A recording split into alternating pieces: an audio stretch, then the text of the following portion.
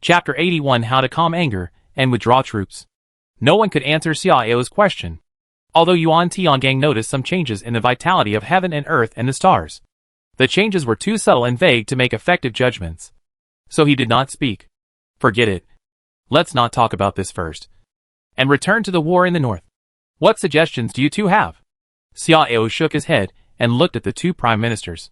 Your Majesty, since the D-Viet dynasty has such a foundation, I suggest that we temporarily withdraw our troops and let D-Viet and Jin fight to the death. Our dynasty should conserve its strength and wait for an opportunity to act. Right. Prime Minister Gaozwa spoke first.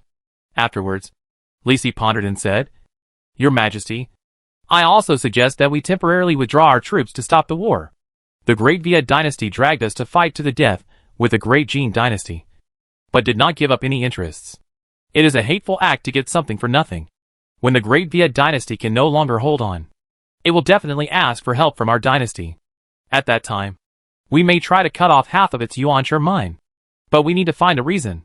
I think we can use the original marriage alliance. Xiao nodded slightly and agreed. What the two ministers said makes sense. Temporary withdrawal is indeed the best choice. The Great Viet dynasty. The dynasty is using us as pawns. So we can't let them get away with it.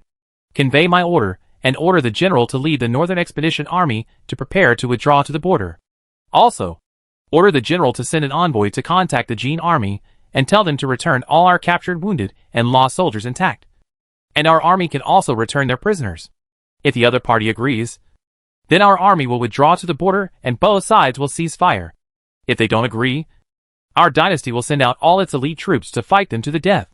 Hearing Xiao's order, several ministers' eyes lit up and smiles appeared on their faces. In this way, our army has taken a big advantage. However, we are not afraid that the Great Jin will not agree. What the Great Jin wants most now is the superior yuan mine of the Great Viet dynasty. As long as they can cease fire with our army and concentrate their forces to attack the Great Viet, this not so extraordinary condition will certainly be agreed. Xiao nodded and continued, in addition, let Zhang Yi send an envoy to the Great Viet to tell them that the Great Viet wanted to form an alliance with our dynasty at the beginning. But in the end it broke its promise, which made me despise it, and also angry and disappointed. Therefore, our army will withdraw from the north, and the alliance between the two sides, which is neither in name nor in reality, will be terminated. If the Great Viet wants to apologize, then send Princess Tianxiang here. Only in this way can I calm my anger. This incident made Xiao very unhappy. He wanted that Princess Tianxiang to enter his harem immediately, whether she was willing or not. Yes. After the discussion, Xiao left the palace incognito and went to Yunk Mountain. Yunk Mountain is located in the north of the imperial capital, adjacent to Chuowu Mountain, where the Great Xia Imperial Mausoleum is located. However, unlike the beautiful scenery of Chuowu Mountain, Yunk Mountain is always covered with clouds and fog. In addition, there are many dangerous places and poisonous insects and beasts everywhere, so it is rarely visited by people, and almost no one dares to approach. But at this moment, under the cover of clouds and fog, a full 500,000 troops appeared silently. On a hill, Xiao looked at the three generals in front of him with his hands behind his back, his eyes shining. Bai Qi, Wang Jian, Meng Tian. These three finally appeared. Among the three, Bai Qi stood in the middle, wearing black armor with exquisite patterns. His face was square and resolute. His eyes were deep but gentle, and he looked like a Confucian general. It was hard to associate him with the word killer god. Although Bai Qi was already 90 years old, he looked only 30 years old. Very young. Standing on Bai Qi's left hand was Wang Jian, who was wearing a set of silver armor, tall, with a thick black beard, and a pair of bright eyes that seemed to have a small sun hidden in them. Finally, the one standing on the far right was naturally Meng Tian. Meng Tian wore a set of golden knight heavy armor, with a slender figure, a young and handsome face, and a pair of thick black sword eyebrows, and a high nose bridge were particularly conspicuous. The perspective shifted from these three people to the surroundings, and one could see the black waves, silver giant screens, and golden waves looming in the mist. There was no doubt that they were the Iron Eagle warriors, the armored army, and the golden iron cavalry under the command of the three commanders. As the most valiant army of the Qin dynasty, and as elite soldiers fully armed with soul equipment, their combat power cannot be quantified by a simple comparison of cultivation. However, Xiao does not want to use them for the time being, because the lowest cultivation of these soldiers is the 6th level of the acquired realm. If there is a sufficient supply of yuanshi, their strength will be enough to reach a higher level in a short time. And yuanshi, he is not short of it. He has already placed that large-scale superior yuanshi mine in Yunk Mountain. With this large-scale superior yuanshi mine supply, the beneficiaries are not only the elites summoned from these foundation pools, but also the strong men of Daxia and other armies. Of course, if you want to benefit the entire army, it is not something that can be done in a short time. After all, mining also takes time. Li Bing. After talking and instructing Bai Qi and the other 3 for a while, Xiao turned to look at Li Bing, the Minister of Works. I am here. I will leave the mining, distribution, and transportation of the yuanshi or veins to you. As for the manpower for the mining, I will let Wei Yong cooperate with you to mobilize serious criminals from prisons in various places to complete it. However, confidentiality must be done well, and there must be no problems. In this regard, I will let the bad commander Yuan Tiangang cooperate with you. I obey your order. Li Bing was still under a lot of pressure, but he was relieved when he heard that there were bad people cooperating secretly. Southern border of the great Jee Dynasty. South bank of the Huyan River. The general tent of the great Xia Central Army. What? Your Majesty wants us to withdraw? Hearing the content of the decree, most of the generals in the tent stood up in shock. Their faces were a little ugly, and some even had anger in their eyes.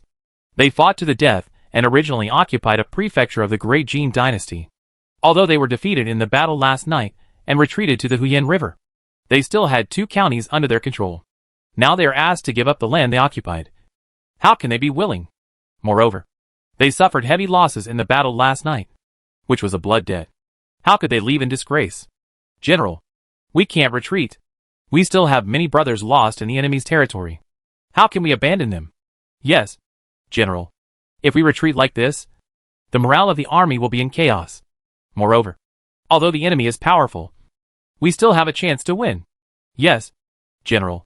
Please talk to His Majesty again and ask His Majesty to mobilize reinforcements so that we can fight back. At least, we have to bring back those brothers who were scattered. Xiao Hongyuan had been listening quietly until no one spoke again. Then he sighed and spoke. Some things are not as simple as you think.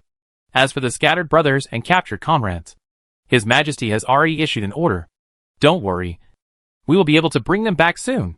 Chapter 82 Li Hanxiang. D-Viet Dynasty. Court.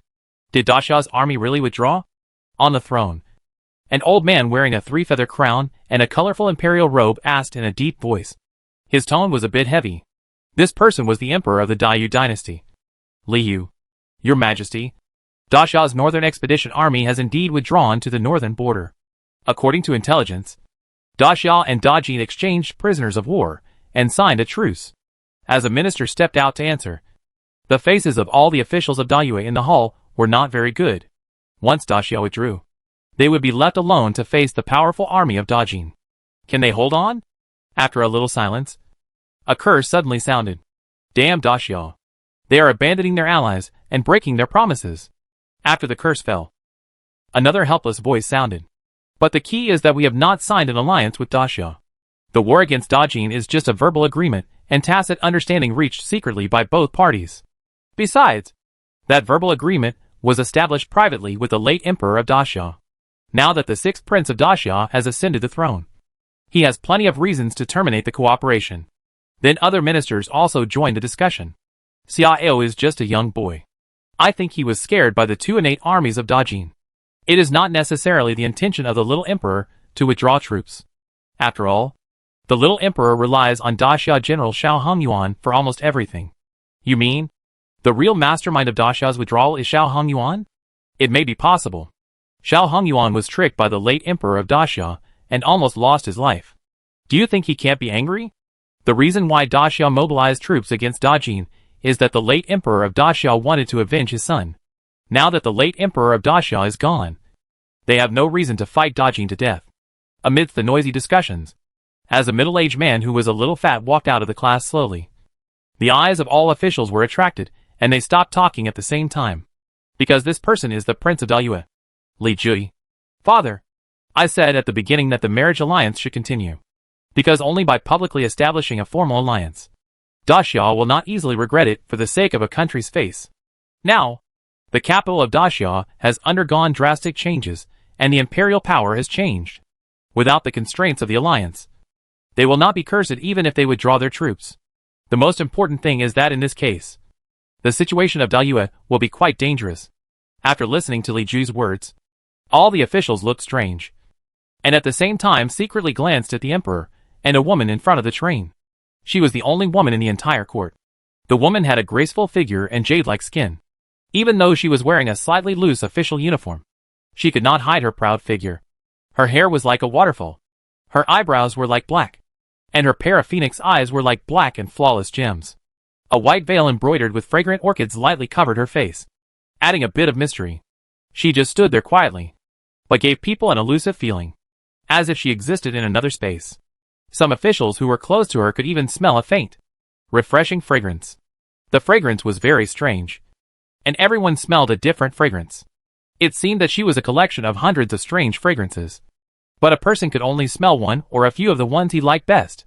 There is no doubt that this woman is the beautiful and darling of the D-Viet dynasty, Princess Tianxiang, Li Hanxiang. In fact, there were 3 princesses nominated for marriage with Daxia, and Princess Tianxiang was not among them. But the prince secretly lobbied many ministers and proposed to the emperor the so-called 3 major benefits of letting Princess Tianxiang go to the marriage, and also painstakingly made many arrangements, so that the candidate for marriage was changed to Princess Tianxiang. The reason why the prince did this may not be understood by ordinary officials, but the pillars of D-Viet knew the reason. Li Ju has been in the position of prince for 70 years, and he will never allow anyone to threaten his position. Originally, he never regarded the princesses as a threat, but Princess Tianxiang was too evil.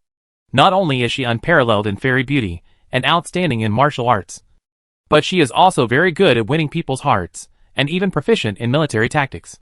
In the great victory of Xianyang Valley a few years ago, the Great Viet dynasty defeated the 300,000 troops of the Unveiling dynasty with 80,000 troops. The main contributor was Li Hanxiang, but outsiders did not know it. It was also after that battle that rumors suddenly appeared in the Great Viet that the emperor intended to make Princess Tianxiang the female crown prince. Regardless of whether the rumor was true or not, it directly hit Li Ju's point, making Li Ju directly regard Li Hanxiang as the biggest threat. He had been suffering in the position of crown prince for 70 years. Seeing that the emperor was getting older and older, and his hope of ascending the throne was getting bigger and bigger, how could he tolerate such a threat? In the past few years, he had tried his best to target Li Hanxiang in every possible way, but it had been ineffective. Therefore, he would at all costs promote Li Hanxiang as the candidate for marriage with Daxia. Unfortunately, man's plan is not as good as God's plan. Just when things were about to be done, the 2 princes of Daxia were murdered by Dajin one after another, and Daxia took the initiative to send troops to Dajin. At this time, Li Hanxiang's people made great efforts to persuade the emperor, so the marriage came to an end. Seeing that all his efforts had gone to waste, Li Ju was furious, but he could do nothing. Now that the situation has changed again, he is naturally happy. On the throne, Li Yu glanced at Li Ju, and then at Li Hanxiang, who had been very calm. When he was about to say something, a eunuch walked in from outside the hall. "Your Majesty, the envoy of Daxia wants to see you." All the officials in the hall were stunned, and Li Yu also frowned slightly. "Announce." When the envoy of Daxia left, the expressions of all the officials in the hall became much uglier. "Father, this is actually good news." Li Ju stood up again, his eyes sparkling. "Since the young emperor of Daxia is obsessed with my 9th sister, let her marry him. The Jee Dynasty is powerful. Although we have some foundation, we have little chance of winning if we want to compete with her alone. Besides, my 9th sister is extremely beautiful and has extraordinary means. If she can become the queen of Daxia, it will be a great joy for my great Yu." As soon as Li Ju finished speaking, someone immediately stood up to oppose. "Your Majesty, I think it's not possible." The Daxia envoy said very clearly that letting Princess Tianxiang marry over can only calm the anger of the new emperor of Daxia, not a sign of marriage and alliance. If we want to form an alliance, we will ask Daxia to send troops again. Daxia will definitely ask for too much and offer conditions that we may not accept. So, if we marry again at this time, it will just send Princess Tianxiang into the tiger's mouth for nothing. Who knows what kind of cold treatment she will encounter. And it will not help the overall situation at the moment. Your Majesty, You should think twice about this. I also oppose it. Your Majesty, Daxia has suffered a lot of losses. What they want to do most now is to recuperate, and will never send troops easily. Sending Princess Tianxiang to marry will not help. Chapter 83, The Villain Succeeds. As more and more people came out to speak for Li Hanxiang, people from the line of the Crown Prince Li Ji also stood up to refute. For a while, the hall was full of arguments and refutations, and the civil and military officials argued with red faces, noisy and chaotic. After nearly a quarter of an hour, Li Yu rubbed his temples with a headache, snorted heavily, and then stopped the quarrel. What's the matter with quarreling in the court? After shouting, Li Yu's old eyes stared at Li Hanxiang, who had never spoken. Xiao Jiu. What do you mean? Li Hanxiang's beautiful eyes flashed slightly, as if a bright star flashed by. Father, your son listens to you. Li Hanxiang's voice was soft and soothing, crisp and ethereal, and sounded extremely pleasant, giving people an invisible artistic conception of being in a quiet valley. Li Yu shook his head and said helplessly, Xiujiu, Father wants to know your true intentions. Li Hanxiang pursed her lips and smiled. Father, if possible, I don't want to get married too early. I want to accompany you more, and do more for my great you. Li Yu looked at Li Hanxiang lovingly and said softly, Then do you think that with the strength of my great you, it is possible to fight against the great Jin alone? Li Hanxiang thought for a while before looking up and answering. Father, it depends on how much money the great Jin is willing to spend to deal with my great you. As long as the great Jin is not crazy enough to concentrate more than 70% of its troops, financial resources, trump cards, etc., I think my great you is sure to hold on. Of course, if the great Jin is determined to win, and will not hesitate to concentrate the power of the whole country, and pay a heavy price to take down my great you, we have no hope of winning. Hearing Li Hanxiang's answer, Li Yu's eyes lit up, and a smile appeared on his face. The Jin dynasty has more than one neighbor. How could it be crazy enough to concentrate 70% of its forces to target D-Viet? At this time, Li Ji, whose eyes had long been red with jealousy, stood up again. What a joke. Ninth sister, you are not afraid of your tongue being blown away by the wind. What kind of national strength is the Jin dynasty? And what kind of national strength is my D-Viet? Don't you know? It's still 70%. As long as the Jin dynasty concentrates half of its strength to deal with us, it will be difficult for us to stop it. Ninth sister, I know you have made an impressive achievement in the victory of Sheyang Valley, but you must know that the Jin dynasty is not Yunhua, and luck is not always on your side.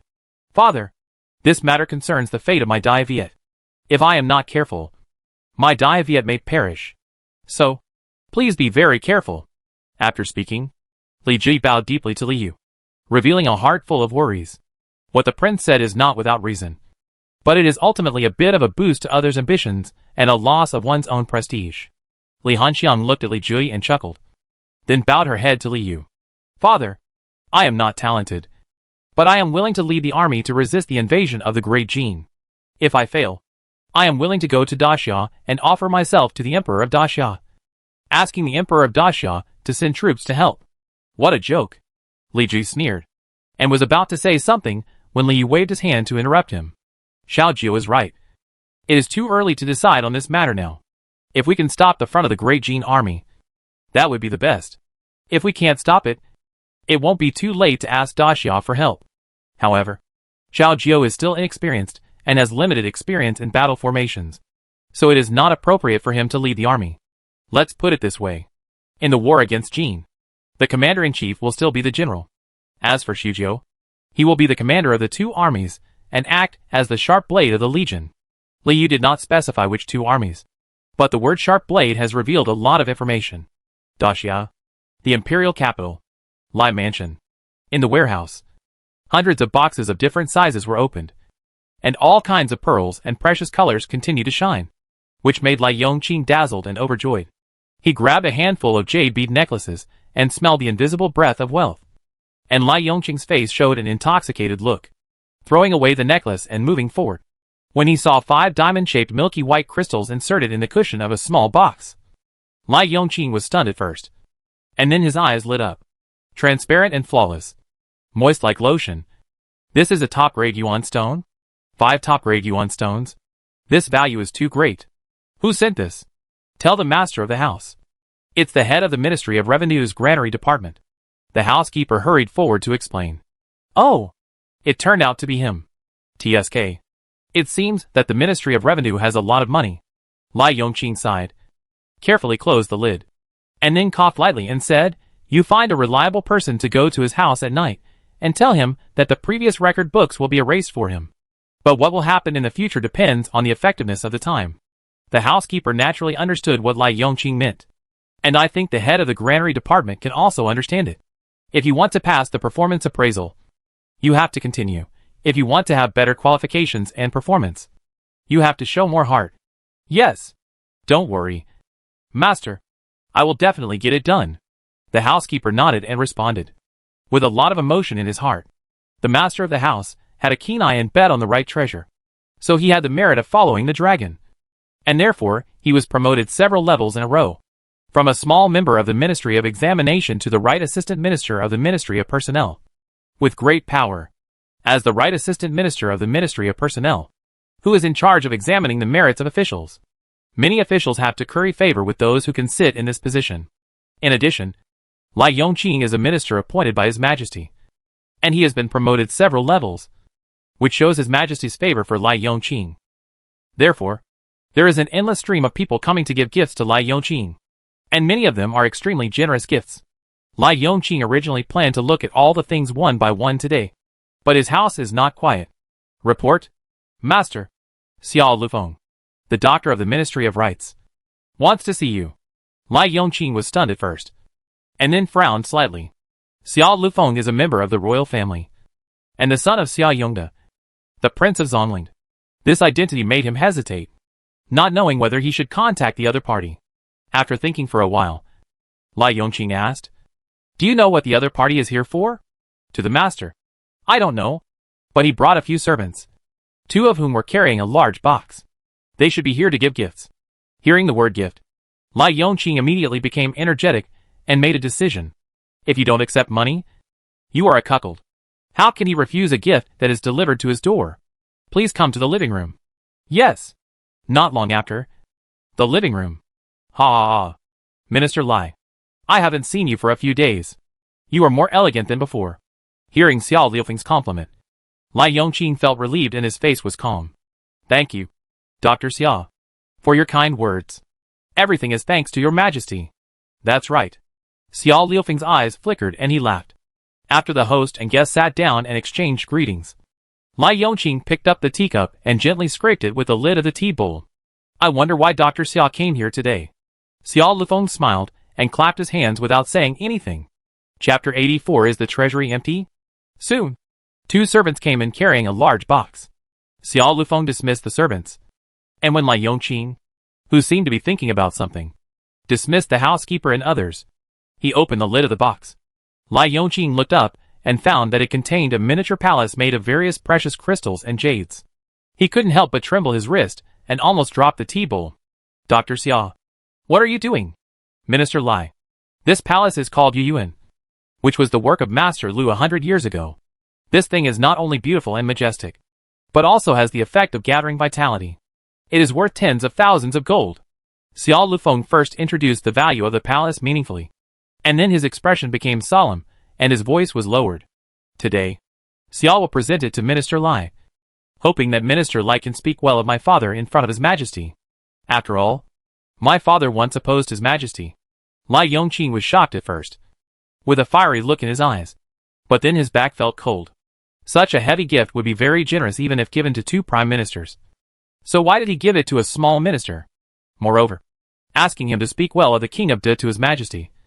Isn't this asking him to run to his death? Do you really think he doesn't know his own weight? Could it be that this guy and the King of De want to flatter him to death? When thinking of this, Lai Yongqing was alarmed and angry in his heart, but his face was still obsessed and fiery. Okay. No problem. I'll take care of this. However, I can't guarantee how much effect it can have. Xiao Liufeng's mouth curled slightly, smiling and nodding repeatedly. That's right. As long as Minister Lai is willing to help, it's enough. After the two chatted for a long time, Xiao Lufeng said goodbye and left. Imperial Palace? Baohe Hall. Lu Lin, the Minister of Revenue, sat in the outer hall, watching the maid fill the 5th cup of tea. sighing in his heart. He had been waiting here for more than an hour. But the emperor was still not here, which made him very annoyed. He knew what the emperor was doing now. And he was committing adultery in broad daylight. How absurd.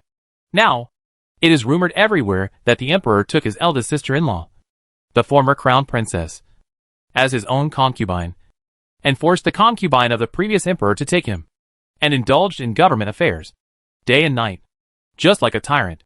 Originally, he was a little unbelieving, but today's situation made him have to believe it. With a new emperor like this, what is the future of Daxia? Lu Lin was depressed, but he could do nothing about it. After waiting for about a quarter of an hour, a eunuch finally walked out of the inner hall. Lu Shanshu, His Majesty is calling you. Lu Lin was refreshed, calmed down, and tidied his clothes, then followed the eunuch into the inner hall. Your Majesty? Looking at Xia Ao sitting on the soft couch, Lu Lin felt a little suspicious, because Xia Ao in front of him had a rosy face and bright eyes. He didn't look like he had just walked out of a group of women. What important matter does Lu Aicheng have to report to me? Xia Ao glanced at Lu Lin and asked calmly. After he ascended the throne, he had changed the court meeting to once every 5 days, and ordinary affairs were handed over to the 2 prime ministers to handle, and the imperial book office would review and file them. Only major matters would be presented to his imperial case, and he would make the final decision. Lu Lin bypassed the 2 prime ministers and came directly to him, which also made him a little curious. Your Majesty, the treasury is almost empty, Lu Lin said with a bitter face and gritted teeth. Huh? Xia Ao narrowed his eyes and stared at Lu Lin expressionlessly. As far as I know, there were originally 3 million taels of gold in the treasury, and the value of the stock of Yuanshi is also about 2 million taels of gold. In addition to the previously confiscated properties of the treasonous ministers, the property added to the treasury is about 30 million taels of gold, which is equivalent to the annual tax revenue of my great Xia. With such a huge amount of wealth, you tell me that the treasury is going to be empty? Lu Lin smiled bitterly and lamented, Your Majesty, I originally thought there would be no problem, especially after such a huge amount of income was added. But, Your Majesty, you don't know that after the 2 prime ministers took office, they proposed extremely large reform measures. Let's not talk about those small ones. I will give you some examples of giant projects. First, the Qidao is spread all over the corners, and the armored vehicles are connected to the cities. According to this plan, the Qidao is divided into 5 levels. Not only will the original Qidao be greatly widened, and the highways will be laid to all villages and towns. In addition, the armored vehicle industry must be vigorously developed. The initial goal is to use large-scale flying armored vehicles to connect the imperial capital and various prefectures, and open up fixed flight routes and flights. This plan is extremely large. The first phase of the project alone will require an investment of tens of millions of taels of gold. Second, reorganize the weapon casting department and expand the alchemy department. I don't even know the specific plan of this project, but it requires an investment of 8 million taels of gold, and both prime ministers have approved it. In addition, there are also water conservancy systems, additional granaries, reform of academies and martial arts systems, pensions for casualties, replenishment of weapons and armor, and increased strategic material reserves. If it is really to be carried out according to the plan, it will require an investment of 50 million taels of gold just now. After speaking in one breath, Lu Lin's worry became even worse. Your Majesty, there are only about 35 million taels of gold in the treasury now, which is simply not enough to support and cannot be taken out. And at least 3 million taels of gold must be set aside as reserves in case of major changes. Therefore, this old minister suggests that Your Majesty call back those largest projects. Let them reduce their scale, or cancel them directly. Xia Ao frowned, tapping his fingers on the table without saying anything. Li Si and Galazwa were obviously eyeing their own inner treasury. They never mentioned that the treasury was about to be empty, but forced Lu Lin to come, obviously afraid of being scolded. The wealth in the inner treasury was worth about 8 million taels of gold. Previously, the wealth of the prime minister, the prince, the 3 ministers and other powerful people was confiscated, and more than 30% of it was included in the inner treasury. So, there are about 23 million taels of wealth in the inner treasury now. As the master of Daxia, although he likes to enjoy, he knows that only when Daxia is stronger can he enjoy more. Therefore, he cannot refuse such a large-scale reform of the foundation of a strong country. After more than 10 breaths of silence, Xiao finally spoke. I know about this matter. Just allocate it according to the plan. Lu Lin was stunned, widened his eyes, and said anxiously, Your Majesty. This? Xiao waved his hand and said calmly, Don't worry about the money. In order to enhance the comprehensive foundation of my great Xia in all aspects, I will support it even if I have to sell the treasures in the palace. In this way, within 5 days, I will add 20 million taels of gold to the national treasury. Lu Lin was stunned, blinking his eyes in confusion. Where did your Majesty get such a huge amount of wealth? Is there so much in the inner treasury? Selling the treasures in the palace? This Majesty is really hard to understand. Is he a tyrant or a saint? Chapter 85. A bad move is a good move. When Lu Lin left with a complicated and excited mood, Xiao was about to return to Wantai Palace to continue enjoying himself when a eunuch walked in from outside the palace. Your Majesty, Lai Yongqing, the Right Assistant Minister of the Ministry of Personnel, wants to see you. Lai Yongqing? What is this guy doing here? He knew that this guy had become a hot commodity among court officials recently, and he was receiving gifts without hesitation.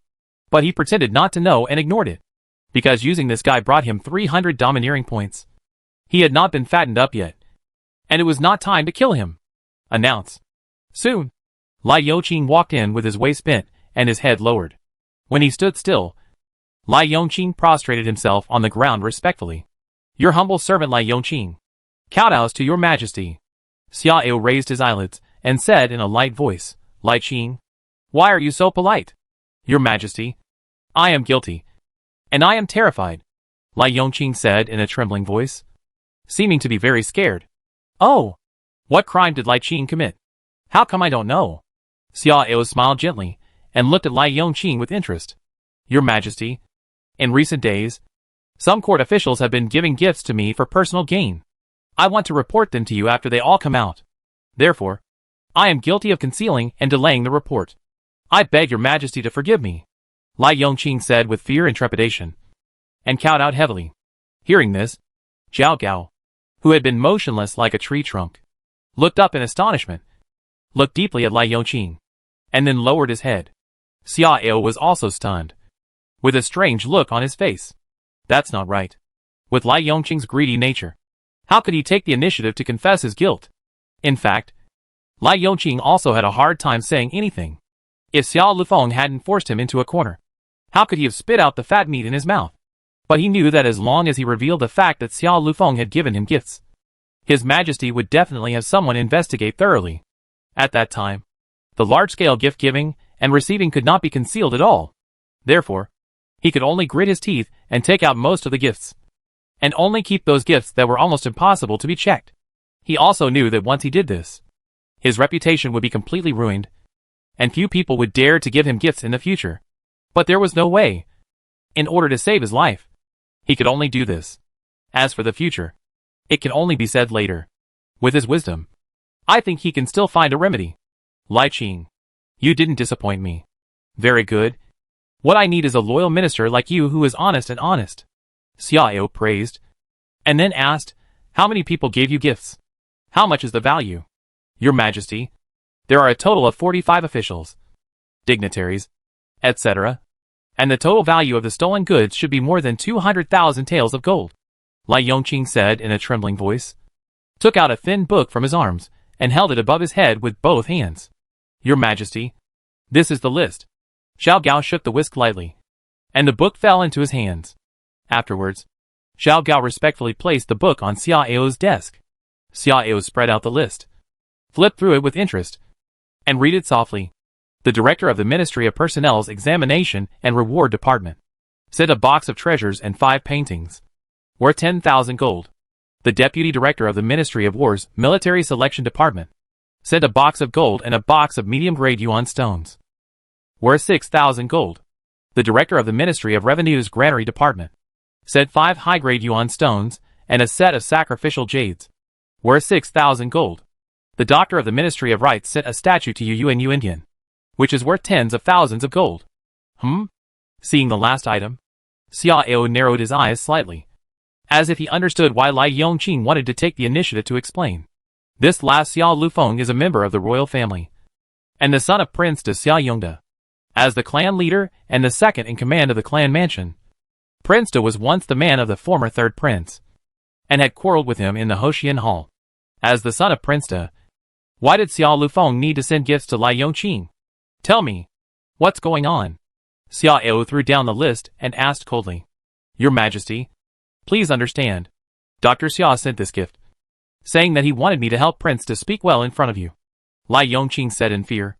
Xiao Ao raised his eyebrows and understood it completely. It seems that Lai Yongqing is not stupid. They are all my good ministers. Xiao Ao sighed, and it didn't sound like he was angry. But in Lai Yongqing's opinion, this invisible anger was the most frightening. Pass on my order. Prince De and Xiao Lufeng and his son have bad conduct, which is contrary to the royal status and position. They will be deprived of their official positions, imprisoned in the heavenly prison, and their property will be confiscated. As for the others, speaking of this, Xiao Ao suddenly paused, because he suddenly thought of a trick to gain domineering points. Giving and receiving gifts is not a good thing, but it is very common, and it is impossible to eliminate it. It is better to loosen than to block. Before Li Si, Gaozhua and others select talents on a large scale to take over. It is better to take advantage of them, since they have such a rich family background. Let them pay to atone for their sins. Let the left Prime Minister Li Si be in charge of this matter, and formulate different levels according to the conditions. Of course, this rule also applies to officials who have committed minor crimes such as corruption and bribery in the past, and can be implemented throughout the dynasty. This matter will be led by Li Si, and the Ministry of Justice and the bad people will be responsible. Xiao Ao believed that Li Si would definitely understand his meaning and take out 70% to 80% of the family background of those guys. If he could sweep the entire dynasty, he believed that not only could he accumulate a huge amount of wealth to fill the treasury, but he could also continuously gain the hegemony value. Ding! You are arbitrary and decide to open a small loophole for officials' corruption and abuse of power, and the hegemony value plus 10,000. Xiao Ao does not care about the temporary darkness and chaos in the officialdom, because within half a year, the officialdom of the entire Great Xia will be sorted out, and the muddy flow will be replaced with clear water. This item, Li Si and Gaozhua have already started to arrange. Therefore, he didn't mind harvesting a wave of wealth and hegemony first. But Lai Yongqing didn't know this, and he was a little confused. Is this Majesty crazy? Doesn't he know how big the hidden dangers of doing this are? Once this hole is opened, it will only get bigger and bigger. However, Lai Yongqing was a little happy in his heart after being confused and bewildered. Since the Majesty has such an order, he can be bolder in the future. I obey the order. Xiao Gao bowed and spoke, and at the same time glanced at Lai Yongqing inconspicuously, with a hint of mockery in his eyes. If he wants to be a traitor, this guy is still far away. After sending Lai Yongqing away, Xiao Ao did not return to Watai Palace, but went to Tianlao, because the fourth floor of the underworld prison can be unlocked. It can be taken in by the strong men in the spirit body realm for enslavement. Ding! You spend 15,000 hegemony points to unlock the fourth floor of the underworld prison. Current domination value, 600. The fourth level of the hell prison can hold 10 spiritual body realm warriors, and the duration of enslavement is within 45 days. In the heavenly prison of Daxia, there are 12 spiritual body realm felons imprisoned, enough for Xiao Ao to fill the fourth level of the hell prison. Chapter 86 Betrayal. Shiyao. December 1st of the first year of Shenwu. A small county town in the northern border of the Great Viet Dynasty. Chuanhe Tavern. Private room. Manager Lu. Where is the person I want to see? A middle-aged man with one ear glanced at the empty private room, frowned and stared at the pot-bellied manager of the tavern, his expression somewhat gloomy. Manager Lu laughed and spread his hands and said, There is no one else. Lu is the person in charge here. If you have anything to say, just say it directly. The middle-aged man with one ear looked fierce, stepped forward and said in a low voice, Lu Bin. Just with you. A small military officer. You can represent the Pichio Guard? Do you know how important this matter is? Lu Bin shrugged and said indifferently, Lu is indeed a small figure. But how do we know that this is not a bait strategy of your Great Viet? The middle-aged man with one ear was full of anger. The flesh on his lips jumped a few times, and then he turned around and was about to leave. In that case, we have nothing to talk about. When the one-eared middle-aged man came to the door, a charming laugh suddenly sounded from behind. This righteous man is really impatient. Okay, let's talk. The one-eared middle-aged man paused and turned around in doubt. He saw a purple-haired woman wearing a purple shirt and a mask quietly appeared on the seat inside. While Lu Bin bowed his head and stood with his hands folded, looking respectful. "Who are you?" "Pishio Guard Captain." "Mengpa." "You are Mengpa?" The one-eared middle-aged man was shocked. His pupils shrank suddenly, and there was a look of horror in his eyes. "Mengpa has been very famous recently. Many high-ranking officials in various parts of you have died at the hands of this woman. Moreover, the Jee division set up ambushes and encirclements several times, but not only failed to hurt the other party, but was killed by the other party and was in a mess. He didn't expect that this time he would actually lead Mengpa out. It's a pity that he is not from Zaisi. And this time, he is not hunting for the dodging Pishio Guard." "Why? Doesn't he look like him?" The purple-haired woman chuckled, and her laughter went straight into the consciousness of the one-eared middle-aged man, making his consciousness a little confused, as if this voice could really seduce the soul. The one-eared middle-aged man swallowed his saliva and took a step back in fear. "No. Except for you, Mengpa. No one in the Pishio Guard has your ability." "I believe it. Okay. Let's talk about business. You said that you hold a magic weapon that can help my dodging reverse the situation. I wonder what this so-called magic weapon is." The one-eared middle-aged man was silent for a while, then gritted his teeth and said, 3 days later, "Dayue will launch a major counterattack. And I have a part of the army's strategic layout, including the Tianxiang army." Hearing this, Lu Bin was shocked and looked up at the one-eared middle-aged man in disbelief. The Great Jin assembled an army of more than 800,000 to launch a fierce attack on D-Viet, including the 2 innate armies of Yunlu heavy cavalry and Xueliu army. However, in more than a month, the Great Jin's achievements were quite limited. There are 3 main reasons for this. First, D-Viet mobilized 1.2 million troops to respond, greatly reducing the gap in combat power between the 2 armies with its numerical advantage. Second, D-Viet's strategic layout and tactical response were quite superb, and no major flaws were revealed. Third, the Tianxiang army. The Tianxiang army was led by Princess Tianxiang of D-Viet herself, and was also the most elite army of D-Viet, including 100,000 light cavalry and 10,000 innate heavy cavalry.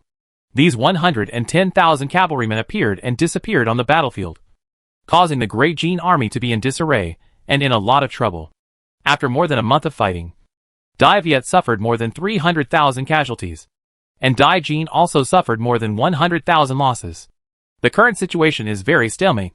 What he never expected was that under such circumstances, someone suddenly came to him and said that there was a gift to change the situation. What he didn't expect was that this so-called gift was so generous. However, this matter looks like a trap no matter how you look at it, and it is less than 10% credible. After taking a deep breath to suppress his fluctuating emotions, Lu Bin sneered again and again. "What a joke. Do you think we will believe this nonsense? A person from D-Viet, who is also able to access such top-secret people, actually betrayed his country for no reason and gave such a gift, and even didn't ask for anything in return. Even a fool wouldn't believe it." The middle-aged man, with one ear, narrowed his eyes, without much explanation, but took out a paper bag from his arms. "The opportunity is in front of you. It's up to you whether you believe it or not, and whether you can grasp it or not. I'll leave it to you. Remember, we have never seen it." Lu Bin sneered and said playfully, "What? You fooled us and you still want to leave?" The one-eared middle-aged man's eyes turned cold, and he said in a deep voice, "If I die, you will definitely adjust its strategy. I advise you to think clearly about what is more important. It's a scam." And it said in a very convincing way. "Ha ha." Lu Bin twisted his neck and wanted to step forward. At this time, the purple-haired woman codenamed Mengpa finally spoke. "Okay. Let him go." Lu Bin paused, although he was a little unwilling. He didn't dare to question it, and honestly lowered his head. "Yes." The one-eared middle-aged man breathed a sigh of relief, looked at Mengpa deeply, then put down the paper bag and turned away. "Captain, do you believe his nonsense?" Lu Bin looked at Mengpa with a puzzled look. Mengpa's real name is Shiryao. She is one of the most mysterious figures in the Pishio Guard. Even he has never seen Shiryao's true face. "Why don't you believe it?" Shiryao chuckled and looked playful. "He is Li Ju's man. The man of the Crown Prince of Dayue?" Lu Bin was stunned at first, and then his eyes widened. "What the captain means is that the Crown Prince of Dayue did this to make Princess Tianxiang defeated, and then sent to Daxia to solve the biggest threat to the succession to the throne and consolidate his position?" Shiryao nodded slightly and smiled meaningfully. That position is enough to make people do crazy things. In that case, our dynasty will be able to reverse the situation soon? Lu Bin was overjoyed, but soon showed hesitation and worry. But if this is a trap set by D-Viet, we will probably be held accountable and beheaded. Besides, I still find it a little weird. Would the Crown Prince of D-Viet really be so crazy? Isn't he afraid of causing a total defeat? And then the destruction of the country and the loss of lives? So, Li Jui will deploy only a small part of the troops. Sure, Yao said softly, while flipping through the top-secret documents in the paper bag. The defeat of this part of the army is not enough to cause a comprehensive defeat. In fact, there is a piece of news that she did not say. That is, Li Jui has persuaded the Emperor of Dayu to adjust the 200,000 troops hidden in the dark to a key place, which can just fill the gap that was broken. Lu Bin nodded thoughtfully, and then laughed. The ruling class of Daxia and Dayu is really pitiful. The old Emperor of Daxia betrayed his general, and now the Prince of Dayu has betrayed his princess sister. Hey! They are so unbearable. It seems that the era of my Dajin's ambition to dominate the south is just around the corner. Sure, Yao stared at Lu Bin, which made Lu Bin feel a little creepy, not knowing what he said wrong. Everyone has desires, and desires have weaknesses. Don't be too confident. Be careful not to laugh at others. Chapter 87 Lieutenant of Mulling. The next day, the first snow of winter came unexpectedly, covering the world with silver, which was particularly clean and refreshing. Daxia Palace, Imperial Garden. In the spacious pavilion for viewing the lake, Xia Ao was lying on a purple rattan chair, leisurely drinking tea and enjoying the snow, with more than a dozen concubines laughing and chatting around him. Outside the pavilion, there were more concubines gathered in twos and threes, either chasing and playing around the trees, or making snowmen, or dancing in the snow, or smelling plum blossoms and writing poems, which was particularly lively, although it was snowing heavily. All the concubines were above the Xietian realm, and they were wrapped in various mink furs and woolen clothes, so they didn't worry about catching a cold at all. The concubines were playing happily, rendering the somewhat cold and lonely imperial garden lively and exciting, and also adding many bright colors to this pure white world. Xia Ao smiled with his lips pursed, and his heart was happy. What else could a man ask for in this situation? Your Majesty, drink some warm wine to warm your body. Donfang Yu came over with a cup of freshly warmed Qiong wine, half knelt beside the rattan chair, and rubbed his chest on Xia Ao's arm intentionally or unintentionally, with a smile on his face. Don't drink the wine yet. Rub my shoulders for me. Xia Ao smiled and raised the teacup. Yes. Donfang Yu hurriedly took the teacup, put the two utensils on the table behind him, and then walked behind Xia Ao with a charming willow waist, and rubbed Xia Ao's shoulders with his soft and warm jade hands. Seeing that Donfang Yu was close to his majesty and whispered and laughed from time to time, the concubines in the pavilion looked at each other, and immediately 3 or 4 of them surrounded him with smiles. These concubines either massaged Xia Ao's legs, warmed Xia Ao's feet with their bodies, or helped Xia Ao relax his arm meridians, working particularly hard. In this regard, Xia Ao naturally accepted all who came, chatting and laughing with several concubines, while rubbing oil from time to time, happy and enjoying. At the corner of the path in the Imperial Garden, Yuan Tiangang hurried over. After looking at the Guanhu Pavilion from a distance, he hurriedly lowered his head and turned to look at Zhao Gao, who was staring at him with a gentle smile. Zhao Zhonggin, please report a piece of news to His Majesty. Please decide whether to get involved. Zhao Gao's smile remained unchanged, but after hearing the specific content, his eyes flashed. This bad guy is quite capable. After taking a deep look at Yuan Tiangang, Zhao Gao nodded happily. Please wait for a moment. General Bad, I will report to His Majesty now. Zhao Gao lowered his head all the way to the outside of the pavilion, and did not dare to glance around during the process. Your Majesty, General Bad has sent a piece of news. Speak. Xia Ao did not turn his head to look, while teasing the concubine on his right. He uttered a word in a light voice. Yes, Your Majesty. According to the secret report, the Crown Prince of D-Viet revealed a small part of D-Viet's counterattack strategy in 2 days to the Great Jin, the most critical of which is the offensive strategy and route of the Tianxiang army. In addition, the Crown Prince of D-Viet deployed 200,000 reserve troops to keep positions to ensure that after the defeat of the Tianxiang army, the Great Jin army will find it difficult to advance directly. The bad commander wants to know how Your Majesty plans to decide whether to warn D-Viet or whether to reveal the existence of the reserve army to the great Jin? Hearing this news, all the concubines in the pavilion were shocked and looked at Xiao and Zhao Gao in surprise. Such a secret. How could your majesty's spies know it? Moreover, how could the Prince of Daiyu be so absurd as to reveal his own military secrets? Xiao looked calm and laughed. Let the tigers and wolves fight each other, and don't intervene. Yes. Half an hour later, Zhao Gao came to the pavilion again. Your Majesty, General Wei has arrived and is waiting in the Zhonghe Hall. Xiao raised his eyelids and said in a calm voice, let him wait in the Bao Hall. I will go there later. Yes. After Zhao Gao left, Xiao dismissed Dong Fangyu and other concubines, and called Gu Ruoyun to his side. Your father finally dared to return to the imperial capital. Gu Ruoyun's expression tightened, and she knelt beside the rattan chair and said carefully, Your Majesty, my father has no intention of neglecting your Majesty. My father said that he didn't dare to leave the camp easily because he had to guard against the enemy in the south taking advantage of the fierce battle between Daxia and Dajin. And he also wanted to suppress bandits and maintain peace. I hope your Majesty will understand. Hee. Don't be nervous. General Wei once told me the reason, and I promised him that I would not do anything to him. Xiao smiled slightly and stood up. Okay. You get ready. Go home at noon and meet your father. Yes. Thank you, Your Majesty. Gu Ruoyun's eyes lit up, and she hurried to thank him. Bao Hall. Looking at the 10 masked green-robed people standing quietly in the hall, Xiao's mouth curled up a small arc. From now on, you will serve as the mulling captain of Daxia. You have only one duty, which is to destroy the imperial tombs of the other 7 countries in the south of the sky. I don't need you to fight to the death with the other side. All you want is destruction. And do it to the extent you can. If you sense danger, evacuate quickly, and don't give up your life rashly. The first step is to start with Dajin and Dayue. When the matter is done, return to the imperial capital to rest, and after a while, start with other targets. Do you understand? The 10 green-robed men bowed their heads respectfully and clasped their fists, responding in unison. Yes, mulling captain. I will not fail the emperor's order. Xiao nodded with satisfaction and shouted to the outside of the hall.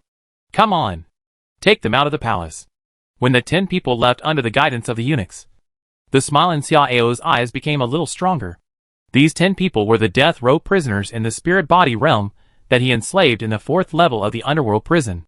The strongest among them was the 8th level of the spirit body realm, and the weakest was also the 2nd level of the spirit body realm. He believed that such a force was enough to turn the imperial tombs of various countries upside down. After all, the strong men in the spirit body realm were all high-ranking generals, or the foundation of a country to protect the emperor. How could so many of them be sent to guard the imperial tombs?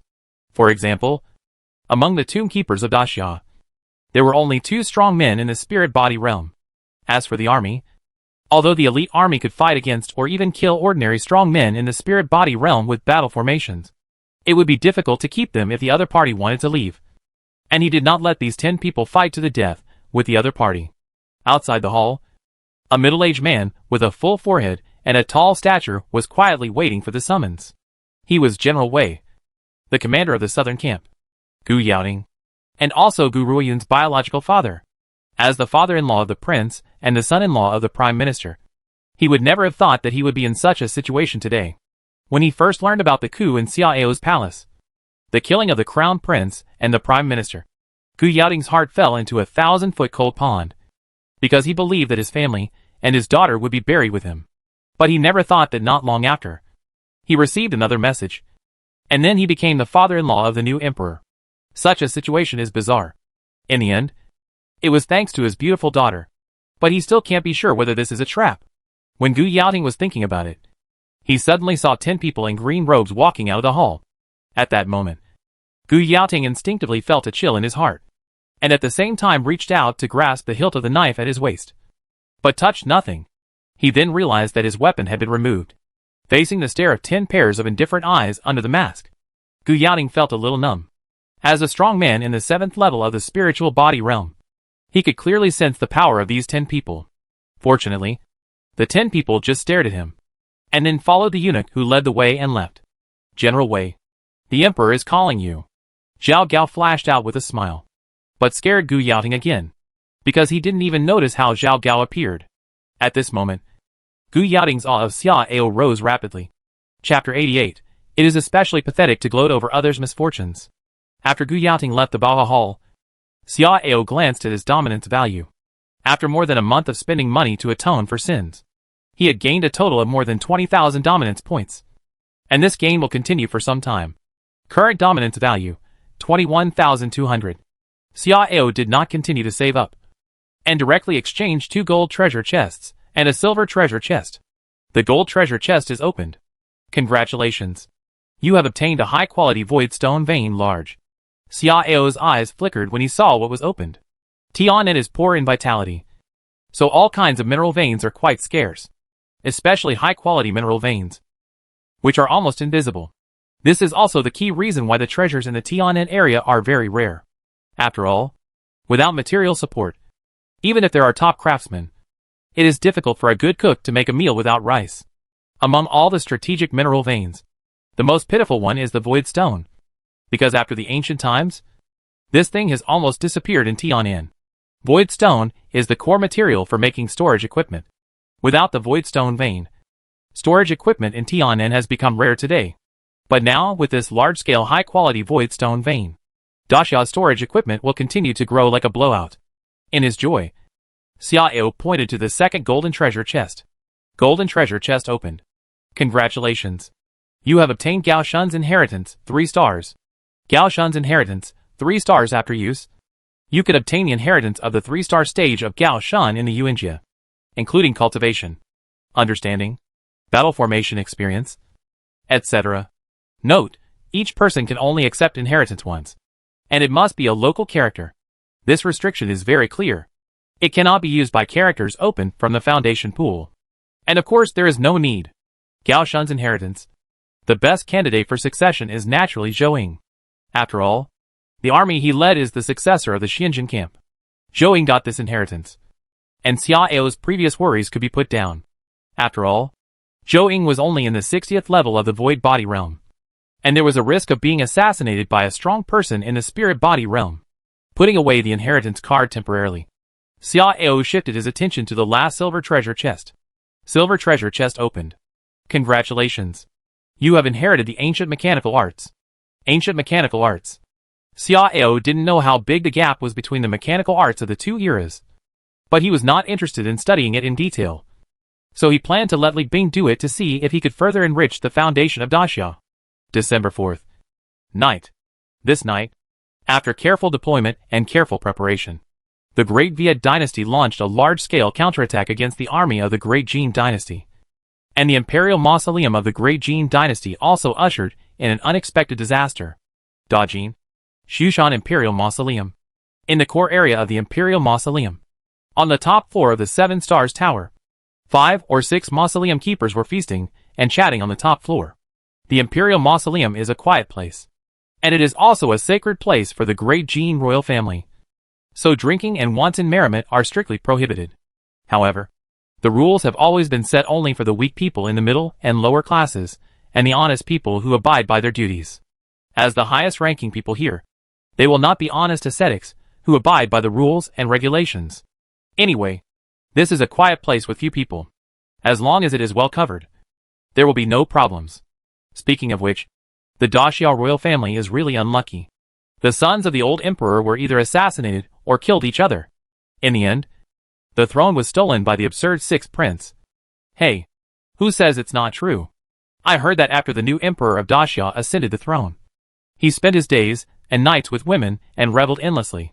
He also changed the morning court to once every 5 or 6 days, and threw all affairs to the left and right prime ministers. He was so licentious and ignored the government affairs. It was simply unbelievable. Yes, since ancient times, there have been only a handful of such tyrants. In my opinion, Daxia is not far from destruction. Hey, isn't this a good thing for my Great Jee? Well said. It seems that my Great Jee Emperor, the dynasty should unify Tianan. Who knows? There is hope that in the future we can find a way to get out of Tianan and head for a wider world. TSK. I almost forgot that the Imperial Mausoleum of Daxia was also destroyed before. The descendants of Daxia are not strong, and the peace of the ancestors has been disturbed. It's really bad luck for 8 lifetimes. More than 8 lifetimes? In my opinion, this is bad luck for 18 lifetimes. Ha ha ha. As soon as these words came out, the other few people also laughed loudly. And they were overjoyed. I don't know who did this. They should be rewarded with a yellow jacket. Ha ha ha. But speaking of it, the guards and soldiers of the Great Xia Mausoleum are also pitiful. I heard that the late emperor of the Great Xia chopped off many people's heads in anger. Hey, they deserve it. They are not capable and ineffective. They can't blame others for being beheaded. Yes, if anyone dares to come to our Great Jin's Imperial Mausoleum to make trouble, I will cut them into pieces. As soon as these words fell, explosions and screams suddenly came from all directions. Several people were stunned for a moment, blinking their eyes and unable to react. At this time, 3 of them suddenly changed their faces and got up and flew out of the window without thinking. Boom! With a deafening roar, the entire 7 Stars Tower suddenly broke into pieces. The 3 people who didn't have time to escape on the top floor and the guards on the lower floors were affected, either dead or injured. Very miserable. The 3 tomb guards who escaped outside the building looked at the masked man standing proudly in the air, and then looked at the scenes in all directions. They couldn't help but feel angry, and their hands and feet turned cold. Because at this moment, 9 glittering tall Dharma bodies were running in the vast Imperial Mausoleum like lightning. Every time a knife was chopped and every punch was smashed, a mausoleum was turned into a gully and a deep pit. And dozens or hundreds of tomb guards screamed and died. The broken tombstones, broken and flying limbs, splattered blood, flying soil, spreading flames, etc., all turned the originally quiet and peaceful Imperial Mausoleum into a sea of corpses and blood. And it was a mess. Even occasionally, the anti-theft tomb mechanism was triggered, causing greater damage.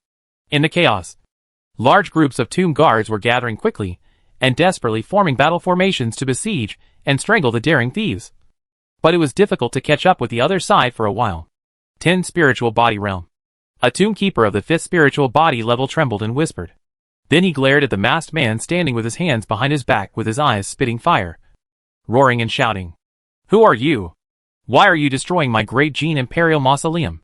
The other 2 tomb keepers of the spiritual body level formed a 3-talent formation with the former, and also glared at the masked man with red eyes and gnashed teeth, shaking all over, not knowing whether they were angry or scared. Just now, they were still laughing at the ancestral tomb of the Great Xia royal family being abandoned, and still despised those tomb keepers of the Great Xia. But who could have thought that in just a blink of an eye, this disaster would befall them? The masked man did not speak, still standing quietly in the air. But the next moment, an Zhanghai spiritual Dharma body appeared above the 3 people's heads, and attacked them fiercely with the momentum of a mountain pressing down on them. Chapter 89. Your Majesty. Our Imperial tomb has been dug up. The Great Jee Dynasty. The Imperial Palace. Although it was late at night, the military parade hall of the Military Strategy Hall was still brightly lit, and the large sand table was crowded with important officials and generals of the Great Jee Dynasty. On the throne, a middle-aged man with deep eye sockets, a high-nosed bridge, and wearing a golden imperial robe was gently tapping the armrest. Although he was calm, his strong majesty made the officials in the hall dare not look directly at him. He was the emperor of the Great Jee Dynasty, Wanyan Song. If the previous emperor of the Great Jee Dynasty was a wise king who created a prosperous era, then this one was the lord of the Great Jee Dynasty's revival. At this moment, the Great Jee Dynasty was at its peak of national strength, and its profound heritage was also a strong foundation for Wanyan Song to fully reveal his ambition. Except for the most critical figures of the Great Jee Dynasty, no one knew what kind of trump cards the Great Jee Dynasty was hiding. As time passed, as information from the front line was conveyed, the atmosphere in the hall became more and more heated. Report: D-Viet's army has indeed launched an attack, and is currently retreating and rapidly advancing towards our position. Report: our Bait army has engaged the enemy, and is pretending to retreat according to the plan.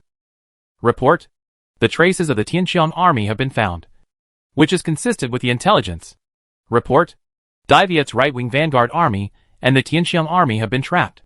Listening to the changing battlefield situation, the ministers of the Great Jee were all overjoyed, and their eyebrows were flying, because everything was almost going according to the results of their war chest deductions. As long as they continued to develop, tonight, they would surely achieve an unprecedented and brilliant victory. If they can win this battle, even if they cannot directly annex D-Viet, they can still occupy half of the country. Even if the most conservative strategic estimate is adopted. At least, they can take down the Yuanshe mine and complete the strategic goal of the first phase. If we can win this battle, the Pishio Guard should be the first to win. Yes, if we didn't have that intelligence, we wouldn't be able to take advantage of the enemy's strategy and prepare a perfect ambush and counterattack plan in advance. The Pishio Guard's previous defeat in Daxia was unclear. But this time, it is enough to justify their reputation. Listening to the discussion of the ministers, Wan In-song finally smiled. After a light cough, Wan In-song looked at a gray-haired old man with eyes half open and half closed. This gray-haired old man was the leader of the Pishio Guard. Gao Lingfeng. Lord Gao. Who got that intelligence? Your Majesty.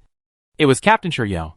Gao Lingfeng responded with a cupped hand, looking very calm, but actually very happy in his heart.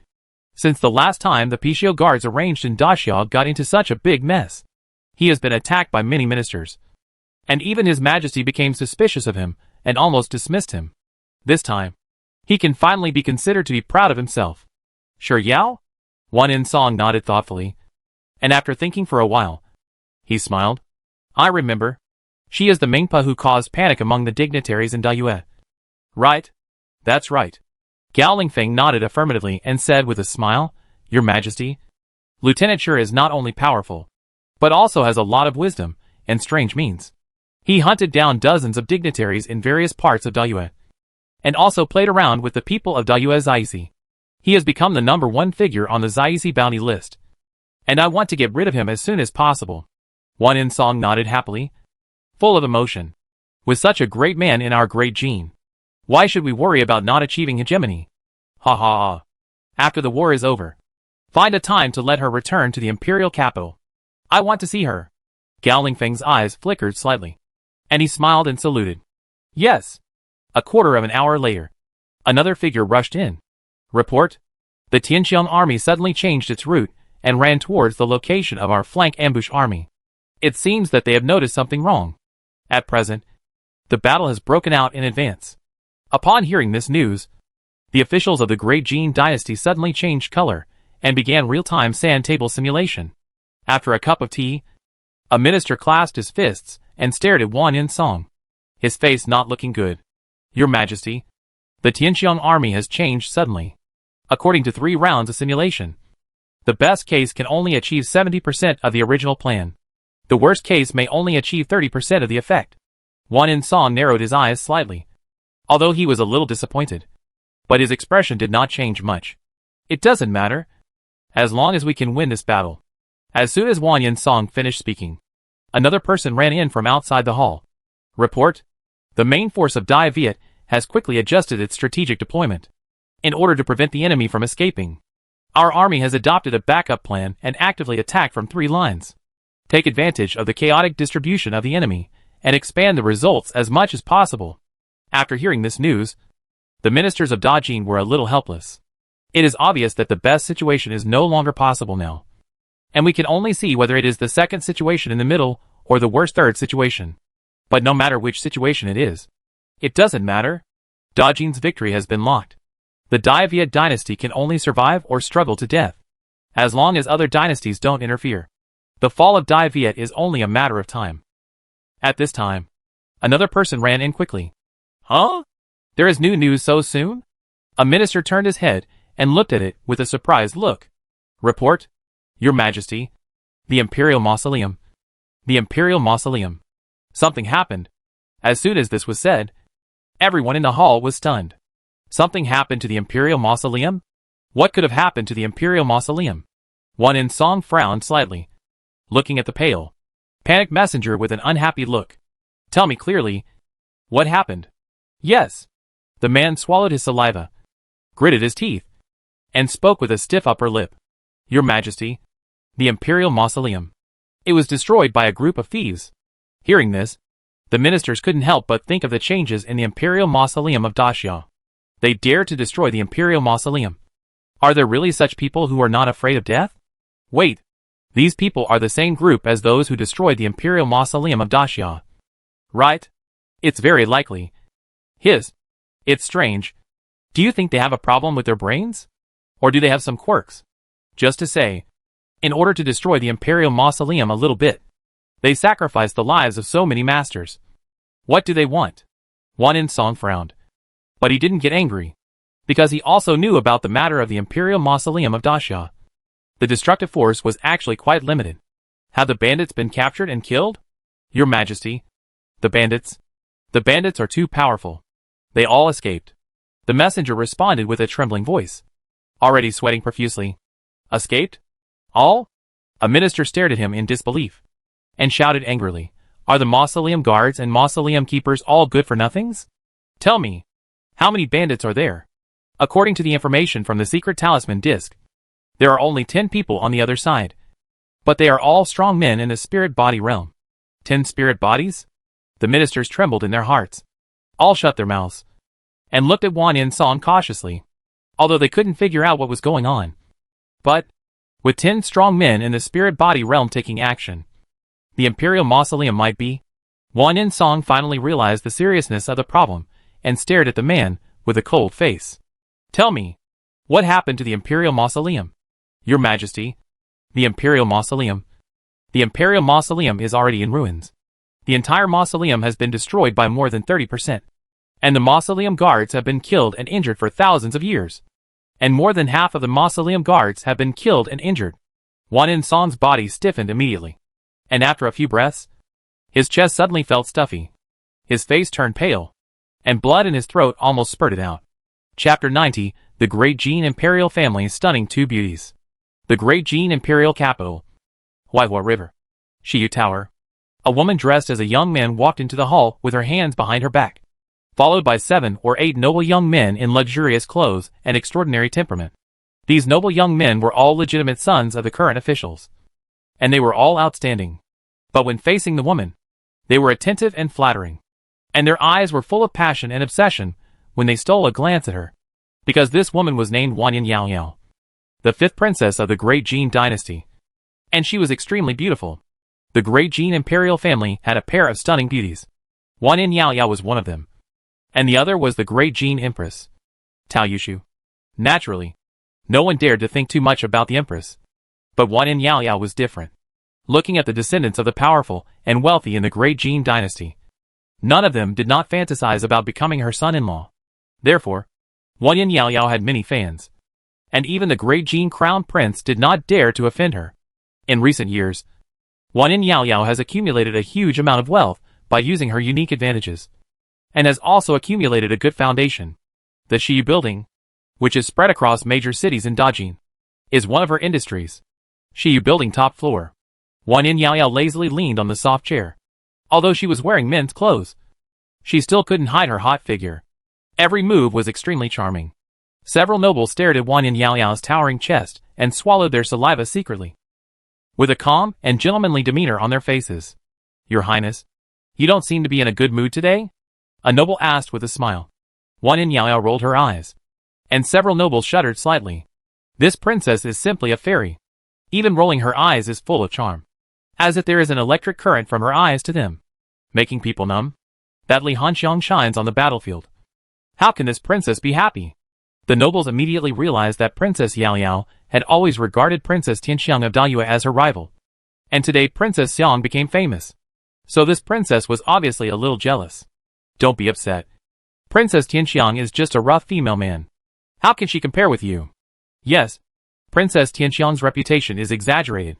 I heard that she has an ordinary appearance, and all her military achievements are due to the efforts of her subordinates. She just went there to gild herself. Why should you take her to heart? Princess, don't worry. After tonight, the D-Viet army will be defeated. Princess Tianxiang may be captured. At that time, you can use her as a maid to serve tea and water, and let you drive her at will. Huh? What's the point of saying that? Hey, you don't know? Tonight our army has laid a net on the front line. D-Viet will definitely be defeated. Wan Yaoyao blinked, and a charming smile appeared at the corner of her mouth. She knew about this, of course, and she was also looking forward to Li Hanxiang being captured. The reason why she was unhappy was actually because of another thing. The queen always disliked her, and would make things difficult for her from time to time. Half an hour ago, the spy she had planted beside the queen sent a message saying that the queen was going to persuade her father to agree to the marriage request from the Great Chu Dynasty, and marry her to the Great Chu, in order to deal with the possibility of the Great Xia intervening again and ensure that the Great Jing could successfully annex the Great Viet. Although she didn't think her father would agree, she was still in a bad mood and her hostility towards the queen deepened a lot. Shall he bring the whip? Yes. The maid named Shao He took a long soft whip from the inner room and handed it to Wanyan Yao Yao. Seeing Wanyan Yao Yao shaking the whip and smiling, several nobles were excited. Your Highness, I have a small black rock mine in Lushan County, and I am willing to give it to your Highness. Princess, I am willing to give you all the subordinate caravans of the Chung family caravan in Chuanha County. Please whip me. Princess, these are the deeds of 12 medicinal gardens. You should know their value. Your Highness. Looking at the excited nobles, Shao He's expression was calm, because she had long been accustomed to it. The whipping of her Highness seemed to have a kind of magic, which could make the whipped person feel pain and enjoy it, and taste the marrow and linger. Therefore, there are many noble young men who are willing to pay a huge price just to get a chance to be whipped. Wanyan Yao Yao smiled and listened to the offers of several people, and finally chose the one with the highest bid. It's you. The chosen person's eyes suddenly lit up, and his face flushed with excitement. As for the others, they were envious, jealous and hateful, but they could only leave with a disappointed and lonely face. After a cup of tea, the noble young men walked out with a pale face. The palace, Jiua Hall. A wonderful woman wearing a light golden queen's robe and a golden phoenix crown on her head was reading a book at the desk, with elegant manners and graceful and luxurious. Her phoenix eyes were as bright as the moon. Her colorful eyeshadow was like auspicious clouds, and there was a small golden bell flower painted on her eyebrows. Her fiery red lips were full of color, making people salivate. The beauty was charming and ripe like a peach, but her majesty and phoenix appearance made people dare not look directly at her. She was the empress of the great Jee Dynasty, and the other of the two most beautiful women in the great Jee Dynasty. Tao Yushu. At a certain moment, a soft call suddenly came from outside the palace. Your Majesty has arrived. Tao Yushu's phoenix eyes flickered slightly, and she gently closed the door, then stood up elegantly and calmly. Soon, Wan In-song walked in, with his hands behind his back. Looking at Wan In-song, whose face was gloomy and anger was hidden between his eyebrows, Tao Yushu frowned slightly, and a look of surprise appeared in her eyes. Your Majesty, what are you angry about? Wan In-song glanced at Tao Yushu and said in a deep voice, the imperial mausoleum was destroyed by thieves, and the peace of my Wanyan ancestors was destroyed. Tao Yushu's face changed slightly. After thinking for a while, he pursed his lips and said softly, Your Majesty, it is best to suppress this matter to prevent the news from spreading widely. Otherwise, my great Jin royal family will inevitably become a laughing stock of the world.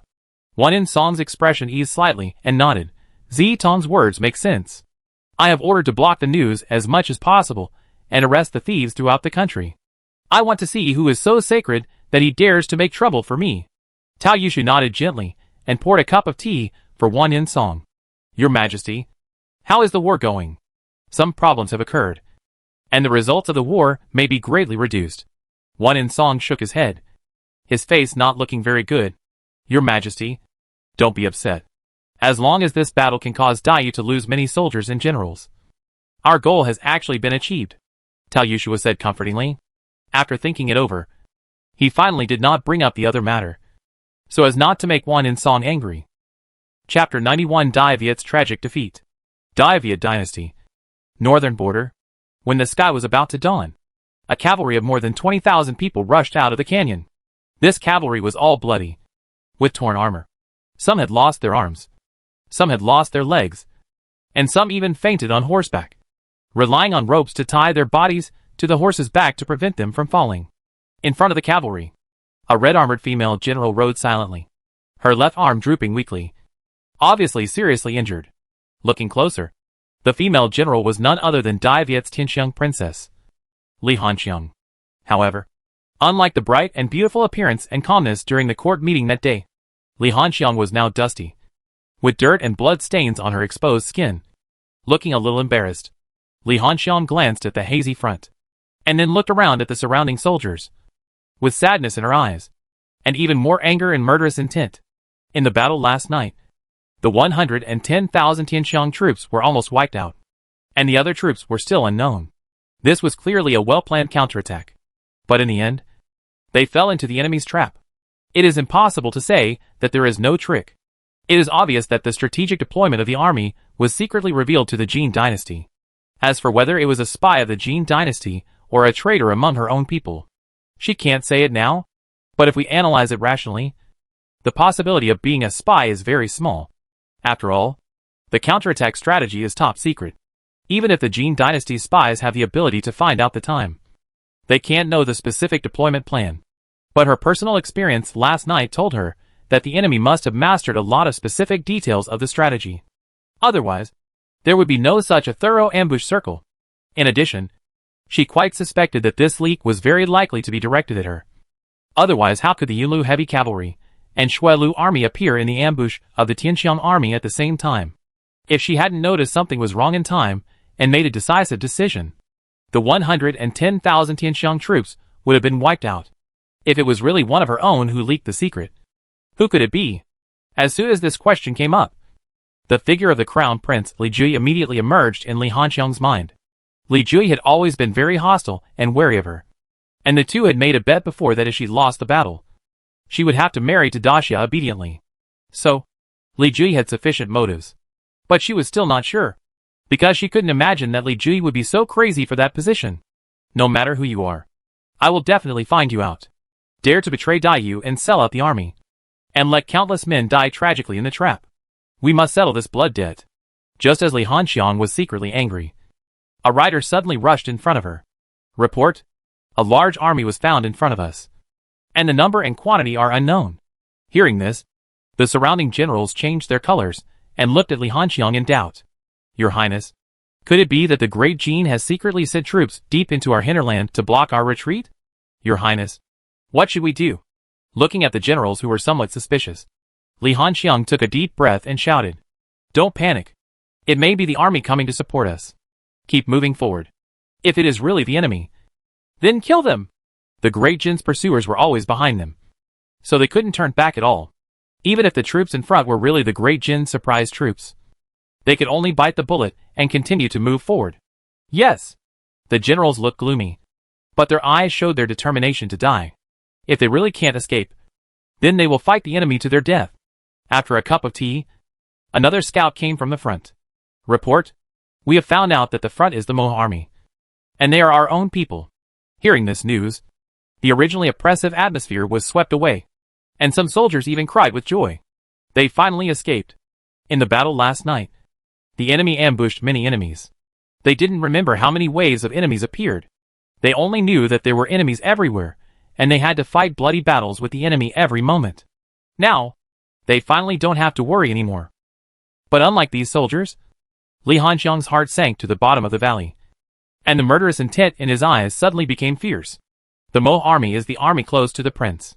Originally, the Mo army was deployed 300 miles to the west. Why did they suddenly appear here?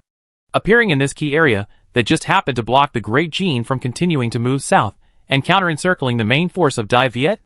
Could it be that the leaker was really the prince?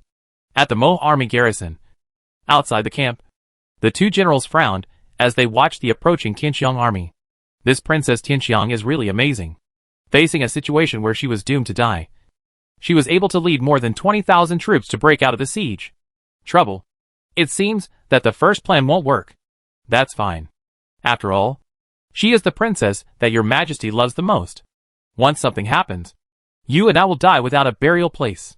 The prince gave them an extremely fatal order, which was, if Princess Tianxiang could break out of the siege and come back alive, and there were only a few soldiers left, then secretly take Princess Tianxiang's life, and then put the blame on the pursuing Jin army. But since there were still more than 20,000 Tianxiang troops, this thing was obviously impossible. However, after this tragic defeat, Da Yuan must ask Daxia for help. And as the key item to calm the anger of the new emperor of Daxia, Princess Tianxiang must be sent to Daxia. In this way, the prince's goal of getting rid of this rival can also be achieved. Not long after, Li Hanxiang brought his generals and hundreds of guards to the camp. General Wang, why are the Mo army here? Li Hanxiang stared at Wang Ling, the commander of the Mo army, with a cold expression. Wang Ling clasped his fists and smiled. Your Highness, I am following the order of your majesty to move the Mo army's garrison, thanks to your majesty's wisdom. Otherwise, If the enemy army marches straight in from here, not only will our great Vietnam hinterland face the threat of the enemy, but even the retreat of the northern army may be cut off by the enemy. Father's order? Li Hanxiang narrowed his eyes and said coldly, I'm afraid this idea came from the prince. Right?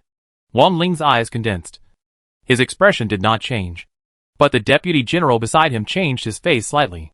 Seeing this, Li Hanxiang had confirmed his guess, and his anger became even more intense. The prince is so narrow-minded and acts so mean and absurd.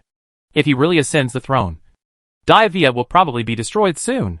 Suppressing her anger and murderous intent, Li Hanxiang gritted her teeth and said, General Wang, please gather the army immediately and follow me to the north to rescue the besieged army. Wang Ling frowned and shook his head decisively. Your Highness, in the battle last night, nearly half of our northern army was killed or wounded. His Majesty has ordered our army to abandon the northern border and retreat across the board. And the mission of our Mo army is to defend here. So, please forgive me for not being able to obey your order. In addition, His Majesty has issued an order for you to return to the imperial capital immediately. Chapter 92 Plot. Dashu Imperial Capital. Taibua Lake. A huge dragon boat slowly moved forward on the lake, with dozens of boats full of soldiers patrolling around it. When the emperor went out of the palace to play, except for the tour, it was generally not so ostentatious. But Xiao did not want to hide in plain clothes. As the ruler of the Jee Dynasty, why should he be cautious and tread on thin ice when playing in his own imperial capital? This time, he even brought more than 30 concubines with him to watch the ebb and flow of the tide, and the red sun and white moon on the dragon boat. On the top of the dragon boat, Yuan Tiangang hurried over. Your Majesty, the great Viet dynasty has lost 3 of the 5 prefectures in the northern border. Currently, the two sides are fighting a bloody battle over Linglu County, where the Yuanzhi mine is located. In addition, the envoy of the great Viet dynasty just visited Minister Zhang and said that the team escorting Princess Tianxiang to our great Xia has set off. At the same time, the other party raised questions and wanted to know what price the great Viet would have to pay before our great Xia would be willing to send troops to help. Xiao raised his eyebrows and chuckled. So, they are still unwilling to tell us about the Yuanzhi mine? Yes. Hee hee. So naive. Let Zhang Yi tell them that offering Li Hanxiang can only be a peace. To calm my anger, Li Hanxiang will not come. My anger will not be calmed. And I have no intention to talk about alliance and help. Let them wait. Yes. After Yuan Tiangang left, Shang Wanwaner frowned and asked, Your Majesty, do you really want to help D-Viet? Xiao smiled inexplicably and asked instead, What do you mean? Shang Wanwaner pursed her red lips and said softly, Your Majesty, D-Viet dynasty is now half dead. Instead of saving it, it is better to take it down. I suggest that we send troops in the name of helping and take advantage of the situation to annex D-Viet. Xiao looked at Shang Wanwaner with appreciation and nodded slightly. What you said is exactly what I want. D-Viet has been untrustworthy before, and it has been so decadent. If we don't take the opportunity to annex it, wouldn't it be a waste of this great opportunity? At this point, Xiao changed the subject again. However, it is not enough to just attack the Yu. In this battle, a full-scale collision with the Jin is inevitable. Since it cannot be avoided, we should take the initiative. Shang Wanwaner and Zhao Gao were both stunned. The former said in surprise, Your Majesty, do you mean to take down the Jin? But with the current military strength of the Xia, it is unlikely to do this. Xiao shook his head, his eyes deep. I am not worried about the military strength, but the governance problem after the conquest. It is difficult to guarantee stability with the current foundation of the Xia if we take down 2 dynasties at the same time. Besides, such a radical move will easily lead to siege by other dynasties. Therefore, the main goal of the war against the Jin is to strangle its living force. The specific situation needs to be decided according to the changes in the war situation. Shang Wanwaner's eyes flickered slightly, as if thinking about something. According to Your Majesty, the Xia may have other elite troops hidden in secret. It seems that the secret exchanges of resources and manpower that she noticed before are most likely related to this aspect. Yes, I understand. Well, tell the 2 prime ministers that the process of major changes needs to be accelerated. In addition, a group of useful and wise officials need to be selected to prepare for the annexation of D-Viet later. The atonement plan within Daxia not only brought Xiao a considerable amount of hegemony value, but also accumulated a lot of wealth, which quickly filled the treasury that was about to run out of money. Originally, Xiao wanted to boil the frog in warm water and squeeze out all the oil and water that should be squeezed step by step. But now the situation has changed, and this matter must be ended in advance. Yes. Zhao Gao. Has the general made any recent moves? Your Majesty. Since the general returned to see you, he has been staying in the general's mansion and rarely walks around the outside world, and rarely receives officials who visit him. In addition, the general also issued orders to those close to him, strictly ordering them to restrain their own family members and not to be overbearing and do whatever they want. However, there are too many people related to the general's line, and some of them have turned a deaf ear to the general's orders. Recently, crimes and rampant lawlessness have occurred repeatedly. Hearing Xiao Gao's answer, Shang Wanwaner, he sneered and said, they think that the general's faction has become the most powerful force in Daxia. I think they think that the court will not dare to touch them because they are wearing the general's skin. Xiao took a sip of tea and said in a calm voice, since the atonement plan is coming to an end, there is no need to keep these people. Orders will be given to severely punish these daring guys.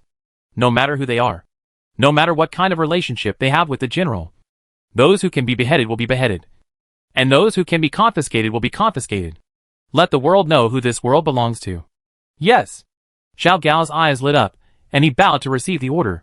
Xiao slowly closed his eyes and dozed off, and his attention was on his own cultivation and system panel.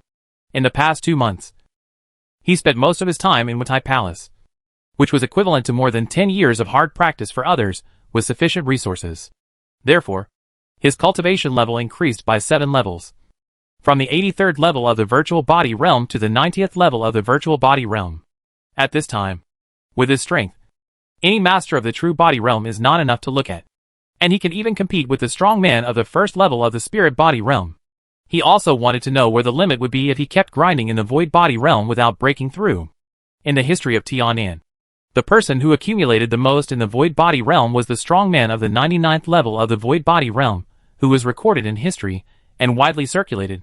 I wonder if this limit is the 99th level, or the perfect 100th level, or higher, or even no limit. Perhaps only he can reveal the answer to this mystery. Without thinking too much for the time being, Xiao's attention was placed on the domination value again. Ding! You said people to destroy the Great Jin Emperor's mausoleum, making the ancestors of the Great Jin unable to rest in peace in the underworld. Willful and arrogant. Domination value plus 15,000.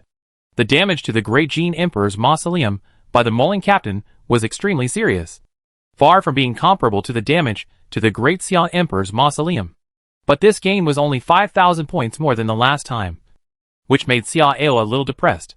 However, this depression did not last long. After all, there is a big difference between exposing one's own imperial tomb and exposing someone else's imperial tomb. They cannot be generalized. Moreover, 15,000 points is already very considerable. Ding! Without spending a single soldier, you forced the D-Viet dynasty to offer the most beautiful princess Tianxiang as an apology. Domineering and strong. Domineering value plus 3,000. Current domineering value, 19,100. The above 2 gains plus the gains from spending money to atone for sins during this period. So there is such a rich domineering value, keeping it for the time being without redemption. Xiao opened his eyes, stood up, hugged Shang Wanwaner's waist, and returned to the middle level, and continued to play with a group of concubines. Chapter 93 Wind Thief. Silent in the dark night.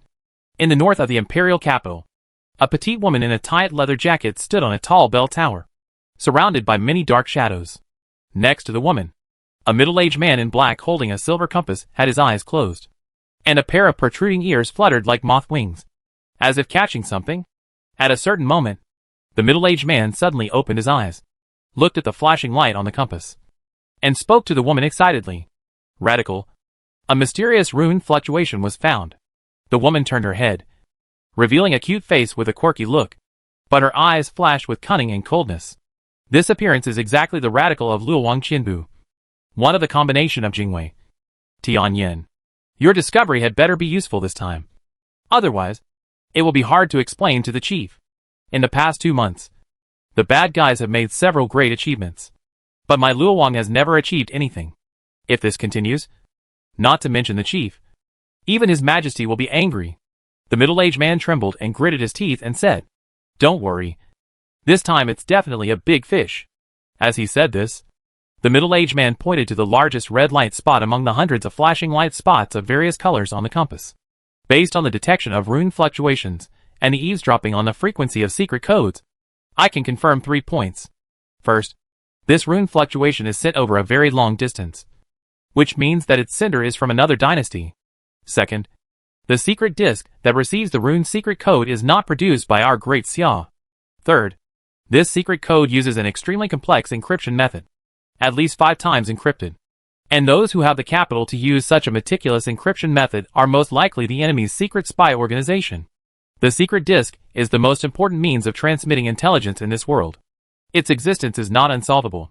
Its opponents are the listening disk and the wind thief, because the basic principle of the secret disk to transmit information is runes, and the connection and response of runes will produce certain fluctuations. So a listening disk that can detect such fluctuations is produced.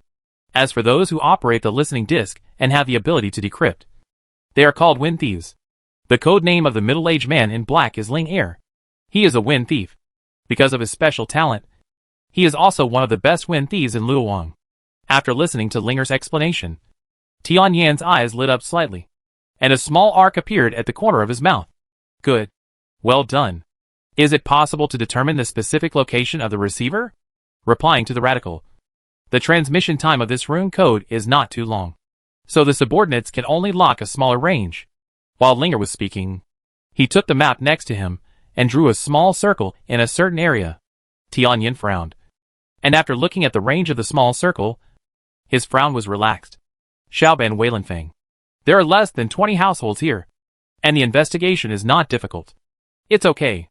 After the words fell, Tianyan turned around and spoke in a cold voice. The target is the eastern section of Weilanfeng. Groups 1 and 2 are responsible for blocking the main entrances and exits. Groups 3 and 4 are responsible for investigation. And Group 5 will follow me to hide and help. Remember, this roundup must not fail. If anyone loses the chain, commit suicide to apologize. Yes. Low echoes were heard from all around, as Tianyan disappeared in a flash. More than a dozen black shadows on the bell tower also turned into black smoke and disappeared. At the same time, nearly 100 black shadows strangely appeared in the corners around the bell tower, quietly leaving from all directions, and disappeared in a few flashes. Weilanfeng.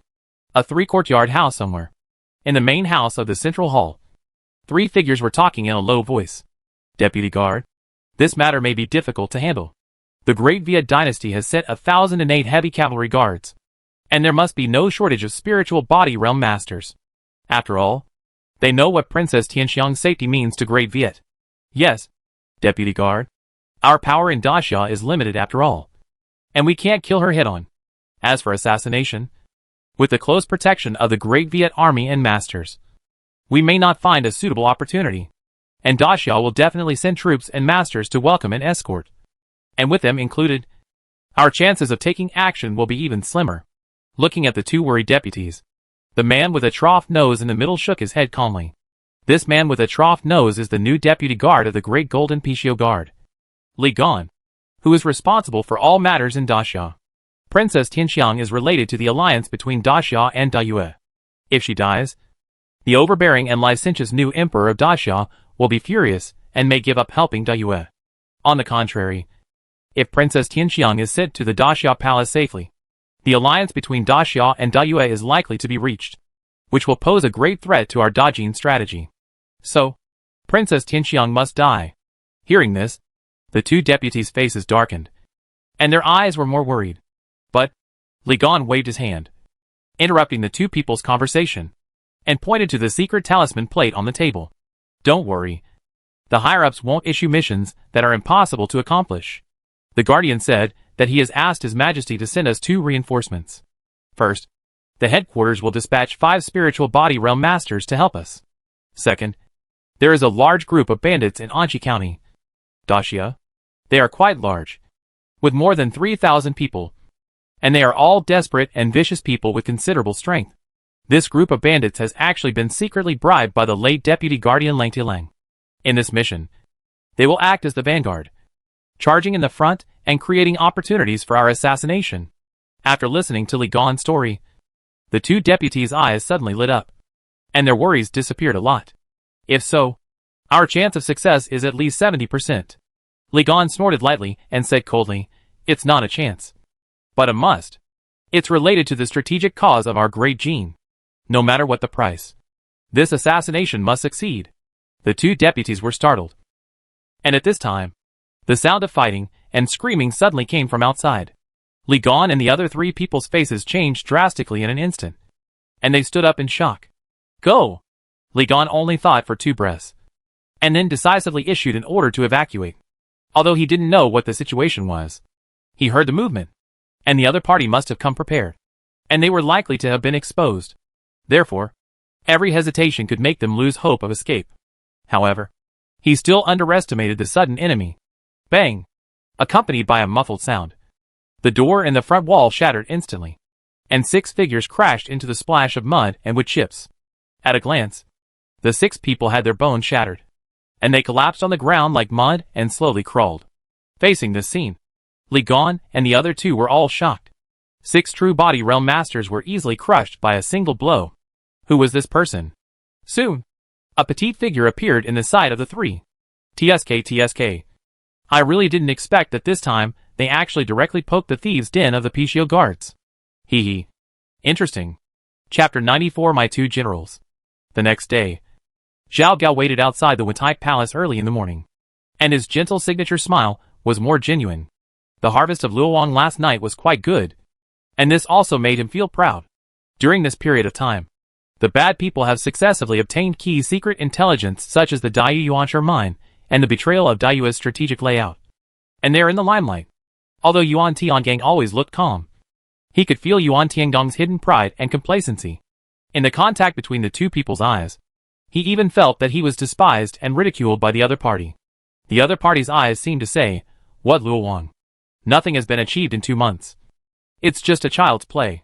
Therefore, he always felt inferior to the other party, and was in a bad mood. But now it's good. With the harvest last night, at least he can turn the game around and gain face in front of His Majesty. Zhao Gao waited until the sun broke through the morning mist and birds chirped out of their nests. As the door of Withdrawal Palace opened, Xiao walked out with a rosy face, followed by Shangwan Wanner and Gu Ruoyan, whose faces were still flushed. Zhao Gao was refreshed and hurried forward to greet him. "Your Majesty, may you be well." Xiao glanced at Xiao Gao and saw that he was standing in front instead of standing by his side, as usual. He immediately understood. "Zhao Gao, I see the joy in your eyes. I think you have some good news to tell me. Your Majesty has a sharp eye." Zhao Gao smiled and complimented him with his eyebrows lowered. And then his expression became serious.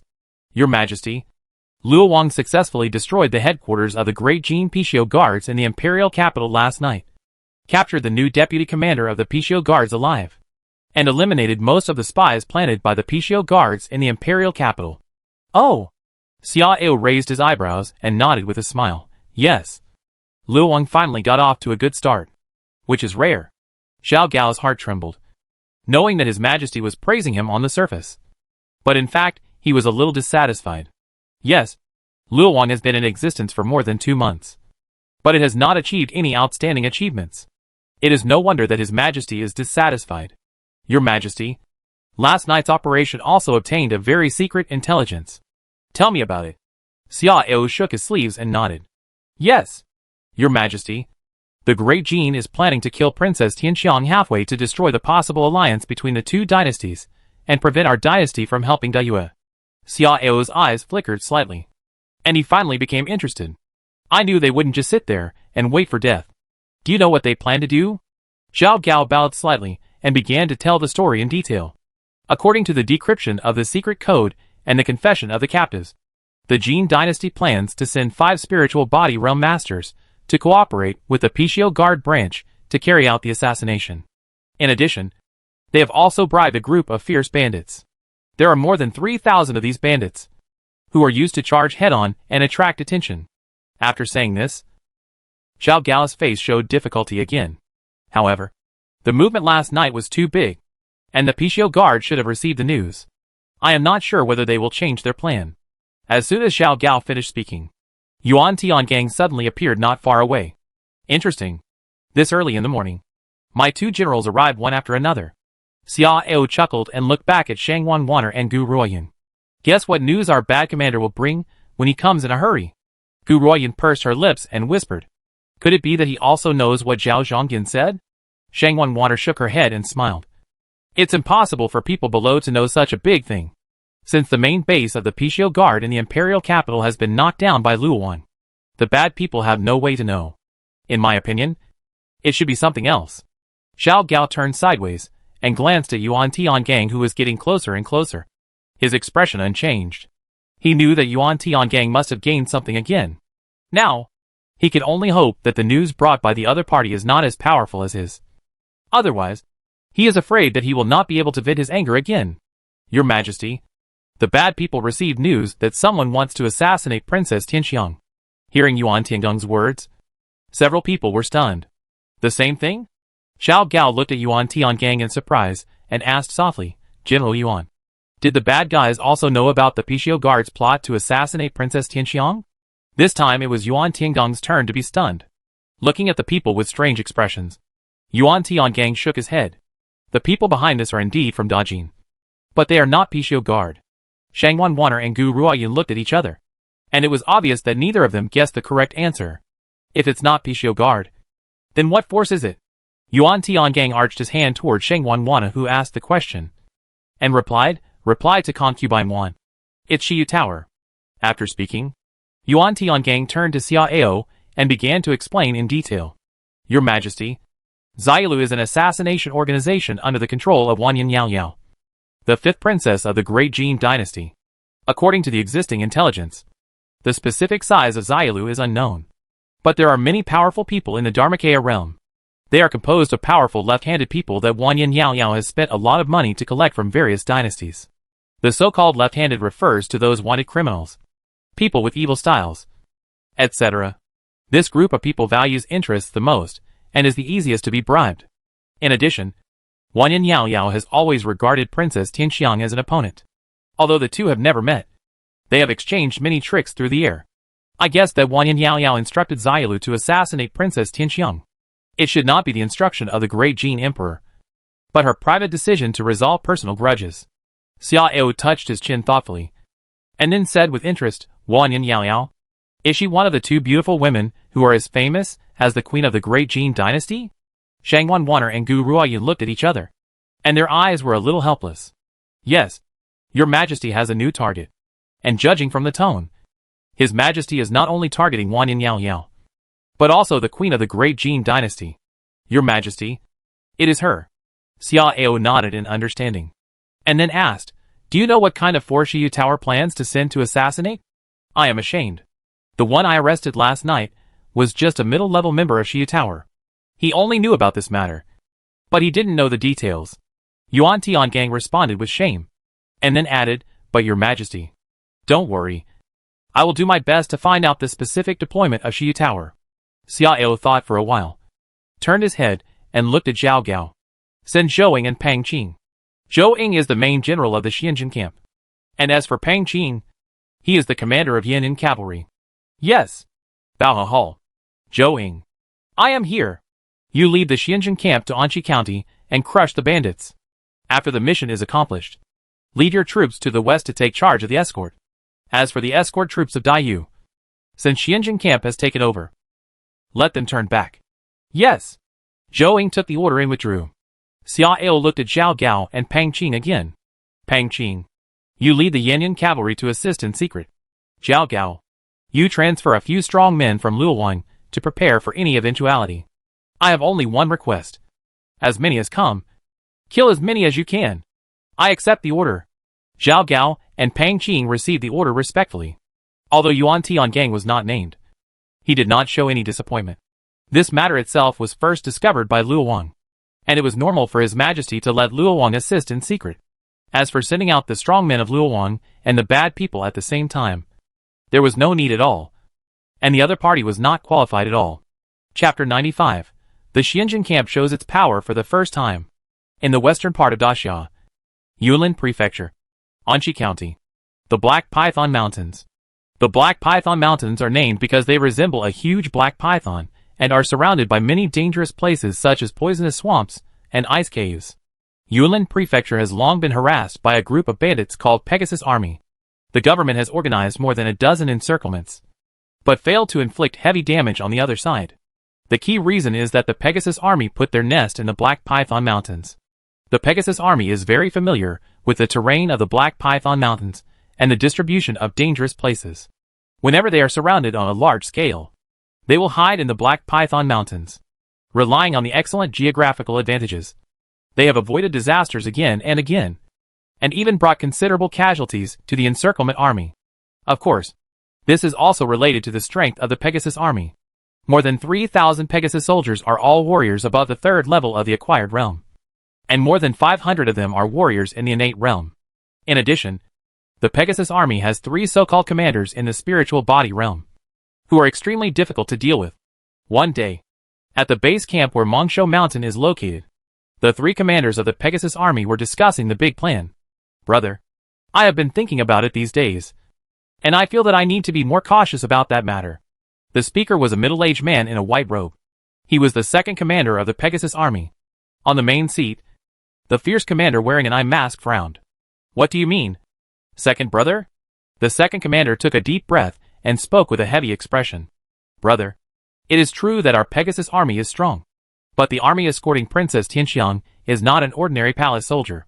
Even if we succeed, we will inevitably suffer heavy losses. Brother, have you ever thought that without elite soldiers and generals, it means that we are not of much use value? And will Dajin still fulfill their promise? Besides, Princess Tianxiang is a woman favored by the Emperor of Daxia. If Princess Tianxiang is really killed, the Emperor of Daxia will be furious. At that time, who knows what kind of force the court will send to encircle and suppress us?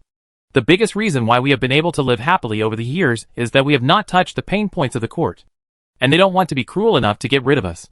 But this matter is completely different. Brother, have we gone the wrong way?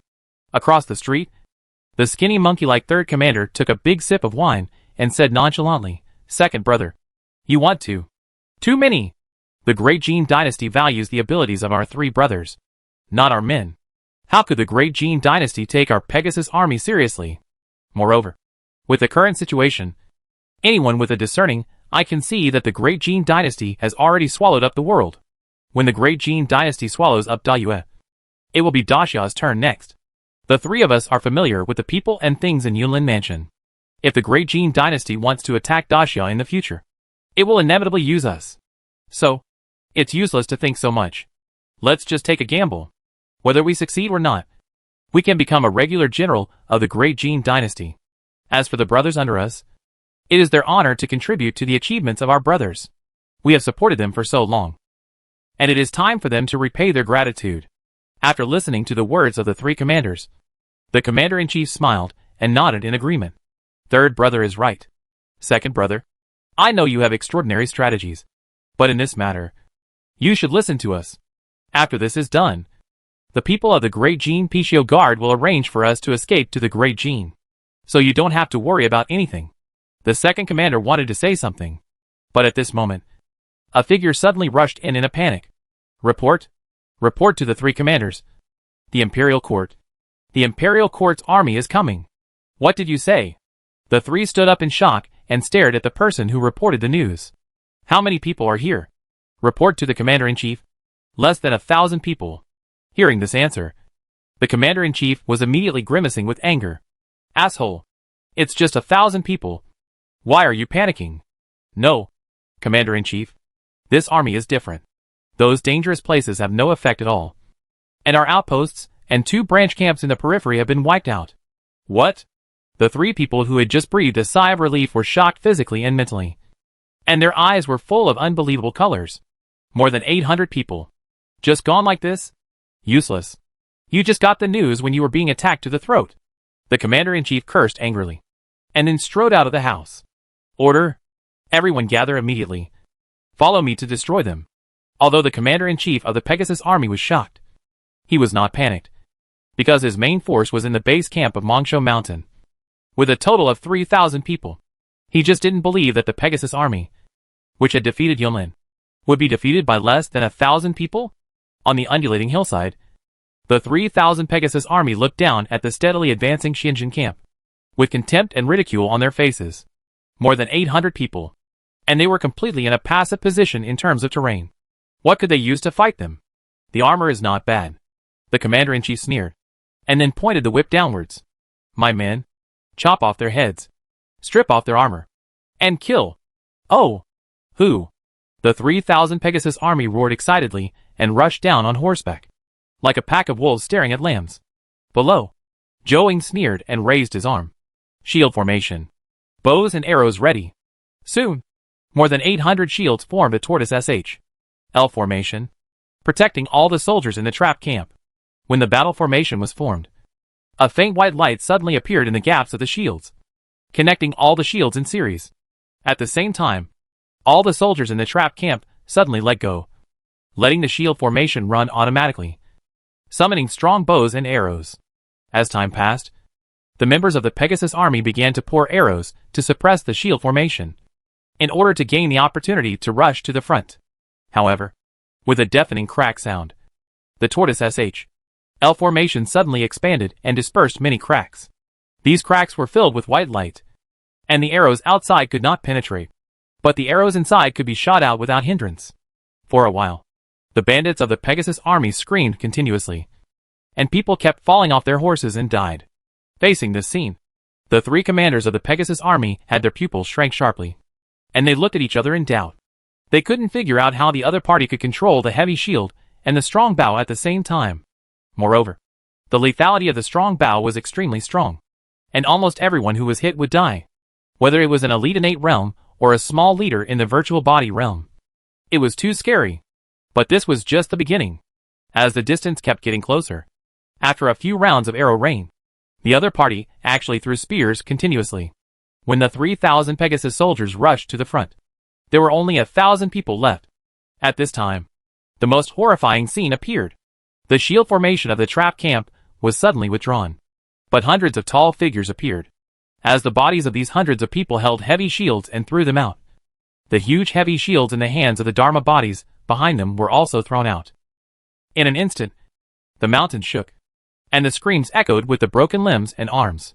The hillside in front was also cut off a whole layer. Hack! At the top of the hillside, the skinny third commander murmured in confusion, and felt that his whole body seemed to be suppressed in an ice cave. Hundreds of Dharma body realm masters. What are they playing? What kind of army is this? They are just a group of bandits. So what? The second commander woke up the two brothers in time and wanted to escape together. But as Zhou took a step forward, dragging his 80 zhang tall true Dharmakaya over the three of them like a mountain pressing down on them, the second commander's knees bent in disgrace. Chapter 96, Great Viet Shock. Great Viet Dynasty. When Li Jie was discussing the war situation with several trusted staff members, a figure suddenly rushed in. Your Highness, it's bad. Su Hua is missing. Li Jie frowned and looked at the person who reported the news unhappily. Didn't I see him last night? How could he be missing? After saying that, Li Jie waved his hand impatiently. Maybe he went out to drink again. Let's ask someone to find him. Don't bother me with everything. No, Your Highness. Su Hua's family is also missing, and we found traces of fighting in his house. Hearing this, Li Jie's face suddenly changed. You mean Su Hua and his family were kidnapped?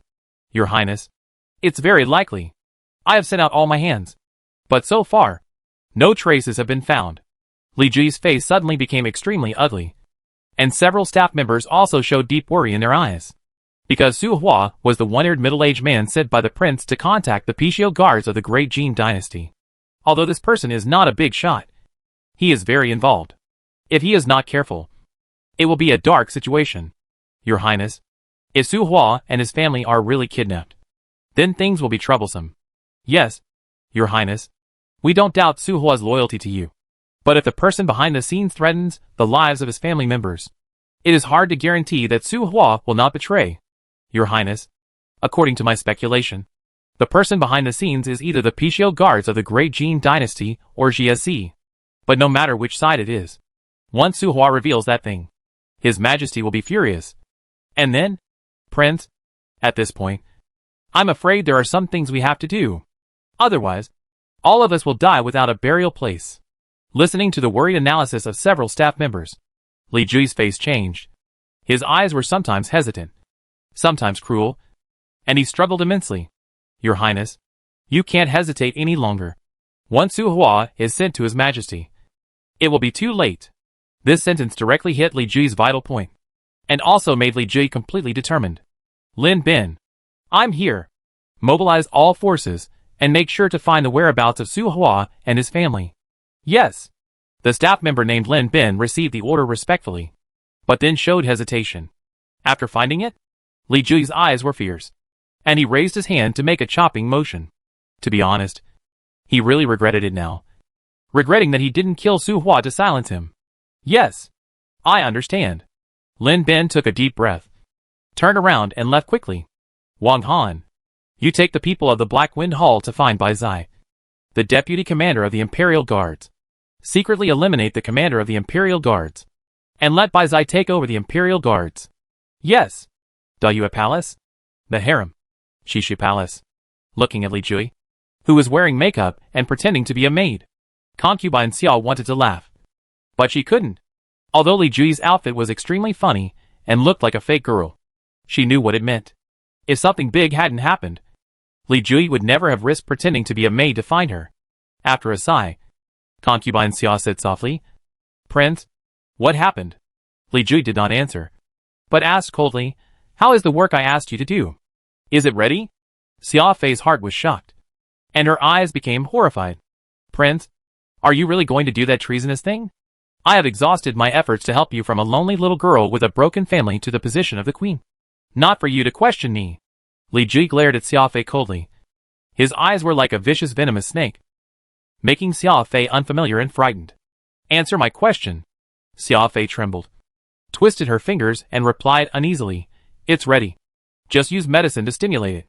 In the past 3 years, Xia Fei has been cooking a special tonic soup for the Emperor of You, which makes the Emperor of You more and more vigorous, and makes him linger. And his favor for Xia Fei is also growing stronger. This is also the biggest reason why Xia Fei can be canonized as the queen even though her appearance is not too outstanding. But what the Emperor of You didn't know was that this tonic could turn into a life-threatening thing in an instant. Just like a fattened pig waiting to be slaughtered. Once it reaches a certain level, it can be stimulated by a very special thing. And the Emperor of You can't even survive half an hour. Moreover, the cause of death could not be found out afterwards, and it could only be attributed to the word sudden death. Li Jui breathed a sigh of relief, and his expression finally eased a lot. Very good. You go and prepare the things to stimulate it now, and then send it to the Emperor. Concubine Xia felt cold in her heart, and said anxiously, Prince, do you really want to do this? He is your father. Li Jui rushed forward and grabbed Concubine Xia's neck. His sharp, vicious and somewhat crazy eyes pierced Concubine Xia's eyes like a knife. What? Becoming the Emperor's woman? Starting to think about the Emperor? Oh, don't forget. All this is done by you. Do you think you can escape? Concubine Xia shook her head in pain and fear. Her face flushed. Li Jui slowly let go of his hand, suddenly smiled, touched Concubine Xia's cheek, and rubbed Concubine Xia's shoulders. Don't worry. Once this is done, you will be my woman. You have made such a great contribution and are so beautiful. You must have a seat as a concubine. Concubine Xia calmed down a little and asked timidly, Really? Li Jui smiled gently and stared into Concubine Xia's eyes. Of course. Have I ever lied to you once in these years? Concubine Xia pursed her lips, hesitated for 2 breaths, gritted her teeth and nodded heavily. Okay. I'll go now. Imperial Palace? Your Majesty, Concubine Xia has sent you 100 treasure soup. An old eunuch walked in from the side door and whispered to Li Yu. Although Concubine Xia's 100 treasure soup has always been your Majesty's favorite, the poison testing link is still inevitable. After confirming that the 3rd link of the poison testing was normal, he came to report. But how could he have thought that something other than poison could take a person's life? As for the testers, not to mention the large number of them, the amount they drank alone was not enough to trigger the trigger. Oh! It just so happens that I have been exhausted these past 2 days, and need Concubine Xia's treasure soup to boost my energy. Let's have someone bring it in. Li Yu raised his head, and a rare smile appeared on his tired face. As for Concubine Xia, let her go back. There are too many military strategies here. And she should not come in. Yes. After half a minute, a eunuch walked in from the main gate. Your Majesty, the prince wants to see you. Li Yu frowned, drank the soup in the bowl, wiped his mouth slowly, and then nodded. Let him in. Yes. Soon. Li Ji walked into the hall. When he found the jade bowl with some liquid on the imperial desk, Li Ji's eyes flickered slightly, and his heart was finally relieved. Father, I have something important to report. What is it? Li Yu just asked, and suddenly felt a sweetness in his throat. And at the same time, his sea of consciousness shook violently, as if a huge wave was blowing. In the eyes of others, they saw Li Yu suddenly spit out a mouthful of blood without warning. And at the same time, his eyes were dazed, and he staggered to the bottom of the imperial desk. The sudden change shocked everyone, and when they reacted, panic shouts immediately rang out in the hall. Your Majesty! Father! Li Ji was horrified on the surface, but in his heart, he was ecstatic. He did not feel as much sadness and guilt as he had expected. He had waited for this day for too long. Chapter 97. Yinyan Cavalry shows off their power. Daxia, Yulin Prefecture. On the vast plain covered with mist and morning fog, a team was moving forward at a steady speed. This team was escorted by more than 1,000 heavy cavalrymen. There were dozens of armored vehicles in the middle of the team. And in the middle was a vermilion armored vehicle that was as big as a boudoir and decorated luxuriously. This armored vehicle was pulled by 6 mechanical iron horses with red and colorful decorations. And it was very conspicuous even in the fog. 2 miles ahead, a caravan of hundreds of people was heading in the opposite direction. As the distance kept getting closer, when the caravan saw the powerful cavalry team through the fog, it suddenly stopped, then drove away from the road and dispersed to both sides of the road, obviously not wanting to cause trouble. In the cavalry team, 2 teams of hundreds of cavalrymen rushed out quickly, using a human wall to separate the caravan from the road, while vigilantly watching each other's every move. When the main force of the cavalry escorted the armored chariot team and approached, the rumbling sound of horse hooves, whistles, and strange cries suddenly sounded from all directions. The cavalry team immediately stopped marching and built a defense circle on the spot. Don't panic. Although there are many people coming, they are just a bunch of second-rate bandits and horse bandits. A silver-armored general rode out and shouted loudly. The first 100-man team, protect the princess, and don't leave. The second and third 100-man teams, protect the armored chariot team. The 9th and 10th 100-man teams, keep an eye on the caravan, and kill anyone who dares to move. The rest of the 100-man teams, follow me and kill them. Yes. 10 loud responses came from all around. And then 1,008 heavy cavalry moved quickly, either surrounding the vermilion armored chariot tightly, or running into the lingering morning mist from different directions, with neat and fast movements. In the caravan, several figures were crowded in the panicked crowd, quietly observing the movements of the cavalry, and communicating secretly with their spiritual consciousness. Although we have taken great pains to control the leaders of the 4 gangs of bandits, and brought in 4 or 5,000 men and horses, they are just ordinary bandits after all. Can they do it? We didn't expect them to defeat these innate heavy cavalry. As long as they can create chaos and give us a good opportunity to attack, it will be fine. Today's morning fog has given us a good opportunity. Once the horse bandits come close, we will create chaos and let the caravan run to the A-team. By then, it will be much easier for us to approach the target. Okay, let people get ready. In the chaotic and hazy battlefield, a cavalry of more than 100 people appeared silently and launched a ruthless slaughter on the screaming bandits. As time passed, the sun became warmer and warmer, and the lingering fog was quickly dissipating. The assassins hiding in the caravan were anxious and could not wait any longer as they saw that the bandits were not coming close to them. Soon, screams were heard one after another in the caravan, and there were shouts like the bandits are coming. The caravan members, who were already nervous and terrified, completely lost control and began to cry and run towards the heavily protected armored vehicle team. In their eyes, that was the only safest place in the whole field. However, their running directly stimulated the 2 teams of heavy cavalry who were on high alert. Kill! Following a centurion's cold command, 200 heavy cavalrymen rushed out immediately and strangled the people in the caravan who were running in panic. In the chaos, dozens of figures quickly moved towards the scarlet armored car with superb camouflage and stealth skills. When the distance was shortened to 100 feet, when the second and third 100 teams found something unusual and sent 50 people to intercept, these people no longer covered up and flew into the air. The next moment, behind these people, all appeared Dharma bodies of varying heights and inconsistent virtuality. Looking around, there were virtual Dharma bodies as high as more than 10 feet. And there were also 20 or so real Dharma bodies that had already materialized. And even 5 spiritual Dharma bodies. Such power, once it appeared, frightened many people. Around the scarlet armored car, more than a dozen people immediately rushed out and revealed their Dharma bodies. But the number of these people was far less than that of the other side. And only 2 of them were spiritual Dharma bodies. And the gap between the 2 sides was huge. No matter what, I will protect Her Highness the Princess to the death. An old man with a spiritual body of 7 feet tall gritted his teeth and shouted angrily. His expression was very heavy. He guessed that someone might come to assassinate him. But he didn't expect there would be so many strong men. At the same time, he was also very angry. Angry at Daxia's indifference. They have already penetrated into Daxia's territory. But Daxia has not even arranged an escort army except for sending an official from the Ministry of Rights to greet and arrange all matters with the team. Now Her Highness the Princess is in danger, which is inseparable from Daxia's neglect. Just when the old man was secretly worried, a figure walked out of the vermilion armored car.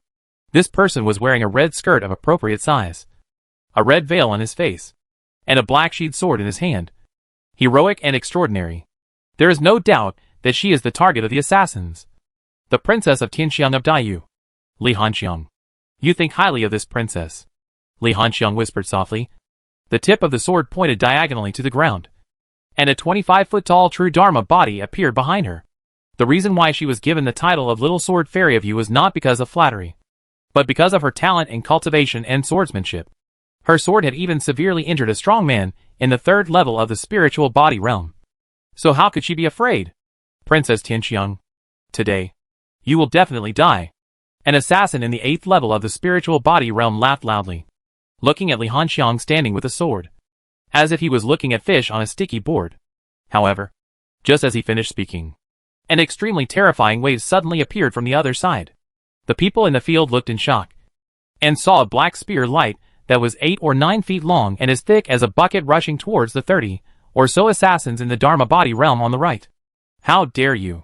Among the assassins on the right, an old man in the 7th level of the spiritual body realm was horrified, and roared and chopped out 3 silver knife auras like lightning in succession. The silver light was sharp and successfully split the black spear light into 3 sections. However, before the old man could be happy, the broken black spear suddenly split into more than 30 small spears, stabbing at more than 30 assassins at a faster speed. In the blink of an eye, the spear was close to him, and screams rang out one after another. At this time, looking closely again, more than half of the 30 assassins fell down, and the 6 or 7 who could still stand were also seriously injured. The Dharma body behind them was shaky, and only the old man in the 7th level of the spiritual body seemed safe and sound. Facing this scene, all the viewers were horrified, and looked at the more than 100 mysterious cavalrymen who worked together to stab the spear in the air with doubts. There were only 108 cavalrymen, wearing black armor, with ghost masks on their faces, and small black clouds floating under the hooves of the black horses under their crotch. And the pupils of the black horses flashed with a faint blue light. In addition, whether it was people or horses, they were all surrounded by hazy black fog, mysterious, weird, and powerful, giving people a sense of horror as if they were facing the ghost of the underworld. Chapter 98 Dragon celebrates the new year. How is it possible? The powerful people in the spiritual body realm in the field murmured in disbelief, as if there was something wrong with their cognition, because they could sense that these 108 people were only in the virtual body realm and the real body realm. Although such a force is quite scary, how could it be possible to launch such a terrifying attack without summoning the Dharma body? However, this confusion was soon answered, because the next moment Yin Yunqi finally showed his Dharma body, looking at more than 70 huge virtual Dharma bodies ranging from 40 to 60 feet, and then looking at more than 30 real Dharma bodies ranging from more than 30 feet to more than 30 feet. The viewers were all stunned and trembling physically and mentally. Is this really Daxia? Is it Tianan? On the vermilion armored car, Li Hanxiang's proud and determined eyes were also replaced by confusion. She was not as good as an ordinary soldier? After a little silence, seeing Yin Yunqi turn around and silently kill the assassin on the left, the 5 assassins in the spiritual body realm changed color. Don't worry about them. Go together and kill her. as the leader of the 8th level of the spiritual body realm shouted. The 5 spiritual body realm assassins attacked together and launched a terrifying attack towards Li Hanxiang. How dare you! The 2 spiritual body realm masters, who were responsible for protecting Li Hanxiang, roared. And at the same time, one on the left and one on the right, blocked in front of Li Hanxiang. At this time, a naughty chuckle suddenly sounded. Hee hee. A few old men dare to kill my great Xia imperial concubine? The laughter seemed to come from all directions, making it impossible to figure out the source of the sound, let alone the owner of the laughter. But, as the laughter sounded, this space seemed to turn into a vacuum, and the violent attacks of the 5 assassins were silently annihilated, without causing any waves. Who is it? The leader of the assassins of the 8th level of the spiritual body realm shouted anxiously, his eyes full of horror. Hee hee. Don't you have eyes? The voice sounded again, and it was still difficult to catch the source of the sound. But a petite woman in leather clothes appeared behind the old man. You. The old man opened his mouth in shock, but he couldn't even say a complete sentence because his neck was tied with a soft whip. Look at your useless look. Tianyan curled his lips in disdain, and suddenly pulled hard with his right hand, and the old man's head was pulled off. Afterwards, Tianyan's figure suddenly turned into 4, and in less than 10 breaths, the other 4 spiritual body assassins were killed on the spot. When Yin Yuji solved the remaining assassins, the fog between heaven and earth finally dissipated. Looking around, the vast plains around were full of corpses, and only some ownerless horses were neighing softly and running aimlessly. This scene shocked all the Daiyu family protection teams and dowry people. Are these people really from Daxia? When did the foundation of the Daxia dynasty become so terrifying? On the vermilion armored vehicle, Li Hanxiang suppressed her turbulent heart, took a deep breath, and looked at Tianyan. Who are you? Tianyan bowed to Li Hanxiang in midair and smiled. Of course, His Majesty sent them to protect you. Okay. These cavalry can go back. The escort matters will naturally be taken over by Yanyan cavalry and the Xianjin camp that will arrive soon. After saying this, Tianyan smiled and waved her sleeves, and the whole person disappeared immediately. She still had to take Luowan's people to deal with those guys from Xiu Tower. The first year of Shenwu. December 30th. The imperial capital of Daxia. It was the time to bid farewell to the old and usher in the new. And the imperial capital of Daxia held a very grand celebration. The palace, the imperial garden. Xia Ao ordered a banquet for all officials, and the civil and military officials of Daxia gathered here, drinking and chatting with the ruler of Daxia to welcome the arrival of the new year. On the high platform, watching the wonderful programs one by one, Xia Ao sat on the dragon chair with a smile on his face, accompanied by Shang Wanwaner and Dong Fangyu, 2 concubines on both sides. As another program of painting thousands of miles of rivers and mountains with ink ended, Lai Yongqing, the right assistant minister of the Ministry of Personnel, stood up with a wine glass. Your Majesty is so gracious. In the few months since you ascended the throne, you have granted amnesty to the whole country, opened up granaries, renovated highways, and added civil and military academies. All your thoughts and concerns are for the people, so all the subjects in the world respect you. Today, the national strength of Daxia is growing day by day, and the subjects are united. Looking around the world, there is no place that is not peaceful and harmonious. Your Majesty's great achievements are unprecedented and will never be followed. My lords, this wine should be toasted to your Majesty to thank you for your great grace. Listening to Lai Yongqing's advocacy, not only did some ministers twitch their faces, but even Xia Ao himself was speechless. This guy is really bold. But no matter what they think in their hearts, the ministers can't show any disapproval. They know that Lai Yongqing is a little arrogant, but they can only agree with him. In the recent blood-changing operation, the 2 prime ministers selected Lai Yongqing as one of the vanguards. I don't know how many corrupt officials and local dignitaries were captured by Lai Yongqing and even had their homes confiscated. You know, these officials and dignitaries have paid a lot of money to atone for their sins before. Now, the court has turned its back on the facts and dug up more serious crimes. The lighter ones were dismissed from office, the heavier ones were imprisoned, and the more serious ones were confiscated and executed. Of course, there was no imperial decree issued for this blood-changing operation. It seems that the 2 prime ministers organized it alone.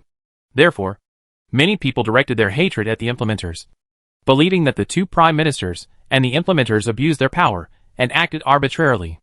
Among them, Lai Yongqing was the most popular. and was also the most envied and hated. These days, people have been crying out for injustice and wanting to file a complaint with the emperor. But none of them have been able to get in. Perhaps it was this silent support that made Li Yongqing even more proud and made him a little dazed and unaware of his own importance. Your Majesty is so gracious. And we, your subjects, toast to your Majesty. Faced with a toast from the officials, Xiao laughed loudly, and the emperor was very pleased. All the nobles drink together and watch the dragon celebrate the world after drinking.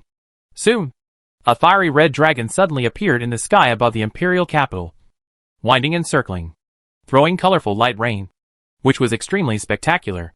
In fact, this so-called dragon was composed of hundreds of flying armored vehicles, all of which were wrapped in red cloth, and each armored vehicle was decorated with 4 huge red lanterns. Some Dharmakaya realm masters added a mysterious atmosphere, thus forming the appearance of a dragon. But the people in the imperial capital did not know the inside story, and thought it was really a good omen from heaven. So they burst into deafening cheers that lasted for a long time. Although most of the civil and military officials in the imperial garden knew the inside story, facing such a spectacular scene, their eyes were full of wonder inside. At a certain moment, an official from the Ministry of Rites suddenly hurried into the imperial garden and whispered to Zhang Yi. Zhang Yi thought for a moment, then stood up and bowed to Xiao with a smile. Your Majesty, Princess Tianxiang of Daiyu has arrived and is waiting outside the palace. Should we summon her into the palace? Chapter 99. Skip it, and it won't affect your viewing experience. Chapter 100. Han Xiang is willing to help your Majesty conquer D-Viet. Oh! On this occasion of the transition from the old to the new, this great gift from the D-Viet dynasty comes just in time. Xiao raised his eyebrows and laughed. And he was in a good mood. Summon her to the palace. Let me take a good look at how beautiful Princess Tianxiang, who is said to be the best in the world, is. As you wish. Zhang Yi bowed his head respectfully, then left quickly and personally arranged for the welcoming of Li Hanxiang to the palace. Although Li Hanxiang was sent by D-Viet to apologize to your Majesty, she would eventually become your Majesty's concubine, and he dared not neglect it. About a quarter of an hour later, a sedan stopped at the gate of the imperial garden. Li Hanxiang walked out of the sedan and looked at the night sky above her head in a daze. The night was as dark as ink, and no stars could be seen. But the dark and deep night sky became the most dreamy background at this time, accompanied by loud noises like dragon roars. The red dragon kept shaking its head and tail, shaking off dazzling colorful light spots, like the rosy clouds of heaven falling on the capital of Daxia. Suddenly, accompanied by a soul-stirring drum sound, the dragon suddenly disappeared into the dark sky. This sudden change caught people off guard, and also made people sigh secretly and feel unsatisfied. But soon, in just over 30 breaths, the dark night sky suddenly shone with golden light. Looking closely, I found that a huge golden portal suddenly appeared in the sky, and behind the portal, the corners of the Cheongtai Pavilion were vaguely revealed. And there was also a gorgeous music being composed. When the passionate music suddenly fell silent after the climax, the huge golden portal suddenly opened slowly. At this moment, everyone held their breath, because they could foresee that behind the golden portal, there might be something more shocking. As expected, when the door was completely opened, silver rays of light suddenly burst out from the door, flying down like a waterfall. The rays of light were like a surging torrent, connecting the sky and the earth. Extremely spectacular and dreamy. At this moment, crazy shouts and laughter resounded in the imperial capital, and even the civil and military officials in the imperial garden stood up in shock, dumbfounded, with the eyesight of the powerful people in the Dharmakaya realm. It can be seen that the golden door and the shadows of the palaces inside are actually arranged by specially modified armored vehicles. But this pouring and endless heavenly river made them confused, and they couldn't think of how it was made. And it was precisely because they didn't understand its connotation that they were particularly shocked. This scene tonight will surely become an unforgettable memory for countless people in the great Xia imperial capital. At the entrance of the imperial garden, Li Hanxiang and the accompanying officials of the Ministry of Rites of Daiyu, personal maids, etc. were also stunned, and it was difficult to recover for a long time. Is this Daxia still the Daxia they knew? From the powerful Yanyan cavalry, to the unfathomable Tianyin, to the scenes before their eyes, all of these made them unfamiliar and confused. Not far away, Zhang Yi smiled and bowed to Li Hanxiang. Princess Tianxiang, His Majesty is waiting in the imperial garden. Please come in. Li Hanxiang suppressed her shocked thoughts. But her heart became nervous again. She didn't know what kind of person the Daxia Emperor, who was about to dominate her fate, was. According to intelligence, the new Emperor of Daxia has not yet come of age, and his appearance is not bad. But she does not know what kind of character he has. She also does not know whether she can successfully get the Emperor of Daxia to send troops to aid Dayue after enduring humiliation and bearing heavy responsibilities. Everything is unknown. And now she could only take one step at a time. In the center of the Imperial Garden, with the arrival of Li Hanxiang and others, the sound of talking and laughing quickly disappeared, and everyone looked over, wanting to see how beautiful the famous Princess Tianxiang is. On the dragon throne, Xiao was also looking at her.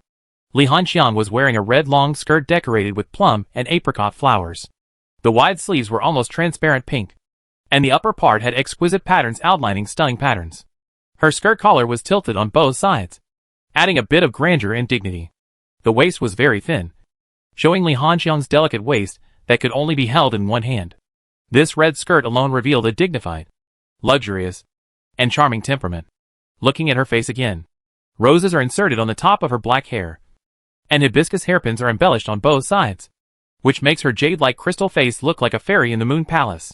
Under her dark eyebrows, there is a pair of flawless and pure phoenix eyes.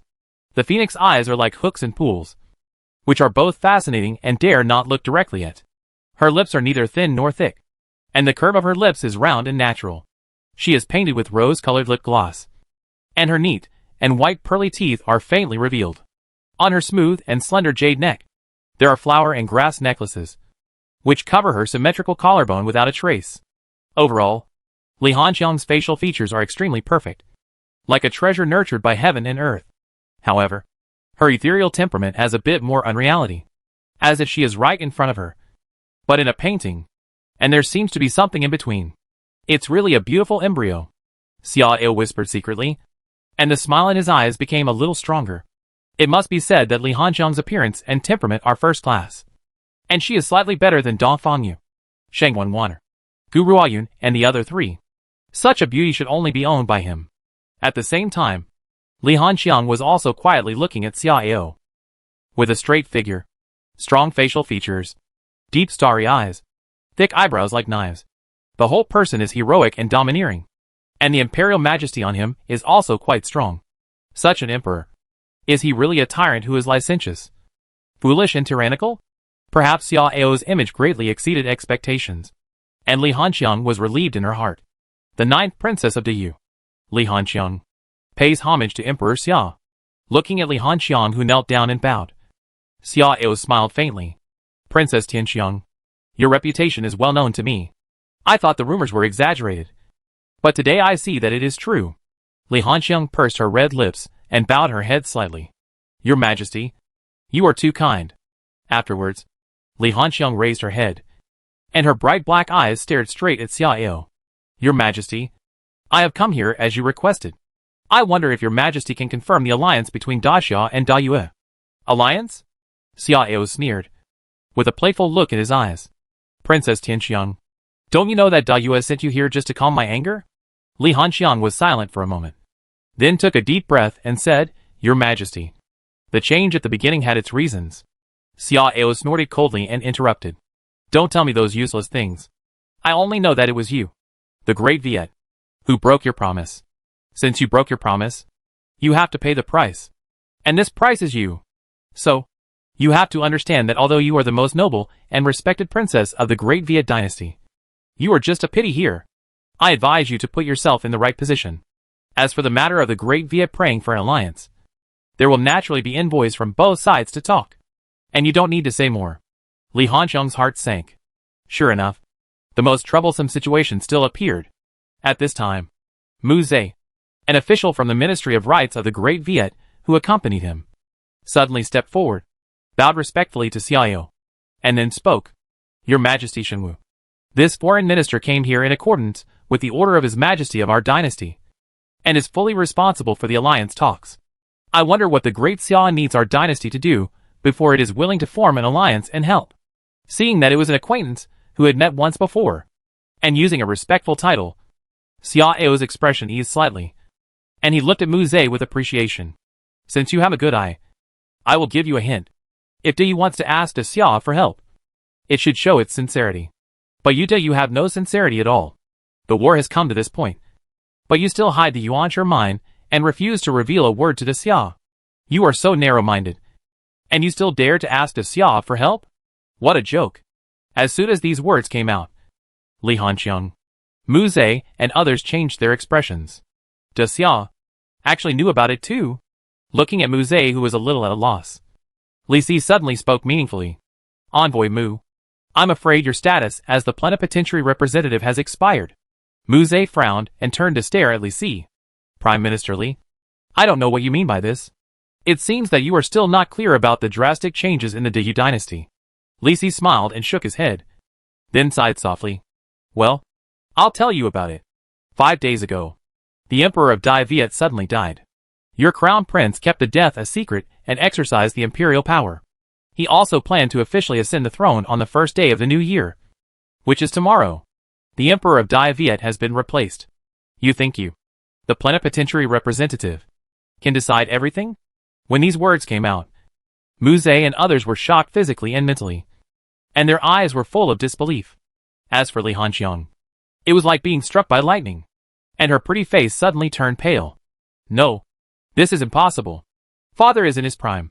How could he die suddenly? Li Hanxiang shook her head and couldn't accept it at all. Li Si shook his head and sighed helplessly. It is indeed impossible to die suddenly for no reason. Because your father was poisoned by your brother. Li Hanxiang's heart was shocked. Her eyes widened slightly, and Mu Zhe was furious. Impossible. The prince is humble, loyal and filial. How could he kill his father and usurp the throne? Ha. Envoy Mu, you are still too naive. But I think Princess Tianxiang should be able to figure out the whole story. Li Si shook his head and chuckled, looking at Li Hanxiang meaningfully. The reason why the counterattack of D-Viet was a disastrous defeat was all thanks to your princely Jui. If he hadn't secretly revealed the troop deployment and plan of the counterattack to Dejin, how could D-Viet be defeated?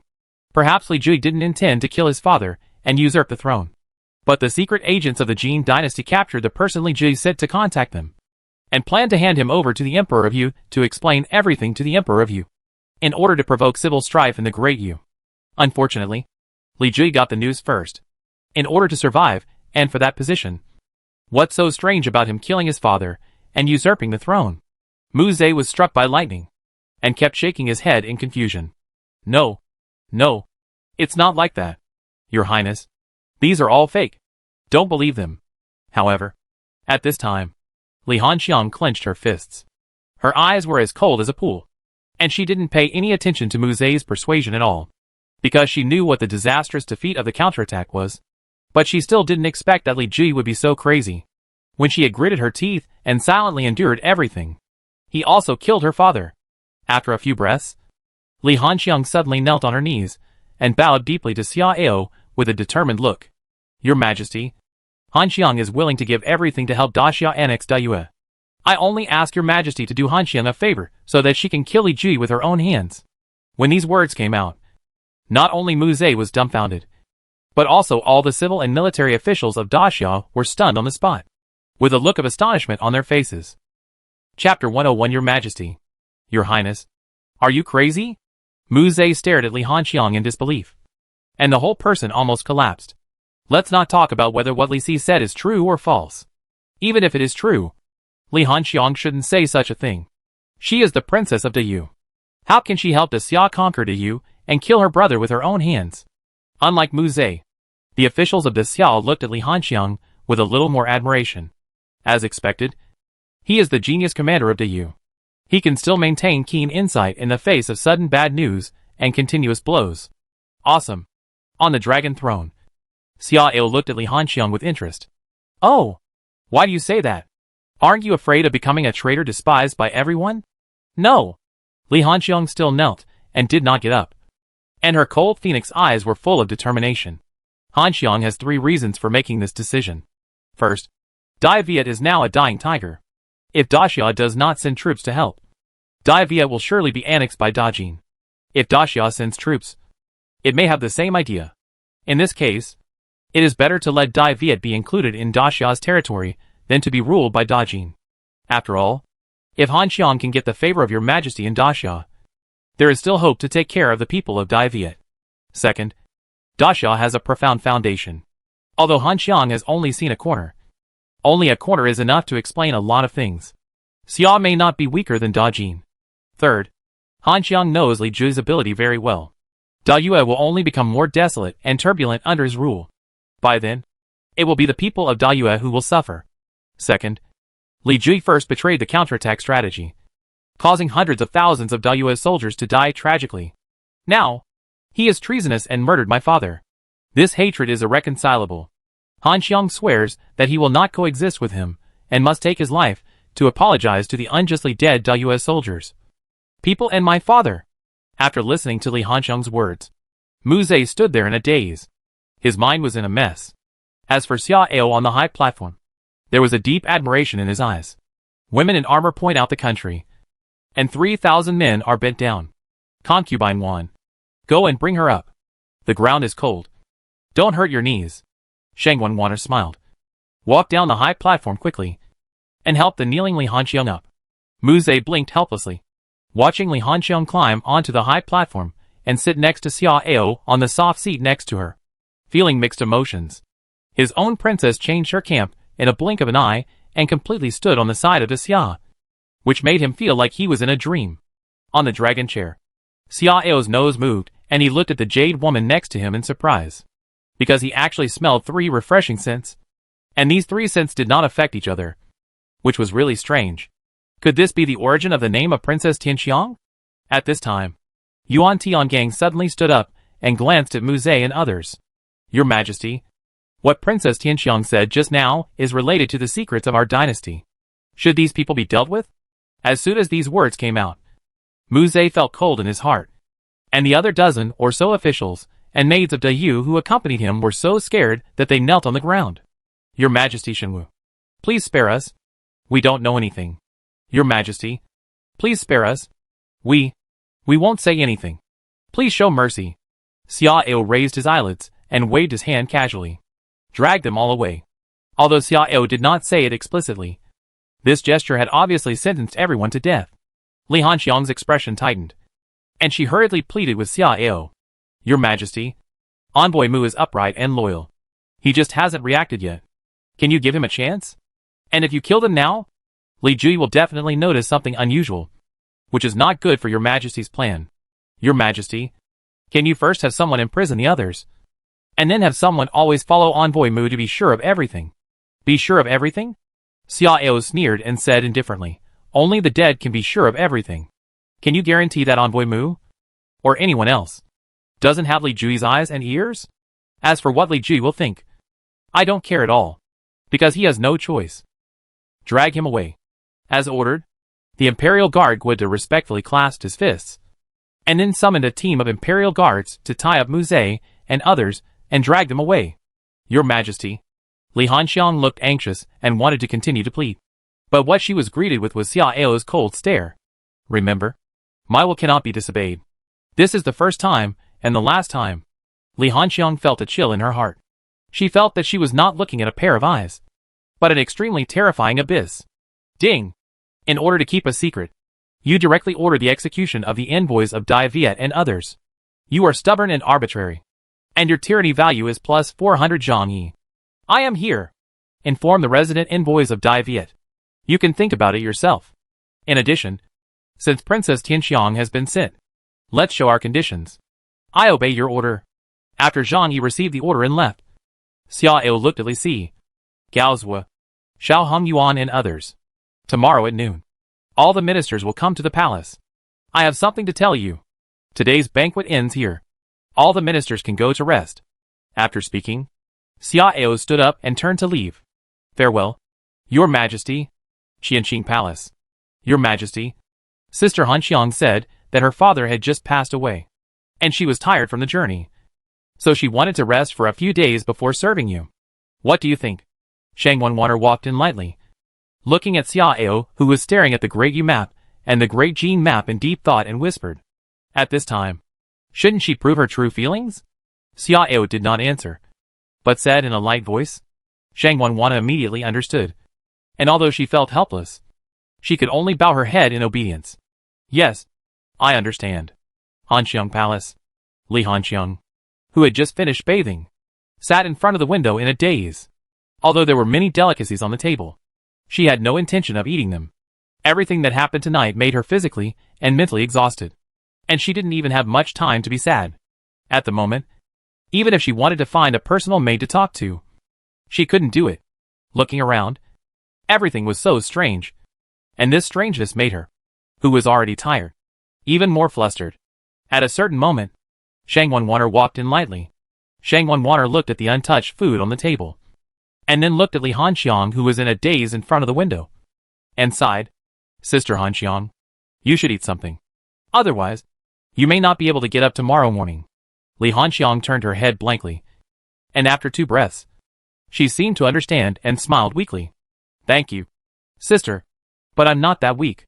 Shang Wanwaner pursed her lips, looking hesitant, as if she was having a hard time speaking. Sister, you don't know? His Majesty is very charming. How should I put it? Well, that is, even if there are more than a dozen concubines serving together, His Majesty can handle it with ease. Since His Majesty has decided to stay in the Qianqing Palace tonight, it is obvious that you will be the only one serving alone. You should be mentally prepared. Li Hanxiang's eyes widened slightly. Her pretty lips also slightly opened, and her face was full of surprise. Is this true? Shang Wanwaner nodded, with some sympathy in her eyes. Li Hanxiang suddenly felt a little hairy, even forgetting her fatigue, and stood up and nervously grabbed Shang Wanwaner's arm. Sister, I heard that the first time is very painful. His Majesty should be gentle with women. Right. That pain is very short. Shang Wanwaner patted Li Hanxiang's hand to comfort her, and then showed a difficult expression. As for being kind and gentle to women, well, sister, you'd better not have any illusions. When D-Viet suddenly terminated the marriage, His Majesty has always remembered this. What should I do? Did your sister teach me? Li Hanxiang was even more nervous. This? Well, if you can't hold on, just admit your mistake to His Majesty. Maybe His Majesty will let you go if he is happy. Li Hanxiang swallowed her saliva and didn't care about anything else. After staring at the food on the table for a while, Li Hanxiang suddenly walked over. Shang Wanwaner's words really scared her.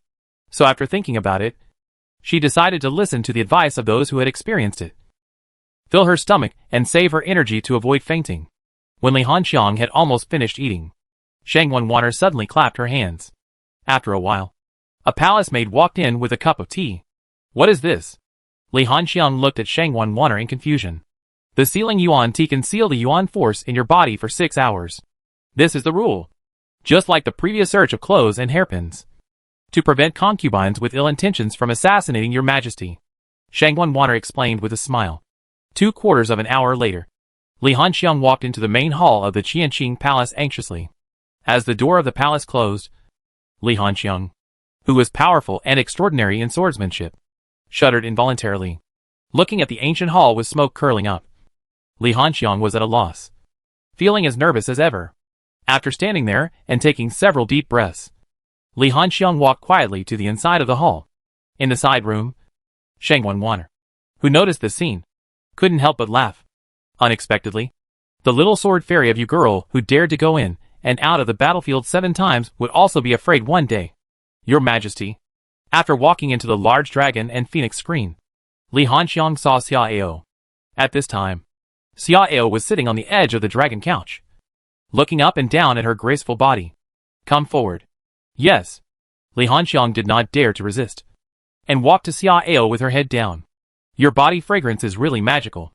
Xia Ao shrugged and chuckled, then reached out and held Li Hanxiang's slender and soft right hand, and gently pulled Li Hanxiang into his arms. Although both of them were wearing clothes, the physical contact still made Xia Ao's heart flutter. This woman seemed to be made of warm and beautiful jade, soft and smooth, making people love her. At the same time, Li Hanxiang's body was stiff and numb, and she felt a small electric current running through her body. Xia Ao curled his lips slightly, leaned down, and kissed Li Hanxiang's tempting red lips. Li Hanxiang subconsciously wanted to dodge, but a big hand firmly pressed her cheek, making it impossible for her to dodge. After a painful kiss, I don't know how long it took. When it was time to rest, only the rapid panting echoed in the quiet hall. The next moment, the breeze blew the lights, and the hall returned to darkness. but there were sounds of cloth tearing and shy exclamations. In the side room, Shang Wanwaner, who wanted to help Li Hanxiang when she was in trouble, finally chose to retreat and ran away with a red face.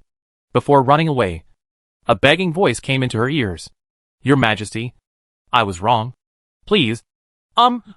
Chapter 102 The 6 Commanders Who Were Frightened. The second year of Shenwu. The first day of the first month. Yunk Mountain. Early in the morning, General Xiao Hongyuan, as well as the commanders of the 5 camps, Xia Delong, Xiao Jijie, Xiao Tianzong, Gu Yaoning, Dong Xiang and other 6 people, came here under the leadership of Zhao Gao. Looking at the hazy mountain shadows covered with clouds and miasma, Xiao Hongyuan frowned slightly. Zhao Zhonggin, what exactly are you going to show us? Zhao Gao smiled slightly, glanced at the other 5 people who were also confused and impatient, and spoke softly. 6 generals. His Majesty asked me to bring you here so that you can meet a few people and also see the background of my great Xia. Background? The 6 people's eyes flickered slightly, and they finally became interested. Where is it? Don't worry. We will be there soon. Zhao Gao laughed and continued to lead the way. In fact, he had only been here half a month ago, and it was then that he knew that His Majesty had hidden a frightening trump card here. He believed that when Xiao Hongyuan and others finished watching, they would certainly be shocked. The clouds and mist were like a net, layer after layer, until they reached the foot of the mountain. The lingering clouds and mist and miasma just dissipated for the most part, and the scene in front of them suddenly became clear. That is, Xiao Tianzong, who had a young face, a rebellious and arrogant look, suddenly exclaimed. His pupils slightly dilated, and his expression was horrified. At the same time, Xiao Hongyuan and the other 5 people also showed similar expressions, and all of them were stunned, because the scenes in front of them were really amazing. Looking around, on the small plain in front of the mountain, there were 100,000 golden heavy cavalry rushing forward, and the war horses under the cavalry had flames rising, holding the war horses and cavalry 3 feet above the ground, and the swamps and quagmires on the ground could not hinder them at all. Layered charge, accompanied by a deafening shout. 30,000 cavalrymen rode up into the air, pulling out 2 surging waves at a height of 10 feet and 5 feet. Such 3 cavalry torrents rushed forward in a 3-dimensional formation, which was shocking. Kill! Kill! Kill! Accompanied by a deafening shout. 100,000 cavalrymen drew their bows and arrows, and thousands of arrows were fired at the same time, directly shooting the small hill in the distance, turning it into powder and flying. 30,000 innate heavy cavalry. Dong Xiang, with small eyes and gray hair, trembled his lips and was dumbfounded. The war horses are magical. The military formation is condensed and integrated, and the sharpness is like a sharp blade. Such a strong army can be regarded as the world's #1 heavy cavalry. Xiao Jijie, with a clear and elegant face, was shining, and his eyes were full of passion and excitement.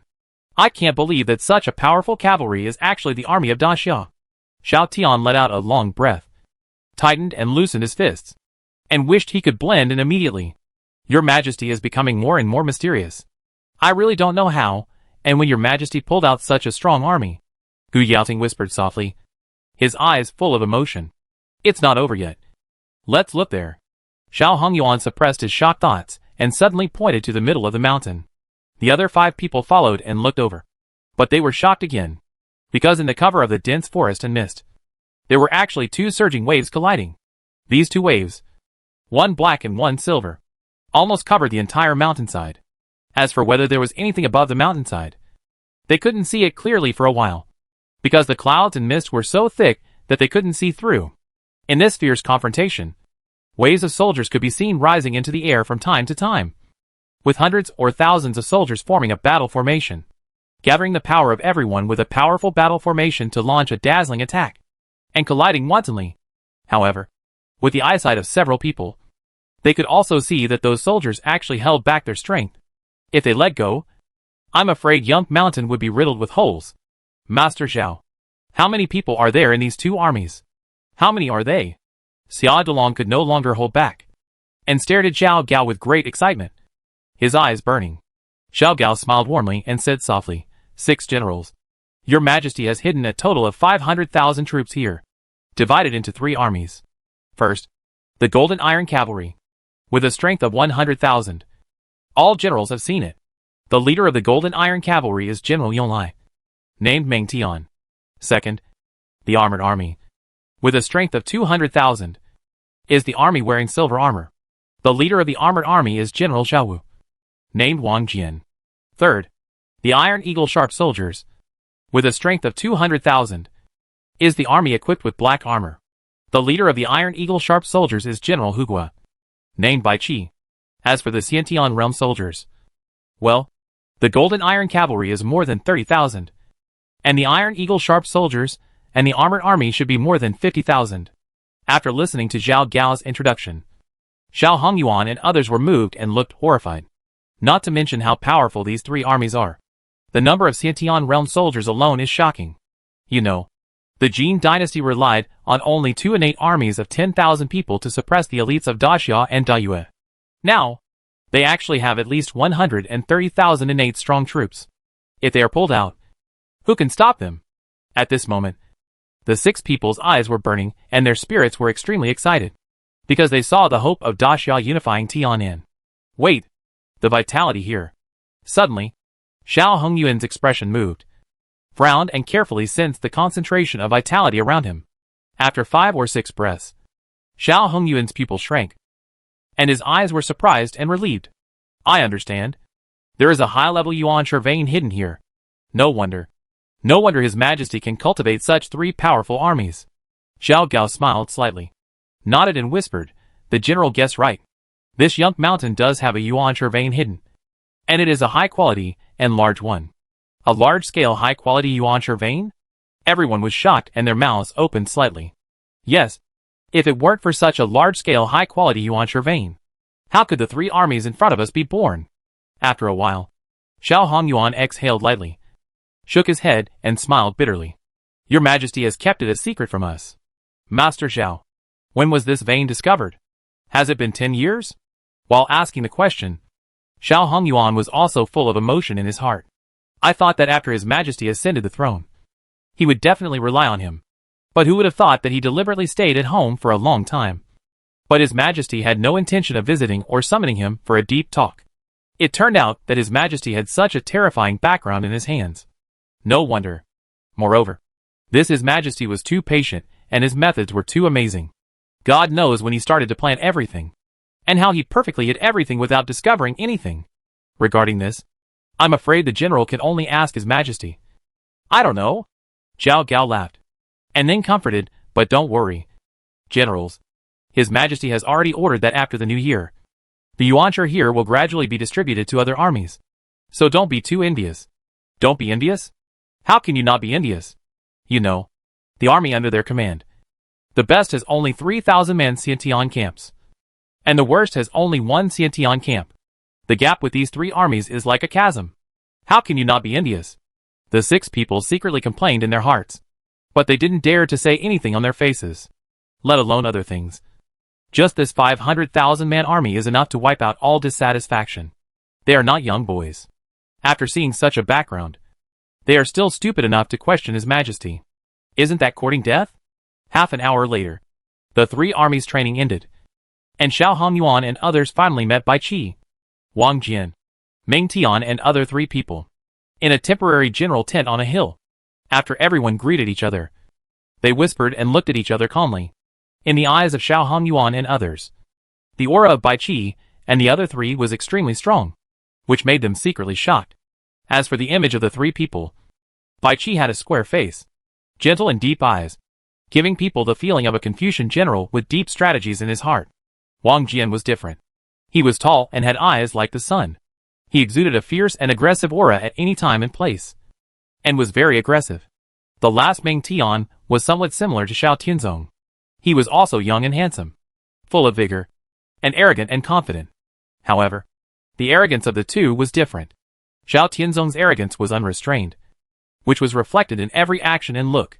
But Meng Tian's arrogance was extremely restrained, a kind of arrogance in his bones. But on the surface, he was quite friendly. Perhaps it was this similarity and difference that made Xiao Tianzong see Meng Tian as his opponent at the first time. After a while of greetings, Xiao Tianzong suddenly stood up and challenged Meng Tian. General Meng. Xiao, and you hit it off right away. I want to have a fight. I wonder if General Meng is willing to do me the honor. Meng Tian glanced at Bai Qi and saw that the latter was still smiling. So he did not refuse. Since General Shao is so interested, Meng will accompany you. But you and I are just discussing the Tao. So we should stop at a certain point and never hurt the harmony. Of course. Shao Tianzong grinned. But he was a little unhappy in his heart. Because from Meng Tian's tone, it seemed that he had him in his hands. Soon, the two walked out of the general's tent and started fighting in the sky. The others also walked out of the general's tent and looked up to watch the battle. General Bai. General Wang. Who do you think will win?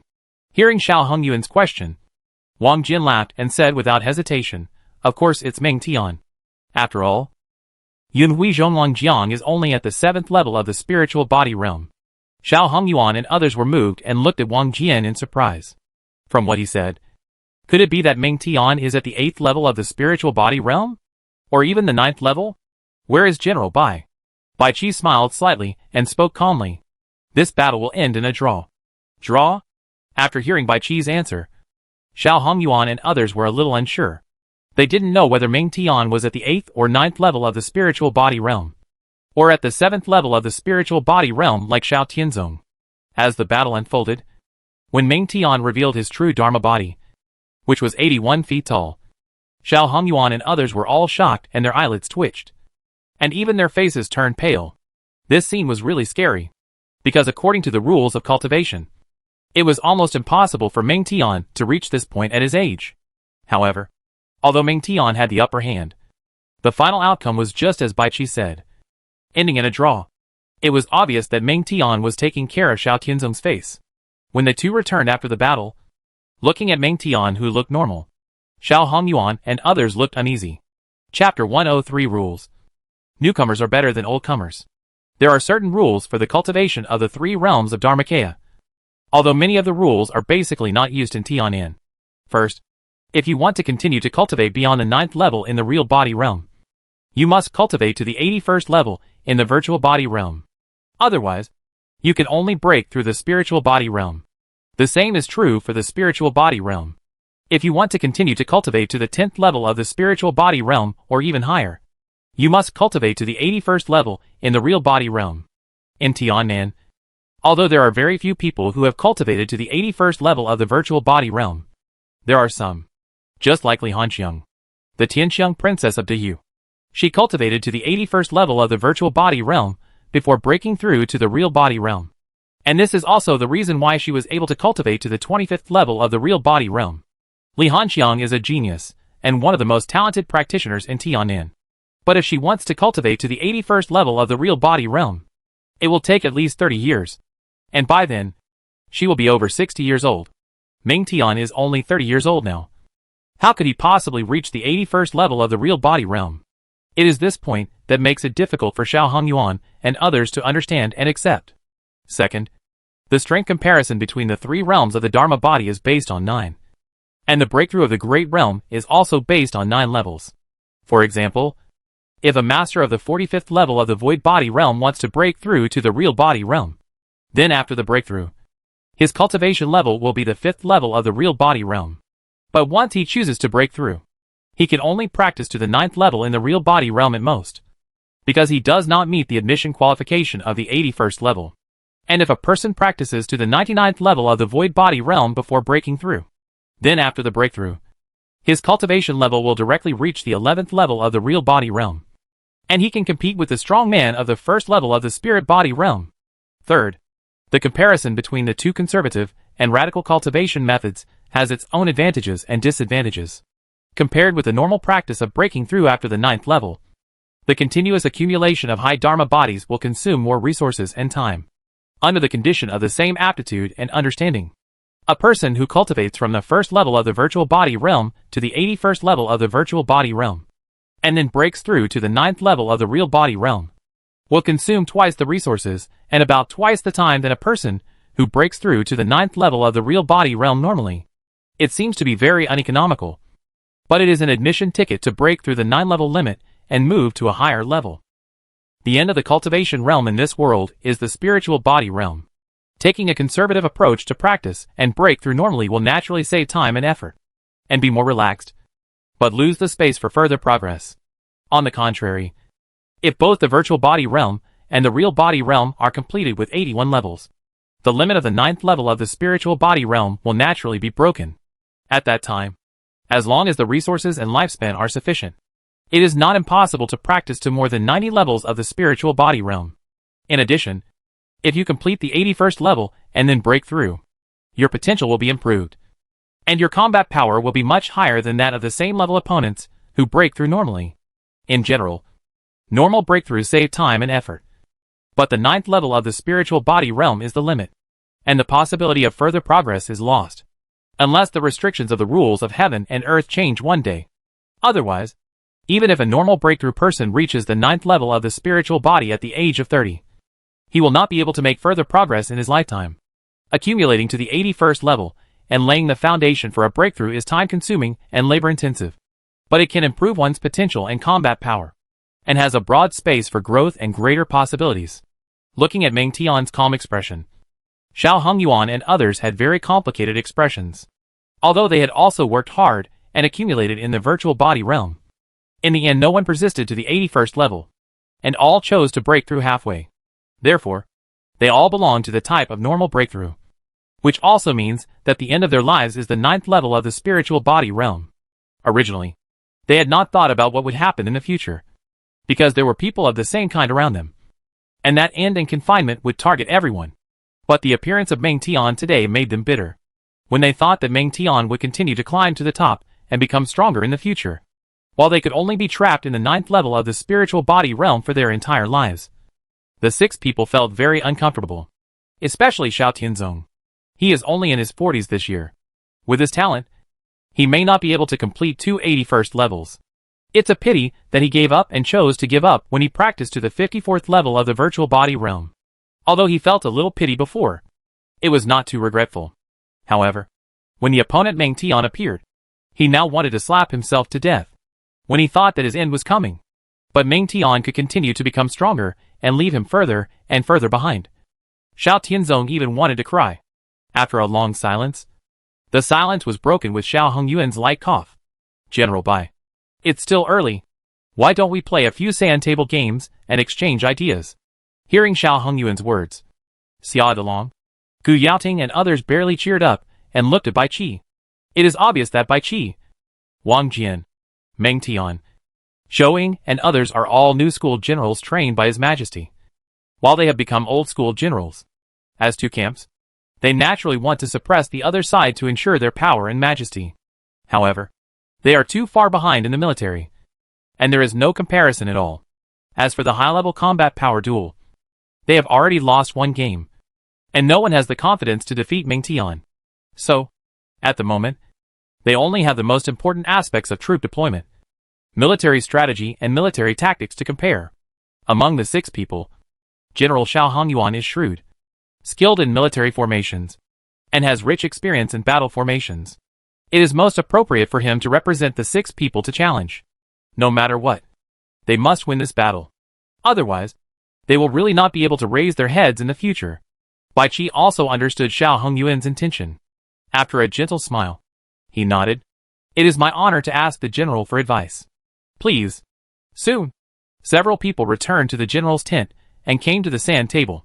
According to the agreement, each side has 100,000 military chess points available, and different types of troops and weapons require different military chess points. For example, 1 point for ordinary infantry, 2 points for heavy infantry, 2 points for light cavalry, 3 points for archers, 5 points for heavy cavalry. In the end, Xiao Hongyuan chose 20,000 heavy infantry, 10,000 light cavalry, and 10,000 heavy cavalry. Bai Qi chose 90,000 ordinary infantry, and 10 strong men in the spiritual body realm. At this time, Bai Qi and Xiao Hongyuan had already entered the sand table formation, which separated the 2 sides and also the inside and outside. So neither side knew what the other had chosen. But the other people watching the battle outside were not affected. After seeing Bai Qi's choice, everyone was stunned and confused, because this choice was almost a suicide. As long as Xiao Hongyuan broke through Bai Qi's army formation with 10,000 heavy cavalry, the rest would be a one-sided massacre. As for the 10 spiritual body realm masters, they are strong. But what can they do in the face of tens of thousands of elite troops? At most, they can only fight less than 10,000 enemy troops. After all, with Xiao Hongyuan's ability, it is enough for the army to form a military formation that can hunt down spiritual body realm masters. Could it be that he plans to use those 10 people to hunt down the opponent's commander? Gu Yaoting thought thoughtfully. It should be this purpose. Otherwise, I really can't think of what else he is planning. Dong Xiang nodded and agreed. Xia Delong touched his chin and shook his head. No. Even if the commander is assassinated, there are still other commanders. According to the rules, only 5,000 to 10,000 troops will be withdrawn, and the morale of other troops will be slightly lowered. In this way, the general side still has the advantage, and General Bai's side still cannot win. So, I think it should not be used for assassination. Xiao Tianzong raised his eyebrows and questioned, if it is not an assassination, what can it be used for? Could it be used as a scout? Huh? Xiao Jijia looked at Xiao Tianzong in surprise, and a smile appeared on his face. Tianzong's idea is interesting, and it is not impossible. After all, the strong men in the spiritual body realm move very quickly, and come and go freely. Using them to open up the field of vision is the best choice. If General Bai knows the movements of the general's various armies, he can try to find a favorable terrain, lure the other party into the trap with bait, and then surround and kill them. Several generals whispered to each other, and proposed several possibilities one after another. However, as time went by, everyone's expressions gradually solidified, and their eyes were filled with astonishment, because Bai Qi did not let the 10 spiritual body realm masters assassinate, nor did he let them open their vision, but threw them all into a towering mountain. Looking at the slightly shaking mountain and the flying dust, several people looked at each other. Is this digging a hole? Digging a mountain? Let the spiritual body realm masters dig a hole. He can think of it, Xiao Tianzong muttered, unable to complain. However, as time continued to pass, everyone soon realized that something was wrong, because Bai Qi actually mobilized 20,000 infantrymen to pour into the mountain, and then dispersed into the dense deep holes blasted by the 10 spiritual body realm masters. At the same time, Bai Qi deployed 50,000 infantrymen in the long canyon under the high mountain, and put on a posture of defending to the death. As for the last 20,000 infantrymen, they were hidden in the dense forest in the distance. When Xiao Hongyuan's troops came, after confirming that there were no ambushes around, they decisively chose to attack. Except for 10,000 light cavalry, the remaining 30,000 troops were all sent up. He didn't know what Bai Qi was thinking, but he knew that opportunities were rare and could not be missed. In the way of war, indecision is a taboo. Perhaps, what Bai Qi expected was that he dared not attack rashly and keep his troops in place, facing the heavy cavalry's rampage and bloody opening, and the heavy infantry's step-by-step and steady attack. 50,000 ordinary infantry suffered heavy casualties. After nearly 30,000 comrades fell, the remaining 20,000 infantry were finally judged to have fled. Although Xiao Hongyuan realized that something was wrong, he still gritted his teeth and sent 10,000 light cavalry up. He wanted to wipe out the opponent's main force in one battle. As long as he succeeded, he would not be judged as the winner immediately, but at least he would be invincible. However, at this moment, the mountain on the right side of the canyon made a rumbling sound. Afterwards, the mountain was broken in half, and the upper half of the mountain fell down crazily, almost annihilating all the soldiers on both sides. In the end, only 2,000 cavalrymen under Xiao Hongyuan escaped in a panic. After the battle, Xiao Hongyuan stood up with red eyes and glared at Bai Qi. General Bai, it's great, but don't you think it's too cruel to destroy your own soldiers? Bai Qi smiled slightly and shook his head and said, General, you should know that you can't command an army with kindness. Besides, the gap in combat power between the two sides is huge. If you want to defeat the enemy with a weak brigade and protect your country, you have to do it even if it's cruel. After all, if you don't do this, you will lose your country. Xiao Hongyuan couldn't help but remain silent. After a long time, he suddenly sighed and clasped his fists with a bleak expression. You are right. I was impulsive. Looking at the 6 people including Xiao Hongyuan, who were hit hard and had complicated expressions, Zhao Gao, who had been watching silently, smiled secretly. It seems that His Majesty has achieved his goal. Chapter 104 Military Strategy. Noon. Daxia Imperial Palace. Baohe Hall. In the Military Strategy Hall, Daxia's civil and military officials gathered together. Looking around, there were left and right prime ministers, 6 ministers, and a group of generals, all of whom were the most important people in Daxia. Your Majesty has arrived. With a loud shout, the important officials in the hall stood up and bowed respectfully towards the entrance. Greetings, Your Majesty. No need to be polite. Take a seat. Xiao waved his hand and sat on the dragon couch. Thank you, Your Majesty. After all the important officials sat down, Xiao looked around and then smiled. I think you have guessed my intention of summoning you today. Let's get straight to the point. The officials were excited and all showed expectations. If they couldn't guess it before, then the words of Princess Tianxiang, no, Empress Tianxiang, last night had clearly pointed it out. Daxia is finally going to show its might. I have always intended to take this opportunity to annex Dayue. Now with the help of Xiang Fei, I will be able to achieve twice the result with half the effort. After all, Xiang Fei has a high prestige in Dayue and is quite powerful. As soon as Xiao finished speaking, Xiao Tianzong stood up impatiently. Your Majesty, I want to fight. Seeing Xiao Tianzong take the lead and volunteer, Dong Xiang, Xia Delong, Gu Yaoting and others were unwilling to lag behind and stood up to ask for battle. Looking at the high-spirited generals, Xiao nodded with satisfaction. Very good. They are all the backbone of Daxia. However, Dayue is only a target. If you all run there, what about other directions? Looking at Xiao who asked jokingly, Xiao Tianzong and others looked at each other. A target? Is your Majesty planning to attack other dynasties? However, with Daxia's current foundation, it seems a bit of a waste to deal with Dayue with all your strength. At this time, Xiao Hongyuan suddenly spoke. Your Majesty, if we want to annex D-Viet, we will have to fight Dai Jin in an all-out way. Do you mean to take down Dai Jin at the same time? Xiao nodded, then shook his head. The war with Dai Jin is inevitable, but I don't intend to destroy it directly in this war. After all, the size and reserves of Daxia are limited. It is easy to cause chaos if we annex two dynasties at the same time. Besides, if we destroy both dynasties in one war, the other 5 countries will be terrified and will most likely join forces to deal with Daxia. So, this war requires strategy. We must not only beat Dajin to the point of dying and destroy its living forces, but also pay attention to the timing and not really destroy it. After listening to Xiao's meaning, most of the ministers were excited and eager to fight. But there were also several ministers who didn't know the inside story and looked stunned. Dajin is a powerful country. With Daxia's foundation, it is difficult to stop Dajin's cavalry outside the border, let alone wantonly rubbing it. However, looking at the calm and confident expressions of the commanders of all parties, and the left and right prime ministers, it seems that there is nothing wrong with what His Majesty said. This discovery made several people hesitate, and they swallowed the words that were about to come out of their mouths, and did not say them out. Perhaps, like the Great Jin and Great Viet, their own court also has some mysterious background. Li Si, Gaozhou, I am here. Hearing Xiao's call, Li Si and Gaozhou hurriedly stood up.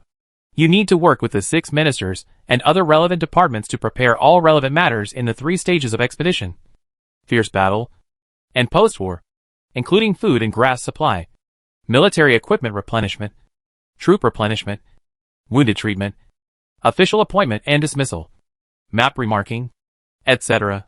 In short, I have only one thing to say. The progress of the war cannot be affected by other factors that are not timely. Do you understand? I obey your order. I will not fail your command. Li Si and Gaozhou solemnly clasped their fists and accepted the order. Yuan Tiangang. Zhao Gao. I am here. Your servant is here. Seeing that Zhao Gao was also named, everyone was a little surprised. Yuan Tiangang is the leader of the bad people. Your Majesty obviously chose him for intelligence. But why did you choose Zhao Gao? The bad people and Luoyang must fully cooperate with this war, and at the same time pay close attention to the movements of other dynasties. If there are any unusual movements, report them in time. I obey your order. Watching Yuan Tiangang and Zhao Gao take the order and retreat, Xiao Hongyuan and others were secretly surprised.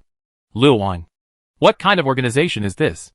Is it another secret spy organization newly established by your Majesty with Zhao Gao as the head? Thinking of this, although everyone did not do anything to soil, they couldn't help but feel a little guilty. With their status, they only knew about the existence of Luoyang today. But from what His Majesty said, Luoyang's power is likely to have spread throughout the surrounding dynasties. It's so secretive. Who knows who the members of Luoyang are? And whether there are people around them? Xiao ignored everyone's thoughts and continued to make arrangements. General. I'm here. Xiao Hongyuan stood up quickly. Although he was Xiao's grandfather, he didn't dare to be arrogant at all and behaved respectfully. I intend to let you be the commander-in-chief of the attack on Du. What do you think? Xiao Hongyuan was happy at first, but then frowned and hesitated. Then the Great Jin. In the direction of the Great Jin. I want to order Bai Qi to be the commander. What do you think? General? As soon as Xiao said this, a group of old-school generals changed their faces. However, after staring at Bai Qi for a while, they lowered their heads one after another without saying a word. Xiao Hongyuan felt a little disappointed. He wanted to persuade His Majesty to switch the positions of the two and let himself lead the attack on the enemy. However, thinking of the disastrous defeat in the sand table simulation in the morning, Xiao Hongyuan felt ashamed and finally did not say it out loud. After a sigh, Xiao Hongyuan's eyes gradually became firm. Although he lost the sand table battle, he would definitely defeat Bai Qi on the real battlefield, regain his lost dignity, and prove his ability to His Majesty.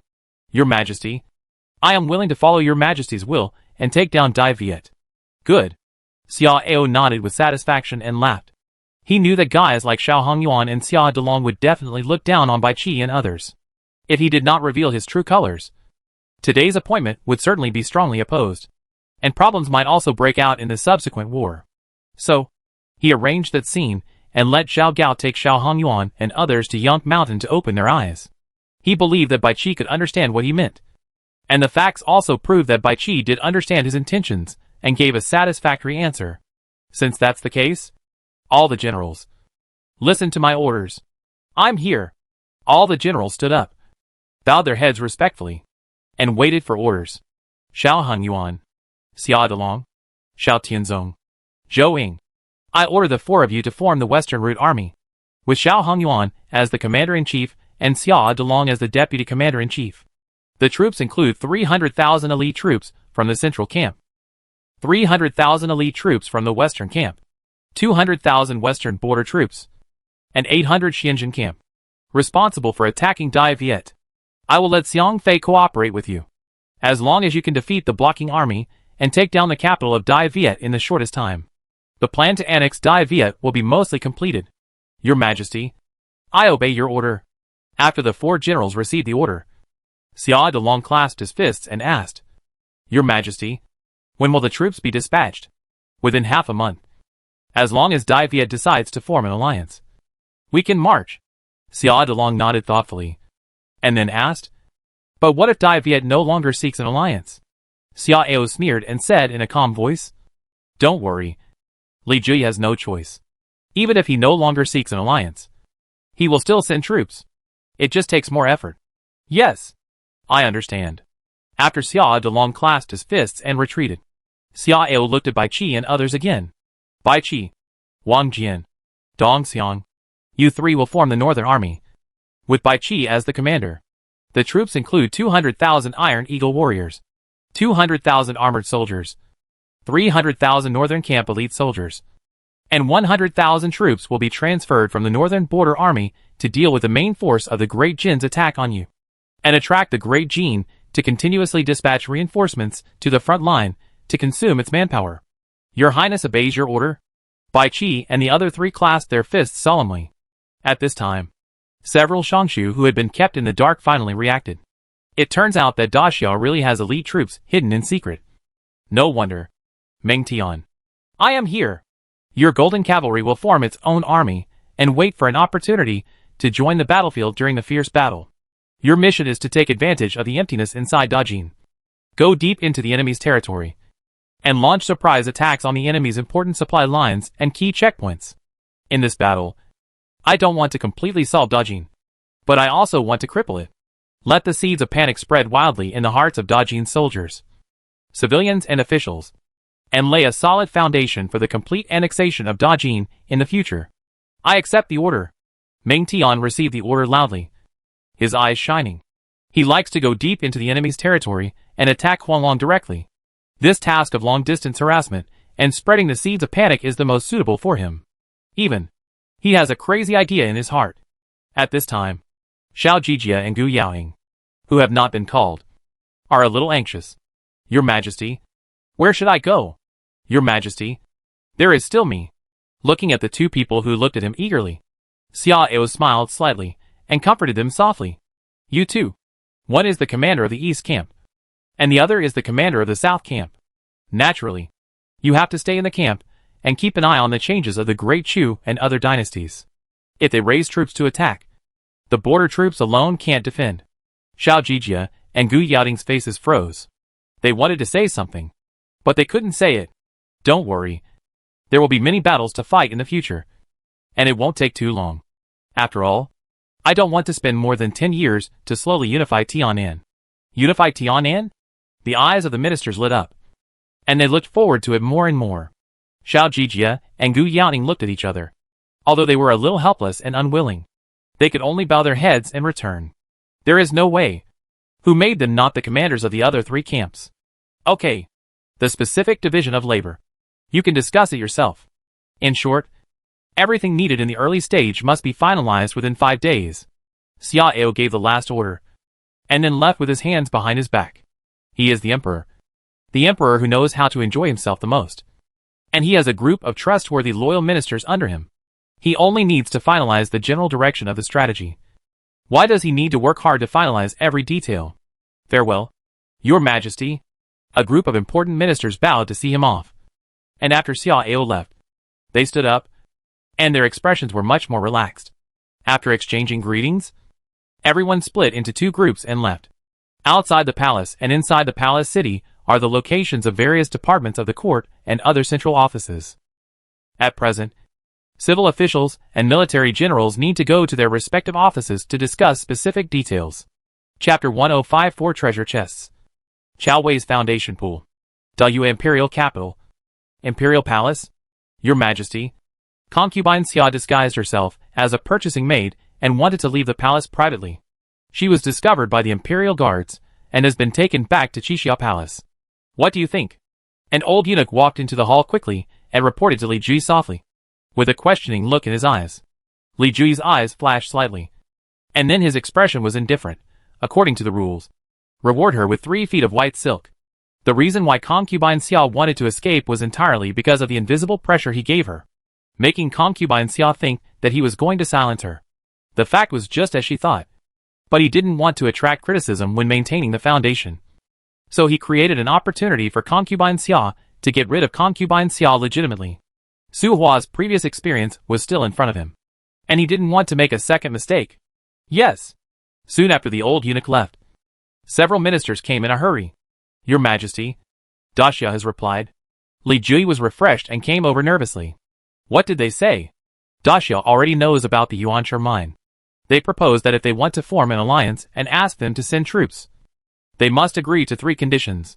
First, Dayue needs to provide 80 million taels of gold.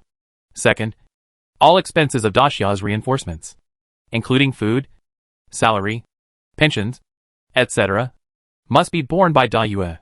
Third, Daxia will take half of the output of the small Yuanshe mine in Maotu Mountain.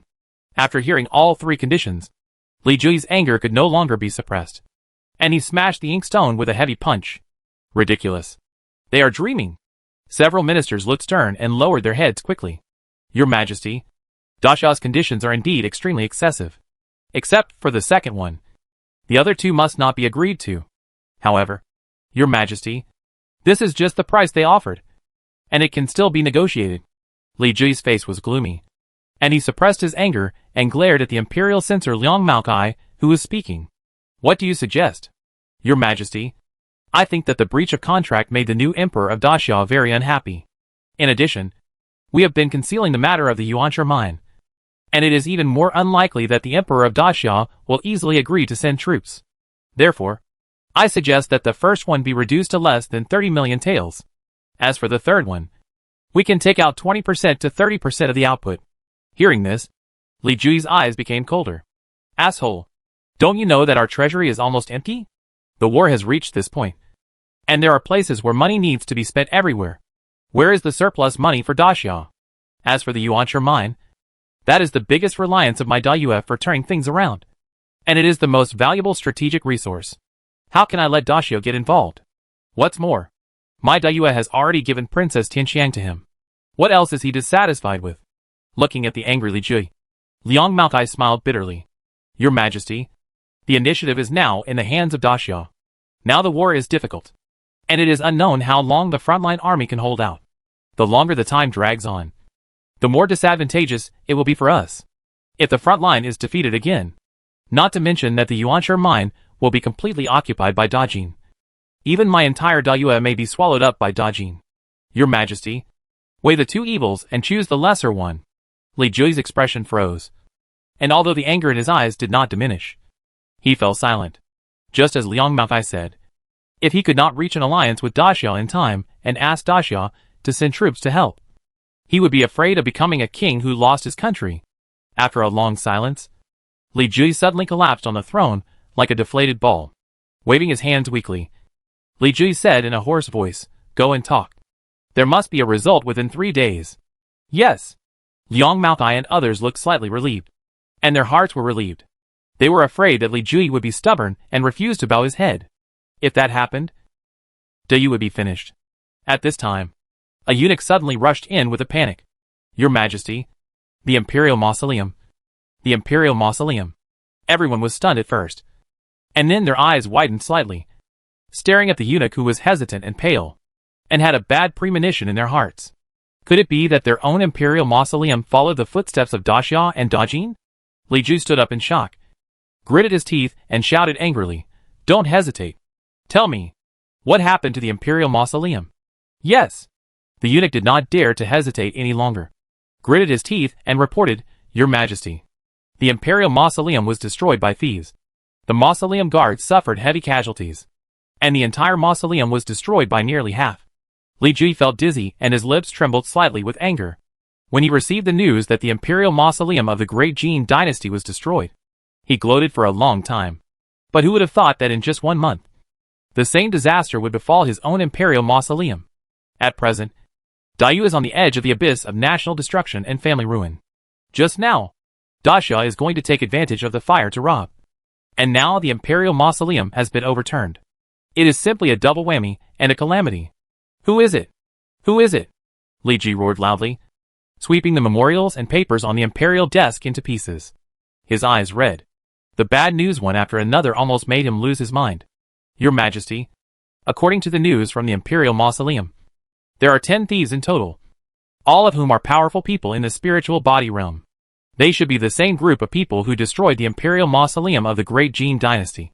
Hearing the eunuch's response, several ministers lowered their heads and looked at each other secretly.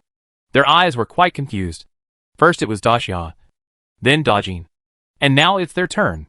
The Imperial Mausoleums of the 3 dynasties have all been destroyed. Which force is behind it? What are they after? I heard that the burial objects in the tombs of Daxia and Dajin Imperial Mausoleum have never been missing.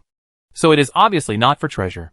If it's not for money, then what else can it be for? No one knows the answer. And no one looks at Daxia with suspicion, because Daxia is also a victim. It doesn't make sense for it to dig its own Imperial Mausoleum. Right? Daxi Palace? Ding! You sent people to destroy the Great Viet Imperial Mausoleum, making the ancestors of Great Viet unable to rest in peace. You acted recklessly and arrogantly, and your dominance value increased by plus 18,000. Current dominance value, 46,500. Looking at the system panel in front of him, Xiao's mouth curled slightly. The dominance value gained this time was 3,000 more than the previous destruction of the Great Jee Imperial Mausoleum. It seems that the degree of destruction was much stronger. Looking at the total dominance value, Xiao was even happier. At this moment, Xiao stopped accumulating and directly exchanged for 4 gold treasure chests. The war is imminent. In order to prevent possible intervention from other dynasties, he needs to further strengthen his foundation. Golden treasure chest opens. Congratulations. You have obtained a high-quality Yuanshe vein large. Another Yuanshe vein. Xiao's eyes lit up, and he continued to look at the next harvest. Golden treasure chest opens. Congratulations. You have obtained Dian Wei's inheritance, 3 stars. Dian Wei's inheritance, 3 stars after use. You can obtain the inheritance of Dian Wei's 3-star stage in the Yuanjia, including cultivation, understanding, battle experience, etc. Dian Wei's inheritance? Xiao was refreshed and immediately became interested. This is one of the strongest bodyguards. I wonder what level the successor's cultivation will reach. As for the candidate, Xiao thought about it and made a decision. His former captain of the personal guards and current imperial guard Guida made great contributions to saving the emperor. He also walked through the underworld prison a month ago. His loyalty can be trusted. Therefore, it is most appropriate for him to inherit. Temporarily putting the inheritance card into the dragon pattern storage ring made by the Ministry of Industry. Xiao continued to point to the third golden treasure chest. The golden treasure chest is opened.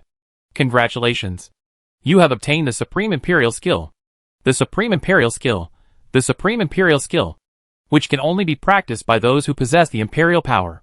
Those who possess this skill have the energy in their bodies, like a golden dragon, and their souls, like a thunder pool, which can cultivate the supreme imperial power. After the great achievement, a glance can make those of the same realm tremble with fear and surrender. Interesting. After digesting the huge amount of information that poured into the sea of consciousness, Xiao opened his eyes and chuckled. Then, Xiao's attention was focused on the last golden treasure chest. Although the three things were all very good, Xiao was a little helpless because he had not been able to open the foundation pool in 3 consecutive treasure chests. At present, he could only put his hope on this last treasure chest. The golden treasure chest is opened. Congratulations. You have obtained the Chaowei Foundation Pool. Chaowei Foundation Pool. You can choose one of the 2 options of the Chaowei Foundation Pool in the Abyss Realm to inherit. Guijia. Xiahou Dun. Jianzhenzi. Tiger Guard Army. Seeing that the pool of foundation was finally opened, Xiao's smile slowly emerged on his face. After staring at the 2 sets of options for a long time, Xiao finally chose Guijia and the Tiger Guards. There was no way. Compared to Xiahou Dun, Guijia was more favored by him. As for the comparison between the intelligence organization of Jianzhenzi and the Tiger Guards, Xiao did not have too much entanglement. At present, Daxia already has 2 major spies, the bad people and Luo Wang. And there is no shortage of espionage for the time being. Relatively speaking, it is better to choose the Tiger Guards. The Shaoguo army is a cavalry, and it is a bit of a waste to let it stay in the palace as a forbidden army. When Yuan Qingdu decided to go on the expedition, he was very disappointed. But if the Tiger Guards are the core of the forbidden army, the Shaoguo army can be liberated and put into the battlefield when needed, and play its due role. Guijia, 62nd level of the true body realm, 35 years old, can be summoned at a designated time and place. Tiger Guards, 50,000 people. All troops are equipped with soul equipment, and 50% are in the Xiantian realm. A place that can accommodate 50,000 troops must be selected to summon them. Commander-in-Chief Su Chu, 88th level of true body realm, 36 years old, will appear with the Tiger Guards. Half of the innate realm? Su Chu. Xiao's eyes lit up, and the smile on his face became more and more intense. It seems that with the continuous improvement of Daxia's comprehensive foundation and the level of military combat power, the newly acquired troops will also continue to improve their strength. There is also Su Chu, the commander of the Tiger Guards, whose appearance also makes Xiao happy.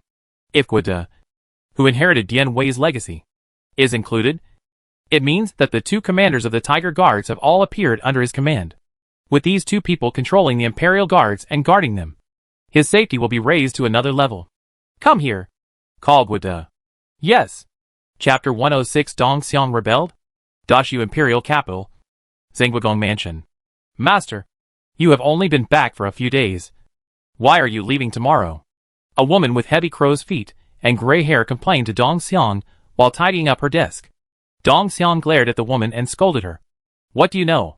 As the general of the Fenwei army and the commander of the northern camp, how can I have so much time to stay at home and enjoy my life? What's more? At this point, Dongxiang suddenly stopped and did not continue. The woman pursed her lips and said dissatisfiedly, Why? Master, do you need to keep it secret from me? Control your temper. You know my identity. Dare to ask about military secrets. Do you want to lose your head? Dongxiang snorted and warned. The woman paused and muttered, How could I ask about military secrets? I just saw that you were too tired, and the time you spent with the children was too short. Also, you didn't come back when Feishing was killed. It's almost time for the clan's grand sacrifice. And you? Hearing the word Feishing, Dongxiang's expression dimmed slightly, and then waved his hand and interrupted with an impatient look. Okay. Okay. Go out. I don't have time to listen to your nagging. The woman snorted unhappily, glared at Dong Xiang again, and then turned and left. After more than 100 breaths, the door was knocked. Master, Lu Duo came to visit. Do you want to see him? Dong Xiang frowned slightly and looked towards the door. Do you know why he came? Lu Duo was a former assistant minister of the Ministry of Revenue. Because he used to belong to the line of the former King Wei, he was found to have corruption and almost exhausted his family wealth to save his life. But he was also deprived of his official position. Moreover, the two had rarely met before, and Dong Xiang was a little confused, not knowing why the other party came. Replying to the master, he did not say it clearly, but said that he had a secret matter to discuss with the master. In addition, Lu Duo did not come alone, but brought a stranger with him, whose origin is unknown. Hearing the reply outside the door, Dong Xiang pondered for a while, and finally decided to meet him. Bring the person here. Yes. Not long after, Lu Duo and a middle-aged man in a green robe entered the study. Greetings to the Duke of Jinghua.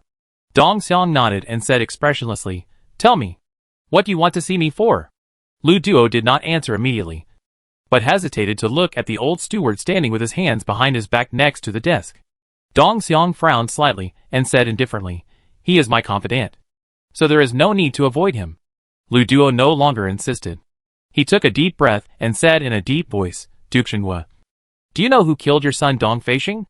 Dong Xiang's eyes flickered slightly, and he squinted and said, Of course, it was someone from the Great Golden Pishio Guard. What can I say about this?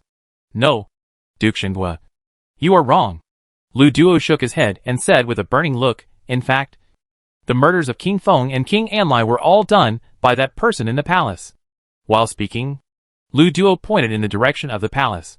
That person instigated a high-level member of the Pishio Guard to rebel, and then used the Pishio Guard to eliminate the two competitors, King Feng and King Anlai. And your son Dong Feishing was killed by his people. As soon as these words came out, Dong Xiang and the old steward changed their faces. The next moment, Dong Xiang slammed the desk heavily and glared at Lu Duo with a stern look. Lu Duo, do you know what you are talking about? How many heads do you have to chop off for daring to slander His Majesty?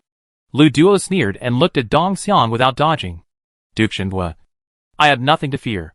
My Lu family's foundation has been plundered by the tyrant, and the children of the family are naked and hungry. I have nothing to lose, so why should I be afraid of being beheaded? But you are different, Duke Jinghua. You are a minister of Daxia and a commander with 300,000 elite troops. You have great power and status. Can you tolerate the hatred of your legitimate son being killed for no reason? The hatred of killing a son is irreconcilable.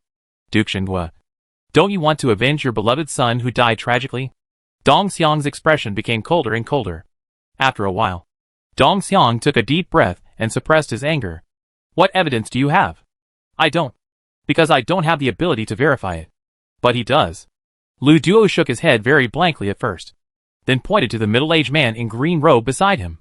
Duke Jinghua, this is the captain of the Great Jin Pishio Guard, Lu Hai. The middle-aged man in green robe named Lu Hai smiled slightly and bowed to Dong Xiang. Lu Hai, meet the Duke Jinghua. The people of the Pishio Guard are really brave. Dong Xiang's eyes suddenly burst out with terrifying murderous intent, and he said coldly, You rat dare to take the initiative to deliver yourself to the door. Aren't you afraid that I will take your life? Lu Hai looked calm and said calmly, I believe the Duke Jinghua will not do this, because it is too foolish. Dong Feishing is one of the Duke Jinghua's favorite legitimate sons. Killing me, wouldn't it be helping the enemy who killed his son?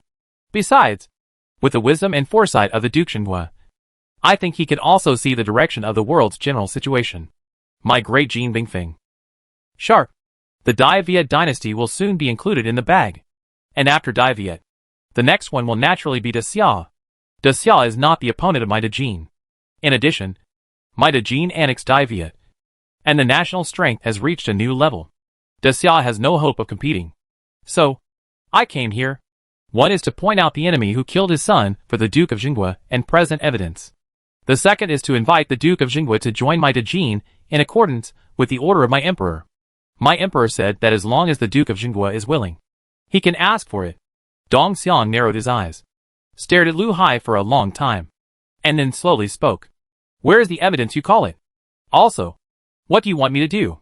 Seeing that Dong Xiang seemed to be interested, Lu Hai was immediately refreshed, and the smile in his eyes became a little stronger. To be precise, there are 2 witnesses, who are currently outside your mansion. As for our request, it is actually simple. Before our dynasty attacks Daxia, the Duke of Jingwu does not need to reveal his identity. If there is any information about the unusual movement of the Daxia army, the Duke of Jingwu can inform us in time. If the 2 dynasties go to war, the army under the command of the Duke of Jingwu will be a backstabbing knife to lock the victory at the critical moment. Dong Xiang frowned, then closed his eyes to think, his face struggling. Obviously, he was doing a fierce ideological struggle. Seeing this, Lu Hai and Lu Duo became nervous, staring at Dong Xiang without blinking. At this moment, whether they died tragically or made great contributions, it all depends on Dong Xiang's thoughts. After more than 100 breaths, Dong Xiang finally opened his eyes and let out a long breath. I can agree, but I have to confirm the testimony of your so-called witness first. In addition, Daji needs to agree to my 3 conditions. As soon as these words came out, the nervousness in Lu Hai and Lu Duo's eyes was swept away, and a relieved smile appeared on their faces. Okay, I'm all ears. After 2/4 of an hour, after obtaining information from Dong Xiang that the Daxia army was about to make a big move, Lu Hai and Lu Duo hurried away. In the study, the old butler looked at Dong Xiang with concern. Master, do you really want to invest in Dajin? Invest in Dajin? Dong Xiang sneered and sneered. I'm not crazy. How could I seek death? While saying this, Dong Xiang's eyes actually showed a bit of fear. Because if he hadn't seen and heard those things and hadn't participated in the military meeting a few days ago, he might really hesitate. With the current military strength of Daxia, it is simply a foolish dream for Dajin to seek great achievements. Moreover, His Majesty has the extremely mysterious Luo Wang in his hands. Who knows whether Lu Hai and Lu Duo's actions are under the surveillance of Luo Wang or the bad people. Similarly, he does not know whether there are bad people or Luo Wang's spies around him. In this case, if he really agrees to rebel and surrender to the enemy, wouldn't it be courting death? The Imperial Palace? The Imperial Garden. The sky is clear, and the sun is gentle. Xiao was lying on a soft mat basking in the sun, his head resting on Li Hanxiang's soft and elastic thighs, while eating a small piece of fruit picked up by Gu Ruoyun. With a face full of enjoyment, Li Hanxiang's peculiar body fragrance makes Xiao linger, and his special physique makes him taste the marrow. Therefore, Li Hanxiang soon became a new noble in the palace, and one of the most popular concubines. Your Majesty, the Duke of Jingwu and General of the Central Army, Dong Xiang, wants to see you. He said he has something urgent to report. Zhao Gao lowered his head and stood 10 feet away. Reporting softly. Announce. Xiao did not open his eyes, but only uttered a word faintly. Yes. Not long after, Dong Xiang arrived under the guidance of Zhao Gao. Old Minister Dong Xiang pays homage to your Majesty. Dong Xiang saw the scene here from afar, and followed Zhao Gao's example, and lowered his head all the way, not daring to look around. It's the Duke of Jingwu. Aren't you going to the North Camp to reorganize the troops tomorrow? How come you have time to come to see me today? Hearing Xiao's laughter, Dong Xiang took a deep breath and clasped his fists solemnly. Your Majesty, I'm here to apologize. Apology? Why does the Duke of Jingwu say that? Xiao did not move, but his tone was full of surprise. Your Majesty, just an hour ago, the traitor Lu Duo brought a captain named Lu Hai from the great Jing Pishio Guard to my house, and tempted me in every way, trying to make me rebel. Dong Xiang told the whole story. I realized that this was an opportunity to hit the main force of the great Jin in one fell swoop. So I pretended to agree, and let it slip, that our army would make a big move. I made the decision without your Majesty's consent. So I came to ask for your guilt. After listening to Dong Xiang's story, Xiao laughed. The Duke of Jingwu is so quick-witted, and has made a great contribution to my great Xiao. I am so happy that I can't blame you. At this point, Xiao paused slightly, and then suddenly changed his tone. However, the Duke of Jingwu doesn't want to ask if your son's death is really related to me? Hearing this, Dong Xiang couldn't help but feel a chill in his heart, and showed a look of panic. Your Majesty, the wicked son Dong Feishing was uneducated, and had bad behavior. He had done many evil things. His death was his own fault. No matter why he died, or who killed him. It doesn't matter. Your Majesty is very kind not to hold me accountable for my poor teaching. How dare I have any other thoughts? I hope your Majesty will understand. Chapter 107 General. Can you help me? January 16th. The second year of Shenwu. As the 1.6 million troops advanced in two directions to the east and northeast of D-Viet, the long-fought Yuanshan front finally ushered in a rare truce. The war of attack on D-Viet by the Jee Dynasty has lasted for 1.5 months. In the past month and a half, D-Viet first lost more than 500,000 troops on the northern border and more than 300,000 troops on the Yuanshan front, with extremely heavy casualties. As for the Jee Dynasty, it only lost more than 200,000 troops in total, and the gap between the two sides was very large. At present, the D-Viet dynasty still has more than 700,000 troops on the Yuanshan front, which is almost all the troops that D-Viet can mobilize. In addition, D-Viet only retained 50,000 border troops on each of the other three borders, and deployed a 200,000-strong army in the west to guard against the Yumwa dynasty in the west. Finally, there are the garrison troops and imperial guards guarding the imperial capital and the palace, and their internal defense forces are extremely empty. Of course, this is under the premise that the D-Viet dynasty did not hide other unknown armies. On the other hand, the Great Jee Dynasty had 900,000 troops on the front line, of which 300,000 were transferred a few days ago. These 200,000 troops were sent in the name of supporting the Yuanshan front, but in fact, they were specially transferred to deal with the Daxia army because of reliable information. Fengcheng, this county city, which has been devastated by war, has long been unrecognizable. The city walls are dilapidated and the corner towers have collapsed. Although the bodies have been dealt with by both sides, the brown-red blood marks are everywhere, rendering the inside and outside of the city walls dim and scary. As for the D-Viet soldiers on the city walls, their armor is also torn and their faces are tired. There are even many wounded soldiers mixed in. However, in sharp contrast to these, the D-Viet soldiers can hardly suppress their joy and ease, because they all know that D-Viet has successfully formed an alliance with the Daxia dynasty. And the Daxia dynasty has directly sent 1.6 million troops to help. 1.6 million? What is the concept? Including their own army of more than 700,000. The strength of both sides will be as high as 2.3 million. 2.3 million against 900,000. No matter how strong the Great Jee army is, it will never be an opponent. A few days ago, when they received the news that the Great Jee had increased its troops by 300,000, many D-Viet soldiers fell into despair. But now, it is the people of D-Viet who are desperate. Fengcheng is a key node on the Yuanshan front, which is related to the stability of the entire defense line and has an extremely important strategic position. Therefore, D-Viet General Zhu Zhe personally took charge and led nearly 200,000 elite troops to guard here, in the city, in the 5-entry courtyard requisitioned as a command post. The main defenders in the city gathered in the temporarily renovated military meeting hall and were discussing something fiercely. Daxia's army has entered our territory and will arrive in 3 to 5 days.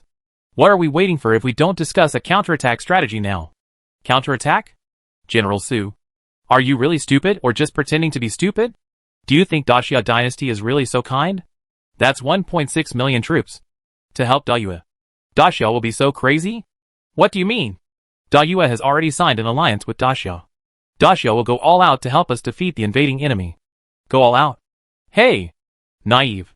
If Daxia really just wants to help us repel the Jee army, it only needs to send 700,000 to 900,000 troops. Why is it so crazy? Yes, there is really no need for an army of 1.6 million. For such a large expeditionary force, the daily food and rations for people and horses are an astronomical number. The brains of the Daxia leaders are not broken. So how can they waste so much? Hiss. From what you two said, are you worried that if you drive away the tiger, the wolf will come? No way. We have signed an alliance. If Daxia breaks the alliance and attacks us, won't it be ridiculed and condemned by the whole world? What a joke. If spit can kill people, what do we soldiers do? The so-called alliance is nothing but a piece of paper in the face of powerful military force. Throughout the ages, haven't there been many cases of breaking the alliance? If that's the case, then it's a pity. The guards fell silent, and the original excitement and joy disappeared, replaced by sorrow and uneasiness. General, what do you think? As one person asked. Everyone turned to look at the old man sitting on the main seat. The old man's hair and beard were all white, and his face was weathered. But his back was straight, and his pair of vicissitudes and deep eyes were like lakes, full of majesty. He was the general of the D-Viet dynasty. Zhu Zhe was the pillar of the D-Viet military, experienced in hundreds of battles, and was the biggest contributor to D-Viet's ability to persist until today under the powerful offensive of the Jee Dynasty. Zhu Zhe looked around at the generals in the hall, and when he was about to speak, a middle-aged man in armor suddenly walked in from the side door. Seeing the middle-aged man hesitate to speak, Zhu Zhe frowned slightly. What's the matter? This person was his personal guard commander, named Lin Bai. If there was no important matter, Lin Bai would not interrupt the military meeting without authorization. Lin Bai did not speak, but walked quickly to Zhu Zhe's side and whispered in his ear for a while, and at the same time quietly took out something from his sleeve. When he saw the thing clearly, Zhu Zhe's pupils shrank slightly, but soon returned to normal. After waving his hand to let Lin Bai leave, Zhu Zhe looked up at the generals in the hall. It's not good to talk nonsense about such a big thing. This general needs to contact His Majesty and Zaisi. Okay. Disperse first. When there is news, this general will summon you. Although the generals were a little confused, they didn't ask too much, and they all stood up and said goodbye. After all the generals left, Zhu Zhe strode to the side room. Where are the people? In the wing room of the second courtyard. Do you want to come here? Lin Bai responded in a low voice. No. Zhu Zhe raised his hand to refuse, and after thinking for a while, his expression was determined. Please go to the study. Be careful along the way. Don't let people recognize you. Yes, General. Don't worry. Lin Bai clasped his fists, and then left quickly. After a cup of tea, 2 women and 1 man entered Zhu Zhe's study. When the leading woman lifted the veil and took off the human skin mask on her face, Zhu Zhe's eyes flashed with a complex color. Old Minister, I greet Her Royal Highness the Princess.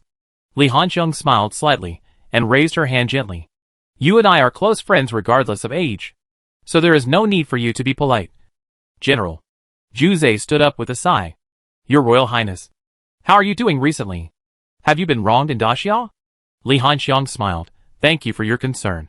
General. I am fine, and His Majesty treats me very well and has never wronged me.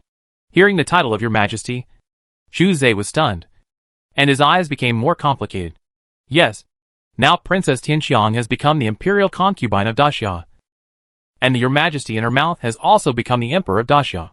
After a moment of silence, Zhu Zhe sighed and asked, Princess, why are you here? General, I have found the person who betrayed us and revealed the strategy of the counterattack to the great Jee Dynasty. Hearing this, Zhu Zhe's originally gentle face was instantly replaced by coldness, and there was a murderous intent in his eyes. Originally, that battle was a turnaround battle for the great Viet dynasty, but due to the betrayal of the traitor, they suffered an unprecedented defeat. Nearly 300,000 men died tragically. More than 100,000 men were captured, and 100,000 men were seriously injured and disabled, with a loss of more than 500,000. If the Mo army had not blocked the strategic gap of the Jin army's southward encirclement in time, I am afraid they would still be in danger of annihilation. With such a deep blood feud, how could he not be angry? Who is it? Li Hanxiang pointed to the south and said coldly, the former prince, the current ruler of Great Viet, Li Jui. Zhu Zhe was shocked, and the whole person was struck by lightning, and his face suddenly turned pale. But surprisingly, he didn't feel that it was incredible, because he had also pointed his suspicion at Li Jui. But he didn't dare to think about it further. After more than 10 breaths of silence, Zhu Zhe gritted his teeth and spoke, his voice a little hoarse. Princess, do you have any evidence? Li Hanxiang didn't answer directly, but looked back at the man behind him. Su Hua, you tell me. Su Hua took off the human skin mask on his face, and then his knees softened, and he knelt down to Zhu Zhe. General, I was the court guest of the prince's mansion at the time. The prince almost gave me everything he did that was shameful. Before the counterattack, the prince instructed me to leak part of the counterattack plan and deployment to the people of the Great Golden Pichio Guard. And I met Mingpa, the captain of the Pichio Guard. After speaking, Su Hua knocked his forehead to the ground and cried, General, I don't want to do that either. I'm from D-Viet, and I can't bear to kill hundreds of thousands of loyal and brave soldiers. But I can't help it. My family and life are all in the hands of the prince. Zhu Zhe stood still, his aura like a volcano about to erupt. making the air in the room a little sticky. At this moment, Juzé was completely confused, and he didn't know what he should do. It said that he wanted to cut the executioner who killed hundreds of thousands of loyal and brave men into pieces. But that man was the prince at the time, the current emperor of D-Viet, and the object of his loyalty. Looking at Juzé, who was struggling, Li Hanxiang pursed his lips and threw another heavy bomb. General, do you know why my father died because of Beauties? Juzé looked up at Li Hanxiang, and suddenly had a bad premonition in his heart. Facing Juzé's extremely uneasy eyes, Li Hanxiang nodded affirmatively. Yes, my father was also murdered by Li Jui. He secretly colluded with concubine Xia to poison my father in an alternative way and took his life. Not long ago, concubine Xia had been killed by him. But what he didn't know was that concubine Xia had revealed this matter to one of my trusted maids before she died. Juzé suddenly felt dizzy, and his body shook for a while. How could this happen? How could this happen? Looking at Juzé, who was in a state of despair, shaking his head and mumbling, Li Hanxiang looked reluctant, but still gritted her teeth and continued to speak. General, the death of my father and hundreds of thousands of men must be avenged.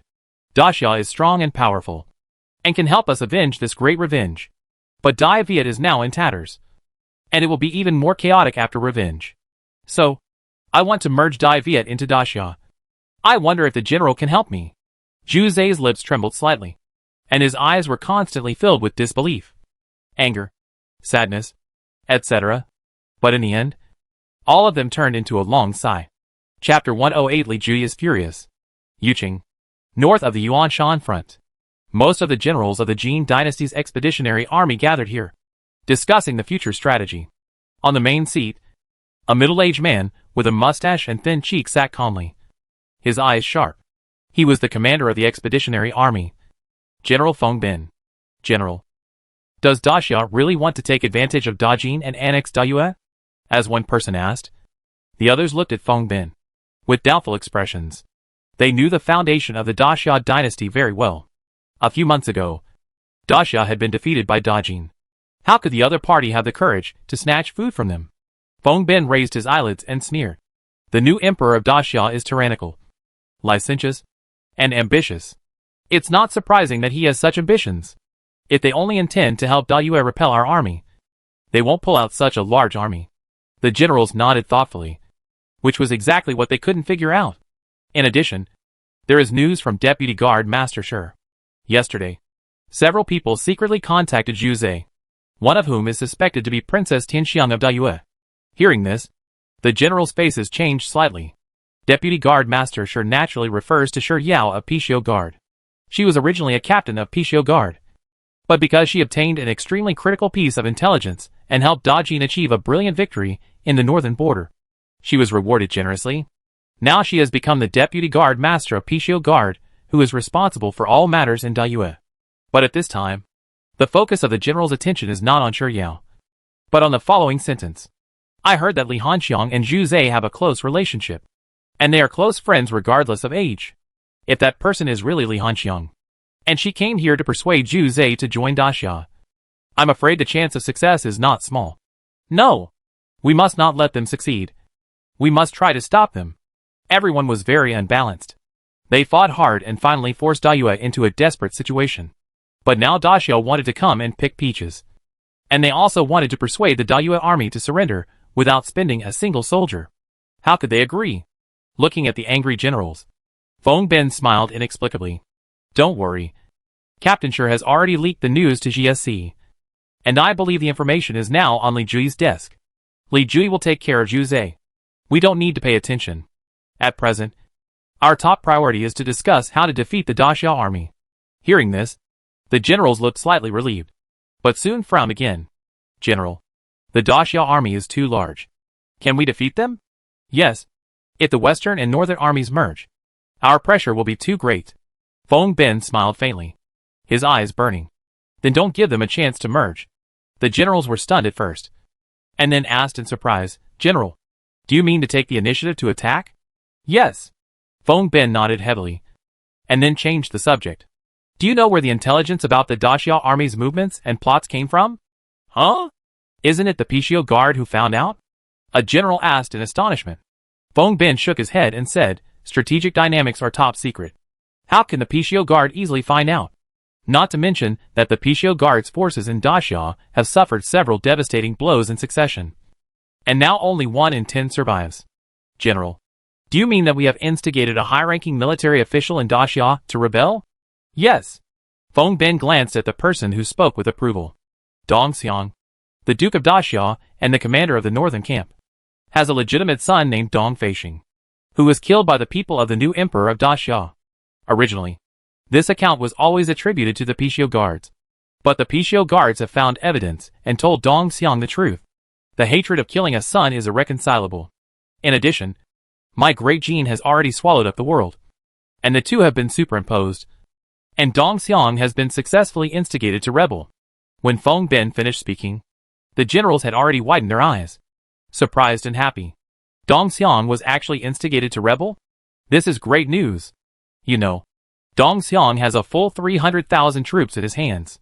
In that case, we can cooperate with Dong Xiang and defeat the northern army of Daxia in one battle? That's right. Feng Bin nodded affirmatively. At this time, an old general suddenly frowned, with a worried look in his eyes. General, is it possible that Dong Xiang was instigated to rebel? Is this a conspiracy of Daxia? After all, he is the Duke of Daxia, and his loyalty to Daxia should not be low. Will he really defect because of the death of a son? As far as I know, he has nearly 10 children and even grandchildren. In this case, the death of a son should not be a big shock to him. Right? Feng Bin glanced at the old general, who was speaking, and smiled lightly. Don't worry. It is related to the life and death of hundreds of thousands of troops. Such things naturally need a backup plan. Dong Xiang's core family members have been secretly transferred by the Pishio Guards. According to the plan, they have already entered the territory of our dynasty when the war starts. He may not care about the death of a son, but the lives of the whole family are in our hands. How dare he jump out? The generals were instantly relieved, and all showed a relaxed look. In this way, the overall situation is stable. General, how many troops do you plan to mobilize to attack? 700,000. Feng Bin stretched out 3 fingers of his right hand, put his fingertips together, and made a gesture representing 7. With the 300,000 Dong Xiang troops as an internal support, our army will have 1,000,000 troops, enough to defeat Daxia's 500,000 northern troops in one fell swoop. As for the remaining 200,000 troops, they need to stay at key nodes to prevent the Vietnamese army from taking the opportunity to counterattack. As long as everything goes well in this battle, Daxia's western army will fight the Vietnamese army again, and the final victory will belong to us. Even, we can not only directly annex D-Viet, but also take the opportunity to occupy half of Daxia. Listening to Feng Bin's description of the prospects, all the generals were excited. Feng Cheng, Your Highness, the 3-day deadline has not yet arrived. Why are you here again? Looking at Li Hanxiang in front of him, Zhu Zai's expression was indifferent. Although he did not reveal Li Hanxiang, he did not agree to persuade her to surrender, but agreed to a 3-day consideration period. Although Li Jui's actions made him disheartened and filled him with guilt for the tragic deaths of his soldiers, he still could not get over the hurdle in his heart when he was asked to betray his country and surrender to Xia. Li Hanxiang smiled and asked instead, General, have you received an imperial decree asking you to go to the Mo camp to host the reception and guard against the western route army of Daxia? Zhu Zai frowned and said in a deep voice, Her Highness Princess is well informed. Li Hanxiang shook her head and sighed. Not only do I know this, I also know something that the general can't even think of. General, do you know that this imperial edict is actually a decree to kill you? Zhu Zai's face changed slightly, and he narrowed his eyes and stared at Li Hanxiang. Princess, what do you mean? Someone told Li Jui about my secret meeting with you. Li Jui is unwilling to give you a chance to prove your innocence because he knows what he has done, and he doesn't believe you will forgive him. So, he has secretly sent a decree to Wang Ling, waiting for you to arrive at the Mo camp. And then he will directly surround and kill you to eliminate future troubles. After listening to Li Hanxiang's story, Zhu Zai's face suddenly became extremely ugly. After gritting his teeth, Zhu Zai questioned, How did the princess know such top-secret information? Li Hanxiang smiled lightly and shook her head, saying, Don't forget, I was once a figure on par with Li Jui. Although there are few people loyal to me, they are elite. In addition, the bad people of Daxia also confirmed this news. Zhu Zai could not help but remain silent. After a long while, he sighed and stood up and bowed slowly to Li Hanxiang. Zhu Zhe, I am willing to surrender. General, congratulations. You made a wise choice. Li Hanxiang smiled brightly. On the night of January 18th, the Daxia Western Army suddenly split into two routes. Xiao Hongyuan and Xiao Tianzong led the 600,000 main forces to turn southwest, aiming directly at the location of the Great Yu imperial capital. Xia Delong led the remaining 200,000 troops to continue to march towards the Mo camp in the east of the Yuanshan front. As for Zhou Ying and his Xianjin camp, they mysteriously disappeared a few days ago without a trace. On January 19th, the army of D-Viet Yuanshan front had unusual movements. There were internal conflicts in 9 strongholds and camps, ranging from private fights between generals to splitting the army and fighting with bayonets. It was a mess. After noon, Zhu Zhe mobilized 200,000 troops to attack the Mo camp, aiming directly at the more than 100,000 Mo troops in the camp. At this point, anyone can see clearly that Zhu Zhe is betrayed. Zhu Zhe is a leader in the D-Viet military and has a very high prestige in the army, except for the Mo army led by Wang Ling, a confidant of the Vietnamese emperor, and a small number of generals who are loyal to the royal family. The rest are willing to obey Zhu Zhe's orders. When the news was passed back to the D-Viet palace, Li Jui was almost angry to death. A eunuch walked into the Qingjing hall cautiously, looked at the fragments in the hall, and then looked at Li Jui, who was panting and breathing heavily with red eyes behind the imperial case, and was so scared that he couldn't say a word for a long time. Good. Good. You are really my good minister. The pillar of Dayue. Zhu Zhe. What a Zhu Zhe. Li Jui gnashed his teeth and shouted angrily. But the next moment, he couldn't help but overturn the imperial case. Damn Zhu Zhe. Come here. Here. An old eunuch hurriedly responded. Pass on my order. Confiscate the general's mansion for me. Kill everyone. Not one will be spared. At this time, the eunuch who had just walked in no longer dared to pretend to be dumb, and hurriedly spoke. Your Majesty, just now the people from Zaizi came to report that the core figures of the general's mansion have all disappeared. Asshole. Li Ji roared and roared, and his violent anger lifted up his black hair violently, like a madman. Damn you, Li Hanxiang. You slut. I'm going to kill you. Kill you.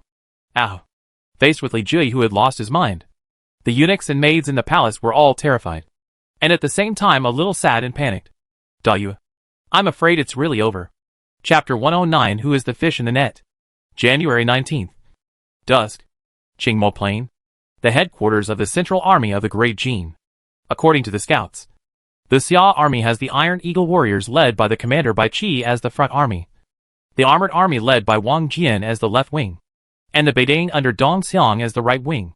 As for the 100,000 border troops, they will serve as the reserve army to protect the granaries and grain roads in the rear.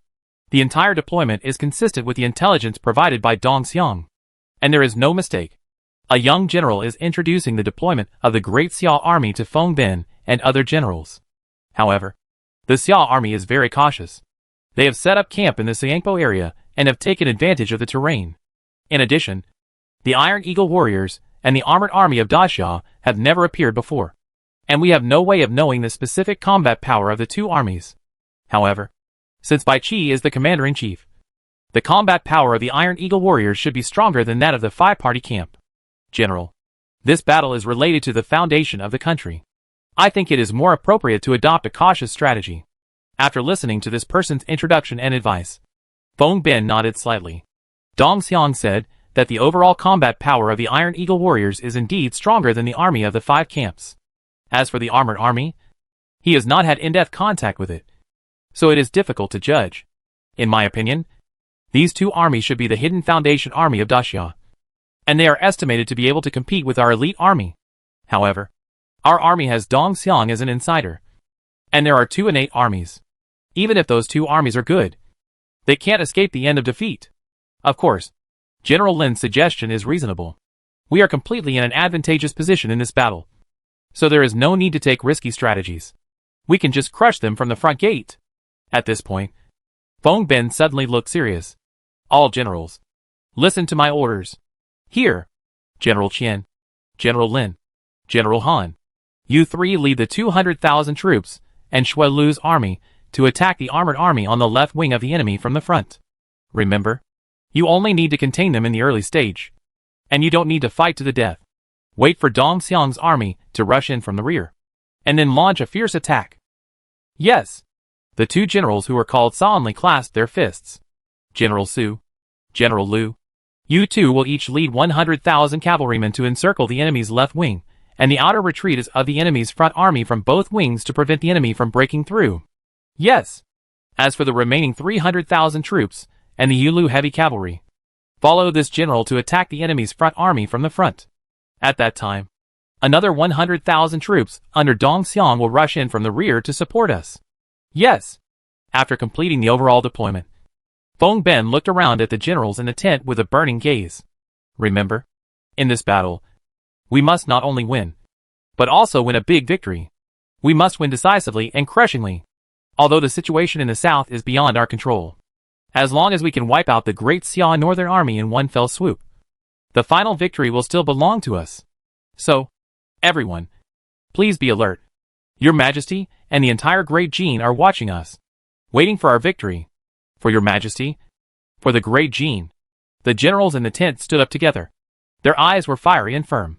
More than a month ago, due to the intrigue and power struggle within D-Viet, they won a glorious victory in the northern border of D-Viet.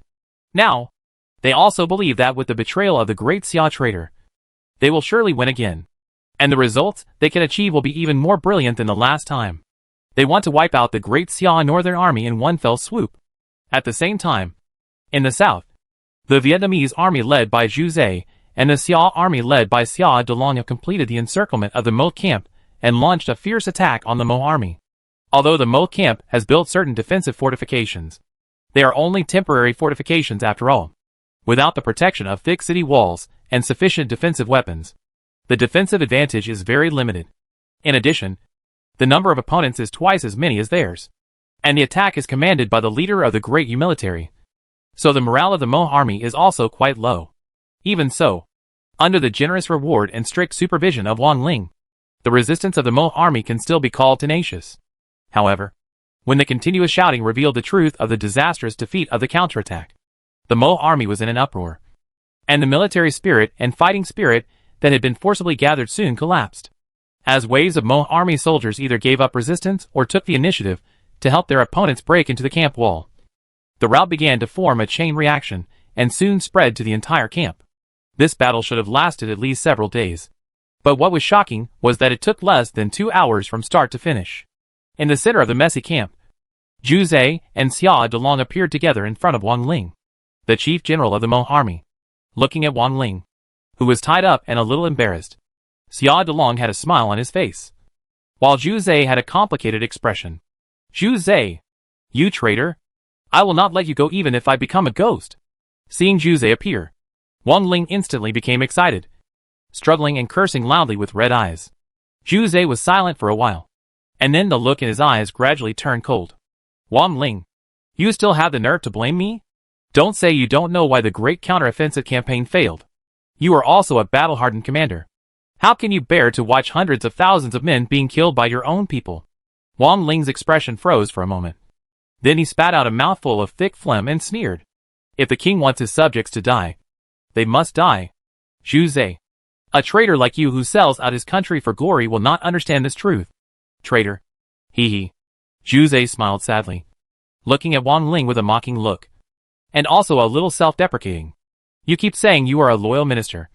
But what about what you did? You watched him betray D-Viet and sell out hundreds of thousands of loyal and brave men. Aren't you a traitor? Don't forget, he was just a prince at that time, not the emperor of D-Viet. You, Wang Ling, are at best just a dog of his. How can you have the face to call yourself a loyal minister? Wang Ling was so angry that he gritted his teeth. He wanted to refute, but didn't know how to say it. In the end, he could only glare at Zhu Zhe. I hate that I didn't succeed in tricking you here. Otherwise, it's hard to say what the situation would be like now. Zhu Zhe was silent, and sighed after a long while. It seems that what Her Royal Highness said is true. The late emperor was killed by him, and he ordered me to come to the Mo camp to kill me. Hee hee. Xia Dalong shook his head and said calmly, General Zhu, why waste so much time talking to a dying man? Come on. Drag him away and chop him off. Yes. Seeing Wang Ling being dragged away, Zhu Zai did not plead for mercy. Since this step has been taken, some positions must be corrected. Otherwise, it will only be disliked for nothing. General Xia, what should we do next? Do you want me to mobilize the army and go north to support the battle against the Jin army? Xia Delong shook his head and smiled confidently.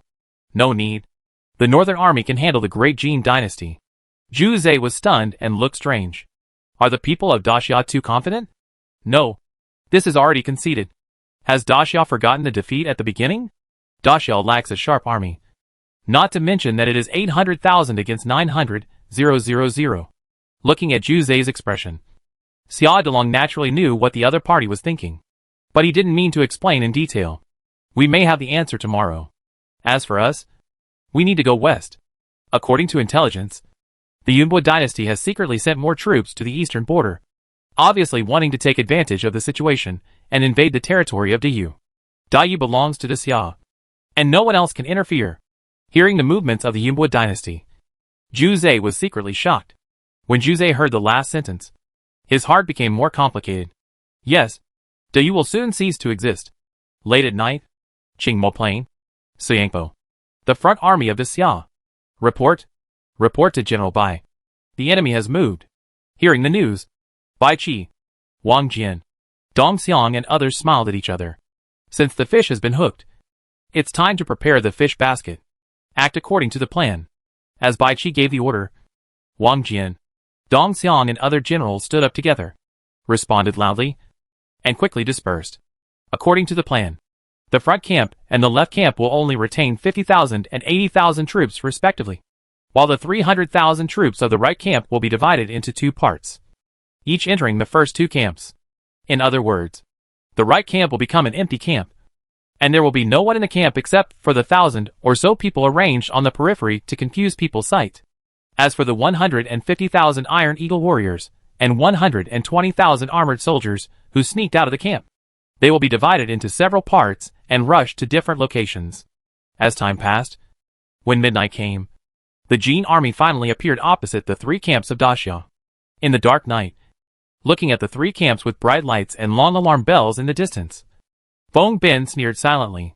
He never expected to launch a sneak attack without anyone noticing, because he knew very well that the movements of a full 700,000 troops could not be concealed at all.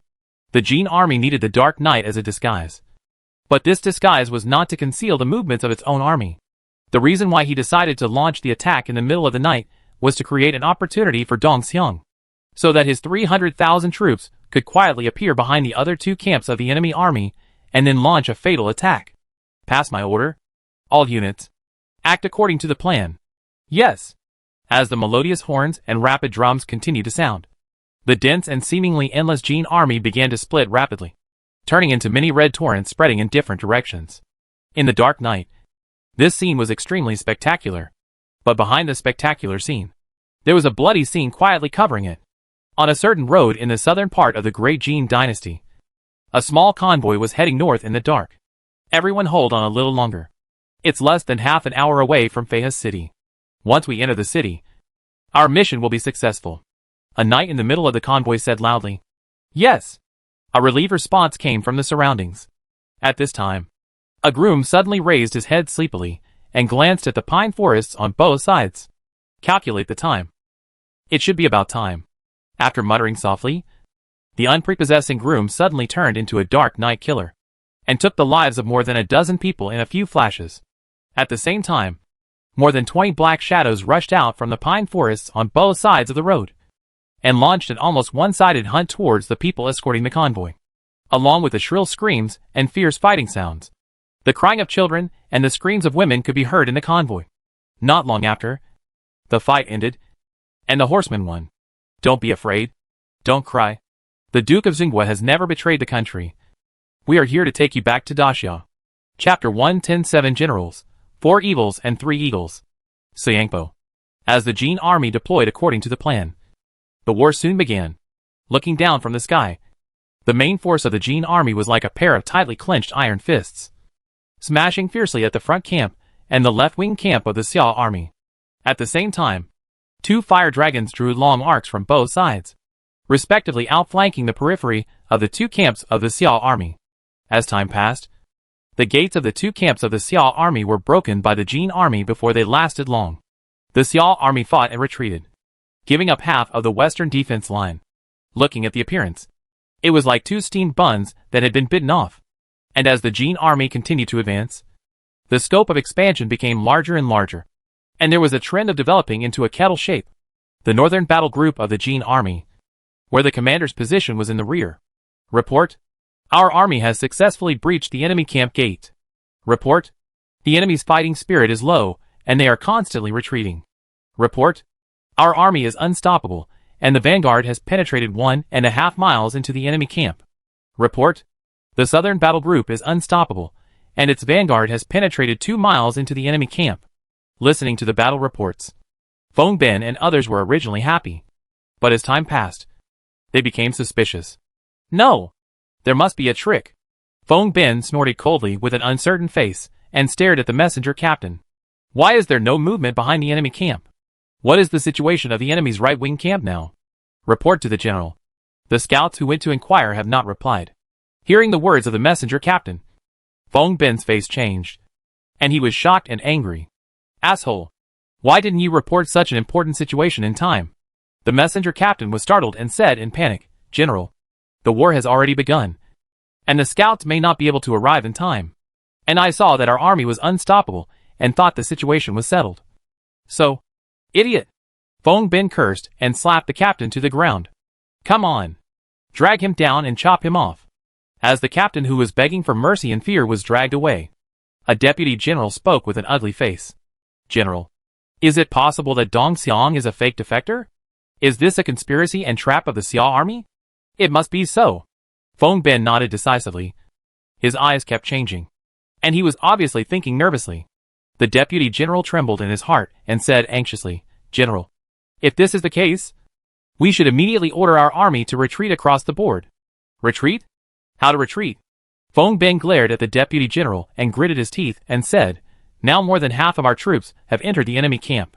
If we order a retreat at this time, not only will we not be able to retreat, but it may also turn into a rout. But if we don't retreat, what can we do? We can't just bite the bullet and continue to drill into the trap.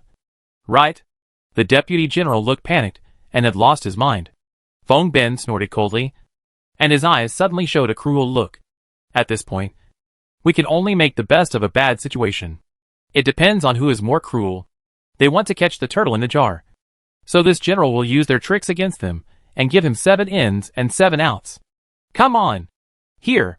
Pass my military order and order the rest of the troops to press forward. Then order the Yunlu heavy cavalry and Xuelu's army to attack immediately. Go straight to Huanglong and take down the enemy's general flag. Dare to plot against this general? Well, let's see if you have a mouthful of steel teeth. Feng Ben shouted loudly, his eyes determined. Yes! On the north side of the front camp of the Xiao army, a heavy cavalry of 30,000 people appeared silently from the darkness. This cavalry is very different from ordinary cavalry, because the mounts under their crotches are tigers wearing heavy armor. At the front of the cavalry array, a sturdy and imposing general sat on the back of the Tiger King, with a bloody tiger painted on the chest of his heavy armor. The Iron Eagle Sharp Warriors and the Armored Army are nominally infantry armies, but in fact they are not without cavalry. It's just that the troops led by the main generals Bai Qi and Wang Jian are infantry, so they are called infantry. Among them, Wang Jian has 4 great generals under his command, known as the 4 Evils, and the 30,000 armored troops led by each of them are all cavalry. This person is one of them, called the Blood Tiger General, and his 30,000 tiger cavalry are extremely fierce. As for the other 3 Evils, they are called Angry Leopard, Dark Jackal, and Wild Wolf.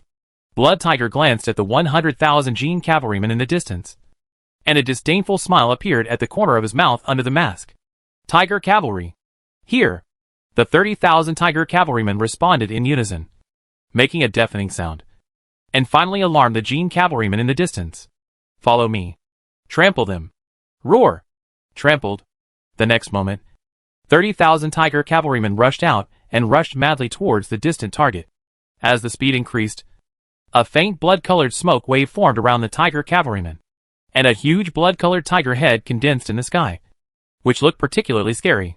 In the distance, The Jin cavalrymen also speeded up without hesitation to meet them. However, when the distance between the two sides was shortened to 100 feet, the excellent war horses under their crotches began to become anxious. When the two armies were about to come into contact, some of the war horses in the front began to run around uncontrollably, disrupting the formation of the Jin cavalrymen. From the sky, the tiger cavalry was like a blood-red blade. Once it penetrated the cone formation of the great Jin cavalry, it was as easy to penetrate as cutting tofu. During the process, the great Jin soldiers were constantly picked up by the heavy and thick horse spears and flew into the air, like an iron plow plowing the field, stirring up a continuous stream of soil.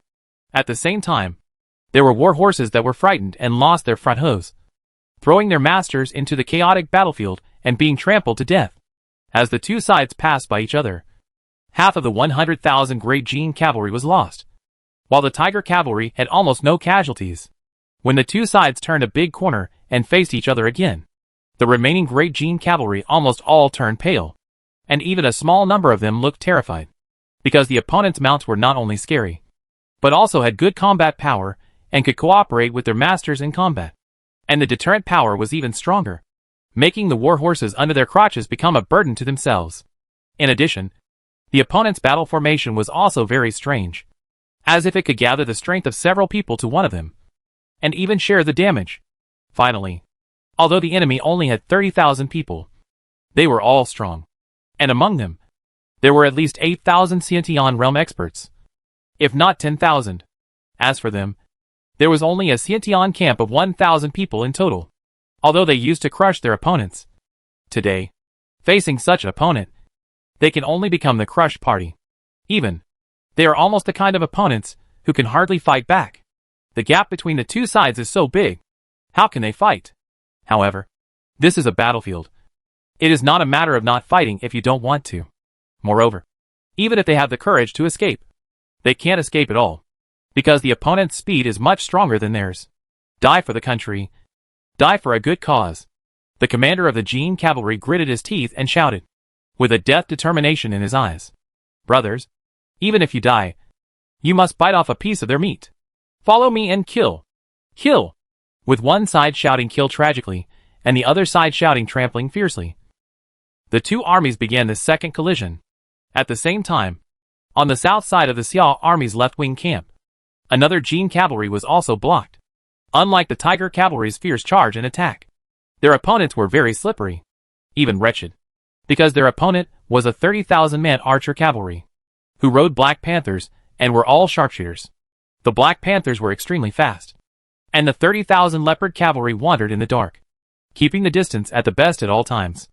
At this distance, the leopard cavalry could hunt the Jin cavalry unscrupulously, but the Jin cavalry could not even touch the opponent's heels, which was extremely aggrieved. After more than 30,000 people were hunted, the commander of the Jin cavalry finally thought of a countermeasure of breaking up the whole into pieces, and divided the remaining cavalry into teams of 100 people, and spread them out like a big net. However, the leopard cavalry made the same decision, but each team was 50 people. In the chaotic battlefield, although the Jin cavalry kept approaching the leopard cavalry, what greeted them was not the pleasure of revenge, but even more deadly despair.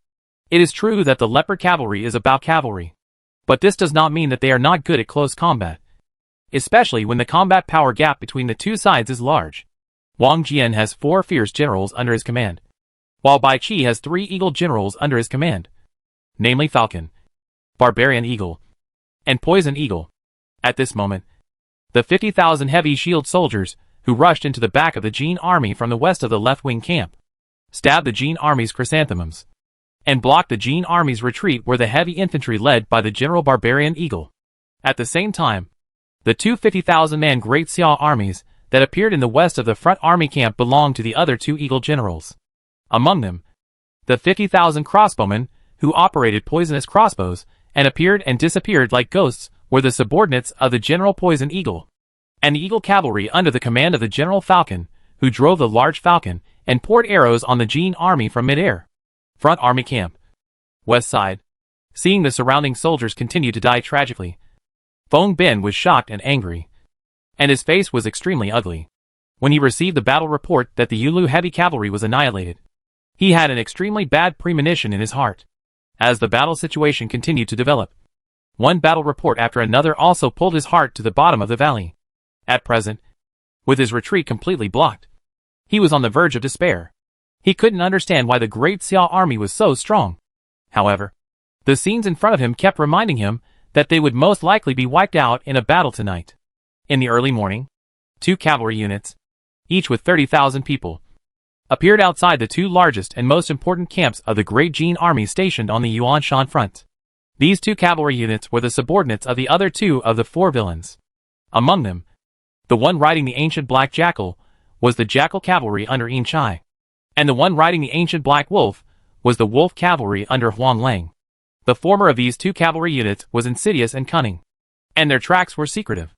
They were not discovered until they quietly sneaked into the enemy camp to hunt. The latter was vicious and ruthless, and cooperated tacitly. Although they forced their way in, the resistance was ineffective, and they were still crushed. Chapter 111 Tao Yushu's Sai.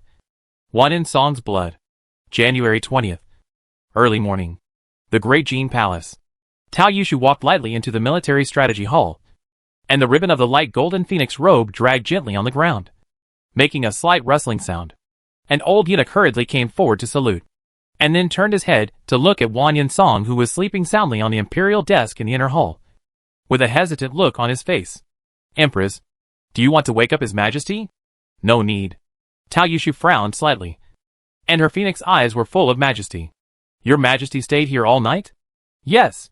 The old eunuch nodded, and then lowered his voice and sighed softly. Your Majesty has been waiting for the victory news from the front line. But he still didn't wait for it after waiting all night. In the second half of the night, His Majesty said that he was a little tired and wanted to take a nap. And then it has been until now. As he said this, the old eunuch's eyes flashed with admiration. Your Majesty was able to become the leader of the Great Jin Dynasty's rejuvenation not only because of his extraordinary mind and skills, but also because of his excellent qualities such as diligence, self-discipline, and personal involvement. Of course, Your Majesty does not often stay up late like this, but this war with the Great Xia Dynasty is of great importance. So he wants to wait until the victory news arrives before resting in peace. After listening to the old eunuch's explanation, Tao Yushu's eyes flashed with a complex color. Your Majesty is indeed a wise and holy ruler of the generation, which is the blessing of the Great Jin Dynasty. It's a pity that, because of this, Your Majesty regards state affairs more than anything else. And at the same time, he has devoted almost all his energy to state affairs. From this point of view, it is the misfortune of all the concubines. If it weren't for the need to pass on the family line, if it weren't for the inheritance of the Great Jin royal family, I'm afraid Your Majesty would be too lazy to step into the harem. The world only knows that the Great Jin harem is full of beauties. But how can we know that these beautiful flowers are almost all withered and can only pity themselves in the mirror? Just as Tao Yushu was sighing secretly, Wan In Song in the inner hall suddenly made a move. Good news. Yes. Su Davin. Where is the good news?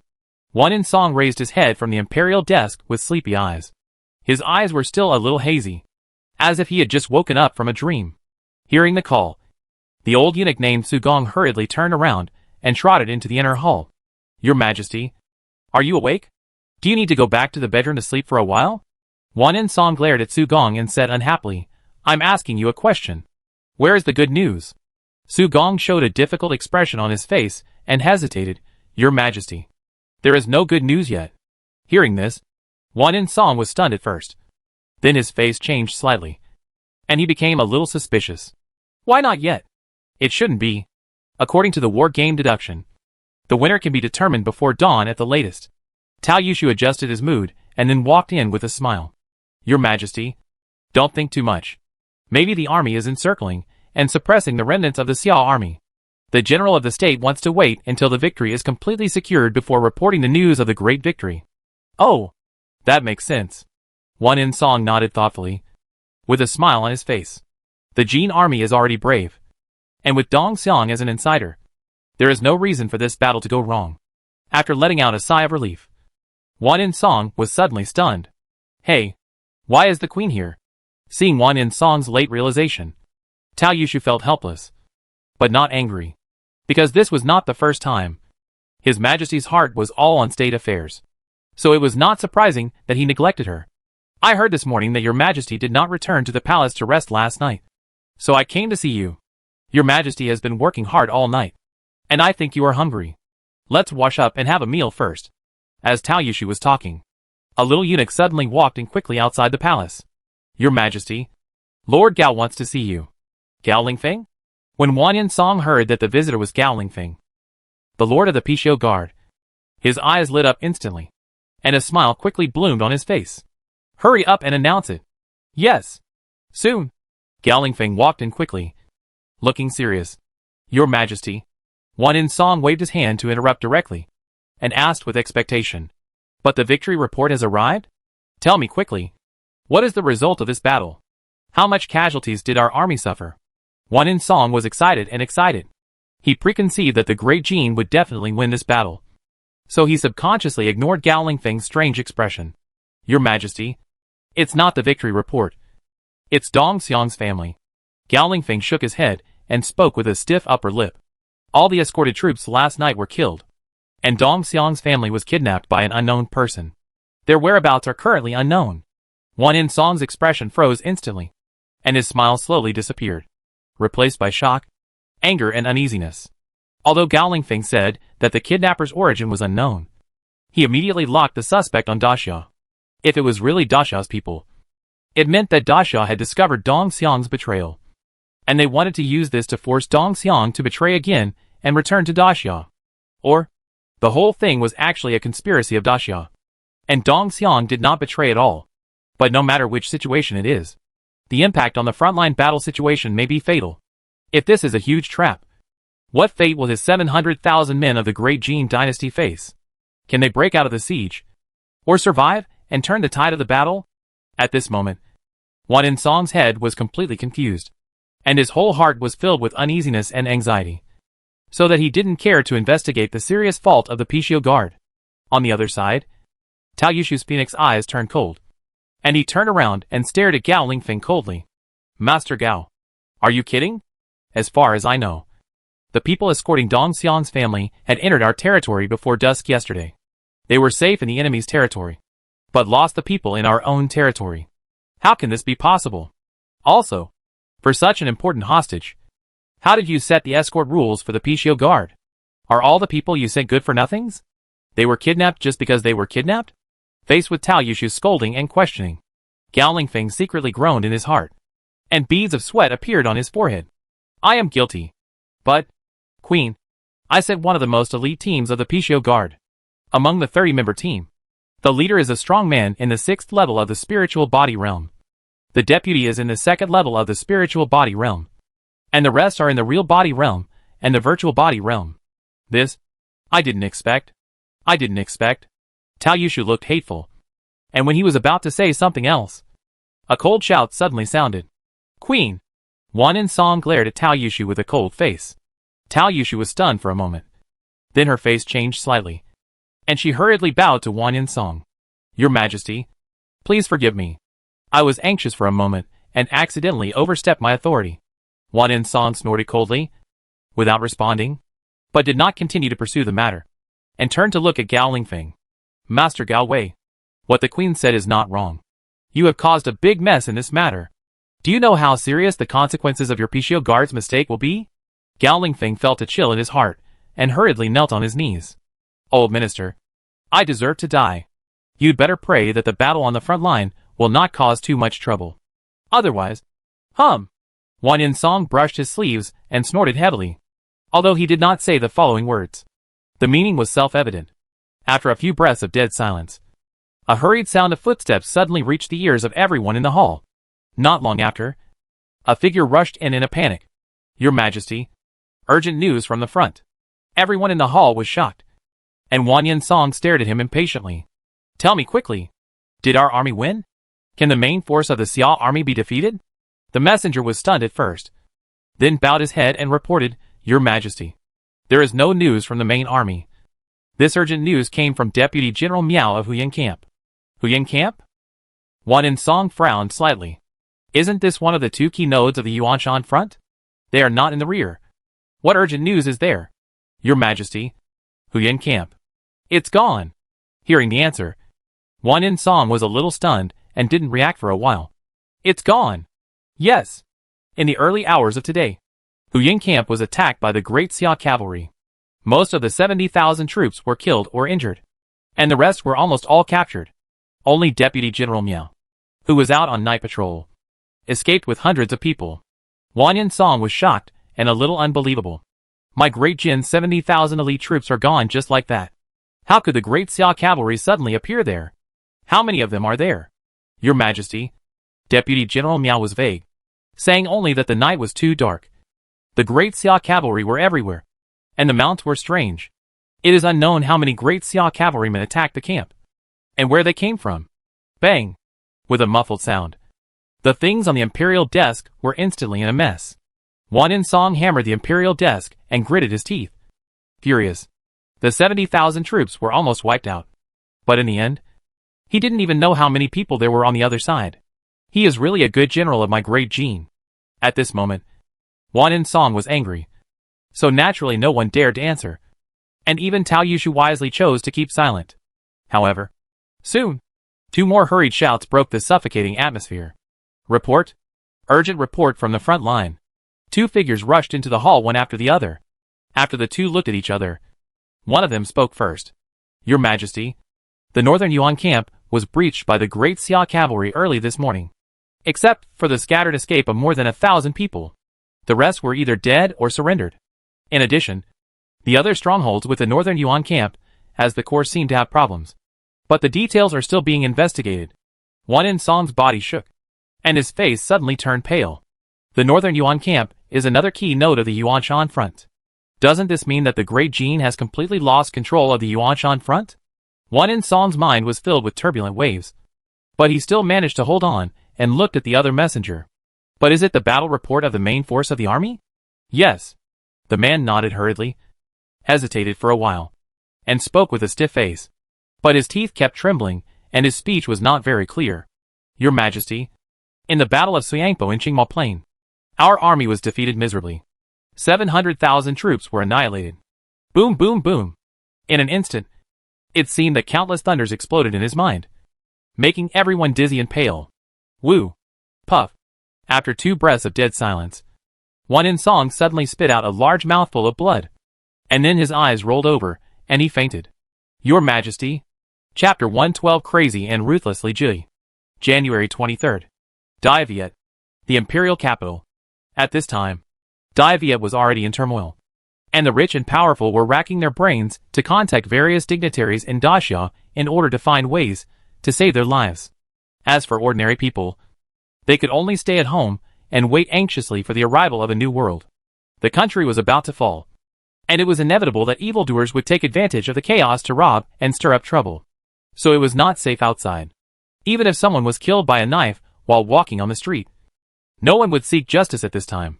But in the palace, it was another scene. In Chunhua Palace, there was music, dancing, and laughter. Li Jui was half lying on the soft couch with his upper body naked, watching more than a dozen concubines dancing with forced smiles with his drunken eyes, and laughing happily from time to time. Everyone understood that Li Jui was enjoying his last indulgence. If the 700,000 troops on the Yuanshan front were still in hand, D-Viet would still have room to struggle.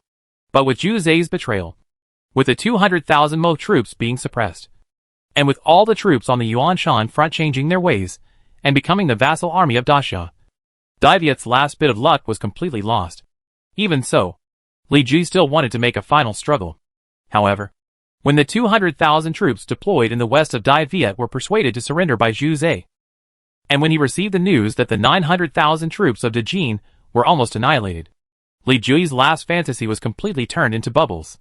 Although the capital of D-Viet still had 200,000 garrisons and 100,000 imperial guards, what could a mere 300,000 troops do? How powerful was the army of Dejin? What was the result?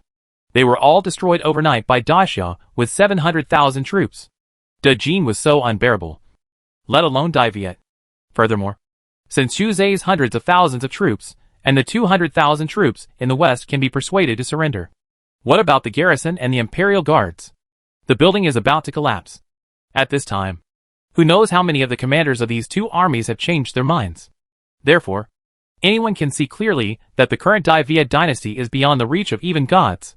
In this case, what can Li Jui who has only been the emperor for more than a month, do? Even if he is willing to surrender, given what he has done. Li Hanxiang, who has become the imperial concubine of Daxia, will not let him live, since he knows that he will die. It is reasonable to indulge himself and enjoy the wonderful life as an emperor before he dies. However, this is ultimately just the thoughts of outsiders. Who knows what Li Jie himself is thinking? Your Majesty, you have been drinking for 2 days in a row, and you haven't closed your eyes for 2 days and nights. You should take a rest. A woman came up to Li Jie and advised with a worried look.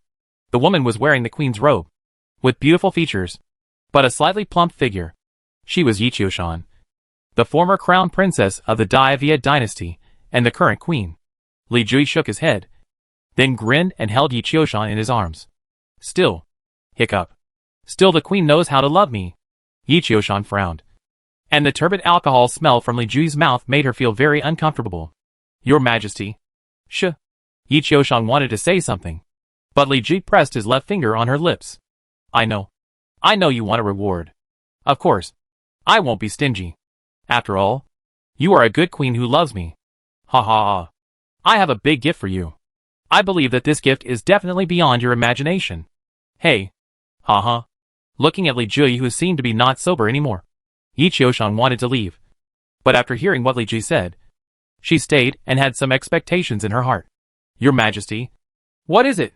Yi Qiushan hadn't finished asking a question when she suddenly trembled all over and her expression became extremely painful. Looking down at the dagger that was deeply pierced into her lower abdomen, and then slowly looking up at Li Jie, who was close at hand, Yi Qiushan's eyes were full of disbelief. Why? Why? Li Jie's right hand holding the dagger did not move, and his left hand slowly stroked Yi Qiushan's pale cheek. His movements were extremely gentle, but his expression was full of madness. Why? Hee. You are my queen, the mother of the world in my great Jee Dynasty. That damn Xiao is so licentious. How could he let you go? Let go of the opportunity to ravage my great Jee queen. Let go of the opportunity to humiliate me even if I die. I will never allow it. Never. After shouting the last sentence, Li Jie suddenly pulled out the dagger and let the bright red blood splash all over his cheeks and chest. The music in the hall stopped abruptly, and the concubines who were dancing also stopped one after another. Everyone stared at Li Jie with red eyes and blood on his body, and the queen Yi Qiushan, who fell to the ground powerlessly and twitched slightly. This scene came without any signs, and it was too scary and too incredible, so that the concubines and palace maids in the hall couldn't recover for a long time. Hee. My most beloved concubines. Let's play a game next. Seeing Li Jie laughing crazily, throwing away the bloody dagger, pulling out the cold sword and staggering over, everyone was terrified. Your Majesty. Your Majesty. I am Rongfei. Your most beloved Rongfei. Please take a good look. The nearest concubine knelt down and begged and shouted at Li Jie, who was approaching. However, what responded to her was a ruthless and ruthless chop. Yes, of course I know. So you have to accompany me. Otherwise, how lonely I will be when I go down. Seeing Rongfei's head rolling to the ground, and listening to Li Jie's devilish muttering, the other concubines and palace maids completely collapsed. For a while, there were screams and cries. Some people turned around and wanted to escape. Some hid in the corner hoping to escape, and some begged and called out, hoping to arouse Li Jie's compassion. However, no matter which choice they made, they could not escape the same fate. When the shrill screams finally stopped, when Li Jie walked out of Chunhua Palace with blood all over his body, the palace was already filled with blood and corpses were everywhere, and there was no living person, as the palace door was closed from the outside by several pale-faced eunuchs with trembling hands. The blood and brutality inside were also locked inside. Well, the touch of the sun and the smell of the breeze are really nourishing. Li Jie spread his arms and took a deep breath in the sun with a look of enjoyment, although the strong smell of blood rushed into his nose. He seemed to smell the most wonderful flower fragrance, which made him linger and savor it endlessly. Xiao Shuzi. Hearing Li Jie's call, a eunuch had to bite the bullet and step forward despite fear. I'm here. I'll give you an errand. Xiao Shuzi was stunned at first, and then he felt relieved. Yes, Your Majesty. Please give your orders. Go and send the little princesses off. My concubines and my daughters, even if they die, must not enjoy the pleasure under the crotch of that Xiao kid. Hearing Li Jie's order, A chill rushed directly from Xiao Zhuzi's coccyx to his brain, and he shivered all over. Your Majesty. You? Xiao Zhuzi wanted to confirm it again, but before he could say it, the cold sword cut his throat. Xiao Detzi. You go. Seeing Xiao Zhuzi falling to the ground with his hands on his neck, how could Xiao Detzi dare to hesitate? Yes. Yes. I obey your order. Li Jui was satisfied. After throwing down the bloody sword, he turned and walked towards the Wenjing Hall in front of him, without any intention of changing clothes. Wenjing Hall. At this time, an old man and a middle-aged general were waiting here. The former was Mao Qiong, the new chief of the Dayue division, and the latter was Sun Zilin, the new commander of the Imperial Guards. When they saw Li Jui appearing covered in blood, they could not help but remain silent. Your Majesty. Well, you two are old ministers who have followed me for a long time. And you are also the people I trust the most. Li Jui sighed softly, but after speaking, he narrowed his eyes and stared at the two of them with scrutiny. You can let me trust you, right? Mao Qiong and Sun Jilin were startled, and hurriedly clasped their fists and bowed their heads. Swear to be loyal to your Majesty until death. Very good. Li Jui smiled with satisfaction. I have 2 tasks for you. You must complete them for me. Mao Qiong. I am here. You arrange for the loyal and trustworthy Zhi Yelong to destroy the Maotu Mountain Yuanshi mine for me. Li Jui said coldly, his eyes fierce. The disaster of my great you is all caused by this ghost thing. Now that my great you is about to perish, it, the culprit, must be buried with me. At this point, Li Jui suddenly laughed. Daxia. Xiao. Hey, the more you want something, the less I will let you get it. Mao Qiong's face changed slightly. After a moment of silence, he gritted his teeth and said, Your Majesty, you are right. The Yuanshi mine must not be allowed to Daxia. It's just that. Your Majesty, if you want to completely destroy the Yuanshi mine in Maotu Mountain, the amount of work is not small. And once it is detonated, with the huge energy of the Yuanshi mine, the area of Maotu Mountain within a radius of several miles, or even dozens of miles will probably be razed to the ground. But there are dozens of villages and towns around Maotu Mountain, and even 2 county towns. This, Li Jui glared angrily, with a bad look. They will soon become the people of Daxia, become traitors who work for Daxia. What? Are you thinking about the enemy? Mao Qiong's heart was cold, and he dared not say anything more. Yes, I understand. I will obey the order. Li Jui snorted coldly, and then looked at Sun Jilin. Commander Sun, the task I give you is actually very simple. You only need to burn down the treasury, armory, granary, salt warehouse, and other important places storing strategic resources when the Great Xia army is at the gates of the city. I want to make them happy for nothing. I want them to get nothing valuable. I would rather take everything to the underworld than leave it to Great Xia. Sun Jilin was shocked, and he felt extremely unfamiliar when he looked at Li Jui in front of him. Once this fire started, I'm afraid that most of the imperial capital would be reduced to rubble. Your Majesty, how can you be so crazy? Chapter 113, There is no more to you in the world. At this moment, a light but cold voice suddenly sounded from outside the palace. You don't have that chance. Hearing this very familiar voice, the 3 people in the palace were shocked and looked at the palace door in disbelief. Soon, Li Hanqiang, wearing a light gauze hat, walked in with a sword. On her left was Tian Yan, who was smiling, and on her right was Zhou Ying, the commander of the Xianjing camp. Behind him, there was a middle-aged man in armor with a dull face. This person was the deputy commander of the imperial army, Lu Dang. After Li Jui ascended the throne, he purged officials in key positions in the court. For example, the imperial army only retained 1 deputy commander, and the commander and the other 2 deputy commanders were all replaced by his own people. And this Lu Dang was one of the new deputy commanders. Lu Dang, how dare you betray His Majesty? Sun Jilin glared at Lu Dang with murderous intent in his eyes. Although he was a little disappointed with Li Jui's madness, it did not mean that he would betray. Lu Dang raised his eyelids, and then clasped his fists expressionlessly. Formally introduce myself. I am Lu Dang, the captain of Tianwei, the bad people of the Great Xia Dynasty. Bad people captain? Li Jui. Sun Jilin and others were shocked, and their eyes were full of absurdity. They thought they were honest and loyal confidants. But in the end, they were the captain of the bad people of the Great Xia Dynasty? After a few breaths of dead silence, Li Jui laughed in anger. Good. Good. Great Xia is really capable. However, since you dare to jump out today, you don't have to leave. Also, I have to thank you for sending this bitch here. Otherwise, I really wouldn't have the chance to kill her. While saying this, Li Jui glared at Li Hanxiang with hatred, his eyes full of anger.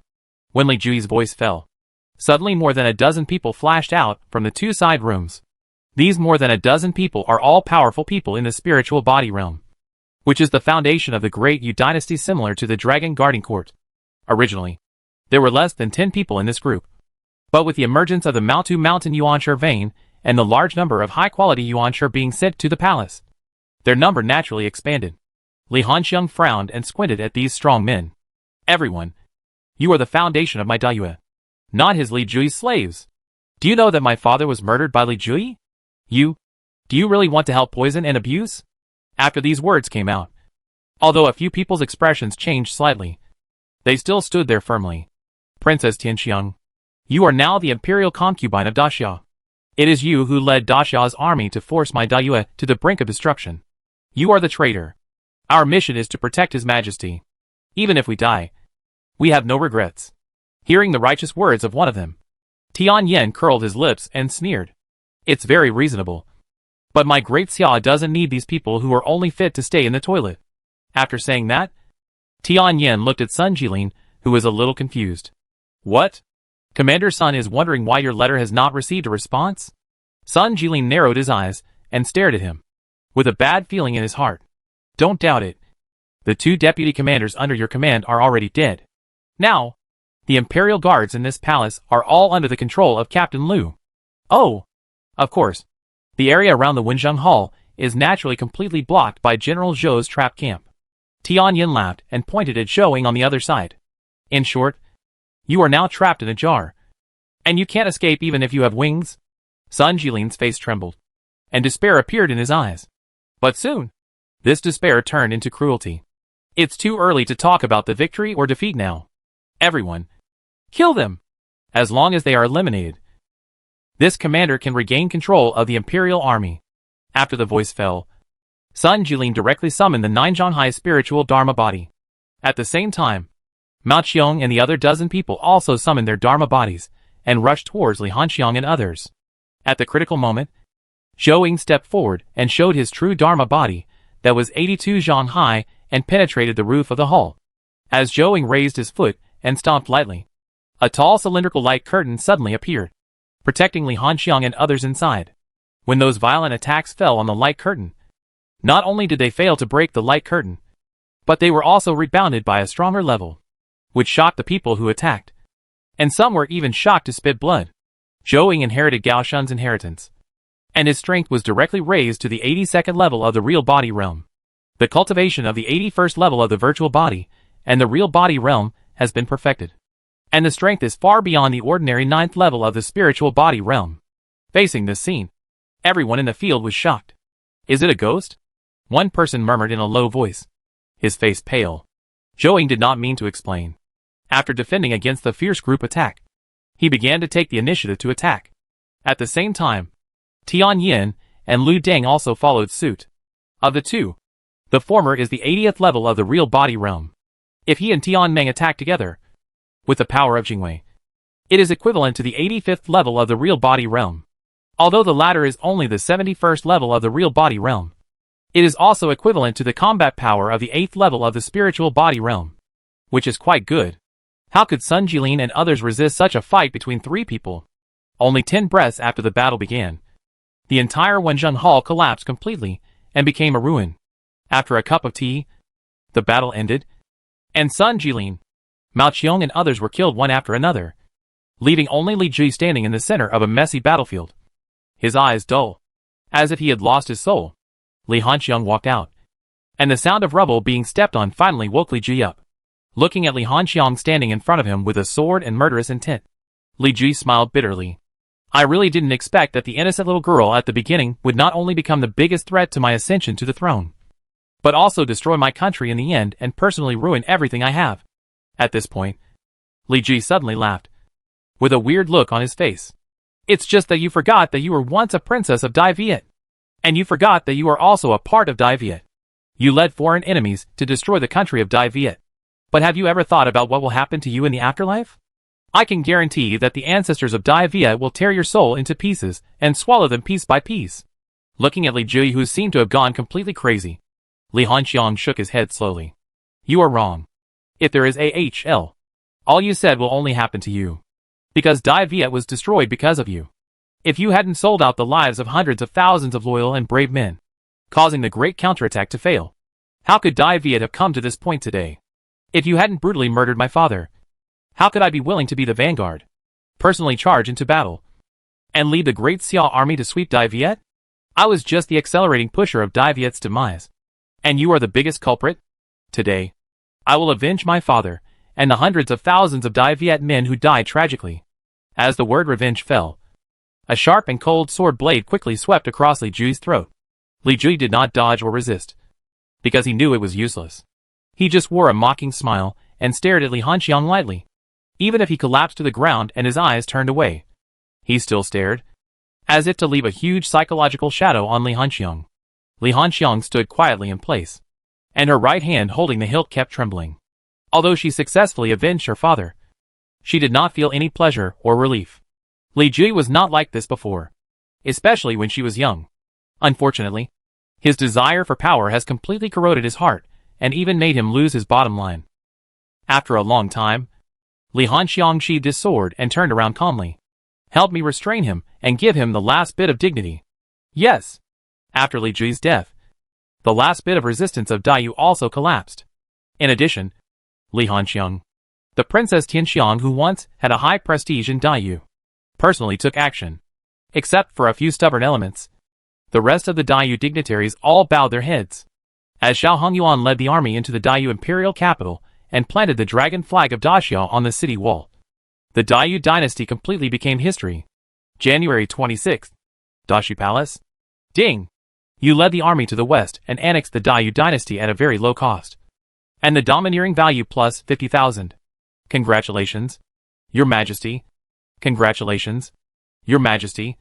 You took Daiyu without any effort, which expanded the territory of Daxia by nearly 70%. Li Si shouted in joy, unable to help himself. Ha ha ha. It's a great joy. But it's not just my joy, but the joy of all the ministers and the people. It's a great joy for my entire Daxia. Xiao laughed, his eyes sparkling, and he was in high spirits. Speaking of which, the reason why Daxia was able to annex Daiyu so easily was that Xiang Fei made great efforts.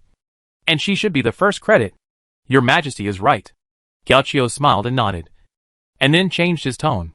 But in the final analysis, it is still Your Majesty who has a keen eye for talent and knows how to use people. If Your Majesty had not forced Daiyu to send Xiang Fei here, if Your Majesty had not trusted Xiang Fei and entrusted her with important tasks, Xiang Fei would not have had this brilliant achievement. Prime Minister Gao is right. Daxia is lucky to have Xiang Fei. It is Xiang Fei's luck to serve Your Majesty.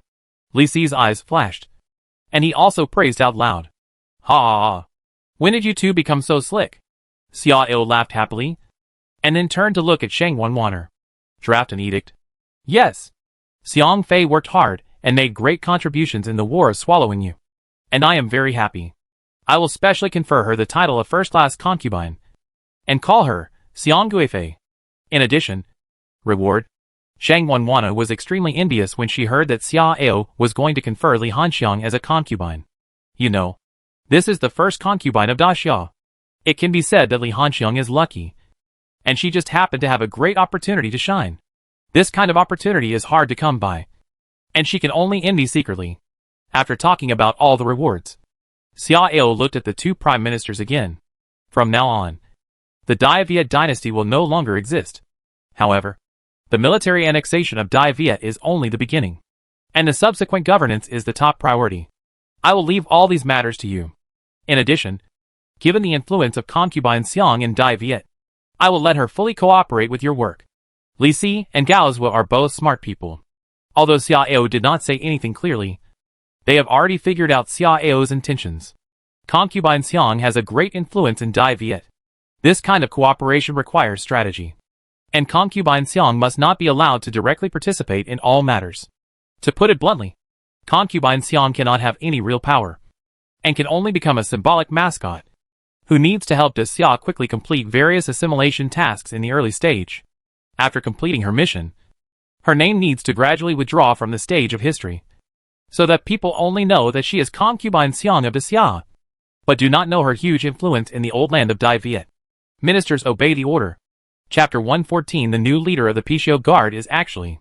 It is said that the new year brings a new atmosphere. But the 2 heavy bombs thrown by the great Jee Dynasty at the beginning of the new year have frightened the other 5 dynasties. And it can even be said that talking about Jee has changed color. In one night, the 900,000 troops of the great Jee Dynasty were destroyed. How terrifying is this? In more than 10 days, it was easy to annex D-Viet, one of the 8 countries in Tian'an, without any effort. How powerful is this? As time passed, when these 2 pieces of news spread throughout Tian'an, everyone in the world was horrified. There are even rumors that the little emperor of the great Chu dynasty was directly frightened and cried loudly in the council hall, thinking that the great Xia army had already entered the Chu and was going to take his life. The former western border of the great Viet dynasty. Jinsui Pass. Outside Jinsui Pass, densely packed troops spread out on a large area of the vast grassland. Like an inky ocean, the Yunhua flag can be seen everywhere in the army formation, which is obviously the army of the Yunhua dynasty. The Yunhua dynasty has been paying attention to the war between Dajin and Dayue, trying to attack at the most appropriate time to get a share of the pie and make a lot of money. This timing is very important and requires a lot, because the eastern part of the Yunhua dynasty is adjacent to the Dajin dynasty and Dayue dynasty at the same time. And Dajin has a 500,000-man army stationed on the border between the 2 dynasties. If the Dajin dynasty suffered little damage in the war, they would not dare to rush into Dayue rashly, because if they did so, they would most likely be dug out by Dajin. It was not until the Daxia dynasty got involved that the Yunhua dynasty made up its mind to send troops. Unfortunately, the situation changed so quickly that it was beyond their imagination. Just like now, in front of the army formation, 6 or 7 generals of the Yunhua dynasty looked at the Daxia dragon flag flying on the gate tower and the gate wall with extremely complicated eyes. The speed of the great Xia dynasty is incredible. They even took over Jinsui Pass. Humph! Rather than saying that the great Xia dynasty is fast, it is better to say that the people of the great Viet dynasty are all a bunch of spineless people. Looking at the entire great Viet, except for the Mo army, there is almost no organized army that chooses to fight to the death. Well said. According to the feedback from the secret spy, Xia Delong and Zhu Zai's main force is still more than a day away from Jinsui Pass. The reason why the defenders of Jinsui Pass surrendered without a fight is entirely the result of Zhu Zai bringing thousands of cavalry to persuade them to surrender. What should we do now? Should we attack? If we attack at this time, it means that we have to officially go to war with the great Xia dynasty. Not to mention that the great Xia dynasty is now powerful and weird. We are not sure to defeat the 600,000 strong army that is about to arrive. Jinsui Pass has only 30,000 defenders. If we attack at all costs, we will definitely take it before the main force of Daxia arrives. But what can we do if we take Jinsui Pass? The main force of the enemy is about to arrive, and we won't get any advantage. What are you afraid of? At most, we can fight them to the death. I don't believe that they are really capable of fighting on 2 fronts. You know, Daxia has just taken D-Viet, and there will inevitably be a lot of chaos. That makes sense. If we can defeat the 600,000 strong army of Daxia, maybe we can take advantage of the chaos to split nearly half of D-Viet's territory? The generals talked a lot and had already split into 2 factions, each holding their own opinions, arguing fiercely. Okay. As the old general in golden armor standing in the middle spoke, everyone stopped arguing and looked over. This man was named Yang Jun, the supreme state of the Yunhua dynasty, the most important figure in the military of the Yunhua dynasty, and the commander-in-chief of the 700,000 Yunhua army. The great Xia dynasty has taken the lead. And the weather, terrain, and people are not in our favor. In this battle, if we force it, the disadvantages will outweigh the advantages. Hearing Yang Jun's words, the generals who opposed the attack nodded in agreement, while those who advocated the attack looked anxious. But the supreme state, His Majesty's order is for us to attack. As these words rang out, everyone stared at the person who spoke with strange eyes. The man also realized what he had said, and hurriedly lowered his head. A little uneasy, Yang Jun glanced at the man and said expressionlessly, The situation has changed so quickly that the order of His Majesty is no longer applicable to the current situation. Remember, it is not difficult to be a general, but it is difficult to be a brave and wise general. The difference between the two lies in the ability to respond to emergencies. Yes, the Lord of the State taught me. The man hurriedly clasped his fists in response. Thank you, Lord of the State, for your teachings. The other generals also clasped their fists in thanks. After the voice fell, another person asked carefully. Then, according to the general's meaning, can we return to the court now? No. The time is not right now. But time will change. Yang Jun shook his head, then turned around and mounted his horse, leaving only one order. Pass the order down. The army retreats and sets up camp in the shallow valley of the setting sun. Looking at Yang Jun riding away, the generals looked at each other in surprise. Shang Hugwo. What does this mean? Yes, since you have decided to give up the attack, why do you still have to set up camp 20 miles away? Times will change. Could it be that Shang Hugwo means that the situation in the world may change drastically? And when that happens, the opportunity will be in our hands? Will we have a chance to fight? Hey, after hearing what you said, I seem to understand. The great Jee Dynasty will be silent, but it will be amazing if it makes a splash. But at the same time, they can easily arouse full hostility and vigilance. I also understand that Shang Hugwo means that perhaps we can try to get all countries to form an alliance and jointly besiege Great Jie. If so, great. The generals were discussing Yang Jun's intentions, but they all tacitly avoided another topic involving Xiyang Valley. A few years ago, the Yunwu dynasty suffered a rare defeat at the hands of the Great Yu dynasty, and the place where the defeat occurred was in Xiyang Shallow Valley. It was also in that battle that the name of Princess Tianxiang of Great Yu was completely established. That was the glory of D-Viet and Princess Tianxiang. But it was the shame of the Yunwu dynasty. An army of 300,000 was almost wiped out by an army of 80,000. How shameful! Shinsui Pass. On the top of the pass, seeing the Yunwu dynasty begin to withdraw, all the defenders breathed a sigh of relief.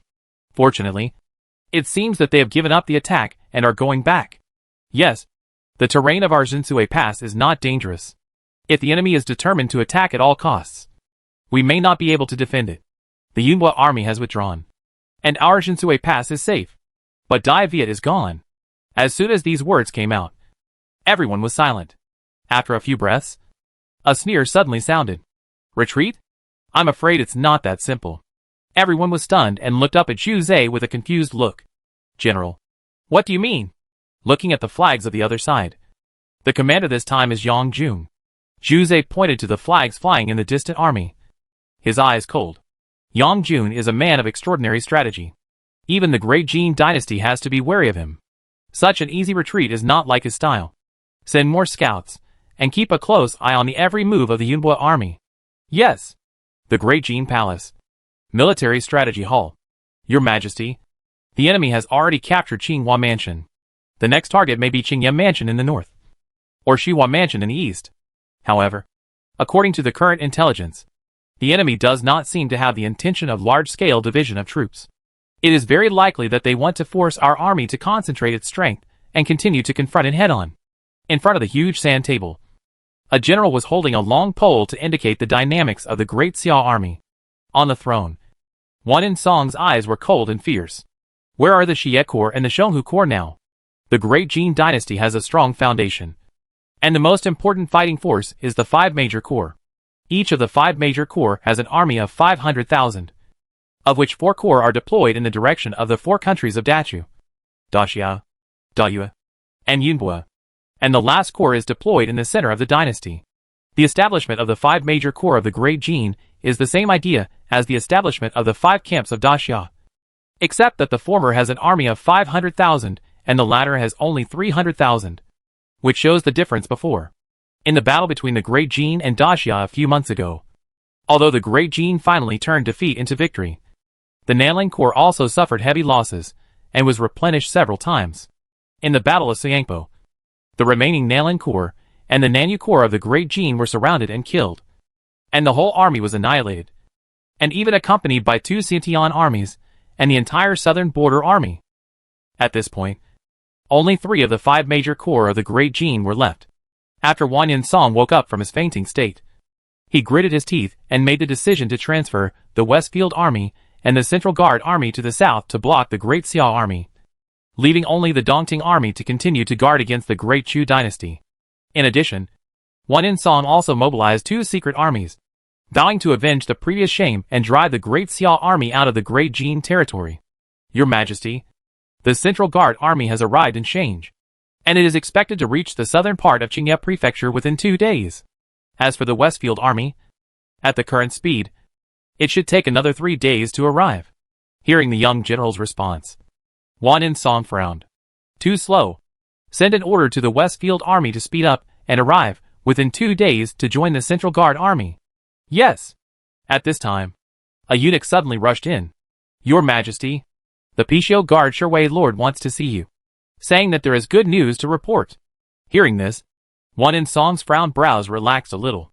At this time, what the Great Jin Dynasty needs most is good news, because good news can boost people's morale and strengthen their fighting spirit.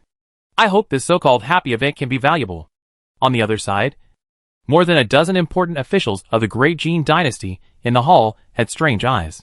After the Battle of Suyangpo, Gao Lingfeng, the former head of the Pishio Guard, was attacked unprecedentedly. If it were not for the wholehearted protection of His Majesty, it would not be as simple as being dismissed. After Gao Lingfeng was dismissed, Shi Yao, who had made a great splash in the Great Yu Dynasty, took over. This Shi Yao was indeed powerful. Within a few days of taking office, he strangled hundreds of secret spies planted by the Great Chu Dynasty in the Great Jin Dynasty. I just don't know what this happy event is. Not long after, Shi Yao, with a charming face, purple hair and purple clothes, walked in. Looking at Shi Yao's charming and graceful body, even though the important officials in the hall had a good vision, some people couldn't help but swallow their saliva secretly. Chapter 115, Heart. Marriage for Foreign Aid? Your Majesty, I am Shi Yao. Meeting you. Your Majesty, there is no need to be polite. Wan Yinsong nodded slightly, with a look of expectation. Tell me quickly, what is the happy event you are talking about? Your Majesty, a hunter has discovered a new vein of yuanshi in the Luli Mountains near the Shuyan Sea. At present, all those who know about it have been controlled by the Pishio guards. The Shuyan Sea is called a sea, but in fact it is a void land with dense void turbulence. The entire Tianan subcontinent is surrounded by the Shuyan Sea, and even the strong people in the spirit body realm cannot cross it. And this is exactly the fundamental reason why Tianan separated from the main continent and became a lost land, and could not communicate with the main continent for tens of thousands of years. The Great Jin Dynasty is located in the northern part of the Tianan subcontinent, adjacent only to the Shuyan Sea in the north. Therefore, the location of the Luli Mountains is in the northernmost part of the Great Jin Dynasty, at the end of the Great Jin. Hearing Shi Yao's answer, Wan Yinsong and a group of Jin's important officials were all shocked and surprised. New yuanshi vein? God bless our Jin. Ha ha ha. Wan Yinsong couldn't help laughing. After laughing, Wan Yinsong asked expectantly, Tell me, what grade is this yuanshi vein? How big is it? Your Majesty, according to the current exploration situation, this yuanshi vein should be top grade. As for the size, it is probably medium-sized. Shi Yao responded softly with a smile. As soon as the voice fell, a burst of surprise and uproar sounded in the hall. A medium-sized high-quality yuanshi vein? This is simply a blessing from heaven. Yes, I thought that the large medium-sized yuanshi vein discovered more than 10 years ago was the most powerful foundation of my Great Jin. Unexpectedly, a medium-sized high-quality yuanshi vein has appeared now. With this vein, if we can concentrate on developing it for 10 years, the comprehensive foundation of my Great Jin will definitely be able to rise 1 or 2 levels. Unfortunately, the Great Xia Dynasty is pressing forward step by step, and what we lack most is time. It's strange to say that the vitality and mineral veins in Tianan have always been poor, but in recent years, the vitality of heaven and earth seems to be a little richer, and various mineral veins have appeared one after another. Could it be that the world will change drastically? The ministers discussed it, and the joy between Wan Yinsong's eyebrows became much stronger. My dear Shi, you are really the lucky star of my Great Jin. In the battle of the northern border of Daiyu, it was with your intelligence that my Great Jin won an unprecedented victory. Now, you have brought such good news again. I will reward you well. After saying this, Wan Yinsong thought for a while, and then looked at Shi Yao meaningfully. My dear Sir, I heard that you were not married yet. Shi Yaoyan dodged lightly, bowed and smiled. Your Majesty, I once had a marriage partner. But just when I was about to get married, I found that he was messing around outside and was unfaithful to me. So, I will kill him. This is also the reason why I was imprisoned. Why I was sent to the Pishio Guard by Lord Galway to atone for my sins. And why I was called Mingpa. Shi Yao said it lightly, even with a smile, but shocked all the ministers. Just because of this, he killed people in anger? Isn't Shi Yao too cruel? What Shi Yao said was true, but it was the past of the person she replaced and had nothing to do with her. But others didn't know, especially Wan In Song, who was secretly shocked and couldn't help but swallow back the words that were about to come out. He himself had no interest in beauty, but he always had to think about his son. Especially Shi Yao's identity as the leader of the Pishio Guard was of great significance. In order to ensure her loyalty, it was most appropriate to let her become the crown prince's consort. However, looking at Shi Yao's past, I'm afraid she would restrict the crown prince. Therefore, he could only suppress this idea temporarily and wait for an opportunity to let someone probe Shi Yao's thoughts and words before making a decision. Shi Yiqing is really a heroine, daring to love and hate. Not bad. Wan In Song praised. And then his expression became serious. Shi Yiqing has made 2 great contributions to my great gene, and deserves a reward. Draft an imperial decree. Yes. The old eunuch Su Gong beside the imperial desk hurriedly bowed his head and responded. Give Shi Yao a luxury house. 10 boxes of premium yuan share. In addition, grant him the privilege of not being called by name and not being asked to enter the court. Wan Yin Song called out 8 rewards in a row, all of which were good. But the 2 best privileges really surprised and envied the other ministers. You know, these 2 privileges are only possessed by the Prime Minister in the entire Jee Dynasty. Your Majesty, thank you for your generous gift. Shi Yao bowed and looked happy. After standing up, Shi Yao's expression became serious again. Your Majesty, there is one more thing. The Pishio Guards found some interesting things at the border between my Jee Dynasty and the Chu Dynasty. Behind those things, there is a high possibility that there is a large mixed mineral vein, which may even contain void stones. As soon as these words came out, there was an uproar, and everyone in the hall was stunned. There is more, and it is a mixed mineral vein? There may even be void stones? At this moment, the rulers and pillars of the Jee Dynasty were no longer surprised, but ecstatic, because the mixed or veins mean that the military equipment of the Great Jee will be qualitatively improved. If it also contains void stones, it will open up a whole new world for them. Is this true? Wan In Song asked anxiously. Looking excited, Shi Yao nodded and said seriously, based on the current situation, at least 70% of it can be confirmed. But it's not that easy to determine the specific location. In addition, the people of Dechu seem to have discovered this. Therefore, this matter is extremely difficult. I am not very confident to leave it to others. I plan to go there in person. But now the Xia army has already pressed in and is attacking our country. And the war also urgently needs the intelligence support of the Pishio Guard. I am a little embarrassed for a while. I don't know which one to focus on. Wan In Song's eyes flickered slightly, and he drooped his eyelids and pretended to be thoughtful for a while, and then waved his hand. Mixed or veins are related to the fate of our great Jee, and we must not be careless at all. Moreover, the people of the Dark Scale division of the Great Chu are quite difficult to deal with. Only if you go there in person to take charge and fight against them can I feel at ease. So, after comprehensive consideration, it is the best choice for you to go to the eastern border to deal with the mixed or veins.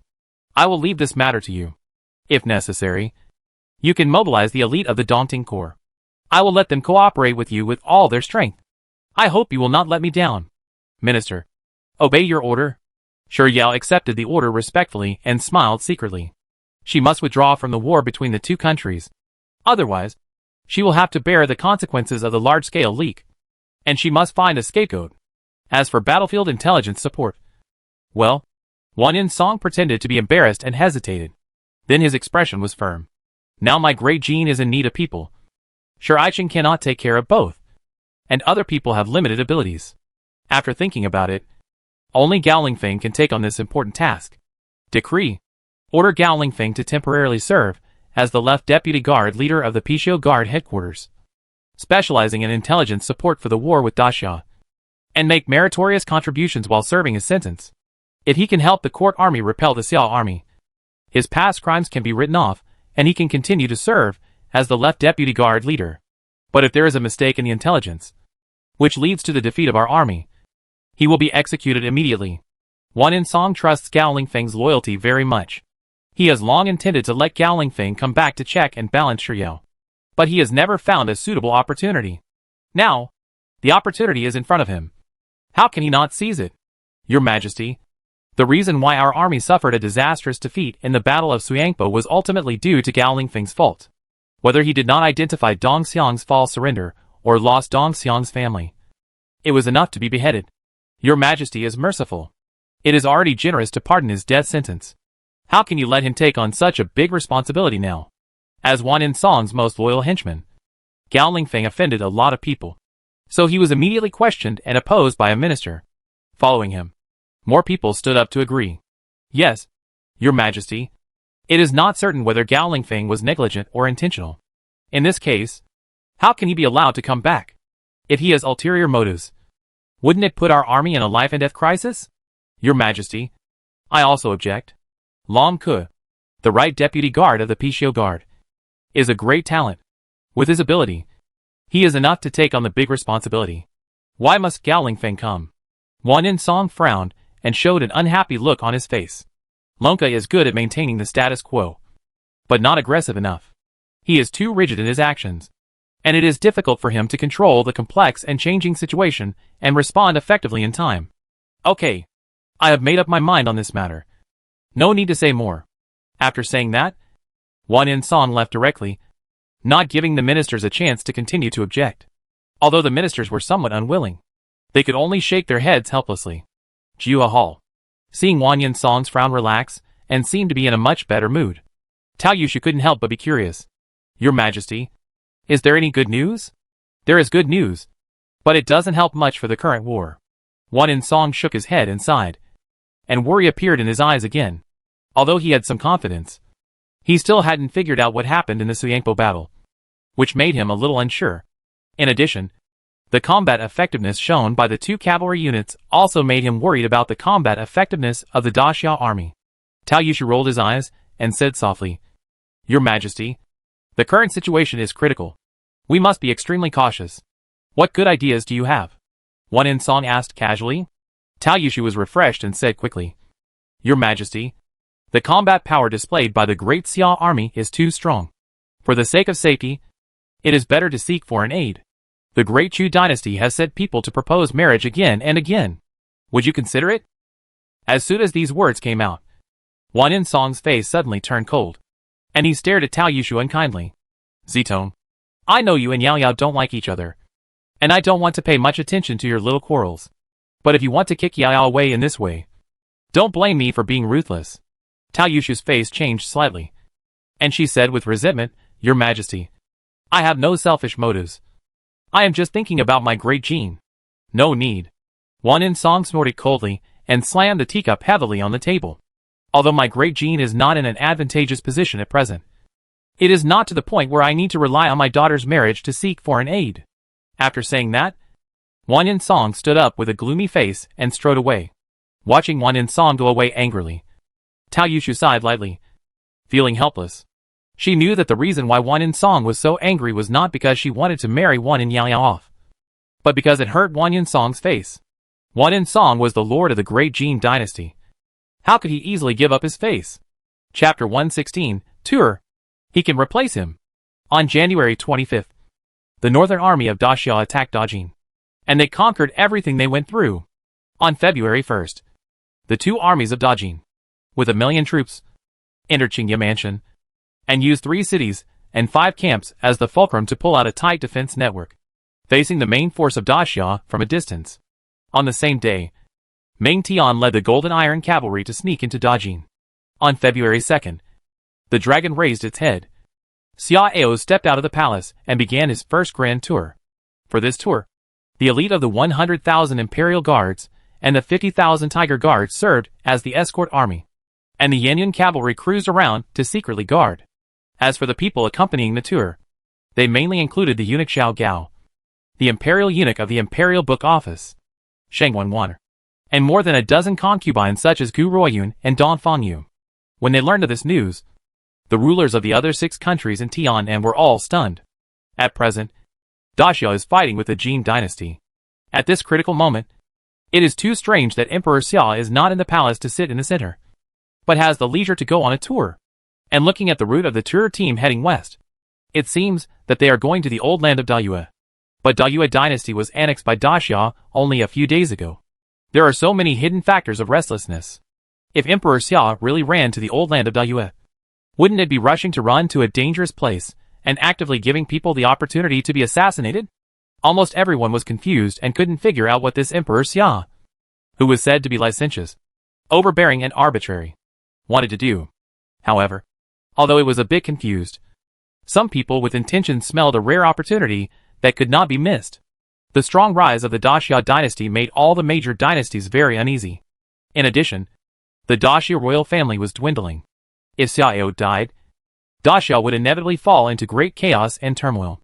Therefore, waves of spies and assassins quickly sneaked into Daxia, secretly inquiring about the specific arrangements of Emperor Xia's tour, and carefully arranged the possible tour routes to seek opportunities for assassination. For a time, the demons were dancing wildly. The western part of Daxia and the old land of D-Viet seemed calm on the surface, but the secret killings had already been planned. In mid-February, in the western part of Daxia, Yonhua Prefecture and Jiangmen County, at the Miljiang Bridge, the soldiers of the Tiger Guards wearing heavy black armor and red tassels on the top of their helmets surrounded the entire bridge and both sides of the bridge tightly, almost every 3 steps and every 5 steps. And the scene was spectacular. The north wind blew the dragon flag of Daxia loudly, echoing with the mighty and surging river water, adding a bit of majestic momentum. On both sides of the Miljiang River, countless people, businessmen, dignitaries, and all kinds of people crowded into a sea of people.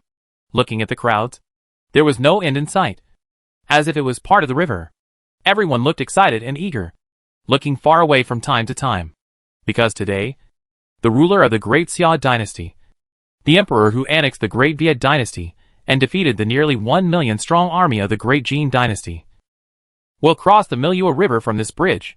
Although there are many rumors about this emperor that are not good, most people only believe what they see. In their opinion, how could a person who can command an army to destroy the great Viet dynasty in one fell swoop and defeat the great Jee dynasty, known as the Little Overlord, be a tyrant? In their minds, this young new emperor is definitely one of the most outstanding rulers in the history of the great Xia dynasty. Therefore, many people came here before dawn to wait, hoping to have a chance to see His Majesty's face. Although it was noon, people's enthusiasm did not fade, but became more and more intense. At a certain moment, as loud shouts came from the distance on the east bank of the Milua River, the crowd quickly became agitated and cheered fiercely. Here it comes! His Majesty's carriage is coming! Oh my God! It's true! His Majesty is really going to cross the river from here! So lucky! Even if we can't see His Majesty's face today, it's enough for us to brag about it for half our lives. When the ceremonial guards holding various large flags and banners appeared in sight, the crowd became more and more crazy and began to crowd forward desperately. Fortunately, the local city guards formed a human wall to block and maintain order. Otherwise the crowd would have to rush forward. As time passed, when a luxurious chariot that looked like a small palace appeared in sight, the crowd went completely crazy. The chariot was not pulled by any animal power, and it was obviously a special armored vehicle. The guard plates around the chariot were lowered, and it was covered with only a veil, which was one of the reasons why the crowd was crazy, because although it was covered by the veil, and the details could not be seen clearly, a hazy figure could be seen. In the luxurious and huge chariot, a noble figure wearing a crown and tassels could be vaguely seen sitting upright, and it seemed that he was still waving and greeting the people on both sides. And around this noble figure, there were more than a dozen graceful figures accompanying him, like stars holding the moon and phoenixes guarding the dragon. In this situation, who else could it be except His Majesty and the accompanying concubines? They actually saw His Majesty. How lucky is this? Although it was just a figure, it was enough to make people crazy. Long live His Majesty!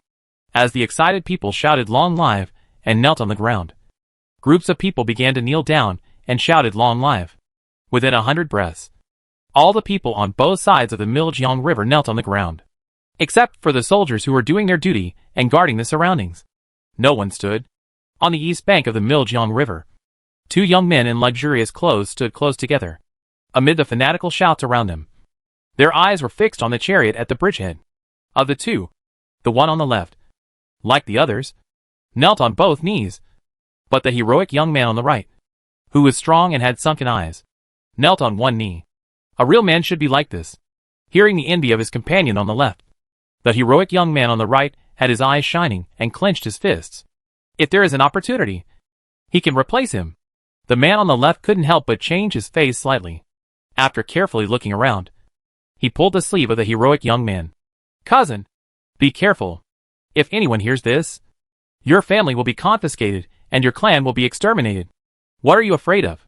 No matter how many spies the court has, they can't spread them among the crowd, let alone appear next to us by chance. Besides, there are fanatical roars all around us. Who can hear us when our voices are so low?" The heroic young man looked indifferent, but he chose to transmit the rest of his words. "He can sit in that position. Isn't it all thanks to my Shao family? But he is not only ungrateful, but also tyrannical and killed many people in my Shao clan. The general and his men can swallow this breath. But I can't. With the power of my Shao clan, if we can work together to help me replace him. It won't be easy, but it will be possible." It turned out that this heroic young man was named Shao Tianlin, a member of the Shao clan of Daxia, from the same clan as the general Shao Hongyuan, and a cousin of Shao Tianzong. As for the other person, his name is Lin Feng, and he is Shao Tianlin's cousin. Lin Feng shook his head and sighed helplessly. "Cousin, although your talent is more monstrous than Shao Tianzong, you are only from a side branch after all. Although the generals have valued you more and more in recent years, given your background, they can't make you a core, let alone gather the power of the whole clan to help you, let alone such a big thing that can kill you. So, cousin, you must never have such dangerous thoughts again." Shao Tianlin snorted lightly and said meaningfully, "Cousin, don't worry. I won't act rashly. However, I have been accumulating, and one day, I will definitely get the support of the generals." There is another sentence he didn't say. That is, when he has won enough support and reached a critical step, the generals will have to support him even if they don't support him. If he is really stubborn, he doesn't mind taking over the Shao clan. You know, there are many people in the Shao clan who are dissatisfied with or even resentful of the emperor. At this time, the chariot has reached the other end of the bridge. People in the crowd on the east bank stood up one after another. Some continued to shout. Some talked happily, or left with reluctance. Not far from the two, a middle-aged man with rough skin like a farmer glanced at Shao Tianlin inconspicuously, and then squeezed out of the crowd and left. 3 or 4 feet away, a man and a woman who seemed to be brothers and sisters looked at each other. The man stood up and followed the man from the side, while the woman stayed and continued to pay attention to Shao Tianlin and Lin Feng with her peripheral vision. In fact, the two of them came here to stare at the man, but they didn't expect that they would lead Shao Tianlin and the other two to come. An hour later, Shao Tianlin and Lin Feng appeared in a tavern in a small county town on the west bank of the Miljiang River.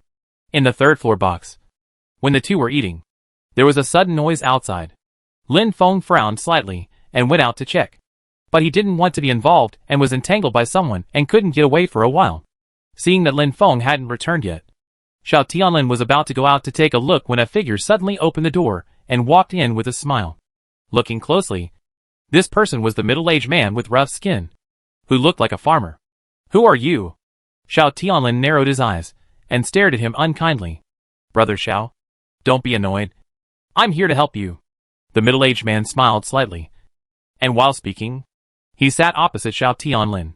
Shao Tianlin narrowed his eyes slightly, and then sneered. "Help me?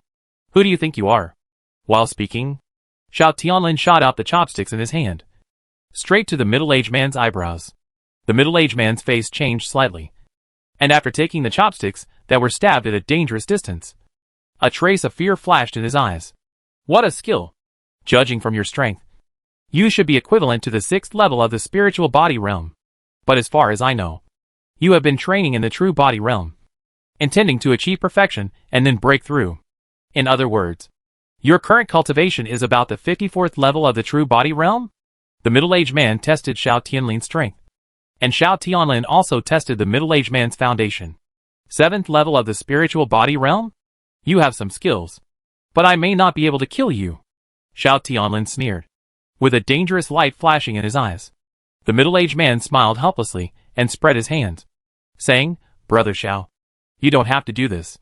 I really have no ill will towards you. I know your situation, and I am fully capable of helping you. I hope Brother Xiao will give me a chance to talk in detail. Xiao Tianlin sneered and said disdainfully, A spy from another country dares to target me. The middle-aged man did not deny it, but shook his head and chuckled, Brother Xiao, I know you have great ambitions. This risk to find you is only for 2 things. First, to help you become stronger faster. To help you quickly improve your prestige and status in the Xiao clan. Second, you and I cooperate to kill Emperor Xia. Seeing Xiao Tianlin's pupil shrink slightly, the middle-aged man waved his hands and added, Brother Xiao, don't misunderstand. I heard you say by accident. And, to be honest, the second item is my task. Once this person's task is successful, I will receive unimaginable rewards. The cooperation between you and me is completely mutually beneficial, and each takes what it needs. Brother Xiao, please think about it seriously. Xiao Tianlin stared at the middle-aged man, his eyes changing. Chapter 117 Chile. Triple Spy. Western Jiangmen County. Jingcheng. Is this the 5-spice golden drumfish, which is known as the most delicious in Jiangmen? Looking at the brightly colored and clear braised fish in front of him, Xiao, dressed as a nobleman, was very excited. Your Majesty? Yes. And this Yuxianglu is one of the most outstanding restaurants in Jiangmen County that makes 5-spice golden drumfish, which should be able to whet your appetite. Shang Wanwaner, dressed as a maid, replied with a smile. Well, it smells really good. Let me try it. Xiao picked up a piece of tender meat from the belly of the fish with interest, and stuffed it into his mouth to savor it carefully. In the outer private room, the table was filled with the same dishes as the inner room, but only a small part of each dish was moved, which looked very regular. There were 4 people sitting at the table, 2 of whom were Xiao Gao and Guida, and the third was a sturdy man with a rough face. He was Su Chu, the commander of the Tiger Guard army. As for the 4th person, he was a mysterious man wearing a large black robe and a bamboo hat at all times, and his face could not be seen clearly. This person was Chile, one of the 36 captains of the bad people. This time Xiao was on tour, and the bad leader Yuan Tiangang needed to stay in the imperial capital. So he asked Chile to follow him at all times to ensure Xiao's safety. The 4 of them just sat there quietly without talking to each other. At a certain moment, the door of the box suddenly opened, and a figure walked in quickly. How is it? Chile glanced at the man and asked in a calm voice. His voice was a little strange, and it sounded like the sound of insects. Reporting to the captain. According to the files and intelligence of the bad guys here, Su Sanyang, the owner of Yuxianglu, is indeed a local. This Su Sanyang is quite charming and thoughtful. She has many connections in Jiangmen County, and knows many dignitaries. Therefore, she is very famous in the local area and few people dare to provoke her. In addition, according to observation, this Su Sanyang has not found any other abnormalities except that she is a little coquettish. No more. Chile uttered 2 words in a light voice, and the man couldn't help but stagnated and nodded hesitantly. Yes. Chile slowly raised his head, vaguely revealing a pair of dark eyes with no white in them. The man was shocked and showed fear on his face, but he could only lower his head and wait anxiously for Chile to get angry. But after waiting for a while, he did not receive a reprimand, but only 3 light words. Go down. Yes. The man hurriedly lowered his head and left as if he had been pardoned. At this time, Xiao Gao chuckled and said, Captain Qi, did you find anything? Chile turned sideways and arched his hands toward Xiao Gao, saying indifferently, It is still uncertain, but there must be something wrong with Su Sanyang. Either she is a hidden chess piece cultivated by a certain force for a long time, or she is a fake who is a substitute. Xiao Gao narrowed his eyes, and a look of surprise flashed across his eyes. The reason why he was able to find out that Su Sanyang was wrong was because he had strong strength and keen insight as support. And he noticed the problem with Su Sanyang's breath. But how did Chile do it? Although Chile was powerful, and was a strong man of the 81st level of the true body realm, he was much worse than him. Even Guida of the 89th level of the true body realm, and Su Chu of the 88th level of the true body realm did not find it. Could it be that it was those things? At this time, Guida and Su Chu's eyes were already cold. I will order people to capture her, and make her spit out everything. Guido was about to get up, and Chi Li quickly stretched out his hand to stop him. Don't worry, Commander Gua. I have asked my child to keep an eye on her, and I believe there will be results soon. Hearing the words my child, Guida and Su Chu were a little puzzled, but they just thought it was Chi Li's men. But Zhao Gao pulled the corner of his mouth slightly, and pulled a little distance from Chi Li without leaving a trace. Yuxiangla backyard. Study. A plump woman, with a slender waist, was lazily leaning on a chair. Her clothing style was quite bold, and the hazy beauty that loomed added a bit of mature woman's temptation. Opposite, two servants secretly swallowed their saliva. Their eyes were a little erratic. Have you seen enough? Su Sanyang lifted her thin shirt on her chest, revealing a hint of whiteness, and asked with a charming smile. The two servants subconsciously wanted to nod, but as they regained their senses, their faces suddenly turned pale, and they quickly lowered their heads, not daring to look around anymore. I know I was wrong. Humph. Su Sanyang snorted in boredom, picked up the teacup and said lazily, Who do you think that noble young man is? Reporting to the governor, based on the dishes they ordered. This person must be of great status. Otherwise, they would not be so careful and have everyone test the poison for everything. I also think that they ordered 2 dishes for each meal in order to test the poison. However, we have thought of several ways to go upstairs, but none of them worked. We have no way to find out the truth, let alone hear their conversation. Therefore, the specific identity of that person, I cannot judge. Su Sanyang took a sip of tea, squinted her eyes, and said thoughtfully, Do you think he is the one in the Great Xia Palace? Hearing this, the 2 servants were stunned for a moment. This is impossible? Yes, he is the emperor. How could he come to such a small place? And the patrol team took the southern route, which has no intersection with here at all. Superintendent, this is indeed impossible. Countless people saw that person at the Miljiang Bridge. Su Sanyang curled her lips and said slowly while scraping the tea bowl, What's impossible?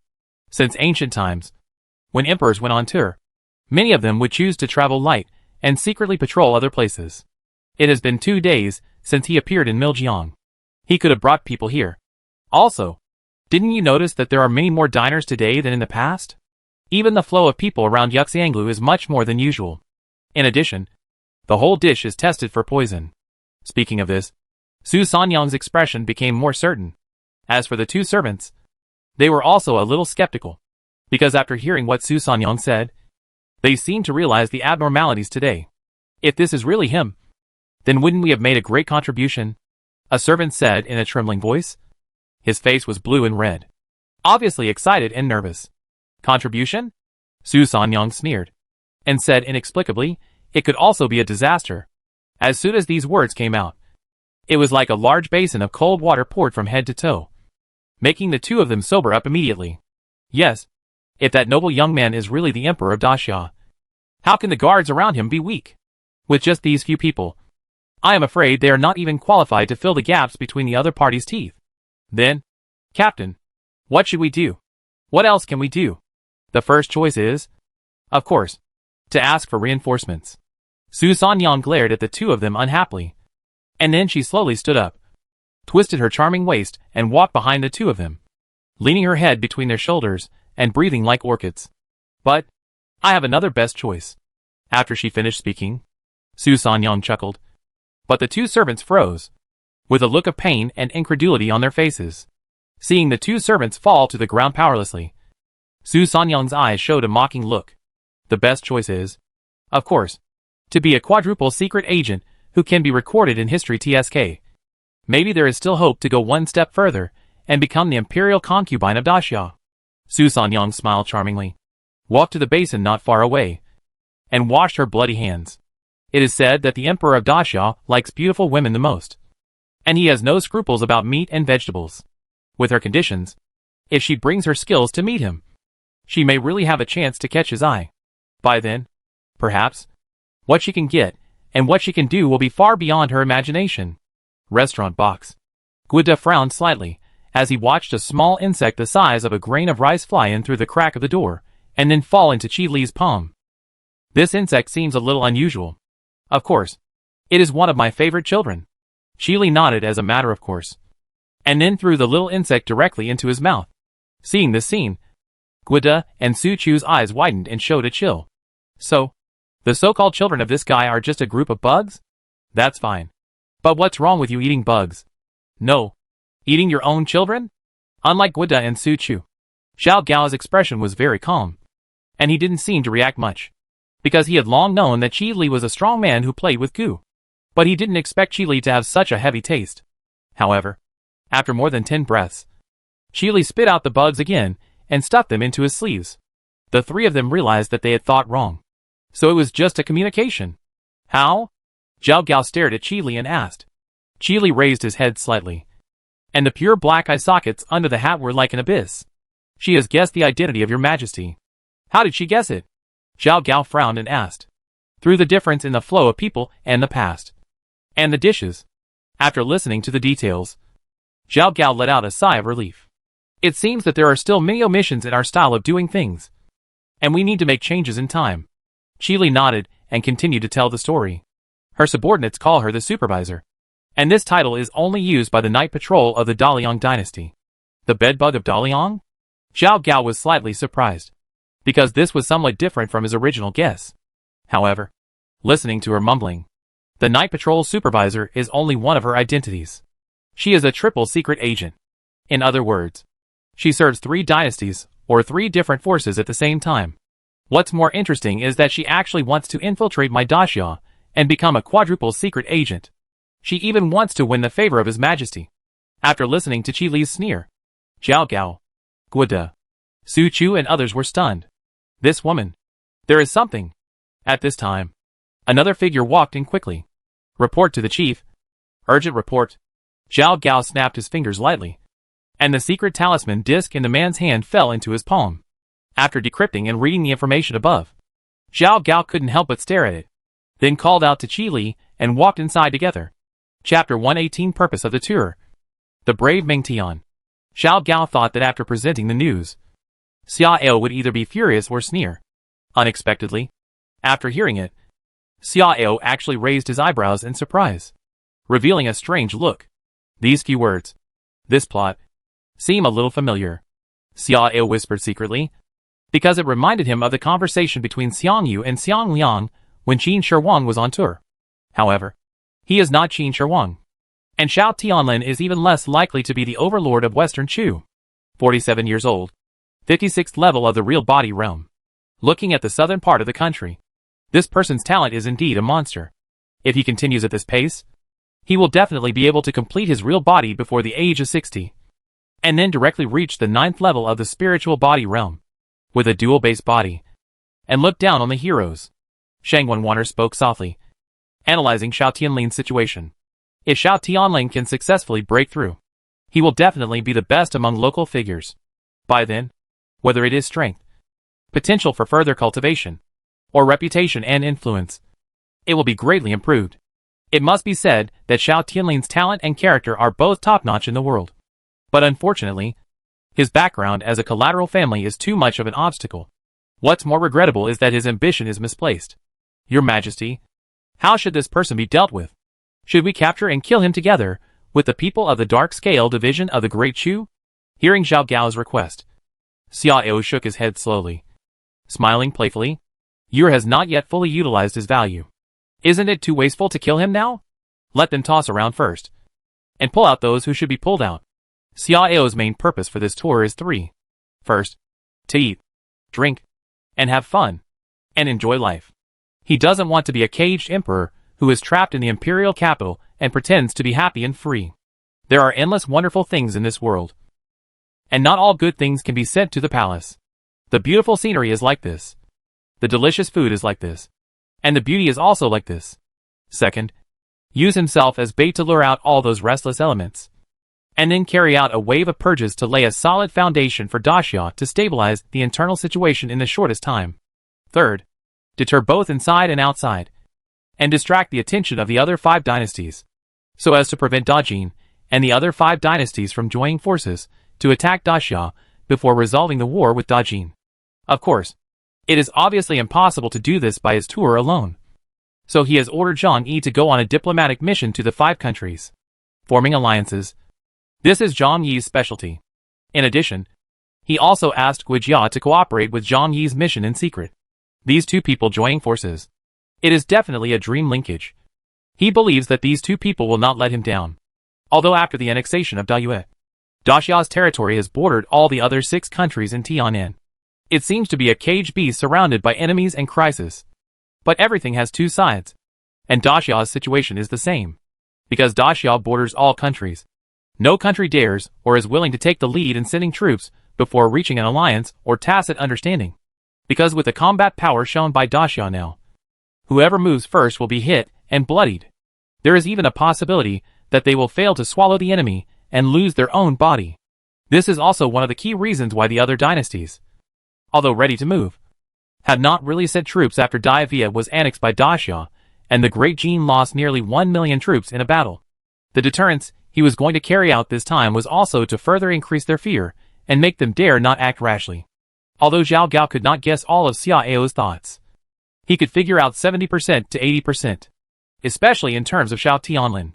Although the Xiao family had experienced a severe crackdown before, the loss of its core personnel was very small. In the eyes of the world, the Xiao family is still the first wealthy family in Daxia. After all, the Xiao family is the most capable foreign relative to assist His Majesty to ascend the throne. And the reputation of 3 generals in one family is still there. In addition, after the severe crackdown, the complaints about His Majesty within the Xiao family have not decreased but increased. The accumulation and fermentation of this kind of dissatisfaction made Xiao Hongyuan, Xiao Jijia, and others feel a little helpless. And this Xiao Tianlin is the best candidate to win over these people. Judging from His Majesty's intention, it is to use Xiao Tianlin to lure all these people out. At that time, with the heinous crime of treason and rebellion. Not to mention that these people will be killed. Even the other people in the Xiao family will also be involved. How to deal with it in the end naturally depends on His Majesty's mind. But no matter what, the Xiao family is bound to fall from grace. And the glory of a family with 3 generals will be completely gone. Thinking deeply, Xiao Gao's eyes flickered slightly, and he lowered his head in awe. Yes, I understand. At this time, Qili spoke in a muffled voice. Your Majesty, what about Su Sanyang? You can handle this matter yourself. Xiao waved his hand, lacking interest. He likes beauties. But how could a coquettish and dissolute woman like Su Sanyang catch his eye? Not to mention, Su Sanyang also dreamed of getting close to him and becoming a 4-fold secret agent who would go down in history. This woman was so crazy that she wanted to step on his shoulders and go down in history. She was simply courting death. However, he was not interested in paying attention to this kind of small fry personally. And letting Qili solve it was enough to give her face. Yes. How far has the war in the north progressed? Xiao changed the subject and stared at Shang Wanwaner and asked. Your Majesty, for the past half-month, our army, under the command of General Bai, has not engaged in large-scale battles with the Jin army. We have only been constantly testing with small forces. So there is no further battle report yet. Hearing Shang Wanwaner's answer, Xiao's expression remained unchanged, and he had no intention of delving into it. Professional matters should be left to professionals. Although he believes that he has some strategies, the gap between him and Bai Qi in the actual battlefield where the 2 armies are facing each other is probably like a chasm. So, he never interferes in specific operations. What about Ming Tian? Since General Ming sneaked into the Great Jin, he has been elusive. Not to mention the Great Jin Dynasty. Even our Great Xia military department can only get feedback once every few days to know his results and location. Shang Wanwaner responded softly, looking a little helpless. Xiao smiled slightly and shook his head, saying, although this action is somewhat unconventional, there is nothing wrong with Ming Tian doing this. Given the nature of his mission, the most important thing is of course to keep his whereabouts, route and target confidential. As soon as Xiao finished speaking, a female official disguised as a maid hurried in. Your Majesty, urgent news from the northern battlefield. Shang Wanwaner quickly took the secret disk with the highest level of confidentiality and drew a series of complex decryption patterns before she could see the information on it. After reading the details, Shang Wanwaner couldn't help showing surprise. Xiao raised his eyebrows and asked curiously, What? What happened on the battlefield?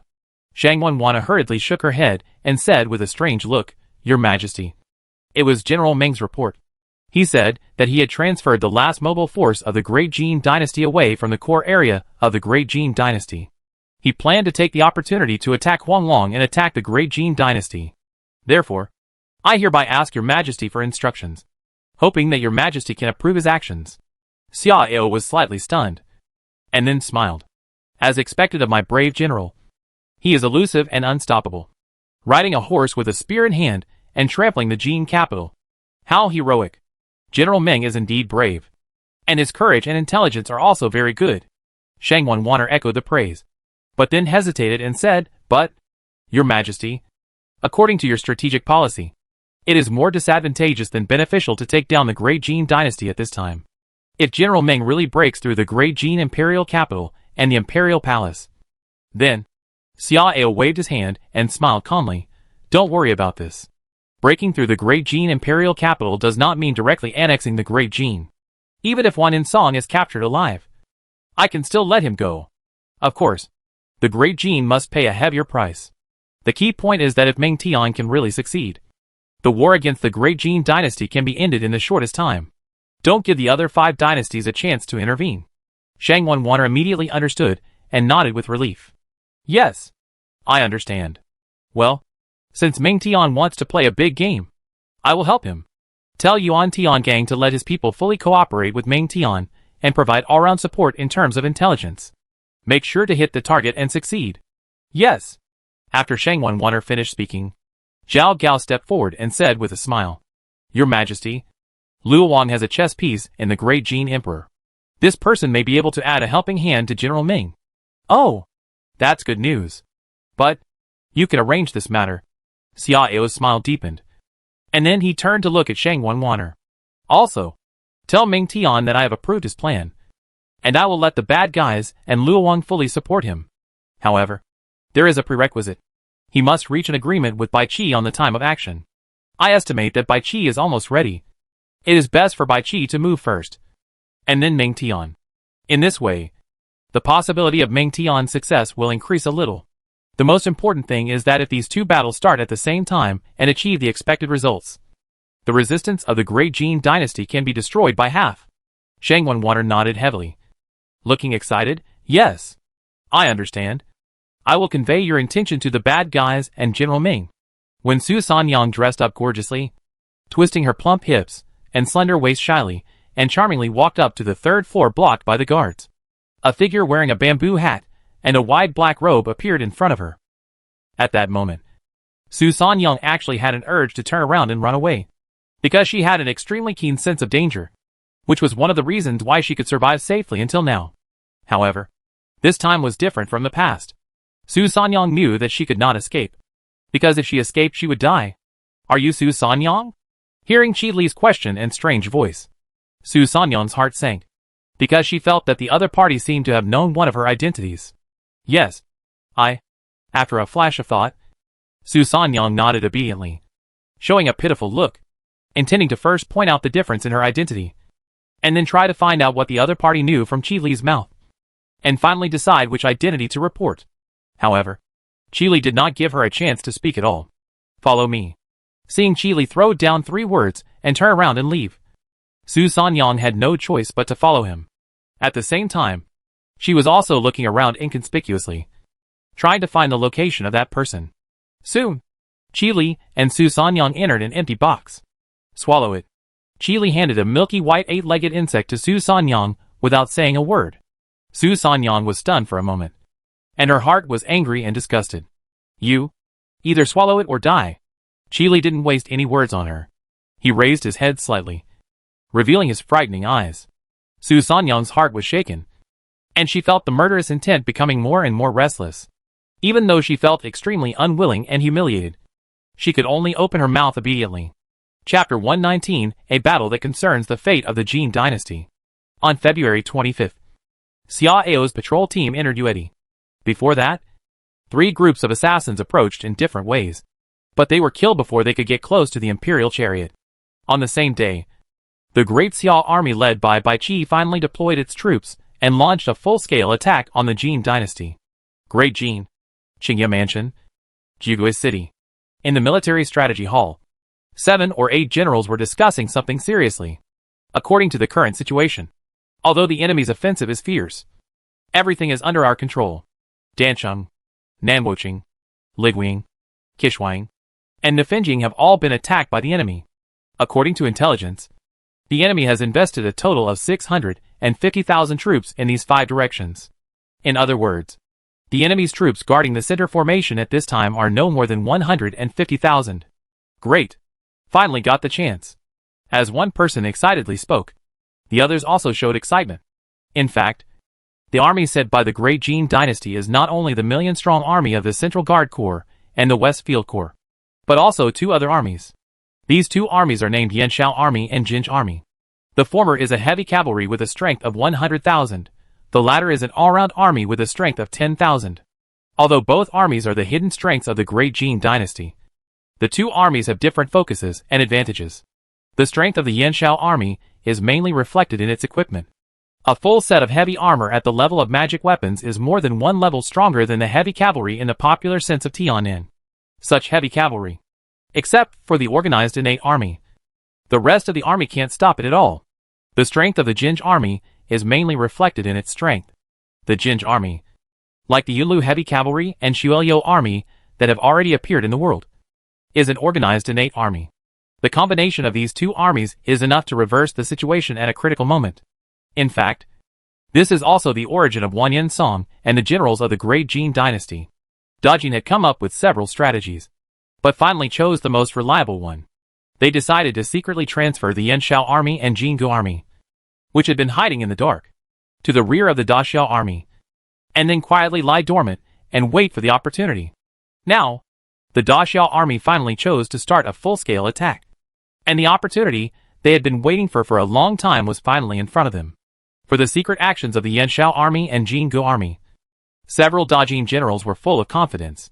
Don't forget, this is the home court of the Dajin Dynasty. Although Qinghua Mansion has been captured by Daxia, it is not difficult for them to sneak the 2 armies into a secret place without anyone noticing.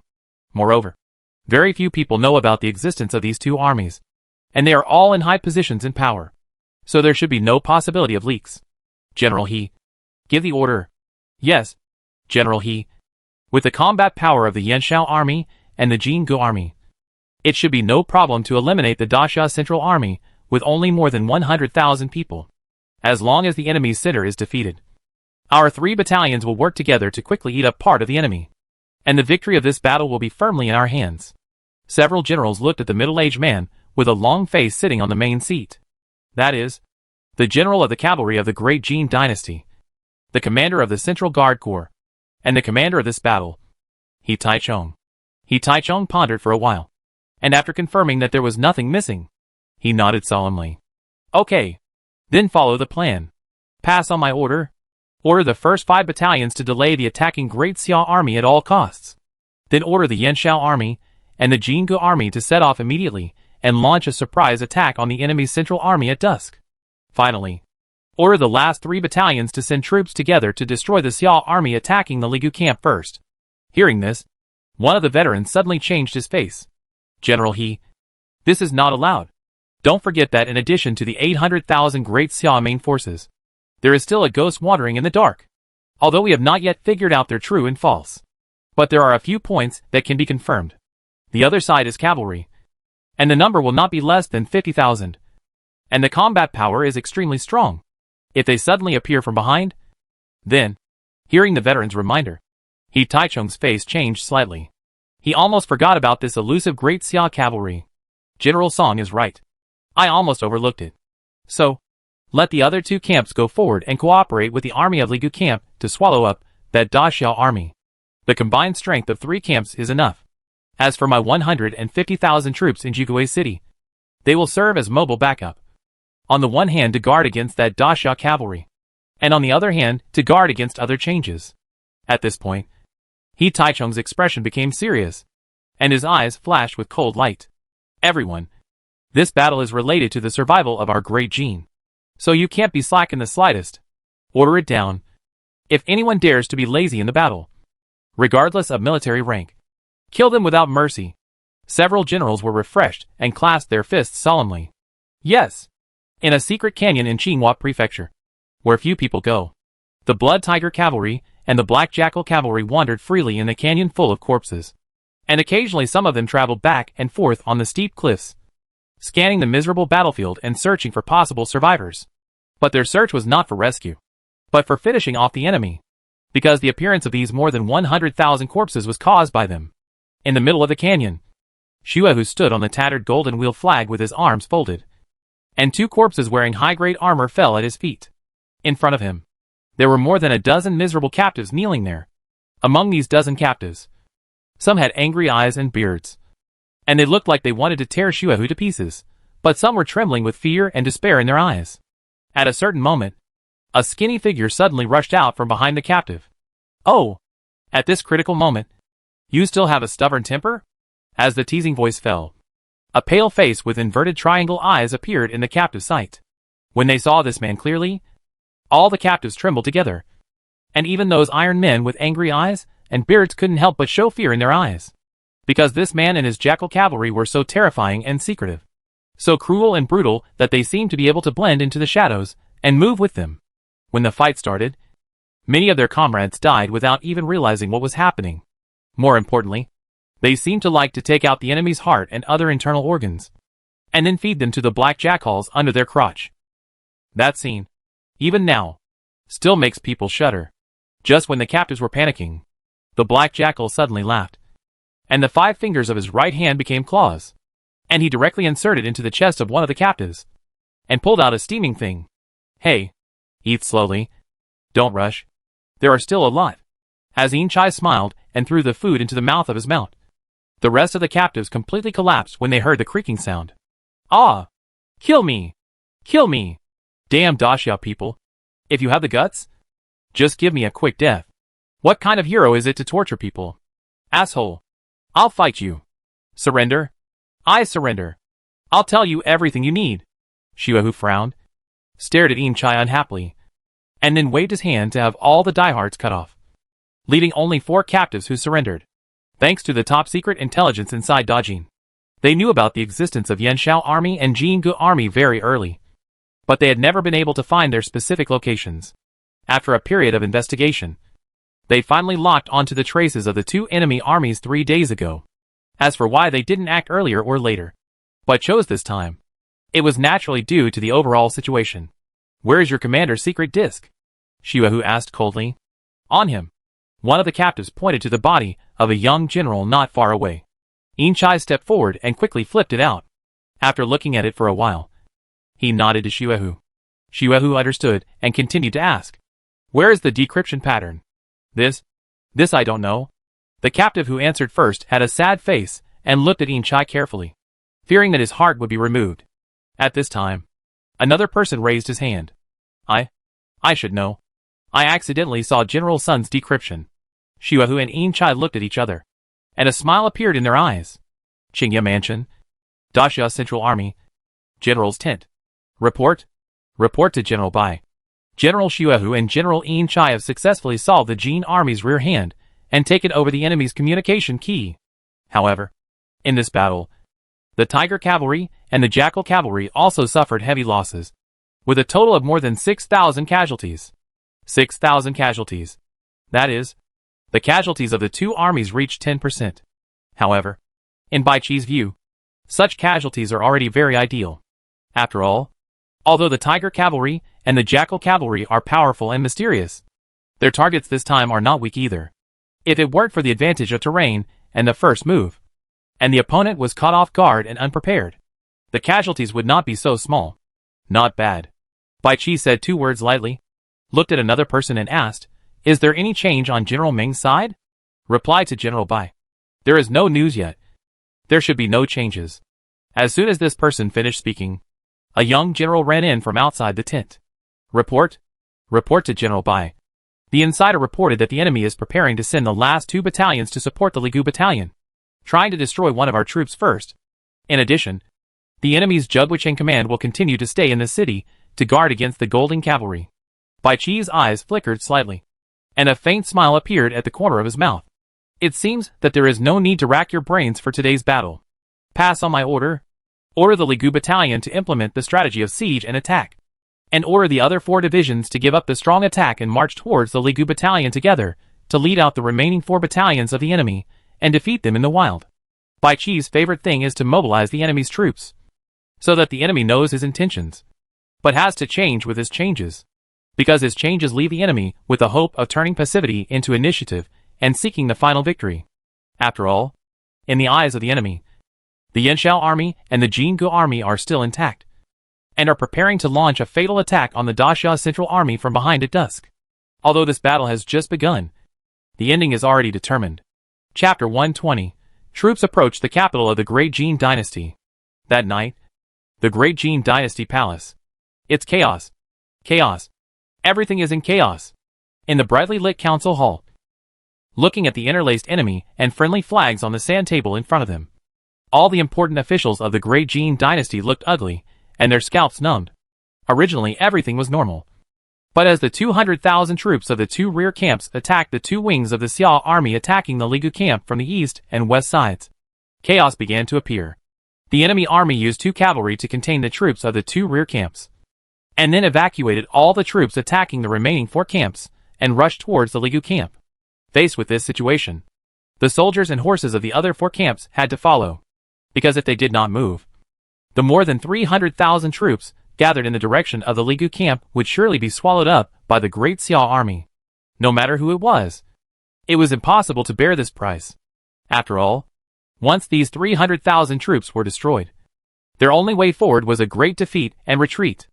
However, with the movement of the troops in the 4 camps, the enemy army adopted a confusing tactic of dividing troops, dividing the various armies into several groups, or even more than a dozen groups, and pulling out a seemingly disorderly and chaotic network on the huge battlefield. As for the 4 camps of the Jin army, some adopted a conservative strategy and continued to advance steadily, but some took corresponding measures to divide troops and keep a close eye on the movements of each enemy army. And this is exactly what the important officials of the Jin central government are worried about. In such a chaotic situation where you have me and I have you, it is difficult for them to find out the true intentions of the Daxia army, let alone propose effective countermeasures to the front line in time and issue various orders in time. Your Majesty is here. With a loud shout, the ministers in the hall reluctantly collected their mood and bowed their heads to Wang Yinsong, who walked in quickly. Your Majesty. Wang Yinsong waved his hand. Since entering the hall, his eyes have never left the sand table in the hall. What is the current situation? What about the Yanxiao army and the Jinggu army? Have they been involved in the battle? Your Majesty, the current battle situation has entered a semi-out of control state. The distribution of the enemy and our side is extremely chaotic, and there is almost no order at all. An old minister with a white beard stood up and introduced the situation to Wang Yinsong with a serious expression. As for the Yanxiao army and the Jinggu army, they are late, but they have arrived. According to the reply letter 2/4 of an hour ago, they have sneaked into the rear of the Daxia Central Army 20 miles. However, the enemy has deployed many scattered scouts in the rear, and the Yanxiao and Jinggu armies are currently sending elite teams to hunt them. But if you want to clear the enemy's ears and eyes, and successfully kill the enemy's central army from behind, it will probably take about an hour. Hearing the old minister's response, Wang Yinsong frowned. They are too cautious. After a cold snort, Wang Yinsong turned and asked, "Where is the enemy's ghost cavalry? Have you found it?" Your Majesty, there is no news at the moment. The enemy's cavalry has not been seen since it massacred a baggage train of our army near Leon County 3 days ago. Wang Yinsong narrowed his eyes and said coldly, "The success or failure of this battle will have a huge impact on both sides. It is impossible for the enemy's cavalry not to participate in such a crucial battle. Have you considered this cavalry on the front line?" Your Majesty, rest assured, the general of the cavalry has long considered the threat of this cavalry. So he has kept more than 100,000 troops in Jigue City in the city to guard against enemy cavalry raids. Hearing the answer, Wang Yinsong breathed a sigh of relief. The Daxia cavalry that came and went without a trace was like a sharp thorn stuck in his throat, making him unable to sleep or eat. He has always been worried that the other side will suddenly give them a hard time. And today, his mood is particularly uneasy. Considering the criticality of the frontline battle, he naturally thought that the cavalry would be put into the battlefield and give Dajin a hard backstab. Therefore, when Wang Yinsong heard that Taichung had taken effective preventive measures, He was relieved a lot of his heart. The east gate of the Dajin imperial capital. On the gate tower, a middle-aged man wearing a lieutenant's armor and a bloated body was standing by the city wall and looking out. His name is Lu Wuqi, and he is the captain of the east gate in charge of the defense of the east gate of the imperial capital. Captain, you have been looking around for a long time. What are you looking at? A military commander came back from a patrol and saw Lu Wuqi looking around, and asked curiously. Lu Wuqi's expression tightened, and then he quickly relaxed and said casually, "Nothing. Just looking at the birds." Looking at birds? The military commander glanced at the dark night sky and saw that there was no bird in sight. He immediately walked to Lu Wuqi suspiciously. "Captain, it's so dark. How can you see flying birds?" After he finished speaking, the military commander was stunned again, looking at the fine beads of sweat on Lu Wuqi's forehead with surprise. "Captain, you are? Hot? Why are you sweating so much?" Lu Wuqi's body stiffened, and he felt that his heart was about to jump out of his throat. At that moment, Lu Wuqi's murderous intent was strong in his heart, but he finally suppressed it. Although Zhang Teng is only a military commander, he is the cousin of the Minister of War. Killing him rashly may lead to bad things. After his eyes changed quickly for two breaths, Lu Wuqi grinned, took Zhang Teng's shoulder, and walked to the inner side of the city gate tower. "You are so sharp-eyed. Well, since you have found out, I will not pretend anymore. To tell you the truth, I have a batch of private goods to enter the city. This, you know." Hearing Lu Wuqi's explanation, Zhang Teng sneered in his heart. He knew that this guy must have done something bad. Lu Wuqi is greedy by nature, and he has made a lot of money over the years. That's fine. But what time is it now? At this juncture, Lu Wuqi is still doing this kind of thing. Even if he doesn't expose it today, something will happen sooner or later in the future.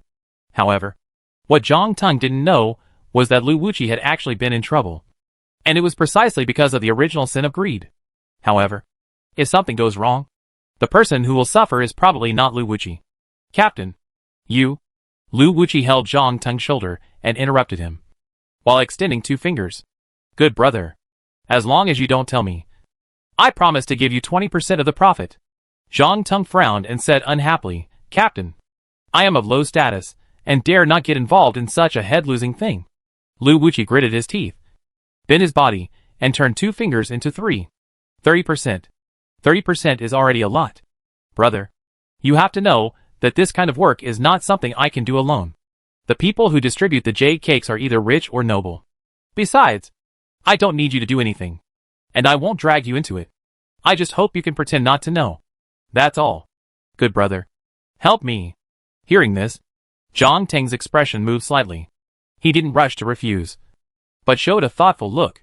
Seeing that Zhang Teng seemed to be a little moved, Lu Wuqi stepped forward and added fuel to the fire. "Brother, this time the private goods are not simple, and the oil and water are also unimaginable. Do you know how much this 10% is?" Zhang Teng looked up at Lu Wuqi and said expressionlessly, 100 taels?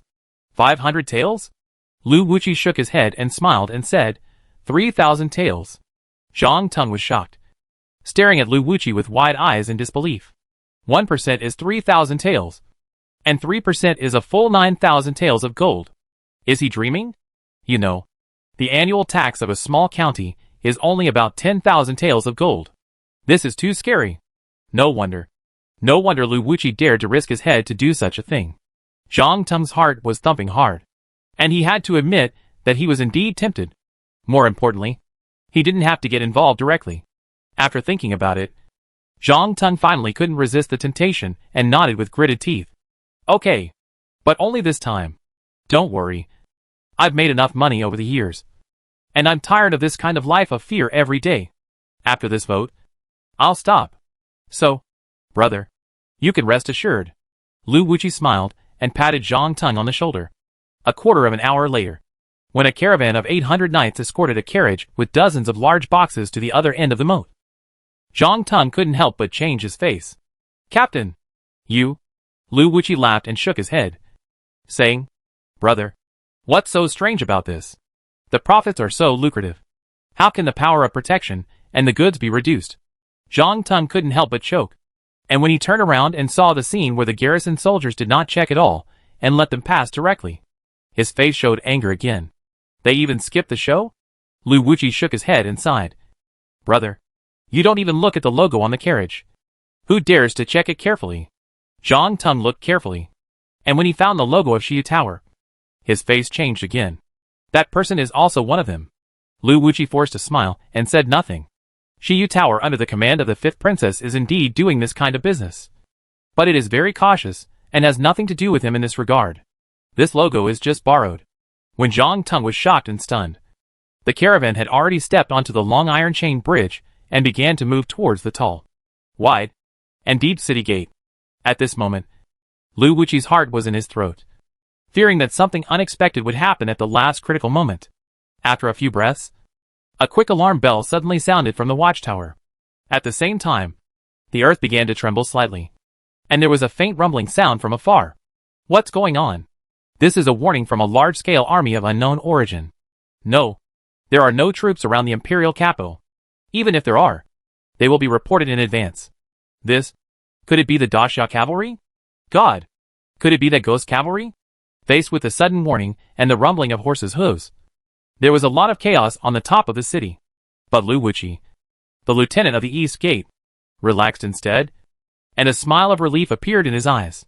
He was the lieutenant of the city gate, but if he wanted to let a large-scale cavalry of unknown origin enter the city, he couldn't do it, not to mention directly bringing his men to treason. After all, his prestige was limited, and his control over his troops was not too strong. Chapter 121 One in Song vomits blood again. As the mighty cavalry torrent came into view, as the black robes were torn off one by one, half of the world was suddenly swept by dazzling gold, which illuminated the dark night a lot brighter. Red flame horse, golden armor, cloud dragon flag. Is this really the ghost cavalry of Daxia? Some soldiers of Dajin murmured to themselves. Their eyes were dizzy and their mouths were dry from shock by the surging golden waves. Looking at the somewhat confused and helpless garrison soldiers, Zhang Teng gritted his teeth and drew his sword, roaring, "Why are you panicking? No matter whether it is ghost cavalry or black spirit cavalry, facing the high walls and well-guarded imperial capital walls of our city, they will all be hit and bloody." Hearing Zhang Teng's roar, the surrounding garrisons quickly reacted. Yes, it is not impossible for cavalry to attack the city, but the walls of the imperial capital are 30 feet high and densely covered with air-banning formations. Even the innate cavalry cannot take off. Not to mention, there is a 50-zhang-wide moat outside the city, and the enemy can't even cross the river. Seeing the soldiers on the top of the city calm down, Zhang Teng turned his head and stared at Lu Wuqi. "Captain, why don't you order the moat bridge to be taken away and the city gate to be closed? When will you do that?" "Noisy," Lu Wuqi snorted coldly. And then he actually grabbed Zhang Teng's wrist and used the sword in Zhang Teng's hand to cut Zhang Teng's neck. Seeing Zhang Teng fall down with an angry and unbelievable face, Lu Wuqi's eyes showed a touch of satisfaction. He didn't forget the humiliating scene that Zhang Teng forced him to kowtow before. Previously, he compromised in order to avoid any changes. But now, he doesn't need to endure it anymore. Lu Wuqi's sudden attack not only made Zhang Teng a confused ghost, but also made the surrounding soldiers look stunned and unable to react. Zhang Teng is just a small military commander. He dared to overstep his authority and repeatedly disrespected this lieutenant. He should be killed. Lu Wuqi looked around and snorted coldly, with murderous intent in his eyes. "Messenger! Here! Pass this lieutenant's order. Everyone must stick to their posts. No one can leave their posts without the order of this lieutenant. Violators will be killed immediately." "Yes." Lu Wuqi's order seemed normal, so no one questioned it. At present, the enemy was approaching rapidly, and no one had the heart to investigate the fundamental reason why Lu Wuqi killed Zhang Teng in anger. After more than 10 breaths, a large number of screams and fighting sounds suddenly sounded under the city gate tower. Lu Wuqi's eyes flashed, and he ran quickly to the city gate tower on the inner side of the city wall, while shouting loudly, "Cheesy Battalion, follow this lieutenant." Yes, the Cheesy Battalion had only 800 people, but it was the most elite battalion of the East City Garrison Army, and the only army that Lu Wuqi could truly control. When Lu Wuqi led the soldiers of the Cheesy camp to turn around the side of the city wall, the outer gate tower was already full of corpses, and the caravan knights had become elite soldiers wearing golden chain mail. And in those big boxes, figures kept jumping out. In the process, thick golden armor quickly appeared on their bodies. This scene shocked many garrison soldiers. because the impact was too great. You know, the objects that can be stored in the body must be top-grade treasures. But how rare are the top-grade treasures? How could all those soldiers be equipped with top-grade treasures? Captain, these are clearly the Daxia cavalry that have infiltrated. Shouldn't we surround and kill them? A young general from the Qi camp looked at Lu Wuqi in confusion. Encircle and kill? They are our own people.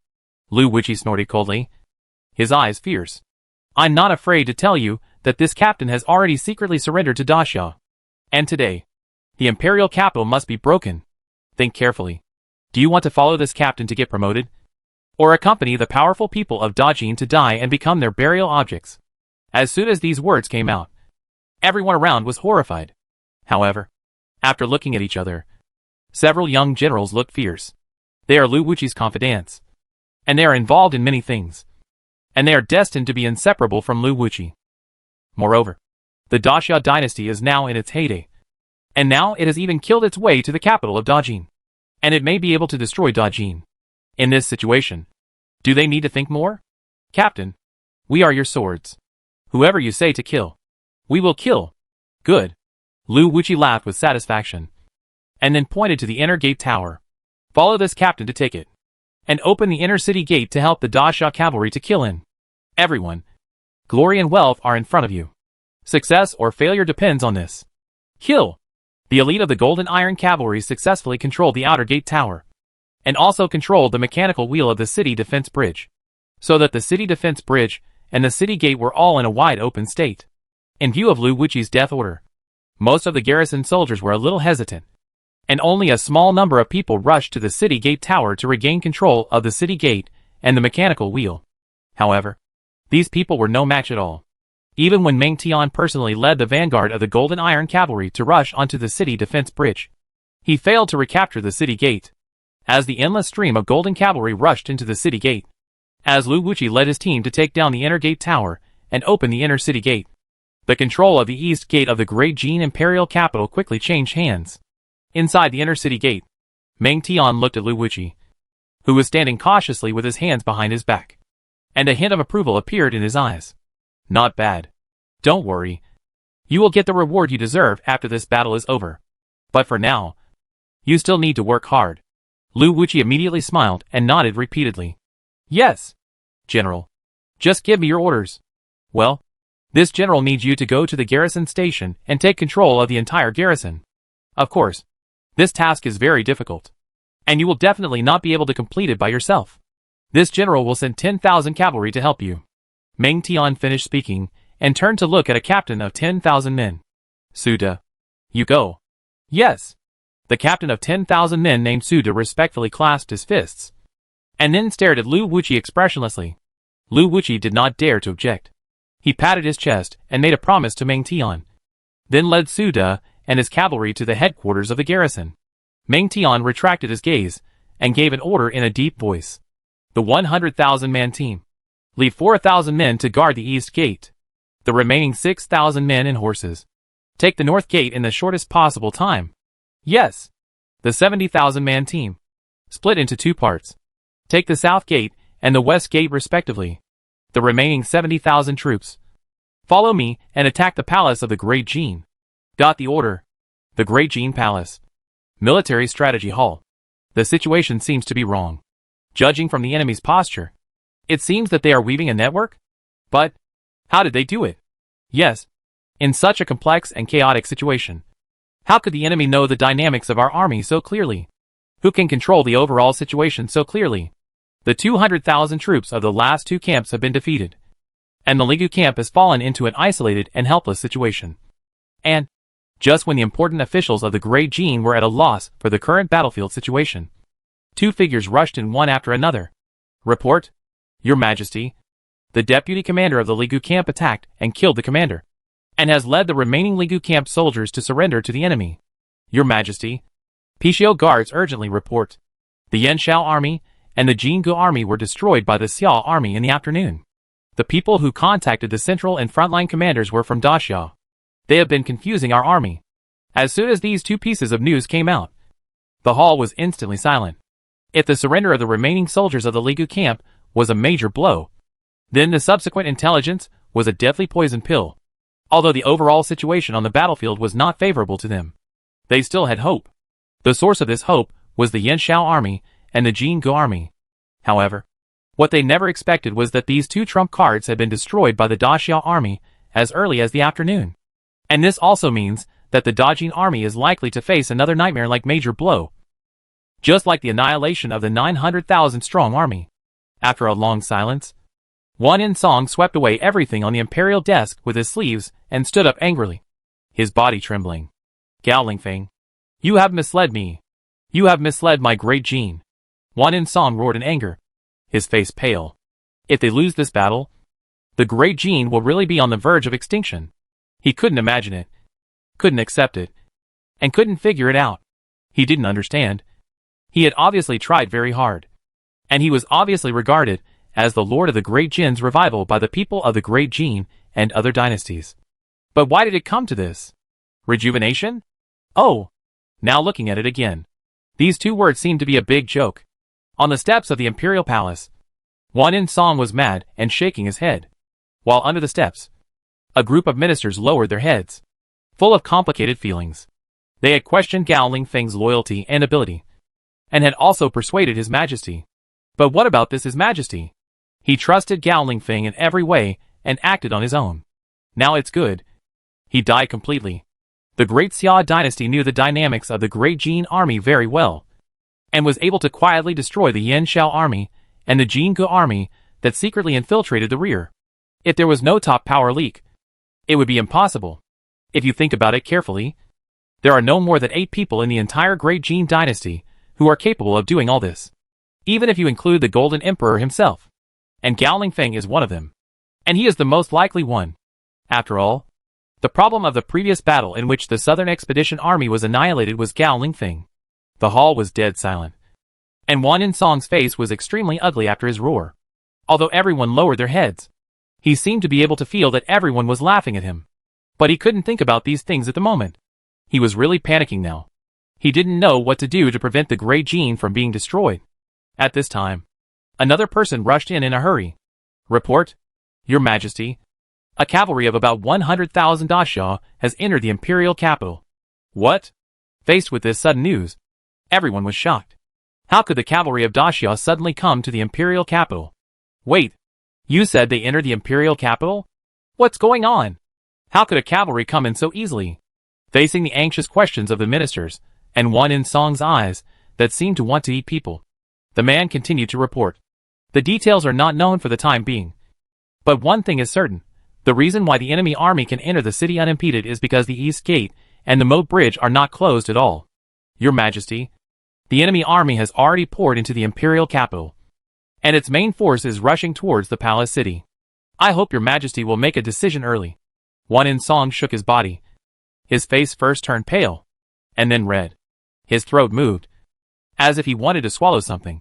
However, after a few breaths, Wan Yinsong still couldn't hold back and spat out a large mouthful of blood. Your Majesty. The ministers were immediately shocked and panicked. They were not worried that Wan Yinsong would get angry and get hurt, but they were worried that Wan Yinsong would faint again and leave a mess that they didn't know how to clean up. Chapter 122 Escape. 3 people, 3 moods. The headquarters of the Pishio Guard. The study of the Guard Master. Who are you? Gao Lingfeng stared at the Taoist in a long gown in front of him, with a fearful look and murderous intent in his eyes. The Taoist chuckled and bowed slightly. I am Yang Shuzi, the captain of the great Xia bad people stationed in the capital area of the Great Jin. Captain of the bad people? Gao Lingfeng's pupil shrank, and then he laughed in anger. Great! The vicious dog of the bad people dared to run to the headquarters of my Pishio Guard, and even stood in front of this guard master. It's really a big dog's courage. Yang Shuzi smiled slightly, and sat down opposite Gao Lingfeng. Deputy Guard Master Gao. There's no need to scare people with such a strong appearance. We are all smart people, so why bother to act? Gao Lingfeng was so angry that his face turned blue, and he gritted his teeth and said, Do you think this guard master dare not kill you? Yang Shuzi shrugged and nodded, as a matter of course. Of course. My great Xia Iron Cavalry has already entered the city. If you don't want your whole family to die, you naturally dare not kill me. This is the first reason. Second, although this is the headquarters of the Pishio Guard, if I want to leave, You may not be able to stop me. As for the third reason, everyone has already determined that you are the traitor. You have no way out. I think you should be able to think of this.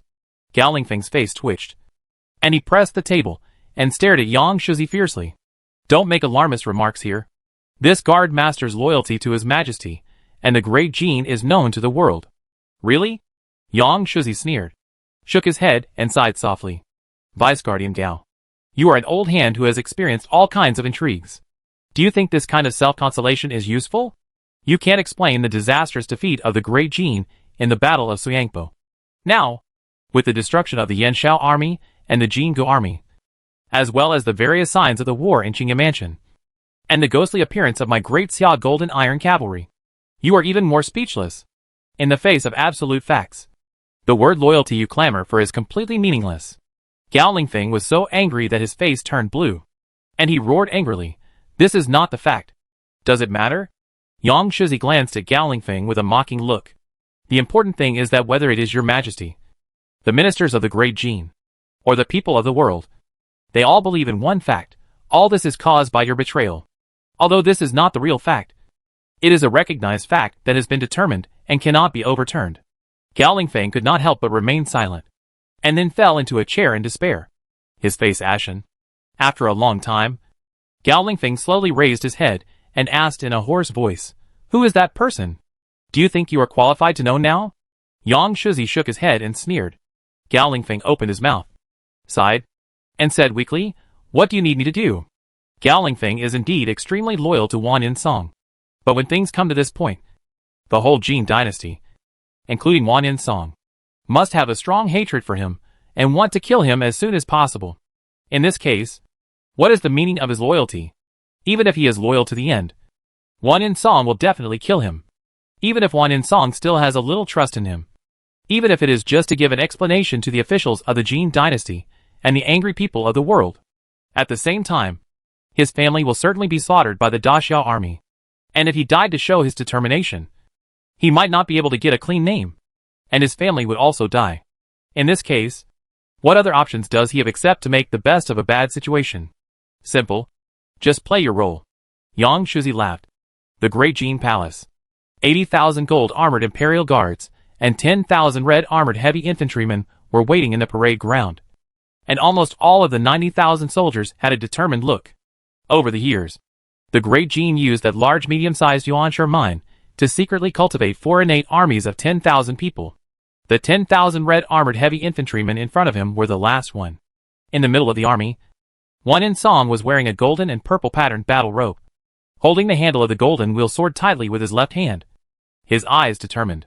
He didn't know whether the Yuan army guarding the walls and gates of the palace could hold the last barrier, but he had made plans for the worst and was determined to fight to the death. He is the ruler of the Great Jin Dynasty and the lord of its revival. He will never allow himself to become a lost dog. However, although he is the emperor of the Great Jin Dynasty, there are some things that he cannot control. Your Majesty, the secret passage has been opened. Follow us. Yes, Your Majesty. If you keep the Green Mountains, you will not worry about the lack of firewood. The palace is too dangerous now.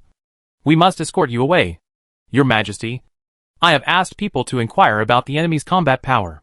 There are 3,000 or 4,000 people in the Xiantian realm for every 10,000 people, and they are well equipped and have extremely superb fighting skills. The Yuan army may not be able to hold on for long. We must hurry up. Listening to the endless persuasion, Wan Yinsong was unmoved. After scanning more than 20 spiritual body realm masters and several important ministers, Wan Yinsong snorted expressionlessly. This is my world. This is my palace. How can I abandon everything and flee without a fight? Stop talking. Today, either they die or we die. I swear to live and die with all the soldiers and the palace. The 2 leading old men looked at each other, and one of them suddenly stepped forward and knocked Wan Yinsong unconscious with a palm knife. Your Majesty, I'm sorry. The old man handed Wan Yinsong to the old eunuch Su Gong, and asked Su Gong to send someone to send Wan Yinsong into the sedan chair, and then looked at the commander of the Imperial Guards. Peng Shu. Commander Peng. His Majesty must not fail. As long as His Majesty is still here, our Great Jin will not perish. This battle can only be handed over to you. Peng Shu nodded heavily and said solemnly, don't worry.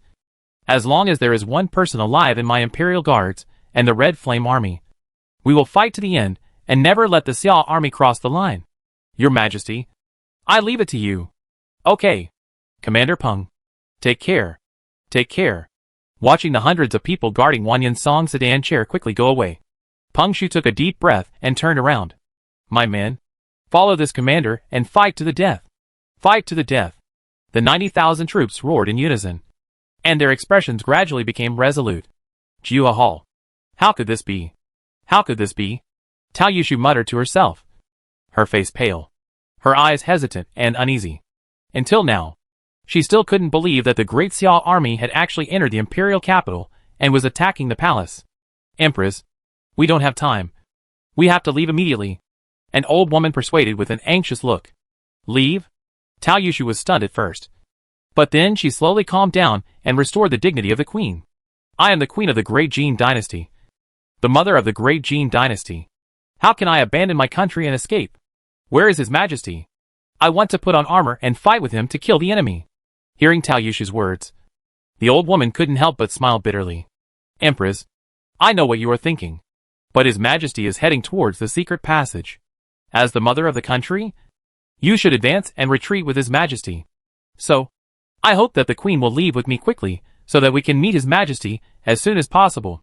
If you are late, something unexpected may happen. Tao Yushu was stunned. She didn't expect Wang Yinsong to choose to escape.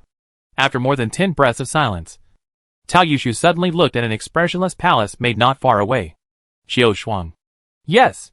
Contact Chu immediately, and tell them that De Jing intends to form an alliance with them and marry the 5th princess to King Xiao.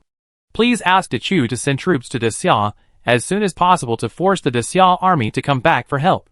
When these words came out, the maid and the old woman named Xiao Shuang were all stunned.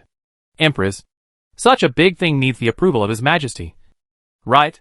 Hearing the hesitant words of the old woman, Tao Yushu snorted. It's time now. How can you still hesitate? Now that De Jing has fallen into a crisis of national destruction, this is the only way to protect and survive. The King Xiao of De Chu has been coveting Xiao Wu for a long time, and he has the support of Queen Mother Chu. I believe that they will definitely not remain indifferent. As for His Majesty, I will speak to you. You don't need to pay attention. Xiao Shuang was silent for a while, glanced at the old woman, and bowed her head and knelt towards Tao Yushu. Yes. After Xiao Shuang left, Tao Yushu looked at the ancient Juedan with a complicated and nostalgic look, and then walked out. Let's go and meet His Majesty. Chunhua Palace. The Xia army has entered the imperial capital? How is this possible? Wan Yin Yao Yao stood up from the pool in shock, her peach blossom eyes full of astonishment. Although the pool was misty, it still couldn't cover Wan Yin Yao Yao's skin as white as milk, and her enchanting and hot body. The maid glanced subconsciously, and then lowered her head in a hurry, her face blushing like a ripe apple. Firm, round, and soft. Even she saw it, and her heartbeat accelerated. Not to mention the men. Princess Yao Yao. She is really a fairy-like peerless beauty. I just don't know which man will eventually get such an enchanting and delicate beauty.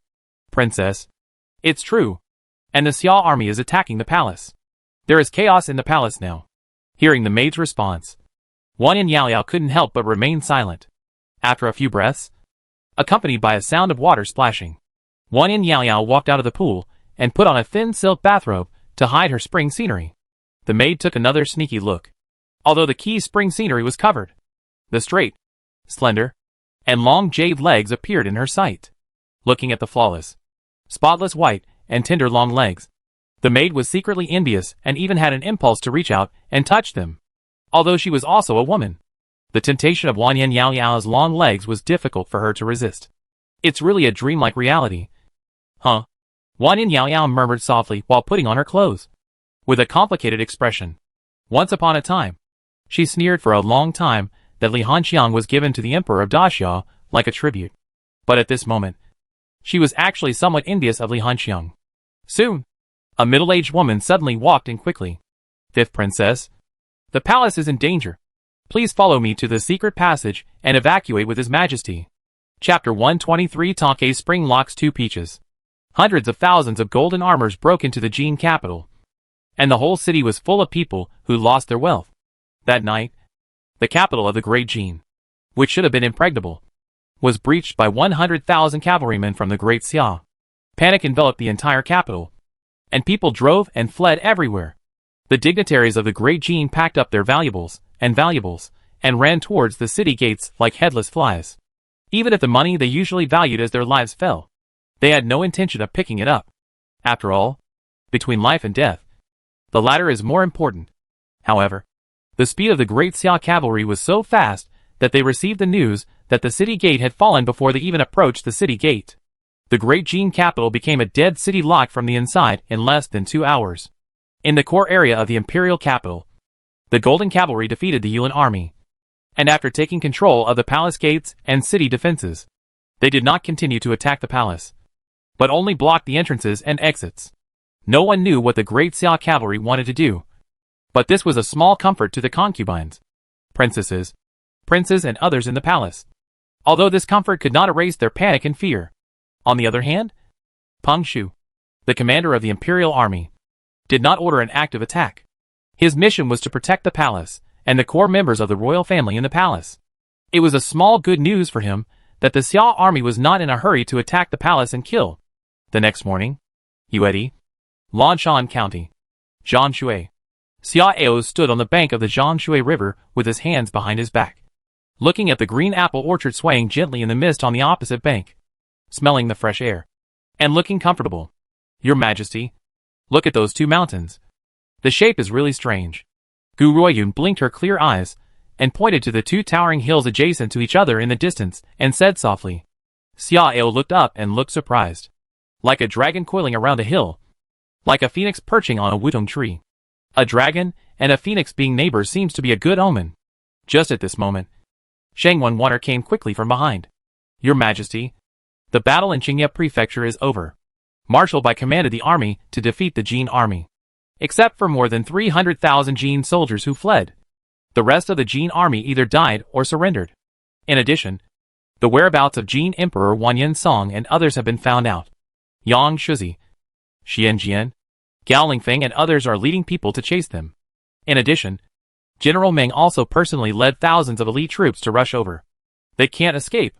There is really good news. Xia Ao smiled and pointed to the 2 mountains in the distance. Pass on my order, and in the future, these 2 mountains will be named Longpen Mountain and Fengqi Mountain. In addition, a small palace will be built on the mountain. If I have time in the future, I will come here to relax. As ordered, Shangwan Water glanced at Gu Ruoyun, then glanced at the 2 mountains in the distance, and nodded respectfully. Afterwards, Shangwan Water asked, Your Majesty, Prime Minister Gao has rushed to the capital of the Great Jin Dynasty overnight. He wants to know how Your Majesty plans to punish the Great Jin Dynasty. The purpose of attacking the Great Jin Dynasty this time is not to directly annex it, but to consume the manpower of the Great Jin Dynasty and force the Great Jin Dynasty to bow its head and kneel to quickly end the war. This is the strategic goal that Xia Ao has set long ago. As for how to punish the Great Jin Dynasty specifically, Xia Ao has never mentioned it. Although the left Prime Minister Li Si, the right Prime Minister Gao Zhou and others have already made plans. Such a major event naturally has to be decided by Xia Ao himself. Or a general direction can be proposed. Xia Ao pondered for a moment, then spoke in a calm voice. I have only drawn a few major lines. Let Gao Qiu and others think about the details. First, Dajin must become a vassal state of Daxia, and all military dispatches must be subject to Daxia's control, and always advance and retreat with Daxia. Second, cede 30% of the territory and incorporate it into Daxia's territory. Third, the output of the Yuanshe mine in Dajin must be at least 50% handed over to Dajin. At this point, Xia Ao paused slightly, and a playful smile appeared at the corner of his mouth. Finally, I will give Wanyan Song a short poem for him to appreciate.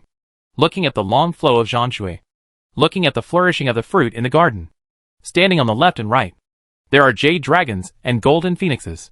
Grab 2 peaches in the southeast, and enjoy sharing morning and night.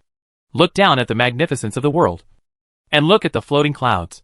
After listening to Xia Ao's chanting of the short poem, Gu Ruoyun and others were surprised. Your Majesty, you have such a talent for writing?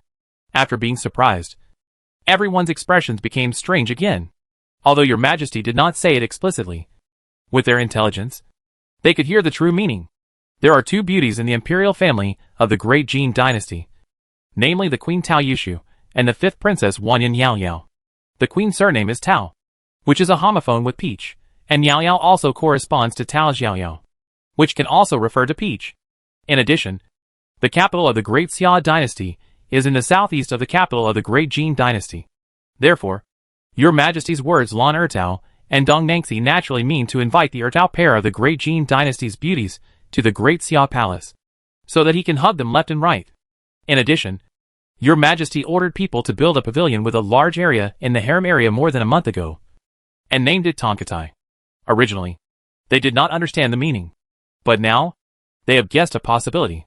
Perhaps, Your Majesty wants to use this Tonkatai to imprison the beauties of various dynasties for his own entertainment. However, would the Jin Emperor Wanyan Song agree to such a humiliating condition? Yes, I understand. Shang Wanwaner nodded gently, and then asked, Your Majesty, how do you plan to arrange your itinerary today? I have seen enough of the beautiful scenery in the mountains these days.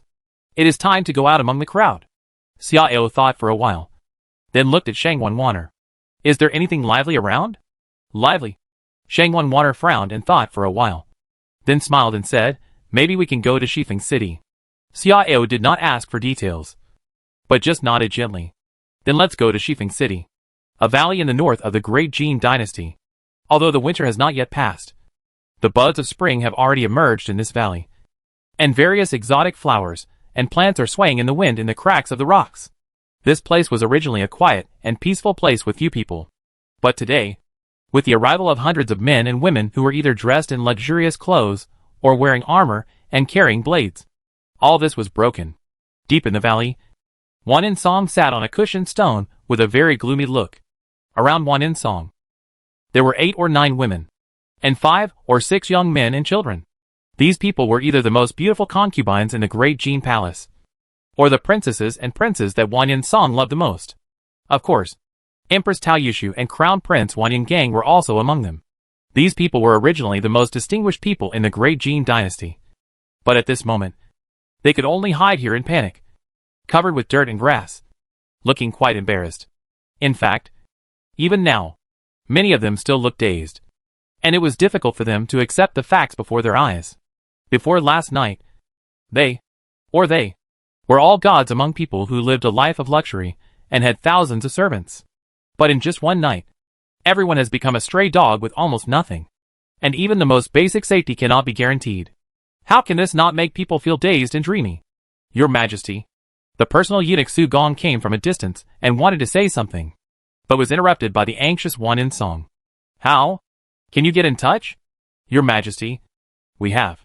But Wanyan Song just showed his joy.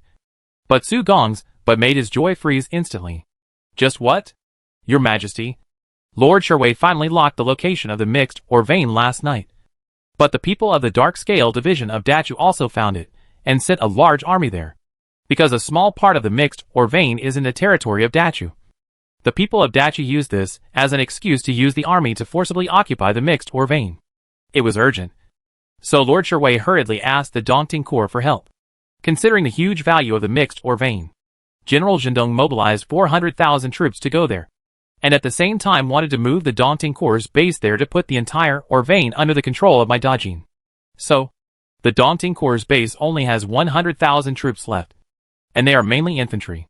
After listening to Su Gong's explanation, Wanyan Song's face suddenly became extremely ugly, and the other people nearby were even more desperate.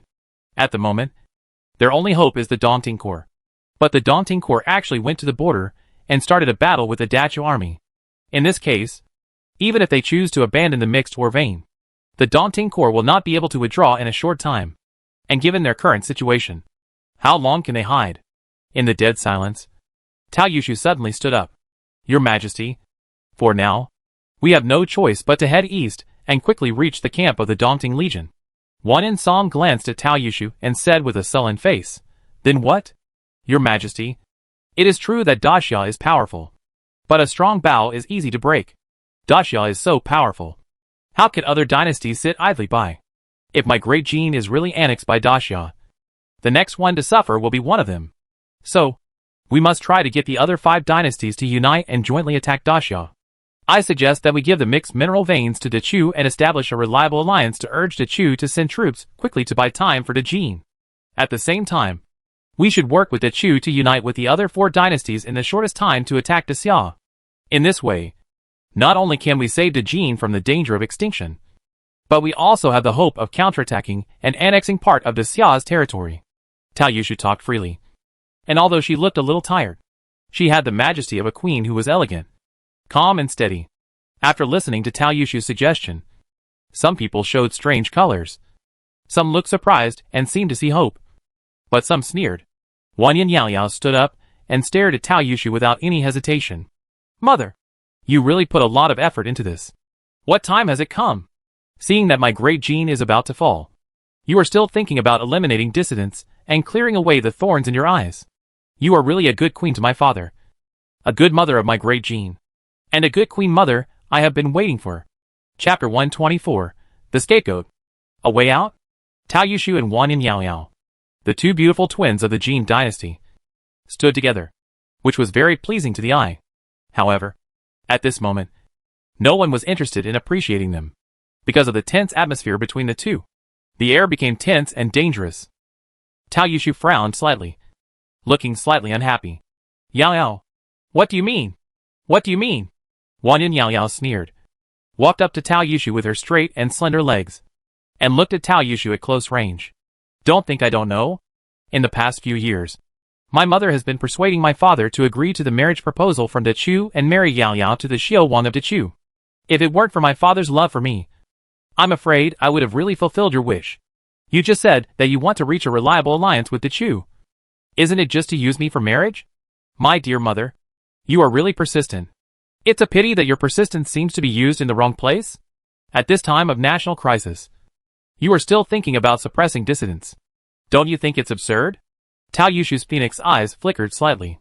After staring at Wang Yin Yaoyao's eyes for a long time, he suddenly shook his head and smiled. Yaoyao, how can you think so much of your mother? Although I am not your biological mother, and I have no biological children, I have always treated you, other princesses and princes, as my own children. How could I have other thoughts? The reason why your mother agreed to the marriage proposal of King Xiao of the Great Chu was all for your own good.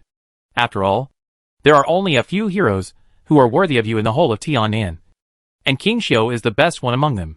What's more, the Great Chu is powerful, and King Xiao is in power. Isn't marrying him your best choice? Finally, as a princess of the Great Jin, Yaoyao, you should also understand the mission on your shoulders. You are the apple of His Majesty's eye. And now, His Majesty has been forced into a desperate situation, and the Great Jin Dynasty is about to fall apart. Don't you want to contribute your own efforts to His Majesty and the Great Jin? After listening to Tao Yushu's words, Wang Yin Yaoyao laughed in anger. As expected of you, you are the Queen Mother. This big hat really makes Yaoyao feel a little overwhelmed. But Queen Mother, since you care so much about my father and my Great Jin, why don't you sacrifice yourself? I heard that the Xia Emperor likes beauty very much. With your grace, if you go to Great Xia, you may be able to defeat the 3 armies and keep my Great Jin peaceful for a lifetime. Hearing this, Tao Yushu's face changed instantly, and her full breasts were fluctuating with anger. The others were so scared that their faces turned pale, and they all lowered their heads. How dare you? Wan Yin Song was furious, staring at Wang Yin Yaoyao and shouting, his eyes red. Wang Yin Yaoyao was startled and her face suddenly turned pale. She was also confused by anger, so she didn't stop for a while and spoke without restraint. At this moment, a loud laugh suddenly sounded from the hill on the right. Well said. Ha ha ha. The faces of the people in the valley changed, and the sound of weapons being unsheathed quickly rang out. Wan Yin Song did not bother to investigate Wang Yin Yaoyao's treasonous words, and stared coldly at the hill on the right.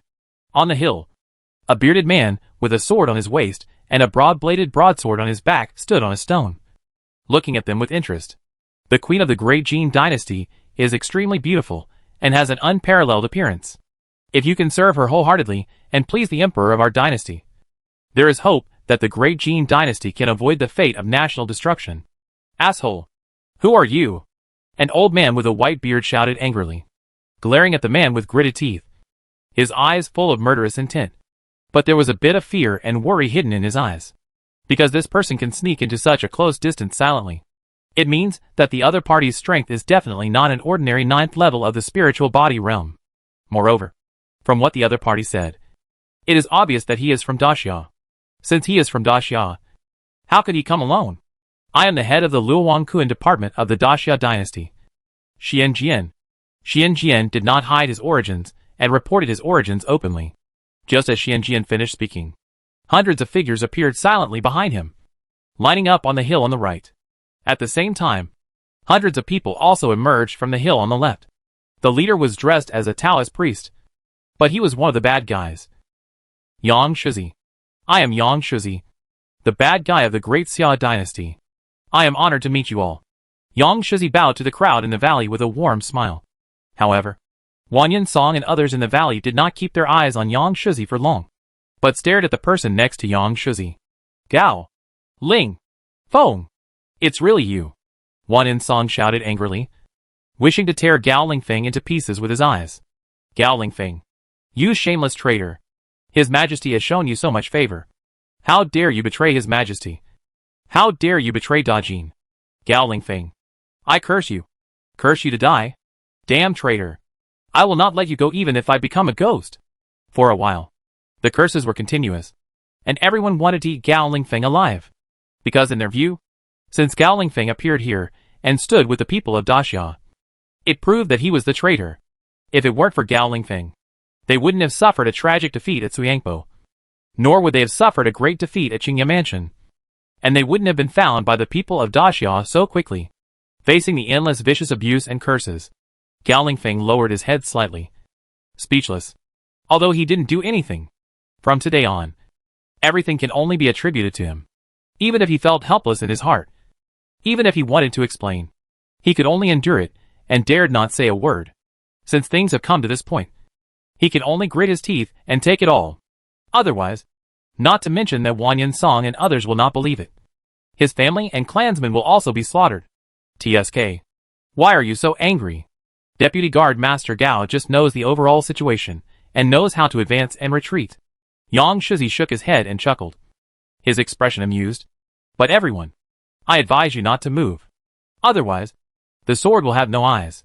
Hearing this, the people in the valley were stunned, because from what the other party meant, it seems that they are not in a hurry to kill them. At this time, the rumbling sound of horse hooves suddenly sounded from the entrance of the canyon in the south. Not long after, a dense crowd of Golden War cavalry appeared in the field of vision. As these cavalry entered the field, the people in the valley were completely desperate, and the last bit of luck in their hearts disappeared. Even 2 5- or 6-year-old princes were frightened and cried out, "Shut up, my son. Shed blood but not tears." Wanyan Song turned around and shouted angrily, and at the same time slapped one of them, and beat back the 2 princes' cries. As expected of the Golden Emperor, even in the face of despair, he can still maintain the majesty of the emperor. Gao Qiu and Meng Tian rode out, and the former laughed and said, Gao Qiu only brought a few men to the Great Jin this time, and flew all the way with powerful strength, so he could arrive in a very short time. Who are you? Wanyan Song straightened his clothes, held his head high, and stared at Gao Qiu and the others. I am the brave general of Daxia and the commander of the Golden Iron Cavalry. Meng Tian responded, and then pointed at Gao Qiu.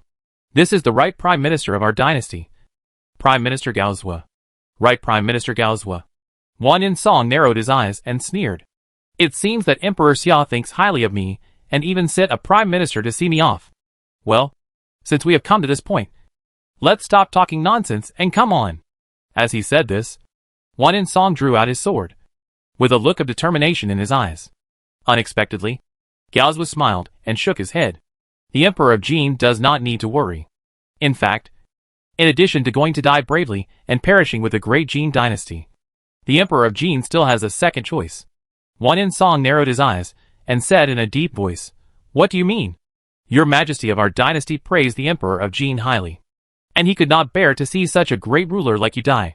Therefore, he gave the Emperor of Jin a chance to live, a chance to prevent the Great Jin Dynasty from being destroyed, and even a chance to restore the glory of the Great Jin Dynasty. When Gao Qiu said this, the people of the Great Jin Dynasty, who had been completely desperate, could not help but be shocked physically and mentally, and the light of hope appeared in their eyes again. Wan In-song tightened his left hand holding the scabbard. And his eyes changed. What chance? Gao Jun smiled lightly and stretched out 5 fingers. It's very simple. As long as the Emperor Jin agrees to Daxia's 5 conditions, our army can withdraw immediately. Also, tell the Emperor Jin, although our army has occupied your palace, we did not enter the palace. This is also a small sincerity. A small gift. Wan In-song was shocked and a little surprised. Daxia, is it really willing to give up such a great opportunity and let the tiger go back to the mountain? Or is it that the Emperor of Daxia is extremely conceited and thinks that even if he lets him go, he will never pose any threat to him? What are the 5 conditions? After a long silence, Wan In-song finally gritted his teeth and asked. He is not afraid of death, but he has devoted almost all his energy to the great Jee Dynasty. If possible, he naturally wants to find a way out for Dajin. First, Dajin must become a vassal state of Daxia, and all military dispatches must be controlled by Daxia, and it must always advance and retreat with Daxia and must not disobey. Second, cede half of its territory and merge it into Daxia's territory. Third, the output of Yuanshi veins and mixed veins in Dajin must be handed over to Daxia at 70%. Fourth, the crown prince of Dajin must go to the imperial capital of Daxia as a hostage. Fifth, Your Majesty of our dynasty has a short poem to present to the Emperor of Jin. Please appreciate the profound meaning of it. At the end, Gaozhua repeated Xiao's short poem. After listening to the 5 conditions, some people looked ugly, but some looked happy. Although the first 4 conditions were harsh and humiliating, at least they didn't have to die or lose their country. As for the 5th condition, many people were a little puzzled for a while. Chapter 125. Wan In-song vomited blood 3 times. Facing the 5 conditions thrown out by Gao Qiu, Wan In-song's face turned ashen, but he did not directly refuse. This made the other people of Dajin secretly relieved, and their hope grew, because it meant that the matter could still be discussed. It meant that Dajin still had the possibility of survival, and it meant that they had hope of surviving. Although the first 4 conditions were extremely harsh, the people of Dajin did not rush to speak, but wanted to clarify the 5th condition first, and then bargain together. Zhan Shui, Shuangtai, round fruit, clouds and mist are all common things, and should not refer to anything else. Apart from these, only the 4 words of Jade Dragon, Golden Phoenix, 2 Peaches, and Heaven and Earth are most likely to contain the true meaning. Heaven and Earth often refer to ambition, but since Emperor Xia intends to give Dajin a way out, this word should not be the key. As for Dragon and Phoenix, generally speaking, they refer to outstanding people. In Daxia's tradition, Dragon and Phoenix also refer to emperors and empresses. But Daxia has no empress now. Could it be that the true meaning is hidden in Jade Phoenix? As an elegant old man analyzed this, everyone's eyes involuntarily looked at Tao Yushu. Daxia has no empress, but Dajin does. Could it be that the Jade Phoenix refers to its own empress? But why did Emperor Xia mention his own empress? As for the 2 Peaches, the old man was also a little confused, and could only aim at the last word for the answer. After thinking for a while, the old man's face suddenly changed, and his face was blue and red. Seeing this, everyone was refreshed and stared at the old man in unison. Wan In-song also looked over. Mr. Ding, have you figured out the answer? The old man named Ding Yong looked at Gaozhua, who was smiling, and Meng Tian, who was looking at him sideways and expressionless. After hesitating for a long time with an ugly face, he stammered and spoke. Your Majesty, I dare not say. Wan In-song frowned slightly. He knew that what the great Jin wanted was definitely not a good thing for him. But the situation had already deteriorated to the bottom of the abyss. How much worse could it get? It's okay to speak frankly. I forgive you. After getting the reassurance from Wan In-song, Ding Yong dared to explain. Your Majesty, the surname of the queen is homophonic with Peach, and the name of the 5th princess can also refer to Peach. Therefore, this old minister speculates that the 2 Peaches may refer to the queen and the 5th princess. As soon as this was said, everyone was stunned at first, and then their pupils shrank sharply, and their faces became extremely ugly. If the 2 Peaches refer to the Empress and the 5th princess Wanyan Yao Yao, then the 2 sentences I embrace 2 Peaches in the southeast, and enjoy sharing them day and night have a definite explanation. It is obvious that Emperor Xia coveted the beauty of the 2 beautiful girls of the great Jin royal family, and wanted to take them as his own concubines and live with them day and night. and given Emperor Xiao's nature of being licentious and greedy for beauty, it seems not surprising to put forward such a condition. However, this is simply a great shame and humiliation for the great Jee Dynasty. It would be fine if it was a princess. But Tao Yushu was the unparalleled empress of the great Jee Dynasty, the mother of the country of the great Jee Dynasty, and the gate of heaven representing the face of the great Jee Dynasty. Now, Emperor Xiao actually wants to knock on the gate of heaven and take the dignified queen of the great Jee Dynasty as his own concubine and plaything. What a huge humiliation. Too much bullying. Too much bullying. Wan Yinsong was so angry that he trembled, and the whites of his eyes were entangled with dense blood-red threads, which looked extremely ferocious. Woo! Wow! Wan Yinsong was so angry that he couldn't hold back and spurted out another mouthful of thick blood, staining the imperial robe red and splashing the yellow soil under his feet. Your Majesty! Father! The people of the great Jee Dynasty changed their colors and knelt down in shock, looking at Wan Yinsong anxiously and worriedly. As for Tao Yushu and Wan Yinyao, who instantly became the focus, they were stunned in place and could not come back to their senses for a long time. When Wan Yinsong recovered his breath with the help of Su Gong, Tao Yushu and Wan Yinyao finally came out of their daze. Absurd and incompetent monarch. He is delusional.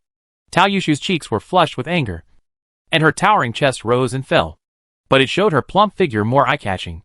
Even if I die, I will never be humiliated like this.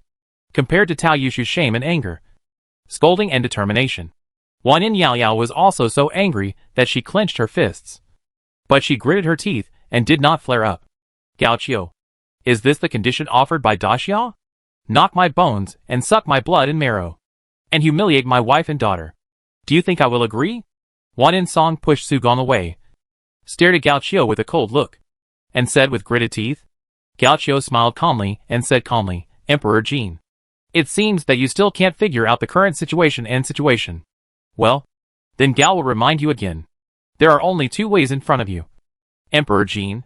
Either you die bravely and let the great Jee Dynasty, which the emperors of the great Jee Dynasty have worked hard for and you have spent your life's efforts on, be destroyed, or just honestly agree to all conditions, keep your hard work, and let the great Jee Dynasty continue.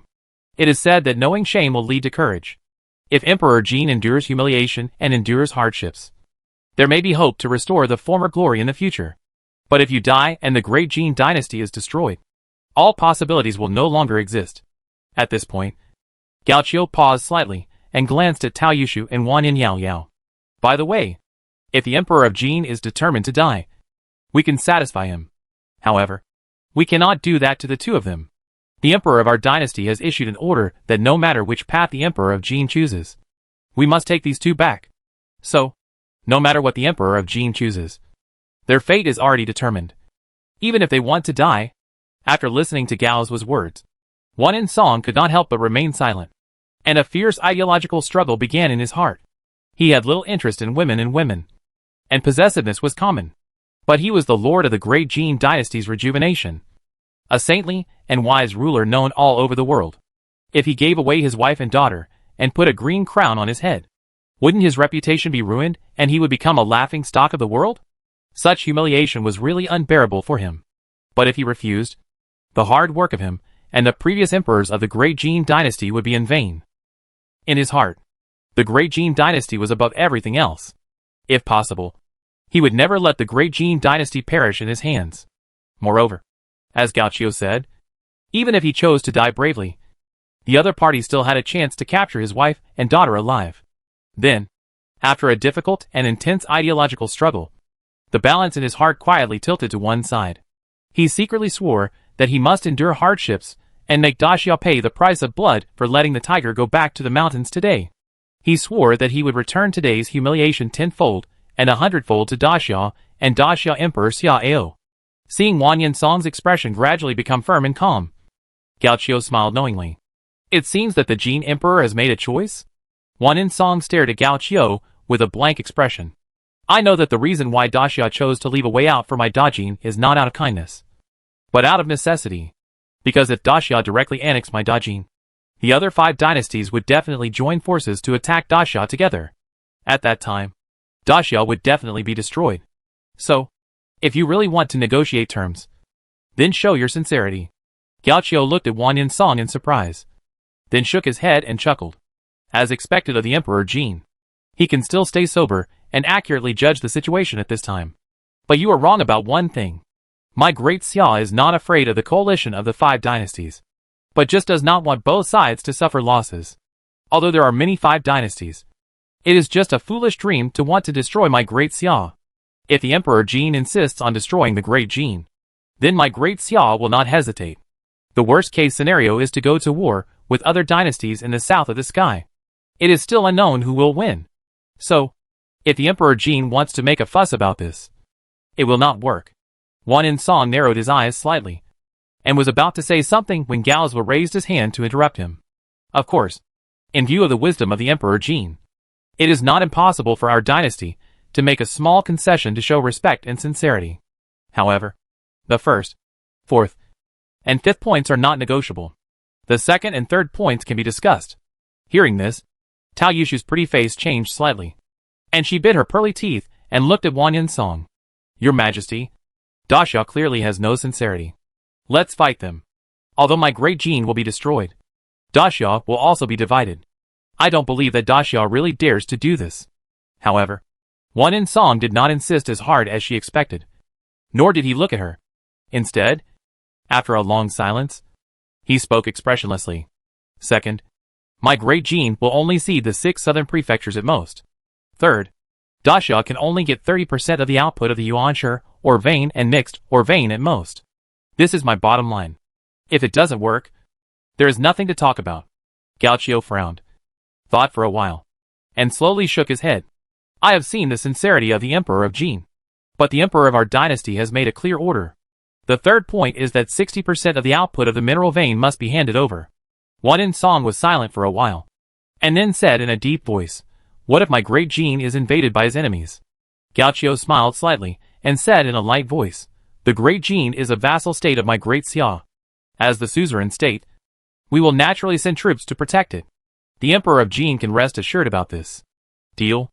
As Wang Yinsong gritted his teeth and spit out these 2 words, smiles appeared on the faces of the people of Great Xia. And the people of Great Jin also relaxed, and showed the joy of surviving the disaster. However, there were 3 exceptions. One of them was a square-faced young man, and he was the crown prince of Great Jin, Wang Yigang. Wang Yigang has always been like a transparent person, and has never said anything. Even when he heard the conditions of Great Xia asking him to go to the capital of Great Xia as a hostage, his face only changed, and there was no other action. As for the other 2, they were naturally Wang Yinyao and Tao Yushu. Especially Tao Yushu, who stared at Wang Yinsong with disbelief. She was Wang Yinsong's wife, the queen of the Jin dynasty. How could Wang Yinsong be like this? He even gave his queen to someone else. What kind of wise ruler was he? Chapter 126 Queen Mother Chu Miyin. The Great Chu Dynasty. The Imperial Capital. The Imperial Palace. In the Qionghua Palace, a child of only 5 or 6 years old was running in the palace, chasing and playing with a dozen palace maids, and giggling from time to time. Although the palace maids teased him from time to time, their movements and expressions were extremely cautious, for fear that they would accidentally trip the child or offend him, because the child was wearing an orange imperial robe and a delicate and small crown on his head. Obviously, he was the little emperor of the Great Chu Dynasty, Chu Yin. Chu Yin was innocent and playful, and he played hide-and-seek with the palace maids almost every day, which was an honor for the palace maids. However, 2 months ago, because Chu Yin accidentally slipped on a few water stains, Queen Mother Chu was furious and ordered people to beat 7 or 8 palace maids and eunuchs to death. After this incident, the job of playing with the little emperor became one of the most dangerous jobs. Every maid or eunuch who participated had to be very alert to avoid following the footsteps of those people. Yen, come here. At a certain moment, with a gentle call, the smile on the face of the little Emperor Chu Yin froze instantly, and then he took off the silk scarf covering his eyes with his mouth pursed, and walked dejectedly to the inside of the hall. As for the palace maids, they also hurriedly stopped laughing, lowered their heads, stepped on small steps and ran quickly, and stood in 2 rows on both sides of the gate. On the stairs inside the hall, there was a long low-legged imperial table, and behind the imperial table was a soft couch covered with orange silk and silk. This soft couch was originally exclusive to the emperor of the Great Chu. But at this moment, there was a woman sitting on it. Looking up, the woman was handsome and dignified, and seemed to be only more than 30 years old. She was wearing an orange and red robe, embroidered with auspicious clouds and phoenixes, and the lower half of the robe revealed a golden shirt and a moon-white tube top, showing a dignified and elegant style. Her black hair was tied into a cicada bun. Her eyebrows were like spring willows. Her eyes were like autumn waves, and there was a golden peony flower on her eyebrows. Her red lips contained a little cinnabar, and she was smiling and frowning, and her gestures were elegant. She was the queen mother of the great Chu. Mi Yin. Mother. Chu Yin walked up the stairs in small steps, stood in front of the imperial desk that was only a few centimeters higher than him, and saluted Mi Yin in a proper manner, and called her in a baby voice. Although Chu Yin was still young, he already had basic cognition. He knew that although the queen mother was not his biological mother, he would never disobey her words, because the queen mother was the sky of the entire great Chu dynasty. The reason why he could ascend the throne and become the emperor was all due to the support of the queen mother. Moreover, he had experienced the consequences of not listening to the queen mother. It was 3 months ago, when he wanted to climb up to the beam to watch the birds. The maids, eunuchs, and best playmates who accompanied him all tried to persuade him not to go up, because the queen mother had ordered him not to take such risky actions. But he didn't listen and climbed up anyway. As a result, the queen mother punished him to starve and stand for a night, and then severely beat the maids and eunuchs in front of him, and even beat his playmate to death. All this happened in front of his eyes. Seeing his best playmate being beaten to death, and even having blood splashed on his body and cheeks, Chu Yin was so scared that he wet his pants, and he almost vomited out the bitter bile after a dry heave. Since then, the seeds of fear have been deeply buried in Chu Yan's young heart, making him dare not disobey the queen mother's words. Come here. Sit here, queen mother. Mi Yin raised her smooth and slender right hand and patted the soft couch beside her, and greeted Chu Yin with a loving and smiling face. Yes. Chu Yin turned around the imperial case and sat down next to Mi Yin obediently. Are you tired from running? Come. Eat a peach. Mi Yin smiled and handed a juicy peach to Chu Yin. Thank you, queen mother. Chu Yin smiled and picked up the peach and wanted to bite it. However, when his teeth touched the peach, Chu Yin paused again, then narrowed his mouth, stopped shaking his legs, took a small bite, and carefully glanced at Mi Yin. Good boy. Mi Yin smiled and raised her hand to touch Chu Yan's head. Don't blame your mother for being strict with you. You are the emperor, and your every move represents the face of the great Chu royal family, and even the entire great Chu dynasty. So, those etiquette and rules must not be neglected. Understand? Chu Yin hurriedly nodded repeatedly and said crisply, Yes. I know that everything my mother does and asks is for my good. I understand. Good boy. Mi Yin smiled, and her eyes were more satisfied. After more than 100 breaths, a eunuch walked in from outside the hall with his head down. Report to the queen mother. Prince Xiao wants to see you. Mi Yan's eyes flickered slightly, and he rubbed his smooth nose with his orchid finger with a bright jade ring, and spoke in a light voice. Let him in. Yes. Soon. A young, handsome and delicate man walked into the hall. This man's name is Chu Lishuan, and he is the Prince Xiao of the great Chu dynasty. Chu Lishuan is the younger brother of the former emperor of the great Chu. His mother is Mi Yan's aunt, so he is closely related to the Mi family and has a close relationship with Mi Yin, his cousin. In fact, Chu Lishuan still has a special feeling for Mi Yin, but unfortunately his brother, who is more than 20 years older than him, got there first. After that, he changed his target to Wanyan Yao Yao, the 5th princess of the great Jee Dynasty, and he was quite persistent, as if he wanted to make up for the regrets of Mi Yin from Wanyan Yao Yao. A year ago, when the former emperor of the great Chu suddenly passed away, Chu Lishuan saw hope again. However, Mi Yin always kept a certain distance from him, and was close yet distant. Although Chu Lishuan was anxious, he could only suppress his emotions and take it slowly. Mi Yin was the queen mother, and she was smart and capable. She supported the young emperor to rule the country from behind the curtain and legitimately control the government. He is an iron-hatted king who has won his military exploits. He has a high prestige in the army and controls the most elite legion of the great Chu. The two of them work together tacitly and advance and retreat together, which is the only way to control the court of the great Chu. But if there is a problem between the two of them, or even a quarrel, they will be defeated one by one by the quietly dormant political enemies. Your humble servant. I greet the Queen Mother. Chu Lishuan clasped his fist towards Mi Yin, with a hearty smile on his face. Prince Xiao. There is no need to be polite. Mi Yin nodded slightly, and glanced at a middle-aged palace maid standing at the bottom of the stairs. Show Prince Xiao a seat. Yes. After Chu Lishuan sat down, he glanced at the palace maids and eunuchs in the hall, and stared at the little Emperor Chu Yin, who was sitting obediently beside Mi Yin and eating a peach, with a hesitant look on his face. Queen Mother, I have something secret to discuss with you. What do you think? Mi Yin narrowed her eyes, and after a moment of hesitation, she waved to the two teams of maids at the entrance of the palace. You go first. Yes. Seeing this, Chu Lishuan frowned slightly, because Mi Yin only dismissed the maids who accompanied Chu Yin to play. In addition, there were 4 maids and 2 eunuchs in the palace, but Mi Yin did not seem to want to send them out. Queen Mother. Mi Yin raised her hand to interrupt, and said in a light voice, Don't worry, Prince Xiao. They are all my confidants, and will not talk too much. As for Yenner, he is the emperor, and he has the right to know everything in the world. Chu Lishuan felt helpless. He knew that there was no hope today. After a light sigh, Chu Lishuan nodded slowly. In that case, I'll speak directly. Queen Dowager, you know what the Queen of the Great Jing meant. But why do you still want to stop me from sending troops?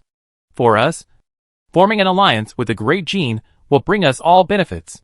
After all, the Great Jing is now a dying camel, and we can absorb a lot of treasures from it. And the Great Jie Dynasty is too powerful. If it is not curbed and allowed to annex the Great Jing, then let alone the Great Chu. Even if the 5 dynasties work together, I'm afraid we may not be able to destroy it 100%. The Queen Dowager should understand this principle. Right? Mi Yin raised her eyelids, causing her black eyelashes to shake gently. After taking a sip of tea from the teacup, Mi Yin slowly shook her head. What Prince Xiao said is indeed reasonable. But Prince Xiao should also know that it is only the Queen of Great Jin's intention, not the clear statement of the Emperor of Great Jin. What if Great Jin turns its face and refuses to admit it after my Great Chu sends troops? In addition, I believe Prince Xiao also knows about the western border. The mixed mineral vein there has a huge reserve, and the scale is definitely large. Now, the armies of the 2 dynasties are confronting each other there, and one careless move will lead to an accidental discharge of guns. If my Great Chu sends troops to attack Great Xia, but on the other side, our army fights with the Great Jin army, wouldn't it become a laughing stock of the whole world? Listening to Mi Yan's story, Chu Lishuan frowned. Queen Mother, you should know that the Great Jin capital has been breached by the Great Xia army. Of course I know. I also know that the Great Jin Emperor Wan Insong, as well as the Queen, the Crown Prince, and other core members of the Great Jin royal family have all escaped, Mi Yin said casually, with a meaningful smile on her lips.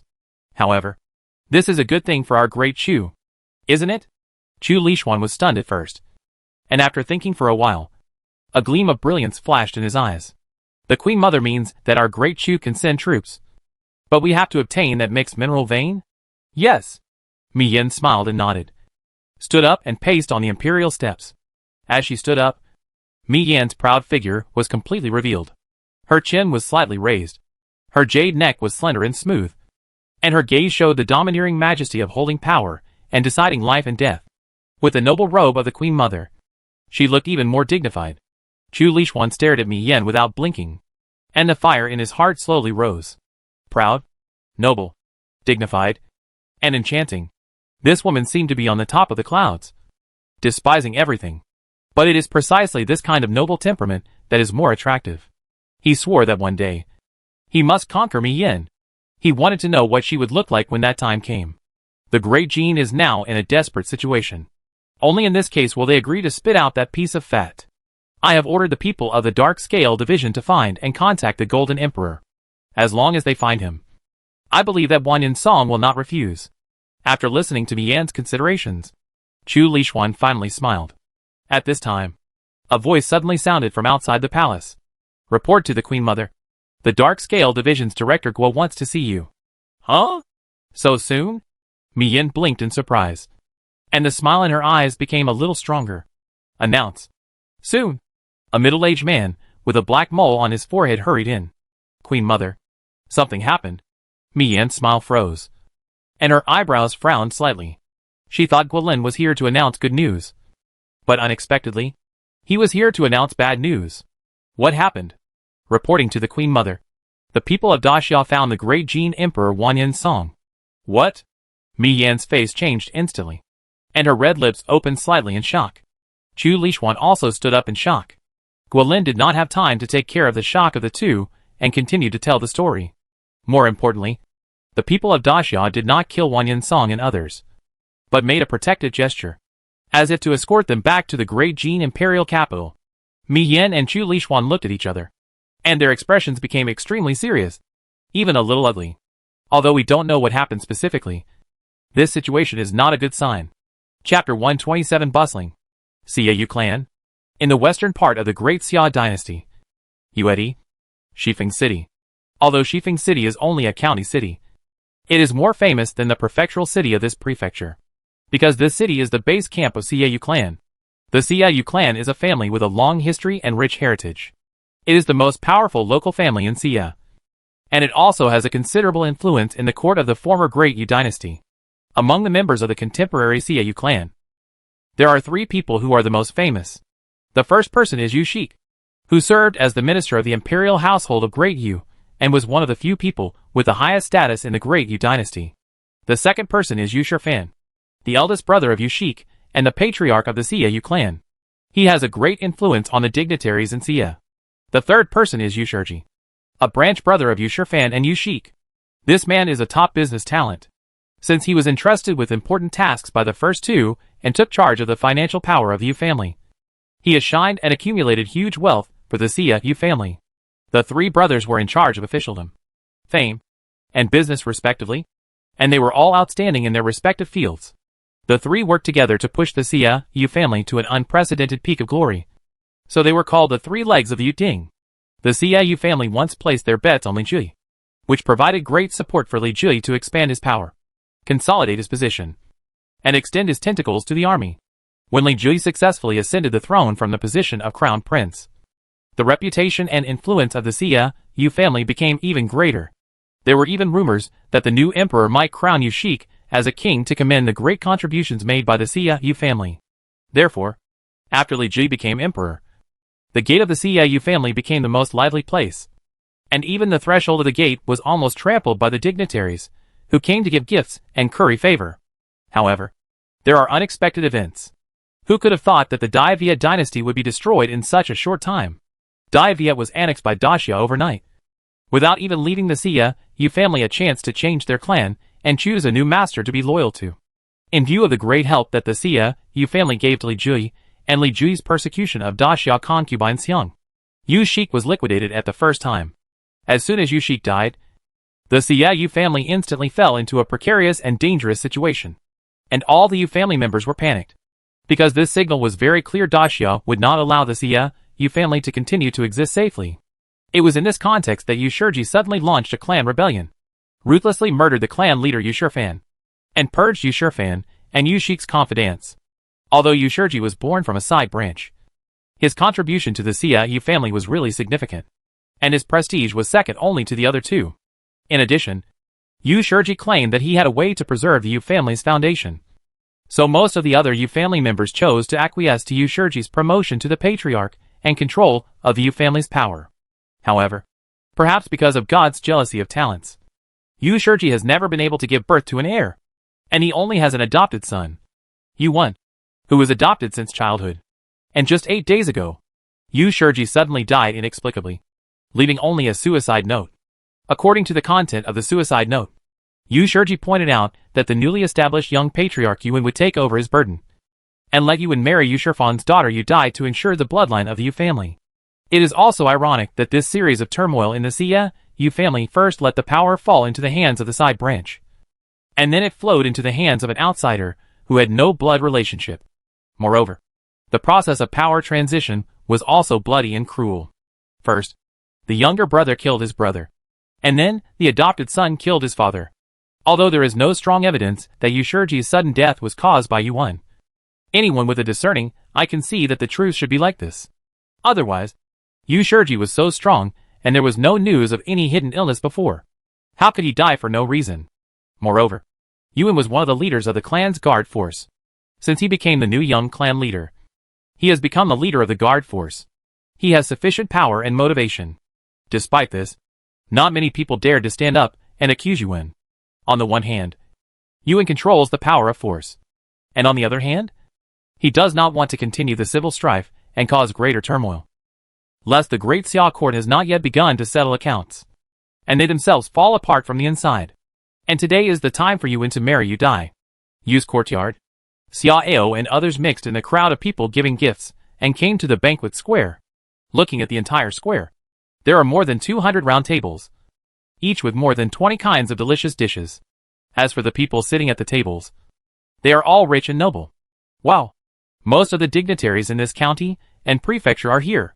The influence of the Xia Yu family is really extraordinary.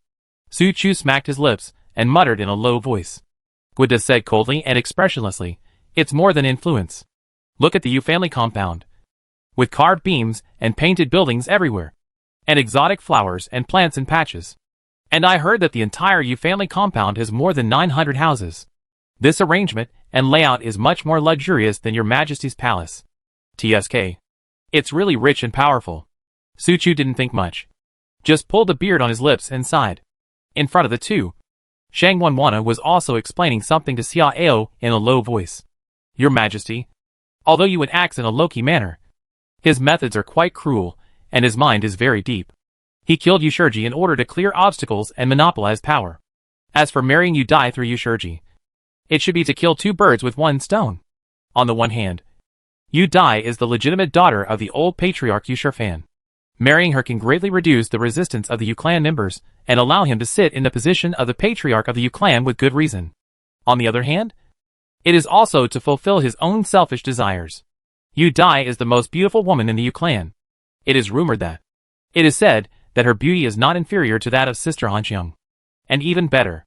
However, this Yu Dai rarely walks out, and even if she does, she covers herself up very well. Therefore, few people know how beautiful she really looks. According to the news, Yuan once pursued Yu Dai, but was ruthlessly rejected. Yuan wants to marry Yu Dai. Obviously, he is still determined to do it, and he does not rule out the desire for revenge. It's interesting. This excitement is worth watching." Xia Ao smiled with interest. "I just don't know if the Yu Dai will bite his teeth and endure the hatred and humiliation and be willing to follow the thief." Shang Wanwana's beautiful eyes flashed, and she chuckled, "Your Majesty, this is just part of the excitement." "Oh!" Xia Ao raised his eyebrows in surprise and looked at Shang Wanwana. "Your Majesty, the plan to close the net is about to begin." Hearing this, Xia Ao touched his chin thoughtfully and did not continue to ask. A quarter of an hour later, the crowd suddenly became agitated because two teams of soldiers appeared outside. At this time, a hearty laugh suddenly rang out from the wedding hall, and then a young man with a hooked nose and a dragon-like step came out. "Everyone, the prefect is here in person. Please follow you to welcome him." Hearing this, the commotion soon stopped, and the crowd was relieved while being full of surprise, because this young man was the host of today's wedding banquet, Yuan. From what Yuan said, it was obvious that he had known that the new prefect Lu Tsubai would come. The prefect actually came to attend Yuan's wedding in person, which shows the great influence of the Yu family and the strength of Yuan's means. Soon, the crowd in the square stood up and stood behind Yuan in a large group. Not long after, a middle-aged man in ordinary clothes appeared in the crowd sight with a standard square step. "Yuan, meet the prefect Lu. The prefect's presence makes our Xia Yu clan proud, and I am flattered." Yuan bowed respectfully to Lu Tsubai, with a happy smile on his face. "Patriarch Yu, there is no need to be polite. Young and promising people like you are the strong foundation for our great Xia dynasty to become stronger. Patriarch Yu is very happy today. So how can I not come to watch the ceremony?" Lu Tsubai laughed and stepped forward to pat Yuan on the shoulder, his movements and expressions showing intimacy. "Thank you, Prefect. I will lead the Yu clan to contribute everything to Great Xia and swear to be loyal to your Majesty until death." "Good." Lu Tsubai laughed with satisfaction, and then raised his hand to invite him. "Groom, today is your big day. We don't want to miss your good time. Go and get ready." "You are joking." "Sir, if you are willing to come in person, we can postpone the wedding to the night." Yuan smiled brightly, and then changed his tone. "But since Sir has given instructions, I will make arrangements and start on time according to the selected time. Sir, please, please. A quarter of an hour later, the wedding officially began, as hundreds of musicians played cheerful and joyful music. A big red sedan chair carried by 8 sedan bearers appeared in the square, and hundreds of women in red clothes scattered flowers and dew in front and behind the sedan chair. TSK. It's worthy of being the CAU family. They actually invited 8 masters of the virtual body realm to be sedan bearers. Invite? The military power of the U family is under the control of the head of the U family. It's just a matter of words for him to find 8 masters of the virtual body realm to be sedan bearers to act as a facade. That's true. I just don't know if we have the honor to see the beauty of the most beautiful woman in the U family today. I'm afraid it won't work. The wedding will be held in the wedding hall. We can't see it at all. Listening to the crowd's discussion, Lu Tsubai, who was sitting at the door of the wedding hall and on the stone steps, had a slight flash in his eyes. Groom, you see everyone is so excited. Why don't you hold the ceremony directly outside the wedding hall, so that everyone can open their eyes? Yu1, who was staring at the sedan chair with a smile, froze with a smile in his heart. But in this case, he couldn't go against Lu Tsubai's intentions. Otherwise, the line he had finally established might be broken. After taking a deep breath, Yu1 turned sideways and bowed to Lu Tsubai, clasping his fists, maintaining a submissive smile on his face. Since the prefect has given the order, you will obey. After standing up, Yu1 shouted loudly, "Come here! Move all the things out and hold the ceremony outside, so that the prefect and the nobles present can be witnesses of the wedding." Yes. Chapter 128 You Die. Twists and turns. As all the items needed for the ceremony were brought out, the guests in the square became excited, and their eyes were all fixed on the big red sedan chair, because it meant that they would be able to see the elegance of the most beautiful woman in the Yu family with their own eyes. Yu Dai has always been mysterious, and there have been many speculations about her appearance, but there has never been a generally accepted conclusion. But today, the result will be revealed, as the sedan chair was carried up the stone steps and stopped steadily at the entrance of the wedding hall. Many guests held their breath involuntarily. After more than 10 breaths, when the 2 maids who served as bridesmaids lifted the big red sedan curtains on both sides, a figure slowly stepped out of the sedan chair. It was a tall woman with a phoenix crown and a red robe on her body. The woman's figure was convex and curvy, and her every move was full of elegance and calmness, as graceful as a startled swan. It was a pity that her body was wrapped in an exquisite, precious and bright red wedding dress, and a big red veil embroidered with azaleas also covered her head, so almost nothing could be seen. The reason why I say almost is because the guests can see a pair of hands. It was a pair of jade-like delicate, tender green hands, with slender and even fingers, and a spruce ring on the ring finger of the left hand, which looked even more dreamy. With the help of 2 bridesmaids, the bride slowly came to the vermilion lacquered saddle. According to the ceremony process, the bride needs to cross this hurdle, then walk on the red carpet, and then the groom will come to receive her. At the other end of the red carpet, Yu1, who was wearing a bright red wedding gown, had already taken his place, staring at the bride eagerly, vaguely impatient, and a little high-spirited. However, after waiting for a long time, the bride still stood there, without any movement, let alone raising her foot to cross the hurdle. The MC's forehead was sweating, and he hurriedly stood up and shouted, "Please cross the hurdle and enter the door." While shouting, the MC secretly winked at the 2 bridesmaids. The 2 bridesmaids gritted their teeth and wanted to forcefully drag the bride forward. However, as soon as the 2 exerted their strength, they were blown away by a huge force. Immediately afterwards, the bride actually pulled off the big red veil on her head. Faced with the sudden change, all the guests were speechless and looked stunned. On the other side of the red felt, Yu1's face immediately became gloomy and extremely ugly. At this time, the bride's face also appeared completely in everyone's sight. The wind caressed the black silk between her temples, and her eyebrows were lightly swept and her eyes were full of spring. Her skin was smooth as if the moonlight was burning, and her cherry lips were naturally red without dyeing. This woman is very beautiful. Beautiful to the point of being flawless. Beautiful to the point of not eating worldly fireworks. The oval face, pear-shaped dimples, bright eyes and white teeth, and the fragrance of the jade neck make people unable to look away after just one look. Coupled with the well-proportioned and close-fitting phoenix crown and bridal robe and exquisite makeup, she has become the most bright and eye-catching existence here, like a jade phoenix. However, at this moment, Yufeng did not have the slightest joy or shyness of a big day, but only sharp and cold eyes, hatred and murderous intent. You die. Today is a great day for you and me. You'd better not be petty, lest you see blood and cause the guests to laugh. Yuan narrowed his eyes and stared at him. Although he did not get angry, his eyes were full of threats. Yu Dai opened her red lips slightly. Her voice was ethereal and pleasant, but the content of her words was somewhat shocking. You thief. First you instigated my uncle to kill my father and the old people in the family. And then you brutally killed my uncle, hoping to put everything on my uncle's head. How shameful. Now, you use my brother as a threat, forcing me to marry you so that you can control the entire Yu family. You won. Dream about your spring and autumn period. Today, you must pay the price of blood for what you did. Hearing Yu Dai's accusation, both the guests who came to the banquet and the core members of the Yu family changed their faces. However, everyone just sat or stood quietly without any substantial action. Yuan narrowed his eyes and sneered suddenly. You Dai. I told you not to be petty, but you just didn't listen. Alas, it seems that I didn't let your brother and others come, which made you angry. Forget it. Since you insist on doing this, then I will satisfy you. After saying this, Yuan ordered a strong man not far away. Go. Invite them over. However, at this time, Yu Dai sneered. Don't waste your time. My brothers and the others have been rescued. You want to continue to use them to threaten me and the pillars of the clan. It's impossible. After these words, Yuan's face finally changed. How dare you violate the ancestral precepts and collude with outsiders?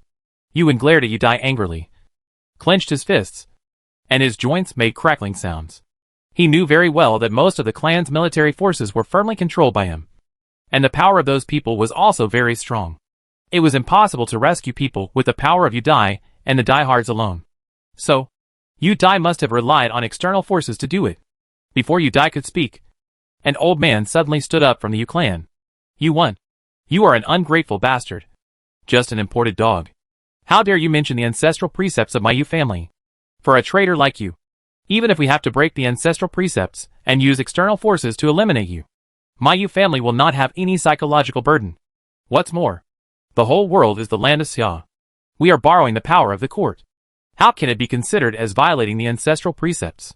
Yuan turned his head to look at the old man, with murderous intent in his eyes. Old thing, this clan leader respects you for being fair, and you know how to advance and retreat, and know the general situation. So I spared your life. But I didn't expect that you would seek death. You said you borrowed the power of the court. Ha! Ridiculous. At this point, Yuan clasped his fists towards Lu Tsubai. The prefect is here. He is the representative of the court. This clan leader is very curious. What is the power of the court you are talking about? Can they still ride on the prefect's head? The prefect is the highest official in a prefecture, except for those important officials in the central court.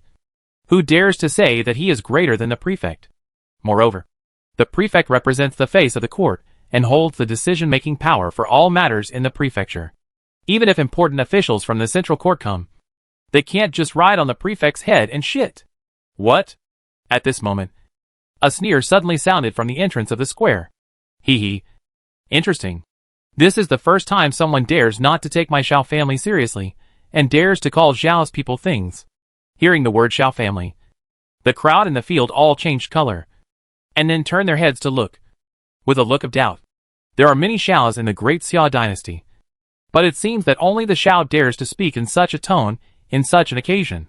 If it is true, then Yuan will have a lot of fun. Although the Xia Yu family is very powerful, it is only limited to the western part of Yu. How can it be compared with the Xiao family? One is just a wealthy family in a certain area of Yu, and the other is the first family of the entire great Xia dynasty. Although the gap between the two is not as big as the sky, it is difficult to measure it in miles. The sight shifted, and more than a dozen people came in swaggeringly, completely ignoring the ban that the Yu family compound could not fly in the air at will. Are you Xiao Tianlin? Yuan stared at the handsome young man who had just spoken, gritted his teeth, and asked with an ugly face. You are still a bit discerning. Xiao Tianlin stood in the air with his hands behind his back. Just glanced at Yuan, obviously not taking Yuan seriously at all. I know all about your affairs. I'll give you a quick death. Just commit suicide. Xiao Tianlin said domineeringly, when his eyes swept over Yu Dai. A bright light suddenly appeared in his eyes. Taking down the Xiu family is a very important part of their plan, because it will help a lot to strengthen his power. After all, the strength of the Xiao family is not his strength. The Xiu family means a lot to him, and this link requires him to marry Yu Dai to ensure the control of the Yu family. He was a little resistant at first, because his wife must be a phoenix among men, so that she can be worthy of the position in the future.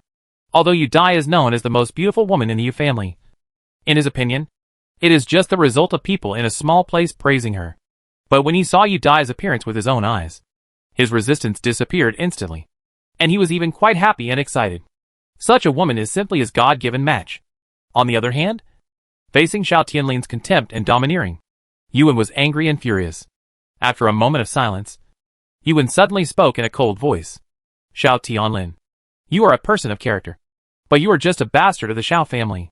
You cannot represent the Xiao family, let alone the court. The only person who is qualified to represent the court here today is Lu Fuin. I advise you to leave here.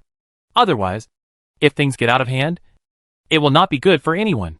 Oh, really? At this time, a middle-aged man with a ruddy face next to Xiao Tianlin suddenly stood up and stared at Lu Tsubai with a smile.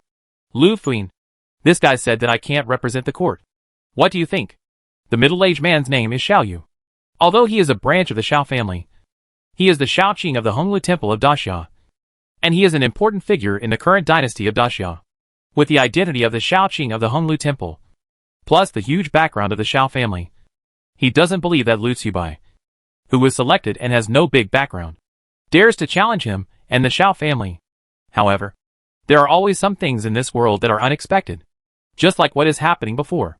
Hello, Mr. Xiao? Lu Tsubai bowed calmly to Xiao Yu, then smiled faintly and said, this government believes that what the Yu clan leader said is correct. Mr. Xiao came here without wearing an official robe, without holding an imperial decree. And thirdly, the matter here has nothing to do with the Honglu Temple. So, Mr. Xiao really cannot represent the court. As for Xiao Tianlin, he has no official position, and cannot represent it. Hearing Lu Tsubai's answer, Xiao Yu, Xiao Tianlin and others were stunned for a moment, staring at him in disbelief. A new prefect with almost no background dared not give face to them. The Xiao family? Unlike Xiao Tianlin and others, Yuan was surprised and happy. He never thought that this prefect was still a straightforward person. He actually dared to stand up and support him under such circumstances. Chapter 129 Ups and Downs. Xiao family's misfortune. Facing Yuan's excited eyes, Lu Tsubai smiled slightly. Patriarch Yu, do you still remember that this government promised to give you 2 surprises on your big day? Yuan was stunned at first, and then nodded hurriedly. Yes. Yes. Yu remembers. After speaking, Yuan asked expectantly and nervously, what does the prefect mean? This first surprise is to help you solve your worries, Lu Tsubai said with a smile, and pointed at Xiao Yu and others. Didn't Patriarch Yu find that although they appear calm and confident, they are actually a little guilty?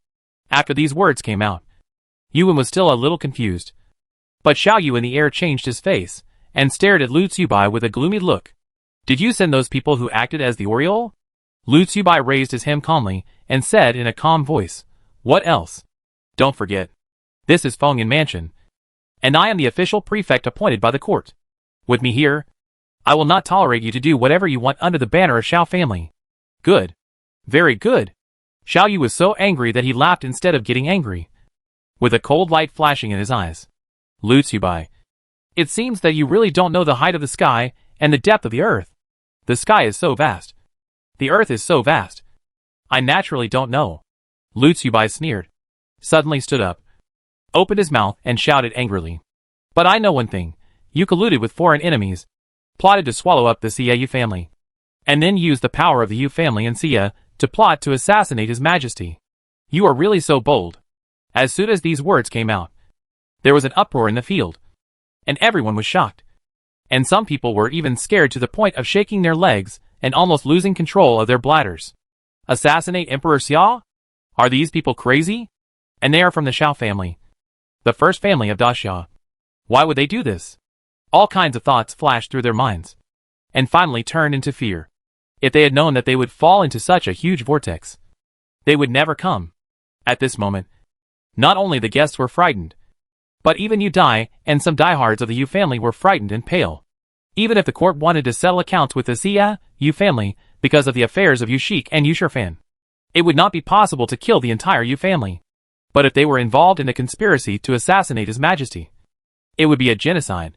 On the other side, Xiao Tianlin, Xiao Yu and others were even more shocked and angry. They could not have imagined that this huge secret was known to others. Nonsense. It's just nonsense.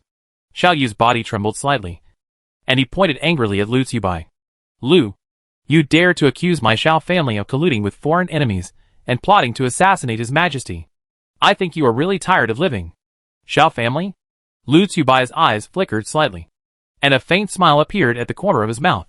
So, the plot to assassinate His Majesty is indeed a collective behavior of your Xiao family. Asshole. You? You? Xiao Yu was shocked and scared, and he was already at a loss, not knowing what to say. On the side, Xiao Tianlin took a step forward and stared at Lu Tsubai, with murderous intent in his eyes. Lu Tsubai, you dare to say such slanderous words. Even if I kill you today, no one will say a word for you. Lu Tsubai sneered, and just as he was about to say something, he saw Yuan's face become fierce, and he stood up. Don't be afraid, Lord Prefect. Anyone who dares to plot to assassinate His Majesty is the enemy of the entire daxia. Although Yu is not talented, I am willing to lead my Xia, Yu family's sons and daughters to help you capture and kill the traitors, even if it is the Xiao family with 3 generals. Yu is not afraid. Yuan knew very well that now he had stood on the opposite side of Xiao Tianlin and others, and heard such an amazing secret. Even if he did nothing, he would inevitably face a catastrophe. In this case, instead of waiting to die, it is better to take the initiative and show loyalty. Maybe there will be a chance to go further. However, facing Yuan's loyalty, Lu Tsubai just smiled faintly.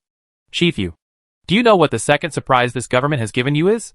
Yuan did not understand what he meant and shook his head in confusion.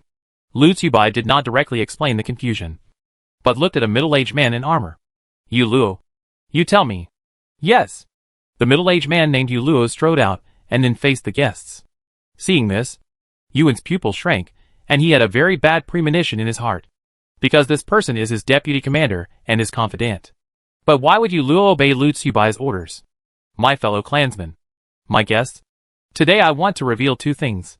First, the reason why Yu Shiji wanted to kill the old clan leader was the result of Yuan's instigation. Second, the reason why Yu Shiji died suddenly was also the result of Yuan's secret poisoning. Yuan is ambitious, and the reason why he wants to do this is to control the entire Xia Yu family in his hands, and make it the most powerful tool in his hands. As soon as these words came out, there was an uproar in the field. Yu Dai and others looked confused, and Yuan was even more shocked and angry. For a while, everyone was a little confused, because they couldn't figure out what Lu Tsubai wanted to do. Lu Tsubai first strongly supported Yuan, then revealed the shocking conspiracy of Xiao Tianlin and others, and finally used Yu Luo to sell Yuan out. Whose side is he on? Mr. Prefect, what do you want to do? Yuan glared at Lu Tsubai with red eyes. What? Lu Tsubai sneered and said disdainfully, Yuan, you are not naive enough to think that this government will condone such a heartless person like you to do whatever you want. Right? This government is an official appointed by the court. How can I be in the same boat with you? A thief? Humph. What a joke.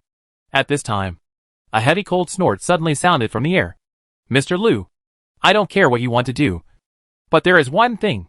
If you dare to slander my Xiao family, slander the general of the chariot, and the general of the cloud banner, you must pay the price. Xiao Yu said coldly, and then waved forward. Come here. Take him down. What? You want to kill someone to silence him, because I hit you in the sore spot? Lu Tsubai sneered repeatedly, not panicking at all. At this moment, dozens of figures suddenly appeared from the entrance of the square, and more than a dozen of them stepped into the air. Looking carefully, the leader was Qi Li, the captain of the bad people, followed by Su Sanyang, who looked honest, and 2 people behind him tied up and controlled a middle-aged man who looked quite miserable. Looking closely, this middle-aged man was the spy of the dark-scale division of the Great Chu, who looked like a farmer and had contact with Xiao Tianlin before. When he saw this person, Xiao Tianlin was shocked, and his burly body began to tremble slightly. Speak. Tell me everything you know and should say.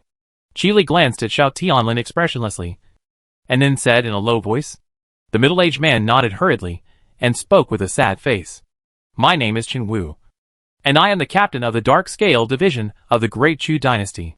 That day when His Majesty the Emperor Xiao's patrol team passed the Miljiang Bridge, I heard Xiao Tianlin talking to his cousin Lin Feng, saying that he could replace His Majesty the Emperor Xia. He also said that His Majesty the Emperor Xia was stupid and tyrannical, and that the Xiao family was the greatest contributor to the stability and prosperity of the Great Xia, and that the Xiao family should become the royal family and rule the Great Xia. Xiao Tianlin's body shook, and he felt that his eyes were black. He was very sure that the only words Chen Wu overheard were he can replace him, and the rest of the words were all fabricated by Chen Wu. However, this point seems to be unimportant now. Just that one sentence. He is completely dead. As for why Chen Wu said this, he didn't know. Maybe Emperor Xiao wanted to drag the entire Xiao family into the water, or maybe it was something else. But he was now in a state of confusion, and had no intention of thinking about it. It was because of what I heard that I went to find Xiao Tianlin. It was in the third-floor box of Bianyu Tavern in Gu City. Everyone there can testify. There, I reached a deal with Xiao Tianlin. I promised him that I could use the power of the Dark Scale Division to help him continuously enhance his foundation and his status and influence in the Xiao family. And in return, he needs to help me assassinate Emperor Xia together. As for the plot against the Yu family of Xia, it is part of our plan, because the Yu family has a large influence in the western part of Dayue and has many eyes and ears. It is of great significance for us to assassinate Emperor Xia and kill him with one strike. But I didn't expect that he actually pulled many members of the Xiao family to participate. And I didn't expect that the senior management of the Xiao family would be indifferent and acquiesce. Hearing this, the crowd in the field all had complicated expressions. Perhaps Chen Wu's words were half true and half false. But it didn't matter anymore. As long as there is truth in it, the false will become true. The huge Xiao family is going to collapse after all. Unless the 3 Xiao family members directly raise their troops to rebel, there might be some hope. Good. Very good. Accompanied by a deep voice, Xiao Tianlin raised his head with red eyes, looking a little crazy. You are not qualified to kill me. Uncle Yu, send a signal to kill all the people here, leaving no one alive. Since he dared to show up in person, he was naturally prepared. Even though the preparations were gathered for the assassination of the emperor, and even though after doing so, he could only flee to another country. However, when Xiao Yu sent the signal, what he welcomed was not the dead soldiers who rushed in shouting and killing, but 108 cavalrymen with mysterious costumes and blood on their bodies. This is Yin cavalry? The few people who knew about the existence of Yin cavalry stood up in shock, their mouths wide open, their eyes full of incredible colors. The Yin cavalry is one of the most mysterious and powerful forces in Daxia. It is said that this force usually only guards the emperor. How could they appear here? Could it be? Just when the crowd was in doubt, Lu Tzubai suddenly straightened his robes, and then knelt down in a certain direction with a solemn look. Your Majesty, I am Lu Tzubai, the prefect of Fengyan Prefecture, and I pay my respects to your Majesty. At the same time, Qi Li and others in the air also landed one after another and knelt down in the same direction. After a moment of dead silence, everyone in the field was shocked and hurriedly knelt down trembling.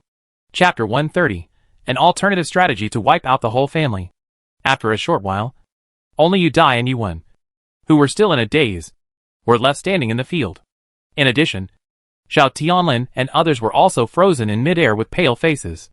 Except for them, whether it was the guests, the Yu family members, or the servants, guards, soldiers, etc., all prostrated themselves on the ground, trembling with fear. It was too scary that His Majesty the Emperor would come to such a small place and stay here all the time. For a moment, the open square was completely silent. Looking around, there was only one table of guests that did not move. Xiao wiped his hands slowly and sighed softly. Xiao family, I am so disappointed. Xiao originally did not plan to move Xiao family too early. He wanted to fatten up this coup before killing it. But the change in the situation made him change his mind. Now, Daxia has annexed the entire territory of the Great Viet Dynasty, and is about to seize more than 30% of the territory of the Great Jee Dynasty, and will also take the Great Jee Dynasty as a vassal. In this case, the other 5 dynasties must be extremely wary, and it is hard to guarantee that they will not unite at some time to launch a surprise attack on Daxia. Therefore, Daxiao must first stabilize the internal situation and strangle the hidden dangers to prevent the outbreak of internal and external troubles at the same time, putting Daxiao in a passive situation. Hearing Xiao's sigh, the crowd and the field all felt a chill in their hearts. At this moment, if they still can't guess the reasons for all kinds of changes, they are too stupid.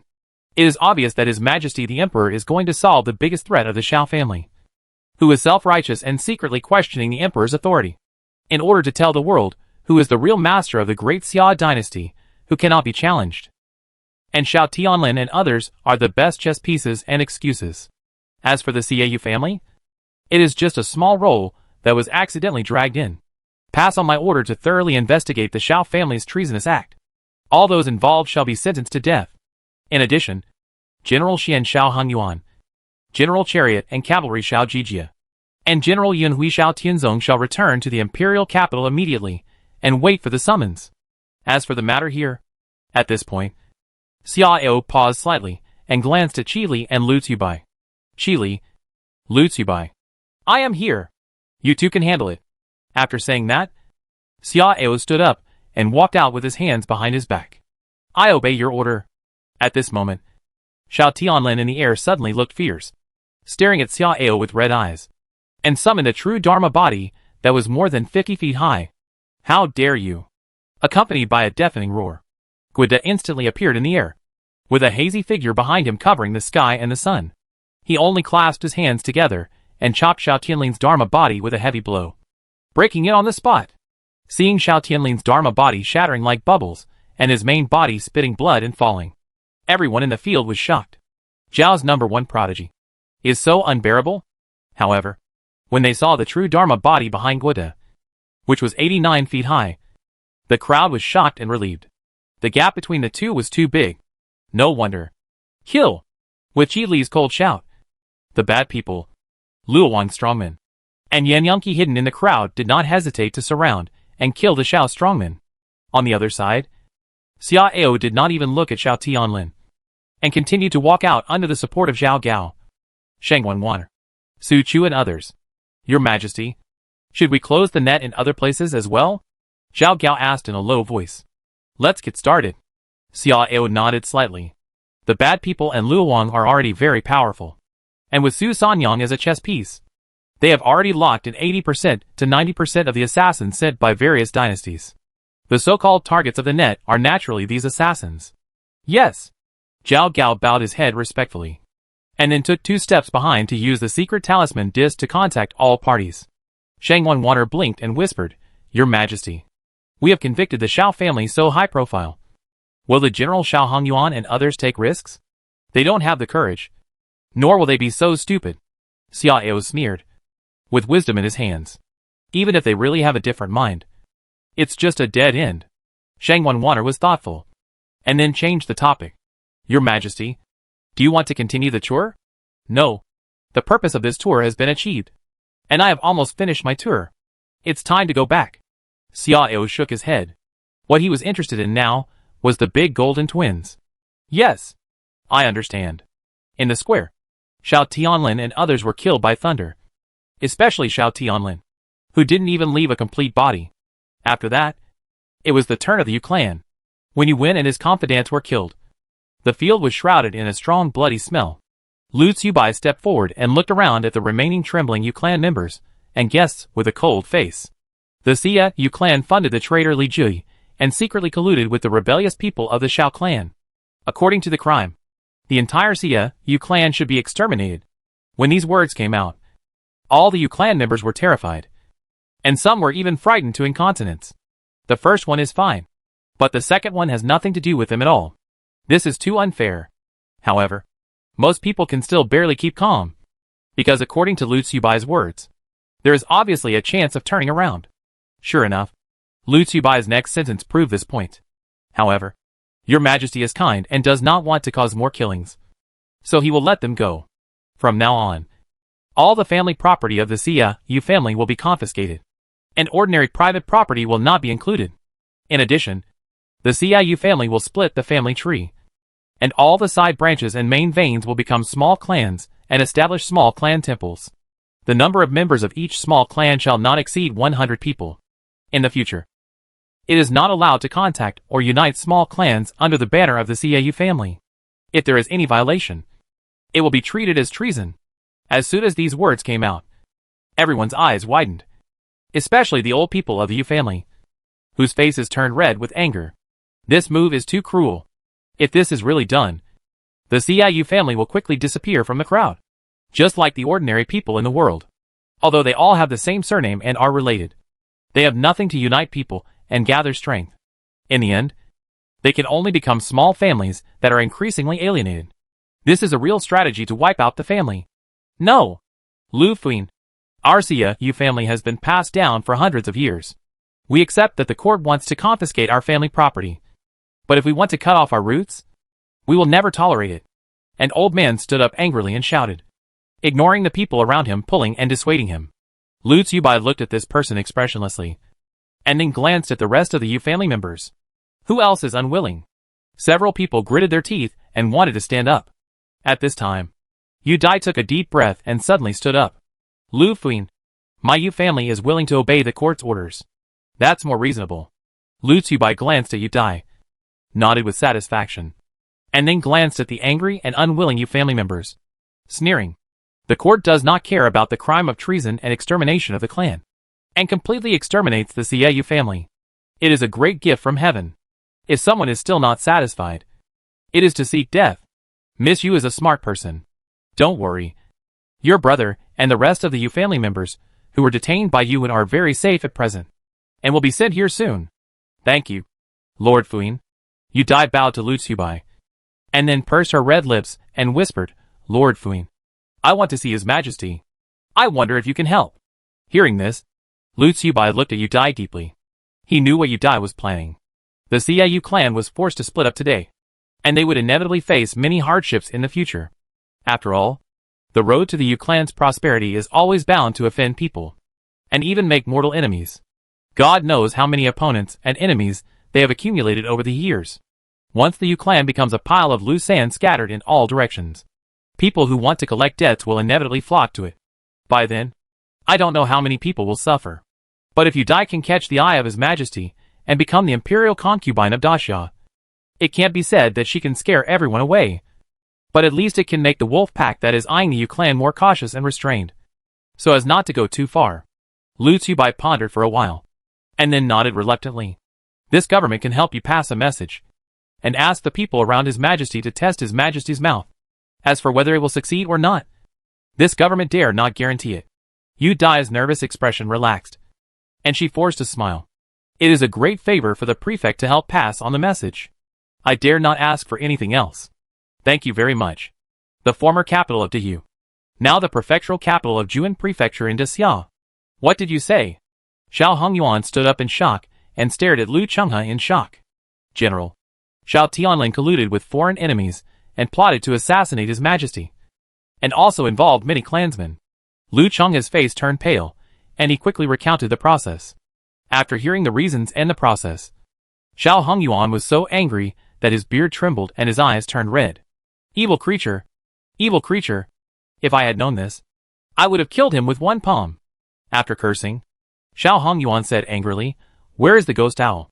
Such a big thing. He doesn't know anything at all? What does he do for a living? Lu Chenghe gritted his teeth and said with an unpleasant face, General, I just found out that the ghost owl has been out of contact for many days. The ghost owl has always been elusive, and his subordinates are used to this, so they didn't think much about it for a while. Before coming here, I have contacted you several times using your contact information, but there has been no response. I think the ghost owl is afraid. You mean? The ghost owl was imprisoned or killed by the bad people or Luo Wang? Xiao Hongyuan asked gloomily. Lu Chenghe didn't say anything, but just nodded silently. Xiao Hongyuan was silent for a long time, and then sat down dejectedly. His face seemed to have aged a lot in an instant. Seeing Xiao Hongyuan being hit hard, Lu Chenghe felt a little reluctant, but he had to continue speaking. General, what should we do? If you and the General of Chariots and Cavalry and the General of Yun we really went to the imperial capital, I'm afraid. Do we have any choice?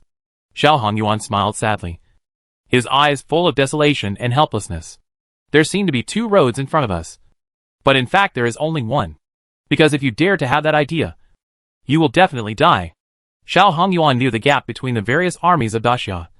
And he also knew that since His Majesty dared to do this, he must have been fully prepared. It is possible that before he could raise his army, his head would have been taken away. Lu Chenghe opened his mouth, sighed, and comforted, General. You are the Emperor's grandfather after all. And you have always been loyal to the Emperor. I believe that the Emperor will be lenient. Xiao Hongyuan shook his head and sighed. This general is not worried about his life and property. But the Xiao family is finished. Lu Chenghe was puzzled and said in confusion, General, even if the Xiao family will be purged this time, it can still save some of the core. Right? Xiao Hongyuan shook his head and smiled. And said weakly, what do you think the fate of the Xiaoyu family is? That is clearly to establish the Xiao family for me. As example.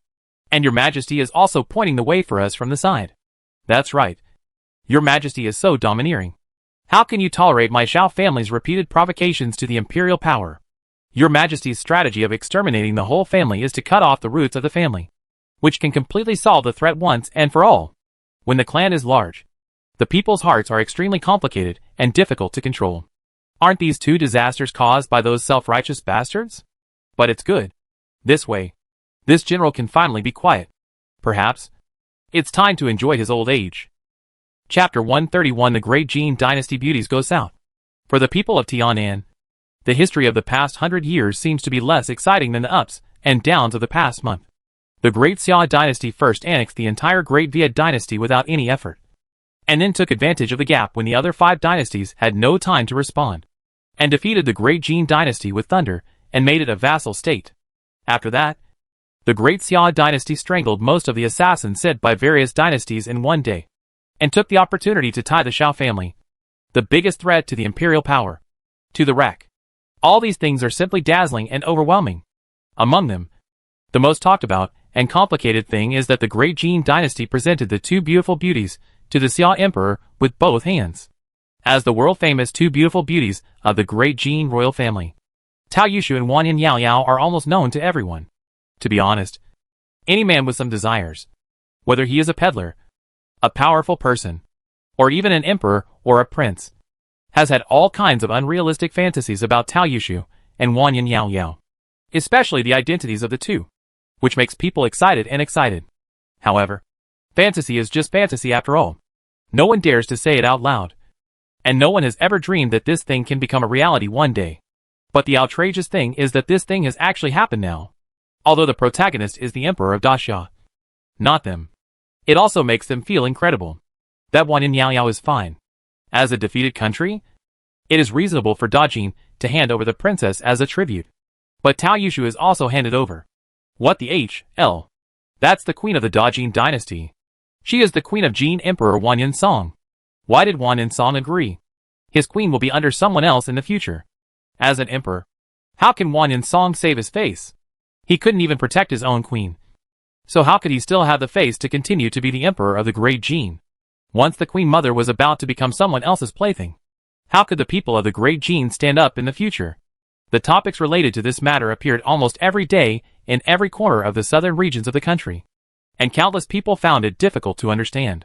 However, there were also a very small number of people who secretly admired Wanyan Song's ability to endure.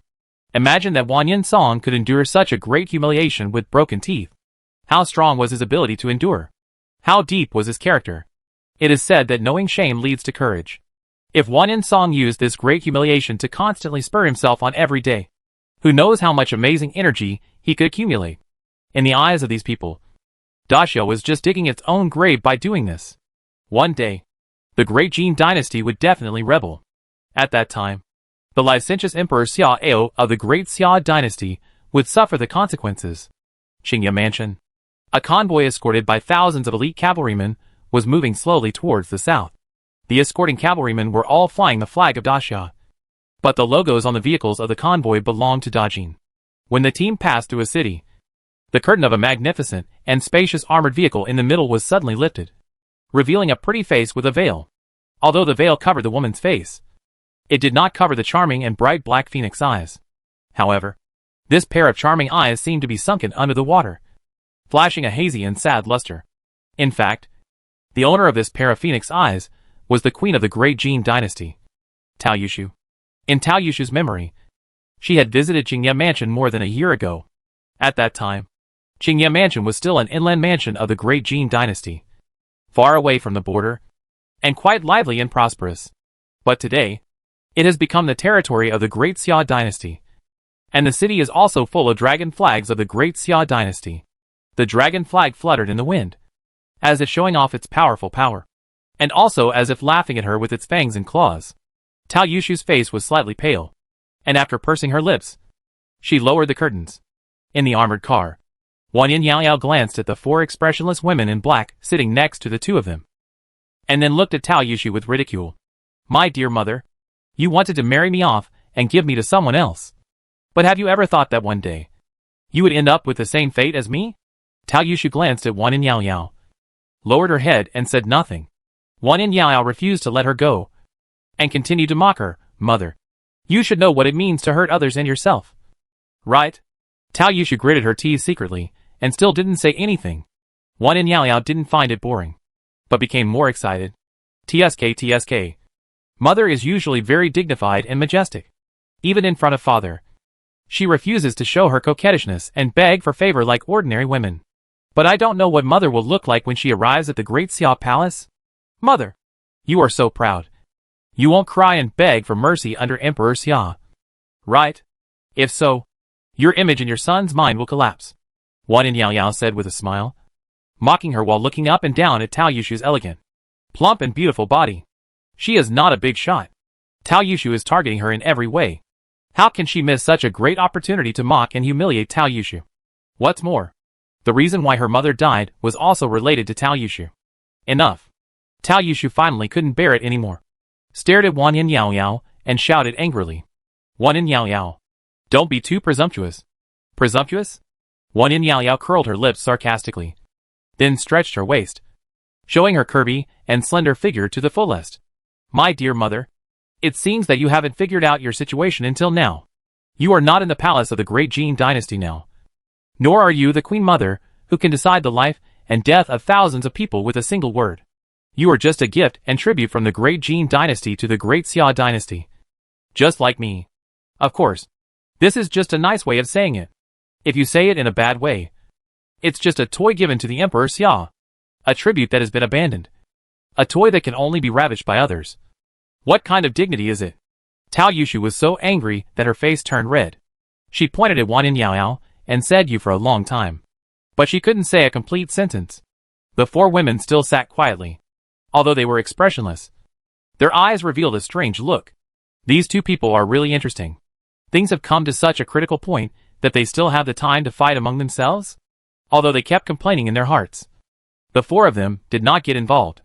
Their mission was to ensure the safety of the two, to prevent them from being assassinated, and not to give them the opportunity to commit suicide. That's all. As for the rest, they didn't have to care. Tao Yushu was so angry that her chest was heaving. After a while, Tao Yushu took a deep breath to calm down, and then sneered. It seems that I am not wrong. You are a slut in your bones. Which normal woman would not be worried and uneasy in such a situation? You are so good. Not only are you not angry or afraid, but you are also a little excited and expectant. How ridiculous. I hate that I didn't have the heart to persuade His Majesty to marry you off. Wan Yin Yaoyao narrowed her eyes and smiled. Mother, you really have a keen eye. Yes, you are right. I am really looking forward to it, and I am excited. I heard that Emperor Xia is young and handsome. And he is vigorous. At least, he will not let me feel lonely and pitiful in the dark night like you. And I have made up my mind. When I enter the palace of Great Xia, I will do my best to please Emperor Xia. When the time comes, I will definitely beg Emperor Xia to hand over my mother to me so that I can train her well. Hee. So, I advise you to be mentally prepared. Maybe I will need you to serve tea, wash clothes and scrub my back, and even pour the night fragrance pot. Seeing Wan Yin Yaoyao so disregarding her face, Tao Yushu was ashamed and annoyed. However, after several confrontations with Wan Yin Yaoyao, she could see that Wan Yin Yaoyao was a person who didn't care about food or drink, and didn't eat anything soft or hard. What she wanted to see most was her defeated appearance. The more angry she was, the more proud she was. Therefore, Tao Yushu suppressed her anger, and after a change of mind, she turned her anger into laughter. Wan Yin Yaoyao, Don't be proud. And don't be happy too early.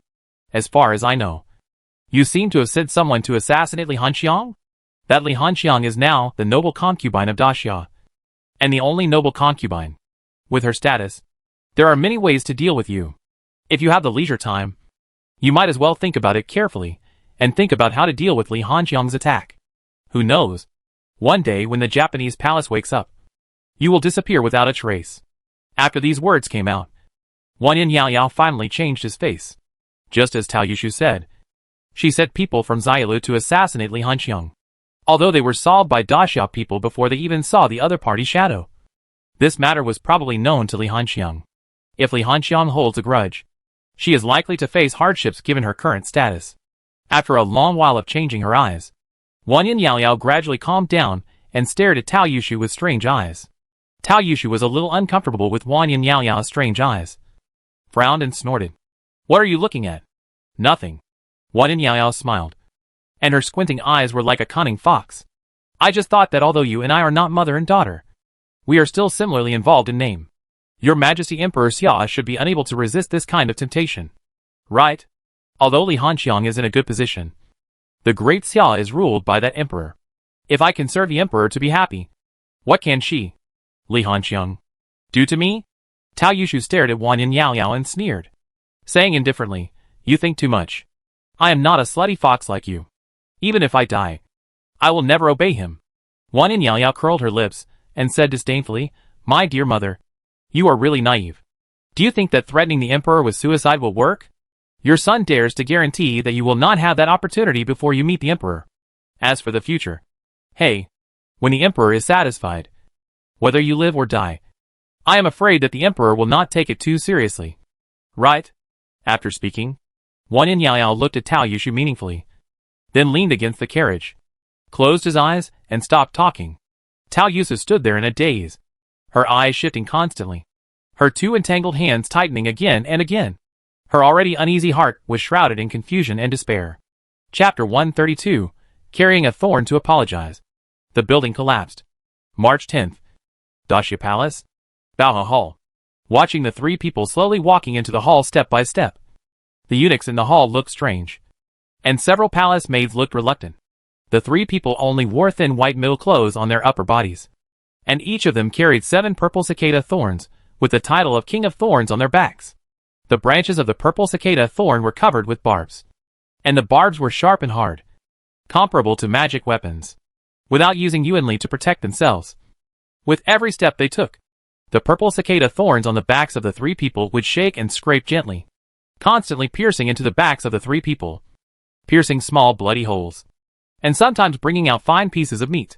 From entering the palace to walking here, the back half of the three people's bodies had long been soaked in blood, and the entire back was bloody and fleshy, and it was impossible to distinguish between rags and meat. Although the three of them were very strong, without using their yuanli to protect themselves, their strong blood-forming ability could only prevent them from fainting in a short time, but could not get rid of the endless pain. However, although the three of them were pale and their pupils were a little dilated, they always gritted their teeth and didn't make a sound, let alone groan or groan in pain. In this way, the three of them came to the center of the hall step by step, and then knelt down without saying a word. The eunuchs and palace maids in the hall looked at each other secretly, and then looked at the bloody footprints behind the three people that spread to the hall door and further away, and their expressions were a little complicated. General Xiao Hangyuan, General Xiao Jijie, General Xiao Tianzong, General Xiao Tianzong. These three are the top generals of Daxia, and they are powerful beings who can make Daxia tremble with just a stomp of their feet. However, who would have thought that one day they would fall into such a miserable situation? It seems that the unparalleled glory of 3 generals from one family is finally gone. I just don't know if they can walk out alive today. The people in the hall had different thoughts. No one spoke, and there was no loud breathing, making the whole hall dead silent and depressing. I don't know how long it took, but a loud shout finally came from the outside. Your Majesty is here. The eunuchs and palace maids in the hall looked solemn, and hurriedly lowered their heads and stood in a proper manner. The 3 bloody people kneeling in the center of the hall also subconsciously straightened their backs. In the new round of stabbing pain, their somewhat scattered pupils also condensed a little. Soon, Xia Ao strode in, When he saw the bloody backs of Xiao Hongyuan and the other three, Xiao seemed to be stunned. And then anger appeared on his face. Zhao Gao. What's going on? Who tortured them? Who has the guts to treat my grandfather, the meritorious official of Daxia, like this? Seeing His Majesty's anger, the eunuchs and palace maids in the palace were startled and hurriedly prostrated themselves on the ground, their foreheads pressed against the floor, not daring to breathe. Your Majesty, I don't know. This. Zhao Gao bowed and smiled bitterly. At a loss. Your Majesty, this is the spontaneous behavior of the guilty ministers and others. The guilty ministers and others are here to apologize to Your Majesty, Xiao Hongyuan said in a hoarse voice, while slowly moving his knees, trying to kneel and turn around. At the same time, Xiao Jijia and Xiao Tianzong also gritted their teeth and endured the piercing pain and began to turn around. Don't move, Xiao shouted, then walked quickly to the front of Xiao Hongyuan and the other three, with a look of heartache on his face. Grandpa, how could you do such a self-mutilating act? Isn't this making me blame myself? Your Majesty. Xiao Hongyuan opened his mouth to say something, but was interrupted by Xiao. Grandpa, don't talk for now. After saying that, Xiao turned and glared at Zhao Gao. What are you waiting for? Why don't you quickly ask someone to remove these poisons for the three heroes? Yes. Zhao Gao nodded hurriedly and waved to several eunuchs. Your Majesty, we are guilty of death, and it is not worth Your Majesty's heartache. Let these purple cicada thorns continue to stay on us, Xiao Hongyuan said in a hoarse voice, and there was no blood on his dry lips. Nonsense! Xiao glared at Xiao Hongyuan, waved his hand to let several eunuchs carefully remove the thorns on the three people, and then looked at Zhao Gao again. Send someone to the Imperial Hospital immediately and invite a few Imperial doctors. Yes. Wait. Your Majesty? Let BNK, the head of the Imperial Hospital, bring people here in person. Go! Xiao shouted in a stern voice, his tone anxious. Yes. Zhao Gao hurriedly summoned a clever eunuch and asked him to go to the Imperial Hospital to call for people. Seeing this, Xiao Hongyuan and the other three felt relieved, and their hearts, which had been hanging for a long time, were slightly relieved.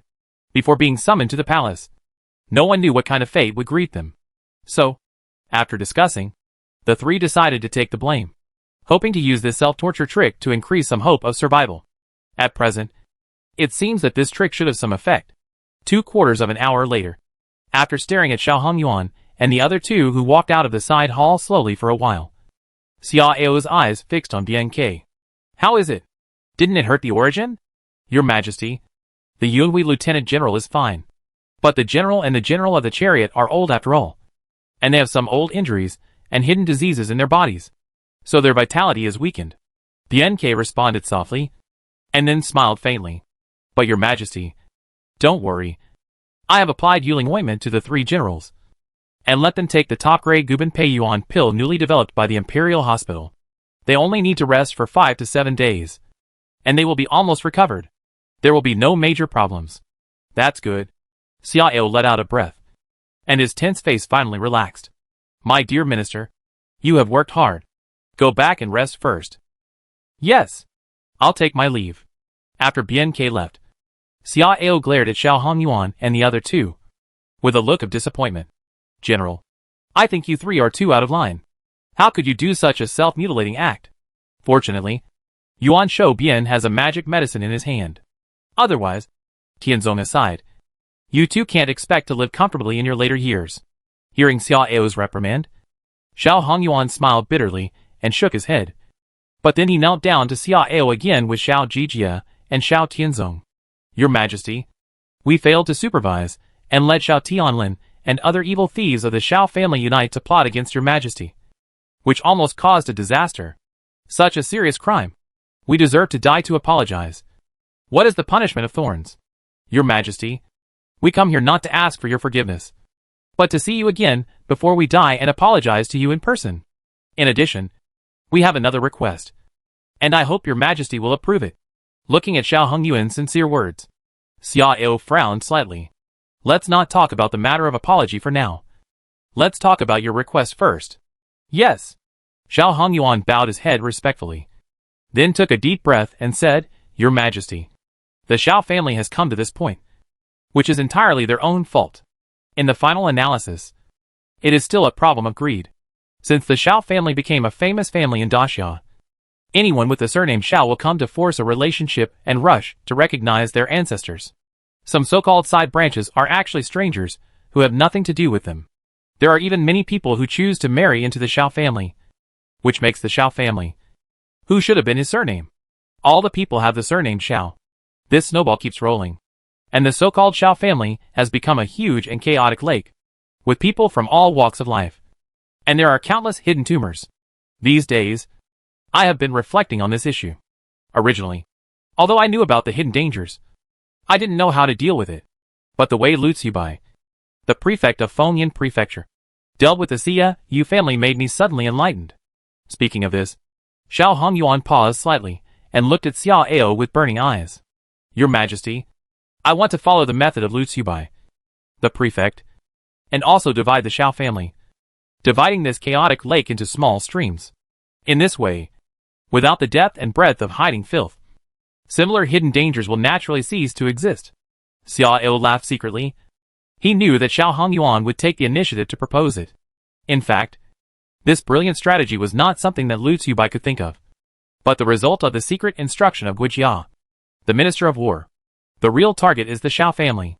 The Xia Yu family is just an unlucky guy who serves as an opening introduction. Of course, this strategy is not only aimed at the Xiao family. If necessary, it can also be used on other powerful and influential families. All this is to ensure the supremacy of the imperial power, and that it cannot be challenged. The name of the genius Guijia is not in vain. Your analysis makes some sense, and your idea is not bad. But since you have made a decision, just do it directly. Why ask me? Xia Ao nodded thoughtfully, and then asked in confusion. Xiao Hongyuan smiled bitterly and sighed. Your Majesty, this kind of thing cannot be done by me alone. If you want to succeed, you can only imitate the measures taken against the Xia Yu family, and use the shackles of those who do not obey are guilty of treason to imprison them, so as to ensure success. I understand. Xia Ao nodded suddenly, and after a while of silence, he looked at Shang Wanwaner. Imperial order? Follow the general's wishes and draft an order for me, so that the relevant departments can cooperate with the general's decision. As ordered. After Shang Wanwaner received the order, Xiao Hongyuan let out a long sigh and looked at Xia Ao calmly. Your Majesty, my wish has been fulfilled, and I can go on my way with peace of mind. Xia Ao frowned slightly and looked at Xiao Hongyuan with a smile. General, when did I say I wanted your lives? Even if I don't mention your relationship with me, the three of you are all loyal and brave generals who have made great achievements for my great Xia, and have also made great contributions to the establishment of the throne. How can I kill you? A gleam of light flashed in Xiao Hongyuan's old eyes, and he said with tears of gratitude, Old Minister, thank you for your favor. But your Majesty, Xiao Tianlin and other members of the Xiao family are plotting rebellion. If your Majesty does not punish us severely, I am afraid that we will not be able to convince the people. Old ministers are grateful for your Majesty's kindness, but we also do not want to make things difficult for your Majesty. If your Majesty cannot bear to kill us, why not put us in the prison? Xia Ao waved his hand to interrupt, and after a moment of silence, he said, what the general said is not unreasonable. Although the Xiao family's rebellion has nothing to do with you three, if you are not punished, the world will not be convinced. But I will never treat meritorious ministers like this. How about this? The three of you will be stripped of your titles and demoted, and you will be retained for punishment. When you have made convincing achievements in the future, I will promote you. How about it? As soon as these words came out, Xiao Hongyuan, Xiao Jijie, Xiao Tianzong and the other three people's eyes lit up, and their uneasy hearts were completely calmed down. Your Majesty, we bow to thank you. Looking at the three people who kowtowed respectfully, Xia Ao nodded with satisfaction. Well, from now on, I will ask the general to serve as the right assistant minister of the Ministry of War. As for Jijie and Tianzong, they will temporarily serve as marching lieutenants. Chapter 133 Inventory. The death of the captain of Moling. March 12th. Watai Palace? Xia Ao lay comfortably in the pool, his eyes slightly closed, with a look of enjoyment. At this time, half of his attention was on the system panel, flipping through the previous records. Ding! You said people to destroy the tomb of David. making David's ancestor unable to sleep in the 9 springs. Willful and arrogant. Overbearing value plus 9,000. Ding! You sent a large army to defeat the Jin army, break through the capital of the Great Jin Dynasty, and capture the Great Jin Emperor alive. Overbearing value plus 10,000. Ding! You forced the Great Jin Dynasty to cede territory, tribute resources, offer the prince as a hostage, and make it a vassal of the Great Xia. Overbearing. Overbearing value plus 10,000. Ding! You forced the Great Jin Dynasty to endure humiliation and offer the queen and princess as a gift of apology. Arrogant. Overbearing value plus 6,000. Ding! You used yourself as bait to catch almost all the assassins from various countries, and took the opportunity to easily solve the biggest threat to the imperial power within Daxia. And the hegemony value plus 8,000. Current hegemony value, 90,500. The inheritance of the David dynasty is much shorter than that of Dajin and D-Viet. So the gains from destroying the imperial mausoleum are not as good as the previous 2 times. During this period of time, he only used 10,000 hegemony points to exchange for a gold treasure chest, and the rest were not touched. And the thing that came out of the gold treasure chest was the Bronze Sparrow Tower. The Bronze Sparrow Tower is a square building, and its function is similar to the current Shingatai. Xia Ao's positioning of the Bronze Sparrow Tower is to accommodate those women who come here by force, in order to conceal the sudden appearance of the Bronze Sparrow Tower, and to create a normal living place for those women. Xia Ao ordered the construction of a huge palace in the harem, also named the Bronze Sparrow Tower. Seeing that he would soon reach 100,000 points of hegemony again, Xia Ao was satisfied and a little expectant. I wonder if the foundation pool can be opened this time. If possible, Daxia can sweep across the 4 directions and unify the south of the world with only half a year or a year of meditation and accumulation. If it is not the foundation pool, it will probably take every step carefully and slowly, no matter what the result is. I believe there will be a conclusion soon, because the captain of mulling has already arrived at the 4th target. In addition, although he has been wandering around and not in Wutai Palace for most of these days, his cultivation has accumulated to the 112th level of the virtual body realm. But the strange thing is that he has not yet touched the natural barrier of this realm, as if he is still far away from the ultimate limit of the virtual body realm. And it seems that there is no limit on this road at all. Xia Ao doesn't know which one is the answer, but he doesn't care too much. Anyway, for him, as long as he stays in Wutai Palace, enjoyment is cultivation, and he doesn't have to work hard like others. And the cultivation speed is very fast. In this case, he doesn't need to rush to break through. He wants to know where this limit is. Just as he was thinking, the sound of splashing water suddenly sounded, and then a wet pretty face emerged from under the water. Xia Ao opened his eyes and looked at Yu Dai, whose face was flushed and whose lips were open, breathing in the fresh air. There was a strong smile in his eyes. Yu Dai was beautiful, and was of the same level as Shang Wanwaner, Dong Fang Yu and others. Such a beauty came to him on her own initiative, and Xia Ao would naturally not refuse. When Yu Dai first came, she was quite reserved, but after staying in Wutai Palace for a few days, she has gradually gotten used to the rules here. My beloved concubine, your ability to hold your breath has improved again. Not bad. Xia Ao touched Yu Dai's wet hair and joked with a smile. Yu Dai rolled her eyes and glanced at the concubines who were laughing and looking at her. Her pretty face became even redder, like a red apple. Let's not talk about whether she was holding her breath or not. The key is that her cheek muscles were cramping. To be honest, before she decided to take the initiative to offer her body and mind to serve Xia Ao, she never thought that the days ahead would be like this. Although she was extremely surprised by the visible improvement of her own cultivation in the past few days, everything here was too absurd, which made her previous etiquette education collapse a little. Regret? Yu Dai also thought about this question when she was exhausted and late at night. But it was a pity that she never got an answer. Although the experience here had a great impact on her well-educated and gentle nature, she had to admit that she seemed to have tasted the sweetness of it. Perhaps, in a short time, she would get used to it like other concubines. Right? That night, when Xia Ao was enjoying a midnight snack in the front hall of Wutai Palace, a system prompt sounded suddenly. Ding! You sent people to destroy the Daliang Imperial Mausoleum crazily, acted recklessly, and showed off your power. And your domineering value was plus 10,000. Hearing this sound, Xia Ao was first happy in his heart, and then frowned slightly. Only 10,000 points? How could it be so few? The Daliang dynasty is one of the dynasties with the longest inheritance, and it has a profound foundation. According to previous experience, it is impossible to have only 10,000 points. Could it be that something went wrong? Thinking of this, Xiao narrowed his eyes slightly. Your Majesty, what's wrong? Shang Wanwaner and Li Hanxiang, who were accompanying Xiao on both sides of the meal, noticed Xiao's abnormality, and the former asked in confusion. Nothing. Just thought of a small matter. Xiao shook his head and passed it over lightly. After swallowing the dessert and wiping his mouth, he looked at Shang Wanwaner. How is the Shao family going? Are there any unusual movements of Shao Hongyuan and others? Your Majesty, everything is progressing steadily and orderly, and the differentiation and migration are also in progress. Some people resisted during the process, and some people tried to incite unrest, but they were all resolved. In addition to the people from the Dali Temple and local government offices, the bad people and Luoyang also sent people to secretly watch, so there should be no problem. As for Shao Hongyuan, Shao Jijie, and Shao Tianzong, they are all very honest. Except for their own families, they will not see anyone. In fact, at this juncture, outsiders avoid them as much as possible, and no one dares to go to the three people's house. Hearing Shang Wanwaner's answer, Xiao nodded with satisfaction. That's good.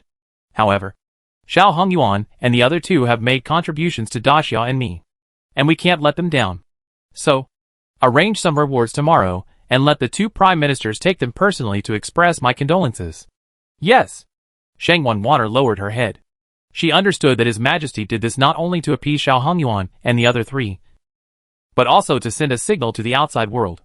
Although the Shao family was completely disintegrated, and the former three generals from one family were demoted to the middle level and lost His Majesty's favor, this did not mean that His Majesty had the intention to kill the three meritorious people. Nor did it mean that some snobs or former enemies of the Shao family could insult and harm them unscrupulously. In addition, this move is also to appease the hearts of other veteran meritorious officers and soldiers in the army. Although the rebellious acts of Shao Tianlin and other members of the Shao family implicated the entire Shao family, His Majesty still cares about the old friendship and old merits, and will not be too cruel. What about the two women? When will they arrive? Xiao changed the topic and continued to ask. Li Hanxiang's eyes flickered slightly. Although she continued to eat cakes as usual, her ears pricked up quietly. Your Majesty, it was originally expected to arrive tonight, but the escort team encountered 2 attacks and delayed some time. It is expected to arrive around tomorrow evening. Hearing Shang Wanwaner's answer, Xiao frowned slightly. Twice. Yes. Shang Wanwaner nodded and explained. The first time was 3 powerful spirit body masters from the Great Jin. Their first goal was to assassinate Tao Yushu. We knew about this assassination long ago, and we just cooperated to put on a show. As for the second time, after judgment, their target is most likely Wanyan Yao. However, they did not intend to assassinate, but to kidnap people. Although the people who took action were all dead men, and all chose to commit suicide after the failure, the bad people quickly locked the mastermind behind the scenes. Xiao narrowed his eyes and smiled playfully. But the Xiao Wang of the Great Chu? Your Majesty guessed correctly. It was him. Shang Wanwaner nodded affirmatively. Chu Lishuan, the Xiao Wang of the Great Chu, has always coveted Wanyan Yao's beauty. He has proposed marriage to the Great Jin many times, and even sent people to secretly send many gifts to the Queen of the Great Jin, Tao Yushu. Before the fall of the Jin capital, Tao Yushu had sent people to privately promise the Great Chu that as long as the Great Chu was willing to send troops to help, the Great Jin would be willing to marry Wanyan Yao to Chu Lishuan and form an alliance with the Great Chu. It's a pity that before they could further confirm Wanyan Song, Tao Yushu and others became dogs without a home. Now, the Great Jin wants to offer Tao Yushu and Wanyan Yao to your Majesty, and Chu Lishuan is naturally unwilling. Hee. A jumping clown. Xiao shook his head and laughed, not taking Chu Lishuan seriously. In that case, there should be a big conflict between Wanyan Yao and Tao Yushu? Your Majesty is right. The conflict between the two is very big. In fact, on the way south, they have been ridiculing each other, Shang Wanwaner said softly, with a strange look on her face. At this time, Xiao Gao suddenly hurried in from outside the palace. Your Majesty, something happened to the captain of Moling. Tell me, what happened? Xiao's expression remained unchanged. and he ordered in a calm voice. Seeing Xiao Ao so calm, Zhao Gao was slightly stunned. Your Majesty, the Daliang dynasty must have guessed something. So they were well prepared and arranged 12 spiritual body realm masters to hide in the imperial mausoleum. After the war broke out, 6 spiritual body realm masters arrived one after another. With the assistance of the military formation, Daliang turned its imperial mausoleum into an iron barrel. Therefore, after a huge and fierce battle, none of the 10 captains of Moling broke out of the siege. However, the captains of Moling were all loyal and brave. Not only did they miss the opportunity to escape and induce the enemy to fight to the death in the core area of the imperial mausoleum, they used the enemy's hands to help themselves complete the task. Moreover, they also launched self-destruction as much as possible before they died. Those who failed to self-destruct also destroyed their appearance before they died. At the end, Zhao Gao's tone was full of sighs and complex expressions, and his eyes were full of admiration. On the other side, Li Hanxiang opened her cherry lips and looked stunned. The lieutenant of Moling? The imperial mausoleum of Daliang? Could it be that the imperial mausoleum of Dayue was also destroyed by the lieutenant of Moling? Xiao Ao glanced at Li Hanxiang and said in a light voice, Why? Do you have any questions, my beloved concubine? Li Hanxiang's face changed slightly, and she lowered her head quickly. I dare not. Some things are not as simple as you think. Xiao Ao threw down a mysterious sentence, and then ignored Li Hanxiang. The lieutenants of Moling are all loyal and brave talents of our great Xia. Although it is not convenient to collect their bones and bring them back for burial for the time being, it will not take too long for them to return to their hometown. After a light sigh, Xiao Ao looked at Zhao Gao indifferently. Daliang has mobilized so many spiritual masters to hide in the imperial mausoleum, but Luo Wang and the bad guys are totally unaware of it. It seems that you have been a little lazy recently. I am guilty. Zhao Gao's face turned pale, and he quickly knelt down in fear. Chapter 130, for the inheritance of the Xiaohao imperial court. Although Xiao Ao was somewhat annoyed by the experience of the Moling school lieutenant, it was only a certain annoyance, and it did not make him very angry. First, all of its members were people who deserved to die, and he would not feel bad if they were all gone. Second, the value they created was already very great, and their effectiveness had been developed to the maximum extent. Third, he had accumulated 8 candidates to fill the gap, and they were all strong men of the 4th level of the spiritual body realm and above, such as the commander of the Yunlu heavy cavalry and Xueliu army of the great Jee Dynasty, as well as several top strong men sent by various dynasties to assassinate him who were captured alive before. Now that all 10 Moling school lieutenants have died in battle, their positions in the Nether prison will be vacant, as long as 2 more qualified captives are collected and thrown into the Nether prison together to complete the enslavement. The destroyed Moling school lieutenant will naturally be able to revive and return to the arena. However, despite this, he still took the opportunity to knock Zhao Gao and Yuan Tiangang to prevent them from being too arrogant. After letting everyone leave, Xiao Ao directly spent 100,000 hegemony points to exchange for a diamond treasure chest, leaving only 500 hegemony points in total. Looking at the glittering and dazzling treasure chest in the sea of consciousness, Xiao Ao took a deep breath and slowly clicked over. The diamond treasure chest is opened. Congratulations. You have obtained the inheritance of Xiaohao Emperor Court. Xiaohao Emperor Court Inheritance, Emperor's Heart Sutra. Great Emperor's Majesty. Creation 9 Dragon Seal. Infinite Society Map. Seeing that it was not the foundation pool, Xiao Ao was instinctively disappointed. However, after reading the specific content of Xiaohao Emperor Court Inheritance, the disappointment instantly dissipated. Emperor's Heart Sutra, the most powerful method between heaven and earth. With power to accumulate strength. With power to cultivate martial arts. The stronger the country, the stronger the monarch. There are many descriptions of the Emperor's Heart Sutra, and the core of it is mainly based on 3 points. First, as long as he is in the core of the great Xia dynasty, that is, the imperial capital, his cultivation can be completely improved to a great realm. In other words, with his current cultivation level of 112th level in the void body realm, as long as he is in the imperial capital, he can exert the strength of 112th level in the true body realm. In other words, without considering the other effects of the Emperor's Heart Sutra and the bonus of perfect breakthrough, his strength can surpass the 12th level of the spiritual body realm. Second, the prosperity of the country can help his cultivation speed. With the comprehensive foundation of the current great Xia dynasty, no matter where he is, he can speed up by 50 times. As for whether this speed up can be superimposed with the Shingatai or the Tonkatai, it is not known yet. And as the Great Xia dynasty continues to grow stronger, this speed up can also continue to increase. Of course, if the Great Xia declines, the speed up will naturally continue to decline.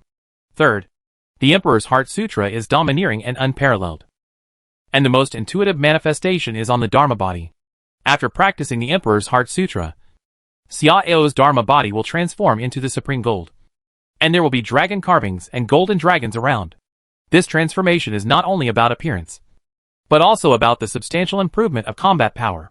With his current cultivation, as long as he is within the scope of the Great Xia imperial capital, he can suppress anyone below the 20th level of the spiritual body realm with a flip of his hand. Xiao originally planned to cultivate to the extreme in the void body realm to see where the end of the road is. However, this decision also has certain risks. After all, if a few powerful people of the 20th or 30th level of the spiritual body realm suddenly appear one day, Zhao Gao, Yuan Tiangang, Guoda, Su Chu and others will find it difficult to guarantee his safety on his own. Even if he cultivated to the 360th level of the void body realm, it was only equivalent to the 40th level of the true body realm and the 5th level of the spiritual body realm. And he could not resist a strong enemy at all. But with this Emperor Dao Heart Sutra, his worries could be solved immediately. So, he could pursue this path to the extreme with confidence from now on. The great Emperor's majesty, even tigers and wolves dare not touch the reverse scales of dragons, the majesty of the Emperor. Even immortals and gods must bow their heads. The great Emperor's majesty is an invisible and intangible existence. It is an abstract connotation, but it really exists. Those who possess the great Emperor's majesty, even with just a glance, can make the strong tremble and bow their heads, even with a cold snort. It can be like a thunderclap, and the offender will bleed from the 7 orifices. Even a word can kill people. The great Emperor's majesty is also linked to the strength of the Great Xia dynasty. The stronger the foundation of the Great Xia dynasty, the stronger the great Emperor's majesty. Although with the current foundation of the Great Xia dynasty, Xiao cannot kill people with his mouth. But when Daxia becomes stronger in the future, a glare can kill people, and even a cold snort can wipe out the souls of thousands of people. The 9-dragon seal of fortune, the 9-dragon jade seal, which has the power of fortune, can turn decay into magic, and can materialize the Emperor's will and the majesty of the dynasty. As described in the introduction, as long as the seal of the 9-dragon seal of fortune is stamped on the corresponding imperial edict, the ordinary imperial edict will be transformed into a thing of fortune. For example, if Xiao wants to confer a title of Lady of Imperial Decree and uses the 9-dragon seal of fortune to stamp it, the person who is conferred will be blessed by Daxia's national strength and the power of fortune, and can live a long life, be free from illness and disaster, and even have many children and grandchildren, and a harmonious and peaceful family. For example, if Xiao wants to send someone to supervise the army with the imperial edict of good fortune, and the generals in command refuse to obey the order, plot rebellion or do other illegal things, this imperial edict can directly kill the rebels on the spot with powerful force, and at the same time spread over the military camp to deter the entire army. The magic and power of the 9-dragon seal of good fortune are self-evident. But this thing is also linked to the national strength of Daxia, and the number of times it can be used and the power it can exert are not fixed. For now, with the current comprehensive national strength of the Daxia dynasty, the 9-dragon seal of good fortune can only be used 5 times a year at most. In terms of the power of good fortune, other matters are difficult to judge intuitively. In terms of killing power alone, its will is equivalent to Xiao's current strongest combat power, which is about the 20th level of the spiritual body realm. Boundless Shejitsu, all the territories of Daxia, mountains, rivers, lakes and seas are in sight, and all the gullies and dark channels are clear. The description of the boundless Shejitsu is very brief, but the information contained in the brief is very important. Regardless of the dynasty or the world, the level of detail and accuracy of the map is extremely important, because it is related to the victory or defeat of every battle. This thing can not only reflect every detail of the territory of Daxia, but also observe in real time, as if there are thousands of the most precise satellites covering it. Moreover, the Ween Shejitsu can also mark all the minerals in the territory of Daxia, which is also of great significance. In addition, as Daxia's dragon flag continues to expand outward and Daxia's territory continues to expand, the newly occupied territory will automatically appear in the scroll of the Shejitu. Finally, the scope of the Ween Shejitu has no limit. Wherever Daxia can fight, the content of the Shejitu can extend to that place. This is the origin of the word Ween. After reading all the 4 things inherited by Xiaohao Emperor, Xiao let out a sigh of relief, with a deep smile in his eyes. Although he did not get the foundation pool and the troops he expected, this harvest made Xiao even more happy, because this is to build the most solid foundation for Daxia's strength and invincibility. Daliang Dynasty. Imperial Mausoleum. This late night was a night of great harvest and surprise for Xiao. But it was a sleepless night for the Daliang Dynasty. Although they successfully surrounded and killed the thieves who came to destroy the Imperial Mausoleum, their key task was still not completed. In the dead silence, Liang Jingtian, the Emperor of Daliang, walked out of the Imperial chariot slowly, looked at the crowd of people kneeling in a crowd, and then looked at the devastated, fire-filled, dilapidated and desolate Imperial Mausoleum. His face was quite gloomy, walking with his hands behind his back on the path stained with blood and mixed with earth and stones. Liang Jingtian said nothing, just walked and kept looking around. Finally, Liang Jingtian stopped in front of a broken archway. There was originally a 9 zhang high and 1 zhang wide stone tablet behind the archway. But at this moment, the stone tablet had been broken into 2 parts. The upper part fell into a deep pit, and the lower part was left with words such as Zhuojun and Emperor. Obviously, this is the tomb of a former emperor of Daliang.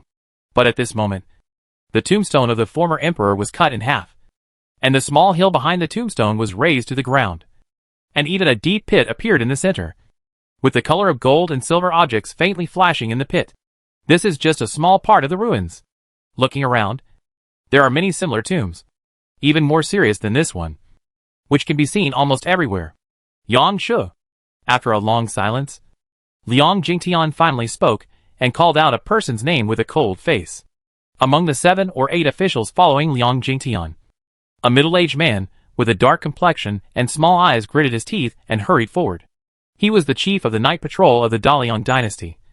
Yang Shu. I'm here. I gave you so much power, and asked you to mobilize the people of 4 Seasons Hall to cooperate with you. And this is the answer given to me? Yang Shu's face twitched, and he half bent his body, gritting his teeth, and said, Your Majesty, my plan was to lure the thieves out of the Imperial Mausoleum before taking action, and even deliberately left 2 escape holes. But I don't know if those thieves have gone crazy. They didn't choose to escape from the gap in the ambush circle, but did the opposite. They directly rushed into the core of the Imperial Mausoleum and wreaked havoc and fought for their lives. I have no choice but to. I am guilty. Please punish me. Your Majesty. Liang Jingtian turned around slowly, stared at Yang Shu expressionlessly for a long time, and finally looked away. Is the identity of the thief confirmed? Hearing the new question, Yang Shu secretly groaned, and sweat kept rolling down his cheeks. Your Majesty, these thieves seem to be extremely loyal to their masters. In order to keep their identities secret, they either chose to self-destruct or destroyed their appearance before death. They also don't have anything on them that can prove their origins. So, you mean, all 10 powerful spirit body realm masters are dead soldiers?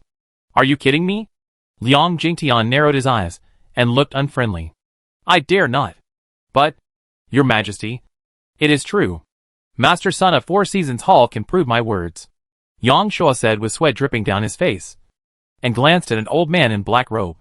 The old man in black robe gritted his teeth, took 2 steps forward and bowed, saying, Your Majesty, what Master Yang said is indeed true. Liang Jingtian's narrow eyes scanned the 2 of them for a long time, and said coldly, So, you can't even give a possible answer? Yang Shu's heart was slightly relieved, and he spoke quickly. Your Majesty, I think that there should be only 2 parties who have the capital to use 10 powerful spirit body realm masters as dead soldiers. And they are not worried about being discovered. Which 2 parties? Liang Jingtian asked expressionlessly. Chapter 135 The Queen of Qingxiu. Imagination or truth? Yang Shu took a deep breath and analyzed it carefully. First, Daxia. Although the comprehensive national strength of the Daxia dynasty before was medium in Tianan, the Daxia of today is obviously no longer the same. From those newly emerged armies, it can be seen that Daxia has been hiding its own strength, and it is well hidden.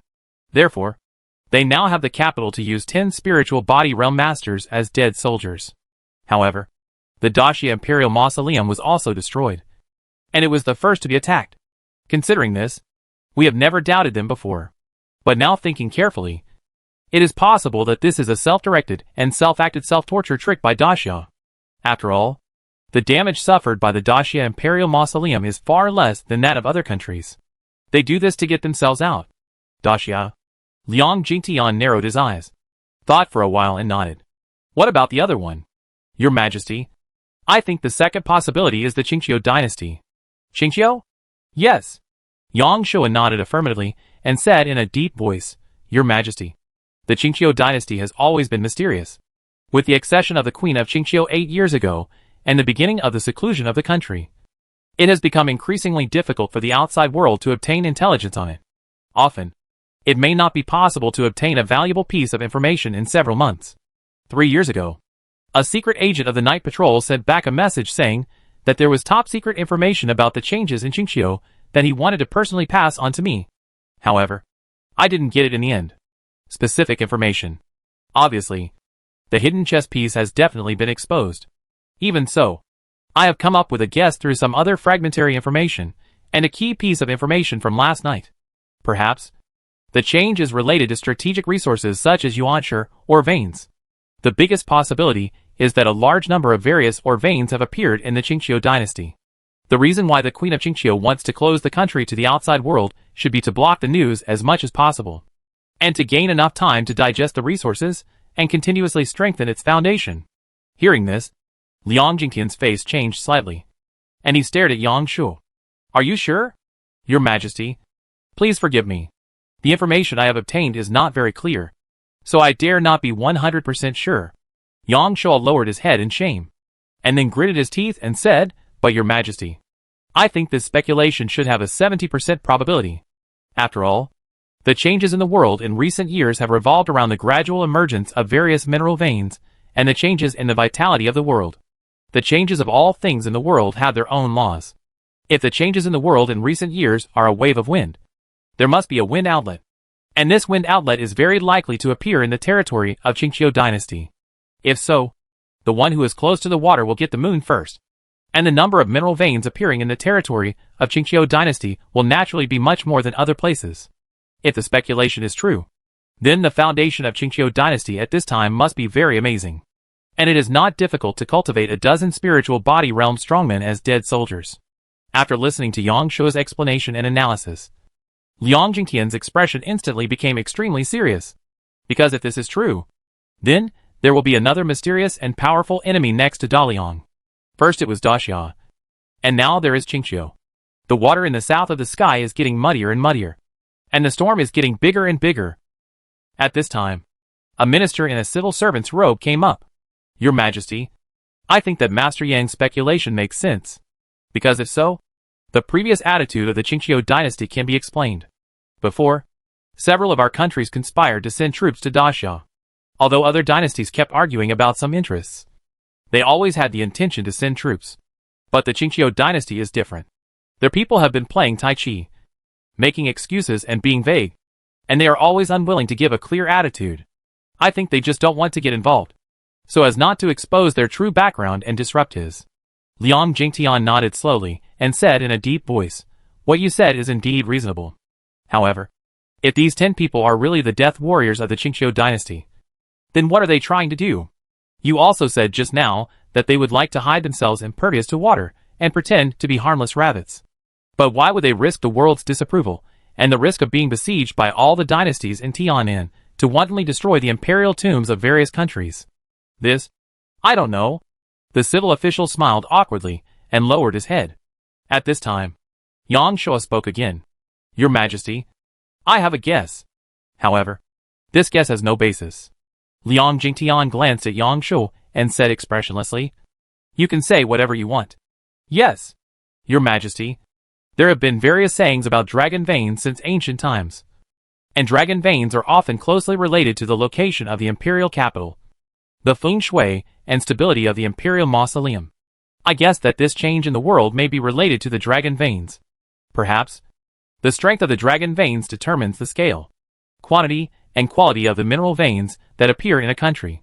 And destroying the imperial mausoleum will obviously weaken the dragon veins of a country. Perhaps the Qingqiu dynasty knew this. So it would risk the world's disapproval to form a team of death warriors with spiritual body realm strongmen as pawns, in order to suppress opponents and strengthen itself. After listening to Yang Shu's words, everyone in the field took a breath of cold air. If this is true, then everything makes sense, the civil servant murmured. His face was quite ugly. As the ruler of the Daliang dynasty, Liang Jingtian also looked unhappy. Originally, it was thought that Daliang's acquisition of those mineral veins was a gift from heaven, and that Daliang would surely be able to make a name for itself in the future. But who would have thought that there would be such a possibility? If everything is true, then investigate. At any cost, you must get to the bottom of these two things for me in the shortest possible time, especially the truth of the Qingqiu incident. Liang Jingtian glared at Yang Shu and shouted angrily, Minister, obey your order. Yang Shu's heart trembled, and he hurriedly accepted the order respectfully. Qingqiu dynasty. The Qingqiu dynasty got its name because there are many hills in the territory, and the climate is suitable for all seasons. There are many places where trees are evergreen and flowers, and plants are lush all year round. In addition, the people of the Qingqiu dynasty rarely communicate with people from other countries, so it has always been the most mysterious dynasty in Tian'an. Moreover, the Qingqiu dynasty rarely took the initiative to attack and expand its territory. In its more than 1,000 years of history, there were only 4 large-scale expeditions in total. In terms of defensive warfare, the Qingqiu dynasty has experienced a lot. After all, it is hard not to be jealous of Qingqiu's unique geographical and climatic advantages. Therefore, in the eyes of other dynasties, the Qingqiu dynasty is not very aggressive. The rulers of this dynasty seem to like the moderate and peaceful way of ruling, and are far less aggressive than other countries. However, this does not mean that the Qingqiu dynasty is really not aggressive. Nor does it mean that every ruler of it likes the path of peace. Nor does it mean that the Qingqiu dynasty is generally strong. Qingqiu imperial capital, imperial palace, in the green, bright and transparent wooden hall, a woman is sitting on the throne. The woman is wearing the silver-red imperial robe unique to the Qingqiu dynasty, and a scarlet pearl and jade crown on her head. The 12 strings of jade beads in front of the crown cover her face, but people can't see it clearly. But from her soft lines, round and natural face shape, as well as her smooth skin and delicate earlobes, it can be seen that this woman must be very good-looking. Her jade neck was long and smooth, and her well-proportioned and slim-fitting imperial robe also perfectly displayed her curvy figure. However, no one in the hall dared to look up and take a good look at her, because she had the majesty of an emperor that could not be looked at directly, and she had the overbearing power to decide the life and death of thousands of people with a single word.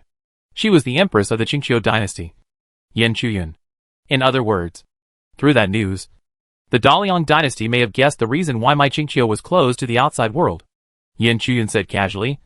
Her voice was as gentle as the crisp chirping of an oriole, and as gurgling as a mountain spring, which was extremely pleasant and even moved people's hearts. However, an old man with a short stature and a face like a dead tree in the hall trembled in his heart and became nervous. His name was Jiang Zhan, and he was the chief of the Qingyi Guard of the Qingqiu dynasty. The Qingyi Guard was the most powerful hidden blade and eyes and ears of the Qingqiu emperor. The leakage of secret information was naturally the responsibility of him, the chief of the Qingyi Guard.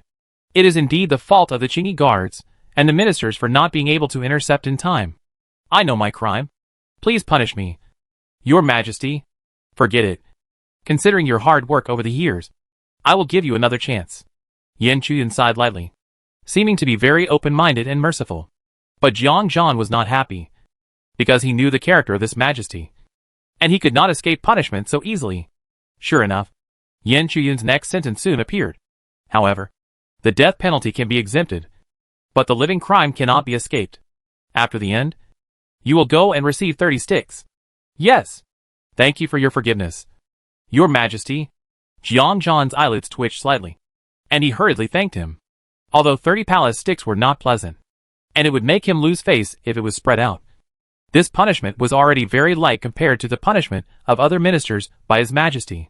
At this time, an old minister with a wise look stood up.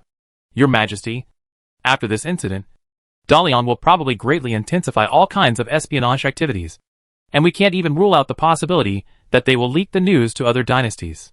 In this case, it will be difficult for us to continue to develop steadily. So, I think we need to make plans and prepare early. Yin Chuyan glanced at the old minister, Luo Dingbang, the prime minister of Jee Dynasty, and nodded slightly. What Prime Minister Luo said is very true. There is no wall that is impenetrable. As long as there is a little wind, the secrets with perfect confidentiality measures will eventually leak out. We really need to make arrangements early. As for what to do, please ask Prime Minister Luo to discuss with all the ministers and come up with a set of rules for me as soon as possible. I obey your order.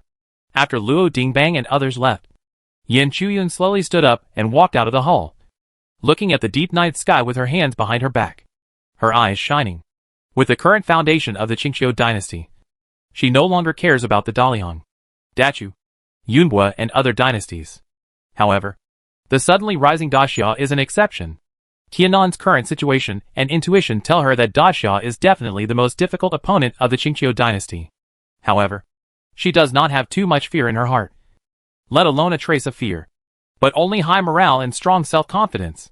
She will definitely defeat all opponents, sweep away all obstacles, unify the entire Tian'an, and become the most glorious empress in history. Xiao. Haha. I'm really looking forward to meeting you. But I need to appear as a prisoner. Yin Chuyan whispered softly. Smiling softly, a ray of moonlight fell on her body, making her figure more dreamy and blurred. Chapter 136, Welcoming New Guests in Tonke Tower. March 13th. Dusk. The imperial capital of Daxia. The red sunset glows in the western sky, like a dazzling ribbon, as a heavily guarded convoy slowly enters Tianke Avenue. The people around suddenly become excited, because someone recognized the emblems of those armored vehicles, which are the unique emblems of the Dajin royal family. The rumor that the Queen of Dajin and the most beautiful 5 princesses will be presented as tribute to their own emperor is already known to everyone. Entering the city at this time, with the strict guards of the elite army, and walking on the Chaotiank Avenue, which symbolizes the audience, the identity of the visitor is self-evident. Therefore, all the onlookers were shocked. As the news spread quickly, countless people and dignitaries flocked to Tianke Avenue, trying to see the peerless grace of the Queen of Dajin and the 5 princesses. After all, these 2 women are known as the 2 most beautiful women in the Jee Dynasty. Their appearances must be extremely beautiful, not to mention their noble status. TSK. Mother and daughter are on the battlefield together. Just thinking about it is exciting. Hey! This gentleman seems to have been misled by rumors. The 5th princess Wanyan Yao Yao is not the daughter of the queen of the Jee Dynasty, Tao Yushu. In fact, Tao Yushu has no children. Hey! Of course I know this. But so what? The queen is the respected mother of all princes and princesses. So Wanyan Yao Yao must call Tao Yushu the queen mother. Right? In terms of name. What I said is not a problem. Right? Well, that's true. TSK. I wonder if Our Majesty is looking forward to it. Whether I am excited or not. I am already a little excited. Hey. Who isn't? That is the noble and respected queen of the Jee Dynasty. And the beautiful and charming Princess Yao Yao. How noble are these 2 women?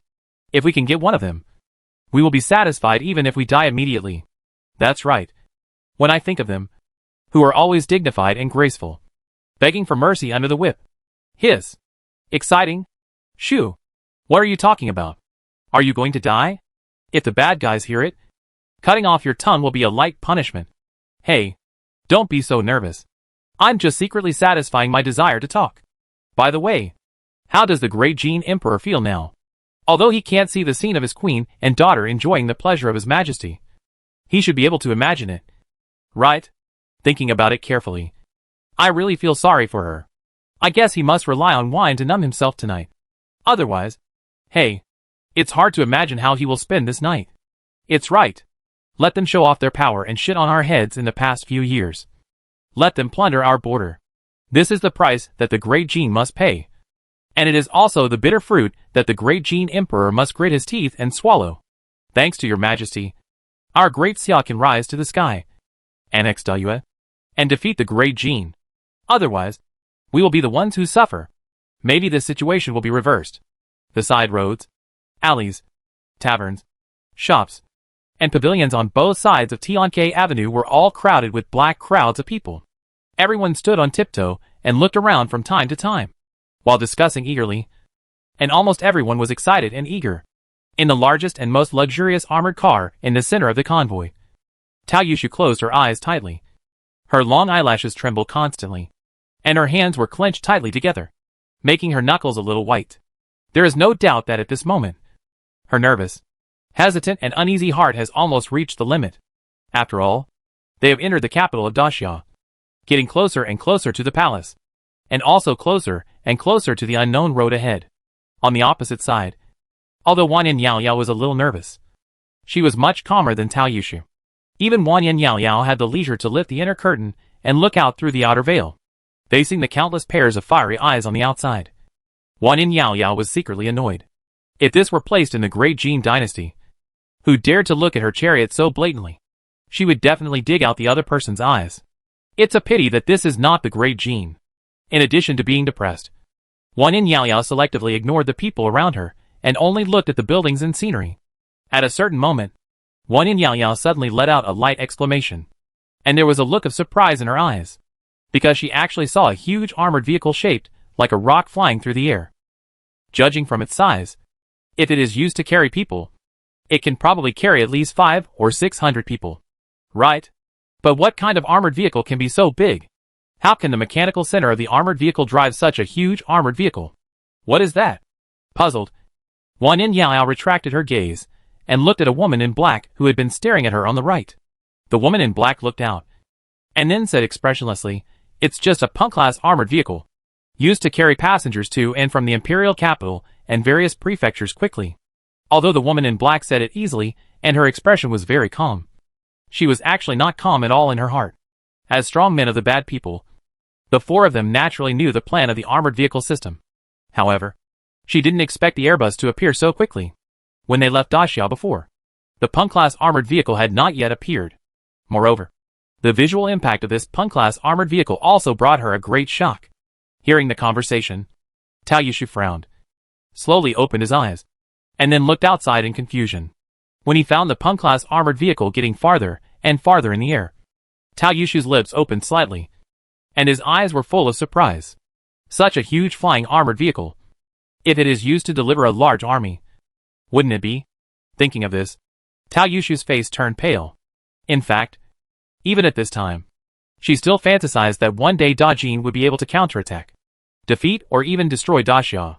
However, with the appearance of this huge flying armored vehicle, Tao Yushu's fantasy was almost completely defeated, because she knew what the powerful mobility and the elusive appearance meant to the battle situation. Daxia Dynasty was already a strong military force, and now it has such a weapon. Does Da Jin really have hope? Wan Yin Yao Yao was also shocked, but when she saw Tao Yushu's somewhat dazed expression, she relaxed instead. "My dear mother, we are about to reach the Great Xia Palace. Are you ready?" Tao Yushu was in a state of confusion, and had no mood to argue with Wan Yin Yao Yao. Therefore, she ignored him, and just sat there in a daze.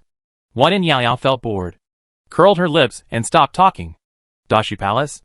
Watai Hall is located in the west side of the harem, and in the east side of the palace, which echoes and is symmetrical with Watai Hall. A new courtyard appears. This courtyard is tightly surrounded by tall walls, with only a few doors connecting the inside and the outside. The original name of the courtyard was Tonkatai, but in order to distinguish it, Xia Ao ordered the name to be changed to Tonkei Palace. In the core area of Tonkei Palace, there is a bronze square hall standing quietly, and on the plaque of the hall are 3 golden characters Tonkatai. The objects and layout inside Tonkatai are very similar to those of Watai Hall, where Shingatai is located, but the overall style is darker. At the same time, there are many small rooms in Tonkatai, and the walls, pillars, beams, and screens are also decorated with large-scale beauty scrolls. In addition, there are some strangely shaped weapon racks. But these racks are not filled with weapons, but some strange little gadgets. Finally, there is a circular pool in the center of the hall, and above the pool, there is a very wide water bed of unknown material floating on the water.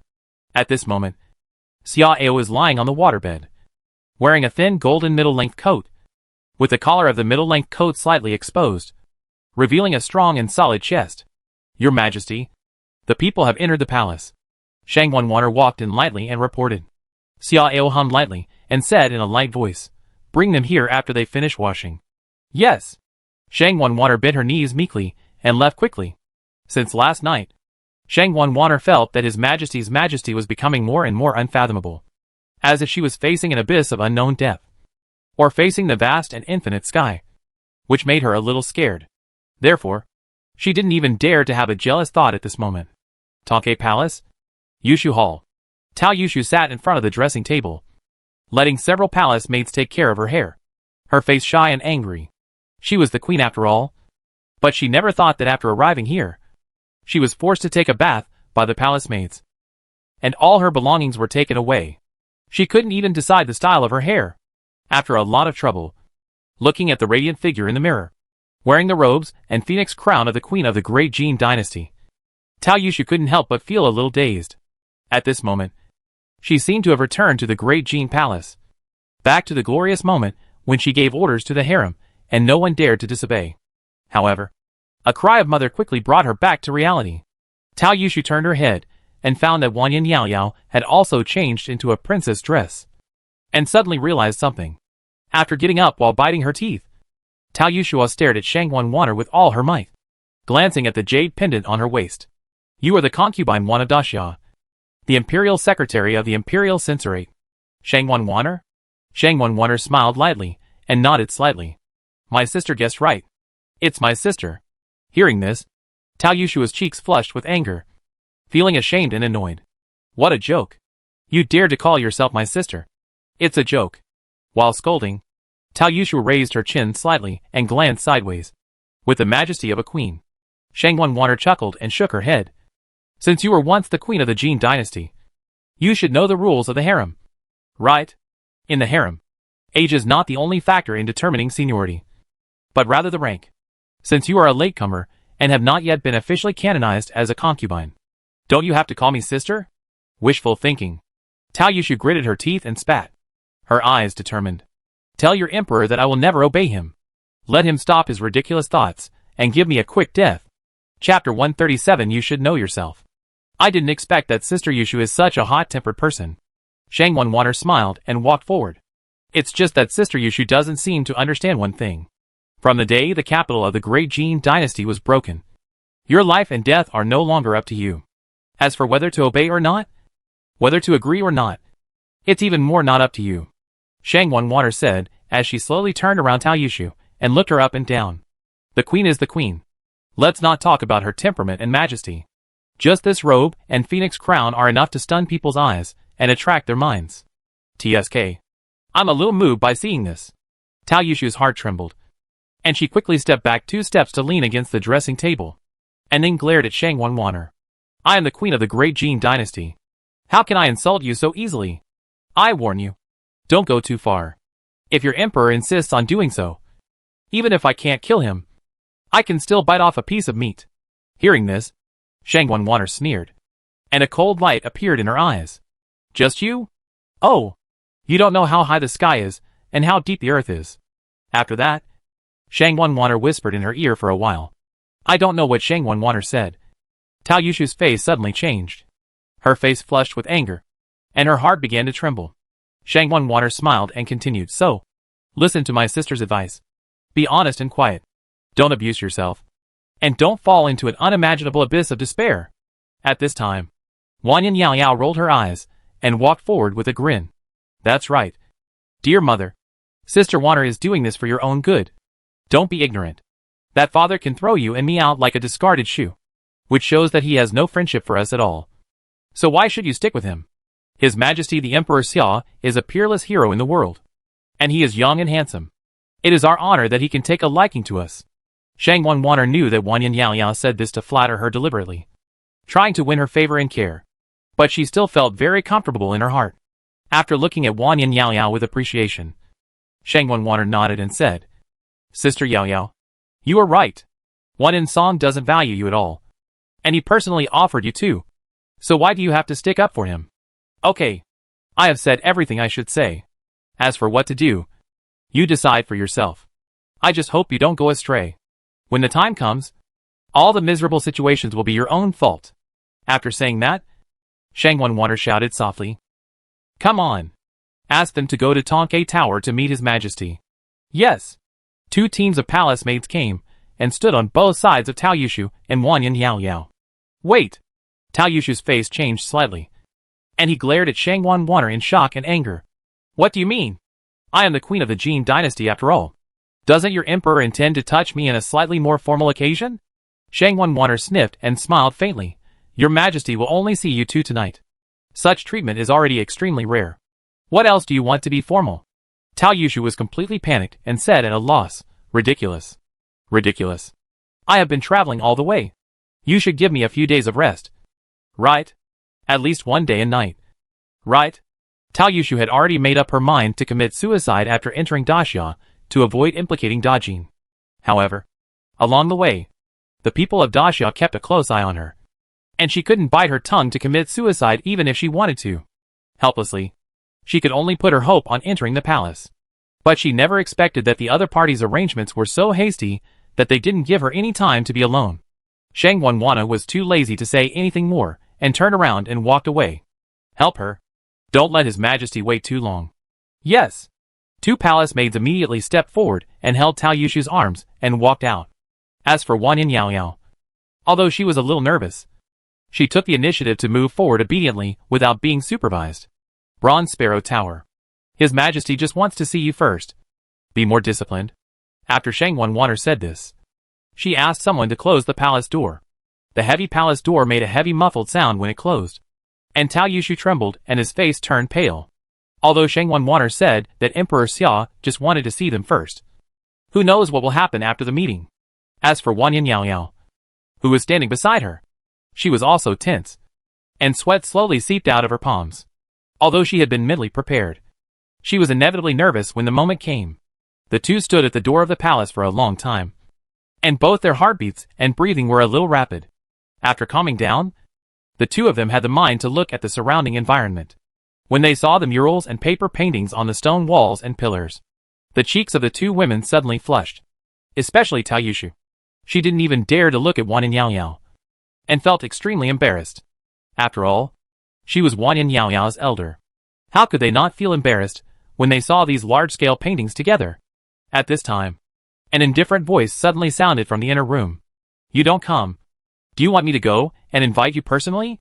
When the voice came into their ears, Tao Yushu and Wan Yin Yao Yao were both shocked, and fear appeared in their eyes. Although it was just a voice, the heavy majesty in it was like a thunderbolt from the heaven, which shook the consciousness of the two people a little. Yes, Wan Yin Yao Yao was the first to react. After being frightened and afraid, she gently pulled Tao Yushu's arm and walked inside. When Tao Yushu came to his senses, he found that he was already standing in the center of the hall, and Wan Yin Yao Yao was staring blankly at the front. Tao Yushu turned his head and looked forward, only to see a circular pool of about 100 square meters rippling slightly in front of him. And in the pool, there was a soft bed half the size of the pool floating quietly. The soft bed was made of red silk as a cushion and white silk as a mattress. The mattress was decorated with black ribbons embroidered with golden dragons and phoenixes, and there were many silver and red cloud pattern quilts, soft pillows, etc., which were elegant and simple. However, Tao Yushu's focus was not on these things, but on the waterbed. Such a large bed is more than enough to sleep 20 people. Why is it so big? His sight continued to shift, and when he saw the figure half lying on the bed and staring at him, Tao Yushu's heart was instantly shocked. It was a slender, well-proportioned and handsome young man. His eyebrows were like cold knives. His eyes were like golden stars, and the lines on his face were hard and clear. He was masculine and domineering. He wore a golden middle-length robe embroidered with golden dragons, a black and gold imperial crown on his head, and a pair of eyes like the abyss, deep and bottomless. This man has almost all the advantages of men. He is young, tall, handsome, cold, and domineering, which makes Tao Yushu feel a little flustered. But this is not the most important thing. The most important thing is his vast majesty. That feeling is like facing the sky, which makes Tao Yushu tremble in his heart, and even have the urge to kneel down and worship. Compared with the imperial majesty of this man, Wan Yin Song's majesty seems like a joke. The difference is like the bright moon and fireflies. While Tao Yushu and Wan Yin Yao Yao were observing Xia Ao with ups and downs in their mood, Xia Ao was also looking at them. Of the two, Tao Yushu is more plump, but she is a few centimeters shorter than Wan Yin Yao Yao. She is wearing a light golden queen robe and a golden phoenix crown. although she looks nervous and hesitant at the moment. Her two white jade hands are still lightly knocking in front of her according to court etiquette. Elegant and graceful. Her face is solemn and charming. Her cheeks are soft and rosy. Her eyes are bright like the moon. The colored eyeshadow at the corners of her eyes is like auspicious clouds. The center of her eyebrows is painted with a phoenix-shaped flower. And her fiery red lips are full, making people salivate. Her figure is graceful and elegant. And she looks like a mountain from the side and a peak from the side, without a trace of fat. Her straight and well-proportioned legs are hidden under her skirt. But her posture can also be seen. Overall, Tao Yushu has both style and dignity, like a ripe peach, and a noble and cold snow pear. Such a wonderful woman. Her temptation is self-evident. Looking at Wan Yinyao again. Her figure is more slender and slim. And her height is taller. Her skin is white with a hint of pink. And her slender eyes are charming. She looks immature but enchanting. And has a unique sense of fun. Looking at her clothes again. A golden red slim-fitting princess dress perfectly matches her figure. And the dense miniature jade beads on the dress flash, adding a bit of fantasy and mystery. These two people. One is the elegant and dignified but charming Queen Miao. And the other is the noble and fresh but charming princess. The two of them standing together are like the moon and the stars, making people feel relaxed and happy just by looking at them. You are indeed a pair of stunning beauties. And it is worth my trouble to invite you all the way here. As Xiao smiled faintly, Tao Yushu was startled and finally came back to her senses. Biting her fiery red and plump lips, Tao Yushu knelt down and bowed to Xiao with an elegant posture. Your Majesty, you are a great ruler, and you should be able to abide by the rules. I don't ask for my life. I just hope that you can give me a quick death and don't humiliate me. Okay? Abide by the rules? Xiao chuckled, with a strange look in his eyes. It seems that you still don't understand. So I will give you a few pointers. Everything in this world is a resource. Whether it is land, population, money, minerals, or power, beauty, fame, etc. And the gap between the strong and the weak lies in the share of resources. As long as you are strong enough, any resource can be taken away. In contrast, the weak can only lose. The so-called rules are just a joke in the struggle for interests and resources. It is only used to restrain the weak. I am strong enough, so I can seize rich resources from the great Jee Dynasty. So I have the capital to ignore all constraints. You, and her, you are also part of the resources. As the winner, I naturally have the right to dispose of you. So, don't tell me those useless things. As my spoils of war. You should have the awareness of spoils of war. After Xiao finished speaking, Tao Yushu's face turned pale. He wanted to say something else, but he opened his mouth and finally said nothing. Beside him, Wan Yinyao pursed her lips and knelt down to Xiao. Your Majesty is right. It is Yao's honor to be a part of Daxia. Xiao glanced at Wan Yinyao and smiled faintly. You are smart. Okay. You go down first. I will see you later. Yes. Wan Yinyao felt relieved, but felt a little lost. After looking at Tao Yushu, he lowered his head and left. Chapter 138 Wan Insong's Plan. The Great Jin Palace. Looking at Wan Insong, who was writing furiously on the imperial desk. The eunuchs in the palace sighed secretly, although His Majesty had a blank expression on his face and could not see anything unusual. The force of his writing was obviously much heavier than usual, and the ink marks penetrated the back of the paper. It was obvious that His Majesty's heart was definitely not as calm as it seemed on the surface. Also, the Queen had already arrived at the Great Xia Palace. It was possible that she had already met the Great Xia Emperor at this time. And it was even possible that something was happening. In this case, how could His Majesty be truly indifferent when thinking of that kind of hot scene? Not to mention His Majesty. Even their hearts were very uncomfortable. Not to mention, there was also a fifth princess. Hearing that the Great Xia Emperor was domineering and absurd in terms of women. If the Queen and the fifth princess appeared together, it would be unimaginable. On the throne, Wan Insong's eyes suddenly turned red, full of shame and anger, because he seemed to see a scene on the paper and between the lines, seeing Tao Yushu's disheveled clothes and flattering eyes.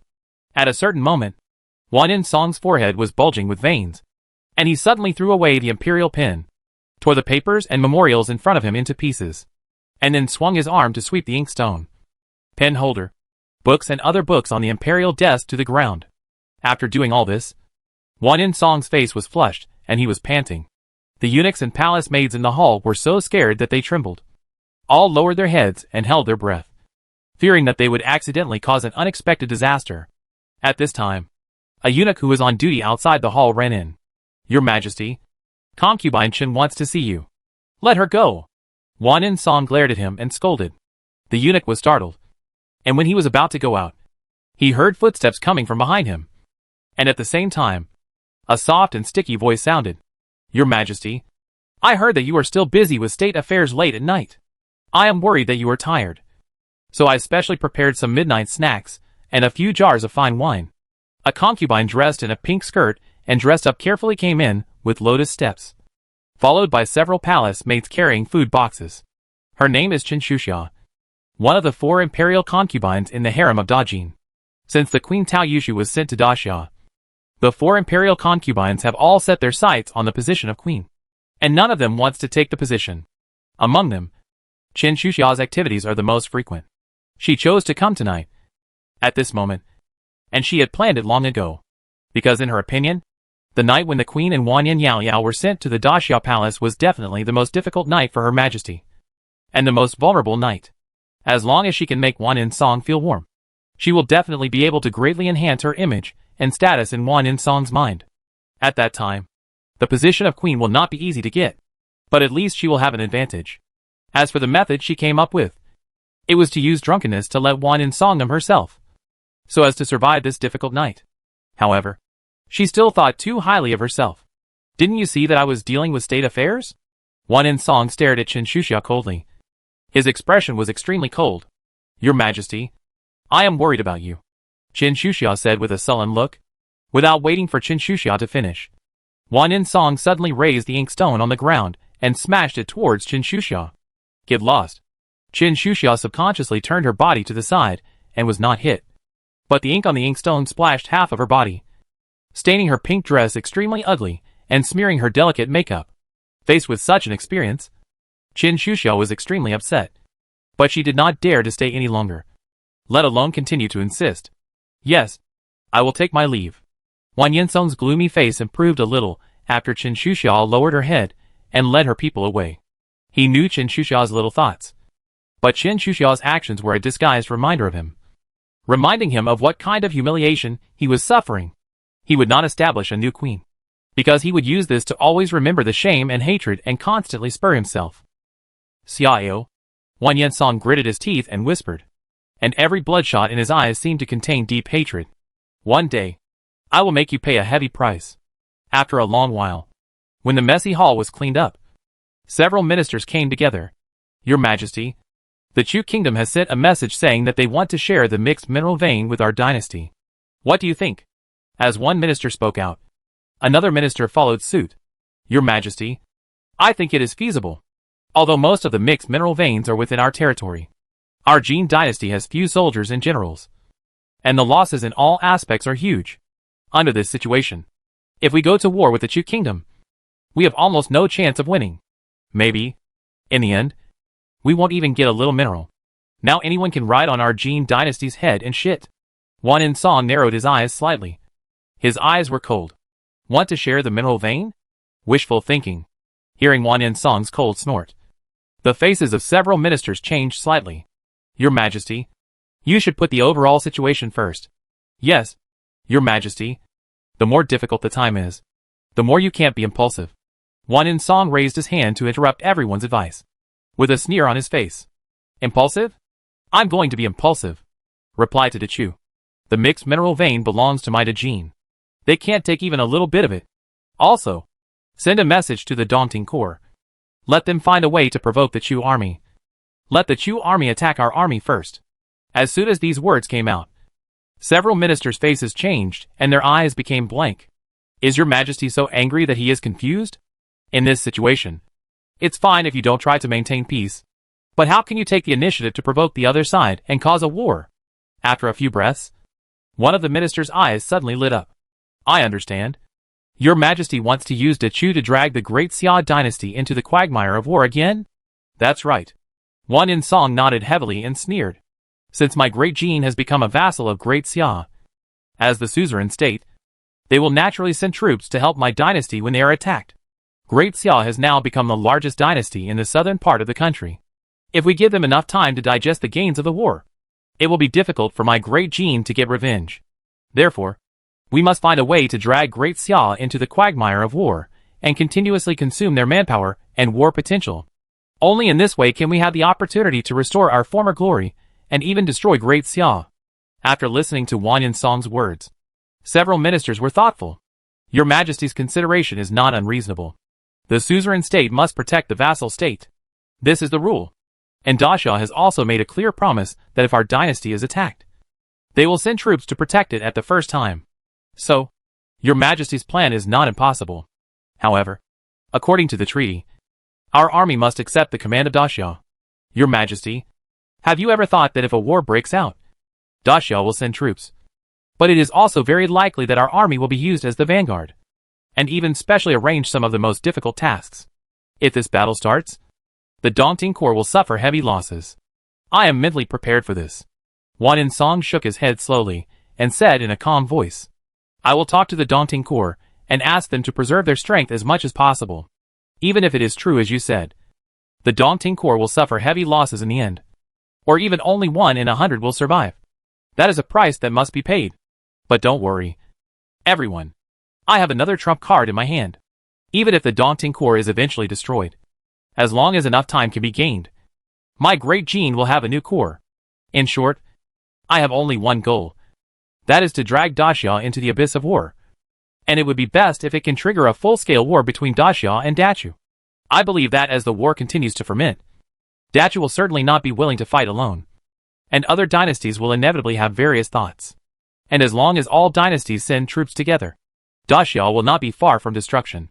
After listening to Wang Yinsong's analysis, several ministers could not help but show admiration. Although Da Jin is a vassal of Daxia and cannot do anything unfavorable to Daxia, Your Majesty's plan has taken the entire Tianan into account. This strategy of killing with a borrowed knife is really beautiful. It's just a pity for the hundreds of thousands of soldiers of the daunting army. Your Majesty is wise. The eastern border of the great Jin Dynasty, Crescent Bay. In an antique attic, Shi Yao was lazily leaning on a soft couch reading a book. At this time, a woman walked in quickly from the outside. My lord, His Majesty has a secret order. Speak. Shi Yao uttered a word in a light voice, without any intention of going down to the ground to respectfully receive the order. The woman didn't seem surprised, and she didn't look angry. Yes, Lord Wei. His Majesty has ordered Wang Ming, the commander of the Daunting Corps, to send a small force to provoke the Chu army in confrontation, in order to anger and lure the other side to take the lead in attacking our army. His Majesty orders you to support this action from the dark. In addition, he also asks you to make arrangements. When the reinforcements from Daxia arrive, do everything you can to provoke a war between the Daxia army and the Chu army, and gradually heat up the war, and try to induce the two countries to go to war. Hearing Wang Yinsong's order, Shi Yao narrowed her eyes slightly, and a sneer appeared at the corner of her mouth. That's a good plan. Captain, should we intervene, such as secretly reminding the Chu army?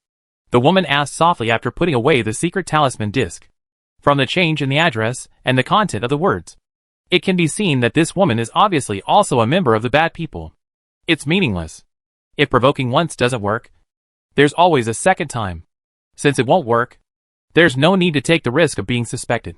Shi Yao shook her head, thought for a while, and said calmly, send the message back to the mother nest immediately and see what they mean. Yes. The woman nodded respectfully, and saw Shi Yao get up and start to dress, and asked curiously, is the captain going out? Since the order of the Golden Emperor has been passed on, we must cooperate. Go see Wang Ming and see how he plans to act. Shi Yao said lazily while putting on her clothes and going to the dressing table to take care of her weird purple hair. The woman nodded suddenly and stepped forward to help Shi Yao arrange her hair accessories. Chapter 139 Guijia's Strategy. Deck Collection. The next day, when the sun was high in the sky, Tao Yushu and Wanyan Yao were supported by the palace maids to return to their respective palaces. At this time, Xia Eo had finished his meal and came to the Bao Hall. Looking at Xia Eo, who was ruddy and refreshed, Shang Wanwaner looked strange. Your Majesty seems to be in a particularly good mood today. Xia Eo laughed and sat on the dragon chair while sighing comfortably. Life is like a journey.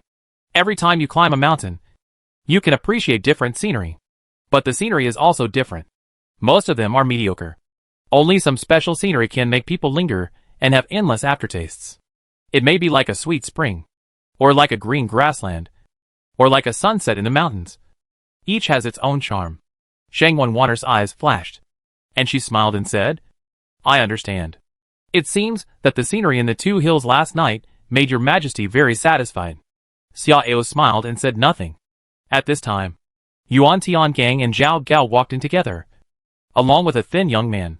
The young man was wearing a Shangshu official robe. His face was slightly pale, and he looked a little frail, but his eyes were extremely bright, like stars. This person was the Minister of War, Guijia. Your Majesty, late last night there was news from the north that Wanyan Song wanted to use the great Chu dynasty to drag our dynasty back into the quagmire of war, Yuan Tiangang said, recounting all the details. Your Majesty, how do you think you should deal with this matter? I knew he would be dishonest. Xia Ao sneered, and did not respond directly, but looked at Guijia. Mr. Gua, what do you think? Guijia thought for a moment, then smiled and said, Your Majesty, the current period is a critical period for our dynasty to digest its gains and grow rapidly. War should be avoided as much as possible. If it cannot be avoided, we must use the power of thunder to deter the opponent and control the war within a small range. It cannot evolve into a full-scale war. Wanyan Song is indeed a wise man. He also knows this. So he wants to take the opportunity to make trouble. However, he is still a little naive to plot against my great Xia. Xia Ao nodded slightly and asked with a smile, What good plan do you have? Your Majesty, I have 3 plans, good, medium and bad. Tell me about it. Yes. Guijia bowed solemnly, and then spoke slowly. The worst option is to confront Wanyan Song directly. Warn him and stop him from playing tricks.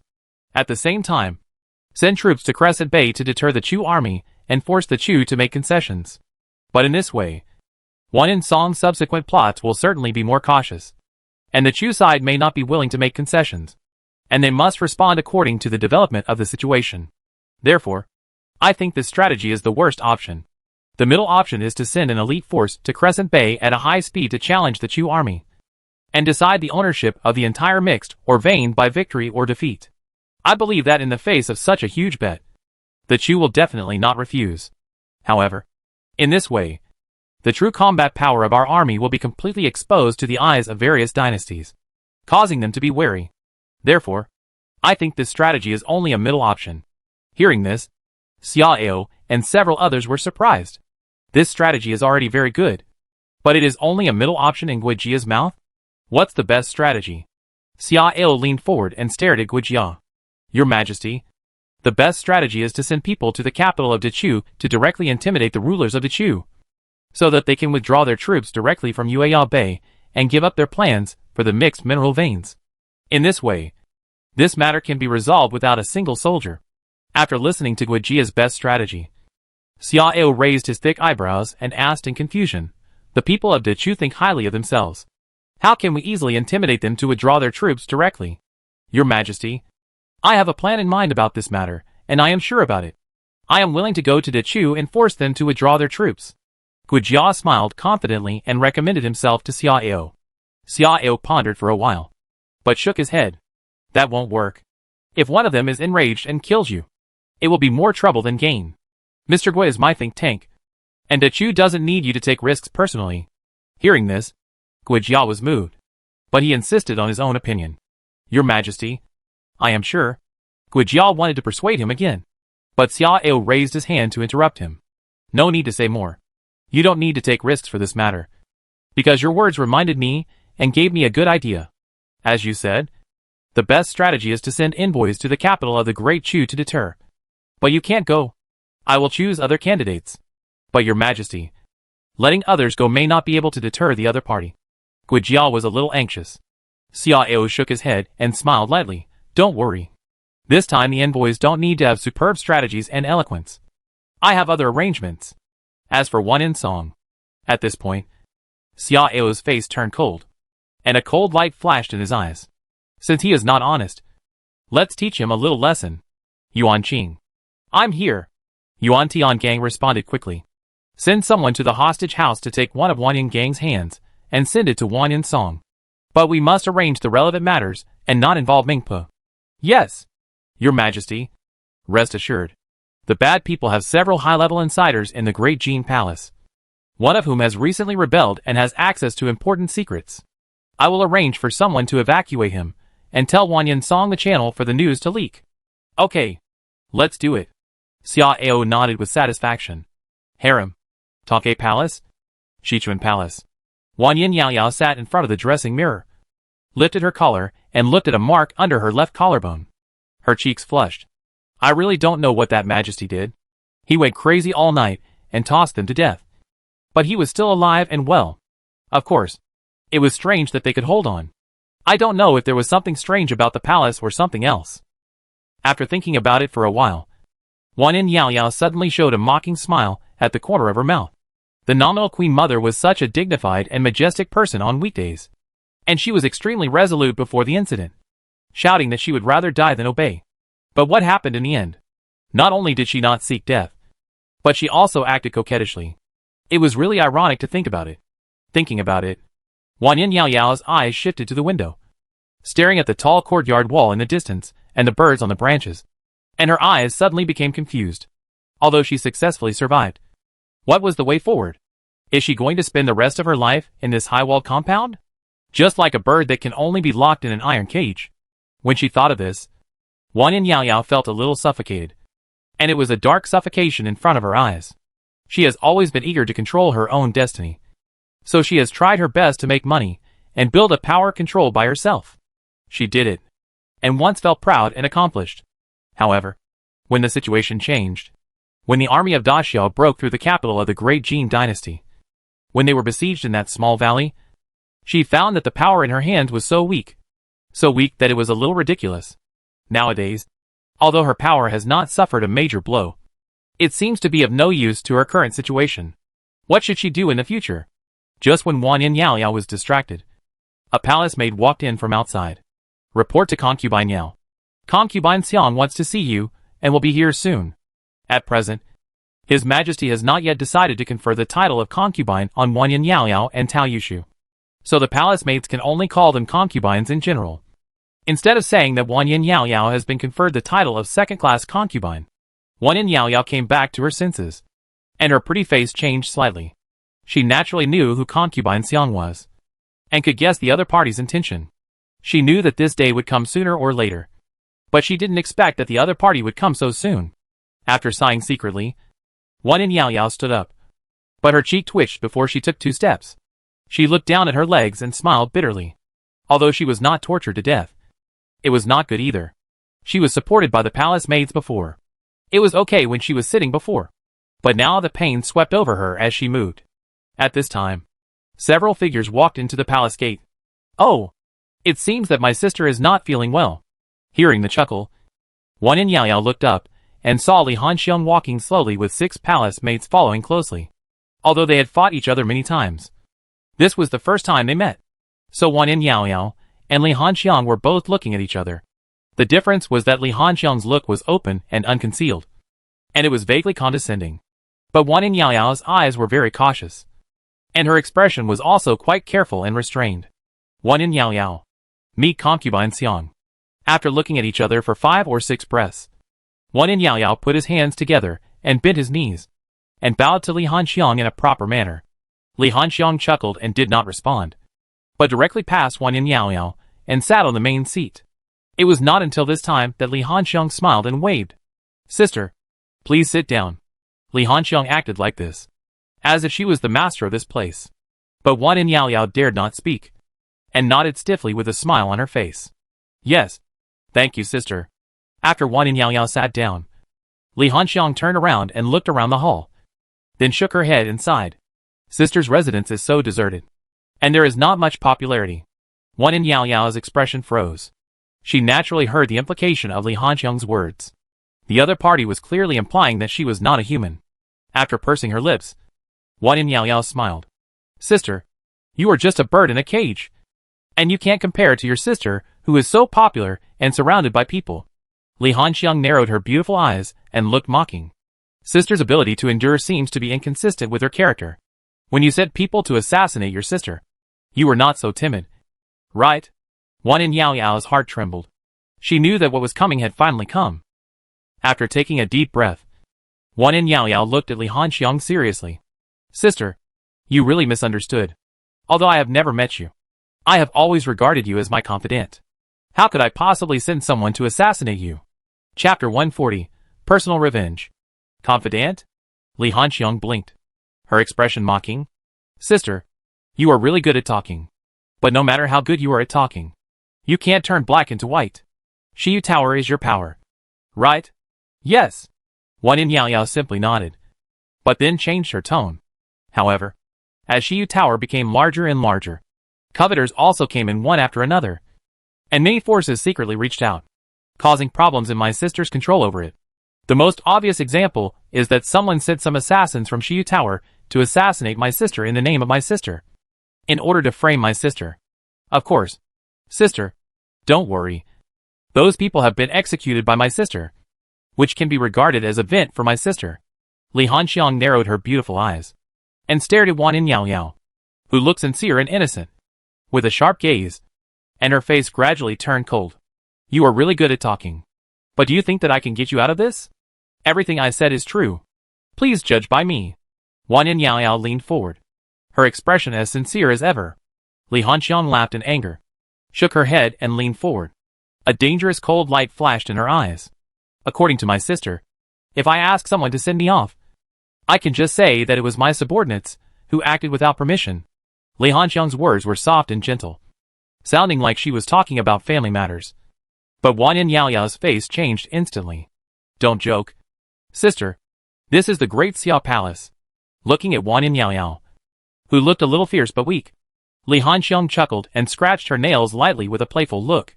Sister, you know this is the Great Xia Palace, right?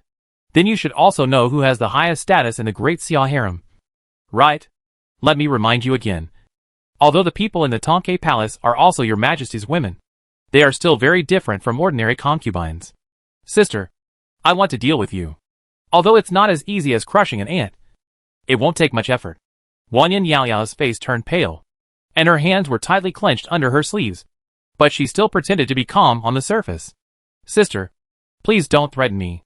As a noble concubine, your status is naturally very high, but no matter how high it is, it can't be above His Majesty. Right? After all, this harem is still His Majesty's harem. Your Majesty has gone to great lengths to get me and my mother here, and they have already visited me. If you are cruel to me and His Majesty gets angry, can you really bear it? Li Hanxiang snorted coldly and said indifferently, Don't trip me up. His Majesty's will is naturally the highest. However, do you think His Majesty will be furious and severely punish you for a woman like you who has not even been canonized as the lowest level concubine? No matter how bad you are still the noble concubine of Daxia, and the only one at present. Isn't it your job to teach your sisters who don't follow the rules a lesson? Wan Yao bit her lip and said with a complicated look, Why don't you let me go? Let you go? Li Hanxiang sneered. But her eyes were cold. Who is willing to let D-Viet go? In the final analysis, D-Viet was destroyed because of the Jee Dynasty. If the Jee Dynasty had not gathered a large number of troops and continuously attacked, causing heavy losses to D-Viet's men, how could D-Viet be destroyed? Wan Yao opened her mouth in astonishment and let out a long sigh. I understand. In fact, sister is not here to seek personal revenge, but to collect debts for D-Viet. But, sister, don't you think it's childish for you to do this? Let alone what such a big thing has to do with us women. Even if it does, you should go to His Majesty to ask for an explanation. What's the matter with venting your anger and hatred on your sister? Li Hanxiang snorted coldly and said indifferently, Daxia and D-Viet don't have so many blood feuds, and I was the one who facilitated the annexation of D-Viet into Daxia. So how can there be hatred? Wan Yao opened her pink lips slightly and smiled sarcastically. In my opinion, it's not that my sister doesn't have it, but she doesn't dare to. I thought that the little sword fairy who galloped on the battlefield was such a charming and brave person, but I didn't expect that she was just a bully who only feared the strong and bullied the weak. Ha. Sharp-tongued. Li Hanxiang glared at Wan Yao, and then said no more. Just waved her hand elegantly. Search. Yes. The 4 palace maids immediately dispersed and quickly searched in Jichuan Palace. Seeing this, Wan Yin Yao Yao was stunned. What are you doing? Of course. I'm searching for contraband. Don't worry. My sister is a person who abides by the rules. Li Hanxiang narrowed her eyes and smiled. With a gentle smile, Wan Yin Yao Yao's face changed instantly, and she was shocked and angry. At this time, she didn't understand that the other party was clearly trying to frame her. Sure enough, not long after, a palace maid walked out of the inner hall holding something quickly. Report to the imperial concubine. A bronze dagger was found under the cushion on the bed of the imperial concubine Yao. Judging from its shape, it should be a decorative object in the bronze sparrow tower. Perhaps the imperial concubine Yao secretly hid it and took it out when she left the bronze sparrow tower in the morning. Li Hanxiang glanced at the bronze dagger in the hand of the palace maid and sneered. Okay. Wan Yin Yao Yao. You are so brave. Don't you know that all women in the bronze sparrow palace are not allowed to keep sharp objects privately? Tell me. What do you want to do by keeping this thing privately? Do you want to harm His Majesty secretly? Wan Yin Yao Yao was shocked and angry, and her body trembled slightly. Li Hanxiang. You are going too far. After saying that, Wan Yin Yao Yao looked at the palace maids on duty in this palace. I want to see His Majesty. The two palace maids looked at Wan Yin Yao Yao, then at Li Hanxiang, with hesitation on their faces.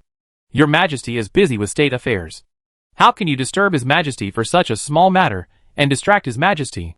Li Hanxiang snorted coldly and glanced at the two maids in a warning. Besides, such family scandals that should not be made public should be resolved by the harem. As a noble concubine, I naturally have the responsibility and the power to deal with it. One of the maids gritted her teeth and stood up. Although what the noble concubine said is reasonable, His Majesty had ordered in the morning that the affairs of the harem should be handled by concubine Wan. Especially us maids, who must obey concubine Wan's orders. When we were sent to the Tonkei Palace to be on duty the day before yesterday, concubine Wan had ordered that any matters should be reported to concubine Wan, and she would make the decision. Therefore, I need to report this matter to concubine Wan, and I hope that the noble concubine will understand. As soon as these words came out, Wan Yin Yao Yao's eyes lit up, and a ray of hope appeared in her eyes. On the other hand, Li Hanxiang's pretty face suddenly turned cold. You mean, I, a noble concubine, can't even decide on such a small matter? Please forgive me. My concubine, I dare not be disrespectful to you, but I must be loyal to my duties. The maid looked terrified, but her attitude was firm. Okay. Very good. Then you report yours, and I will do my job. After a sneer, Li Hanxiang stared at Wan Yin Yao Yao again. Come on. Tie her up. Yes. Four of the maids brought by Li Hanxiang immediately stood up and surrounded Wan Yin Yao Yao. At this moment, a clear and cold shout suddenly sounded. Stop! The people in the hall were all stunned, and when they turned around and saw the figure walking into the hall, everyone's reactions were different. Sister Wanner, why are you here? Li Hanxiang's face changed slightly, and then she greeted him with a smile.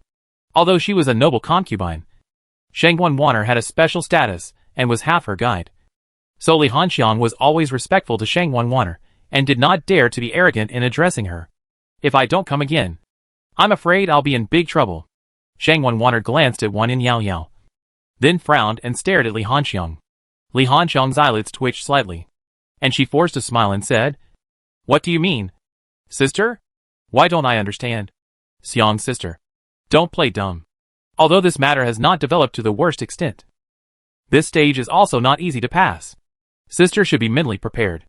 Li Hanxiang was about to ask again, but heard the sound of Ying and Yin Yin talking outside the palace. Soon, Gu Ruoyan, Dong Fanyu, Lu Jijun, Shang Wanxian, Yu Dai and other 20 or 30 concubines came in one after another, and even Tao Yushu was in the crowd. After seeing Li Hanxiang and Shangguan Wanner, these concubines hurriedly saluted. Sisters, please greet concubine Xiang and concubine Wan. No need to be polite. Li Hanxiang waved her hand, frowning slightly. What are you doing here? The concubines looked at each other, not knowing how to answer, because they were also unclear. I asked someone to call them here, Shangguan Wanner said in a low voice, and then added, This is what your majesty wants. Hearing this, Li Hanxiang's pupils shrank slightly, and she had a bad feeling in her heart. Not long after, a loud shout came from outside the hall. Your majesty has arrived. The concubines in the hall hurriedly dispersed to both sides, and lined up neatly, bowed their heads and knelt. Welcome, your majesty. Xiao walked in with his hands behind his back, and his eyes stayed on Li Hanxiang for 2 more breaths. Stand up. Thank you. Your Majesty. Tell me. What's going on? Xiao looked at Li Hanxiang and spoke in a low voice, while pointing at Wan Yin Yao Yao. Your Majesty. I came to Xichuan Palace today to visit my sister Yao Yao. By the way, I want to check a few things in Xichuan Palace and Yushu Palace to prevent dangerous items from appearing in the palace and endangering your Majesty's safety. Unexpectedly, the maid Xuya found a bronze dagger in the inner hall. According to the rules, people in Tonke Palace cannot privately keep sharp weapons. So, Li Hanxiang's mind was racing, and she responded quickly. Is what concubine Xiang said true? Xiao looked at the 4 maids and asked. Your Majesty, I am innocent. She deliberately framed me. Wan Yin Yao Yao was anxious and cried. I didn't ask you. Xiao scolded expressionlessly, and continued to stare at the 4 maids. Your Majesty. Yes. It's like this. One of the maids replied in a trembling voice. Really? Xiao's eyes turned cold, and he didn't ask any more questions. He just waved his sleeves lightly, and the maid was bleeding from all 7 orifices and died on the spot. Seeing this scene with their own eyes, everyone was terrified. They didn't even sense the fluctuation of vitality. How could the maid die? Moreover, His Majesty's action of taking someone's life without saying a word also shocked them.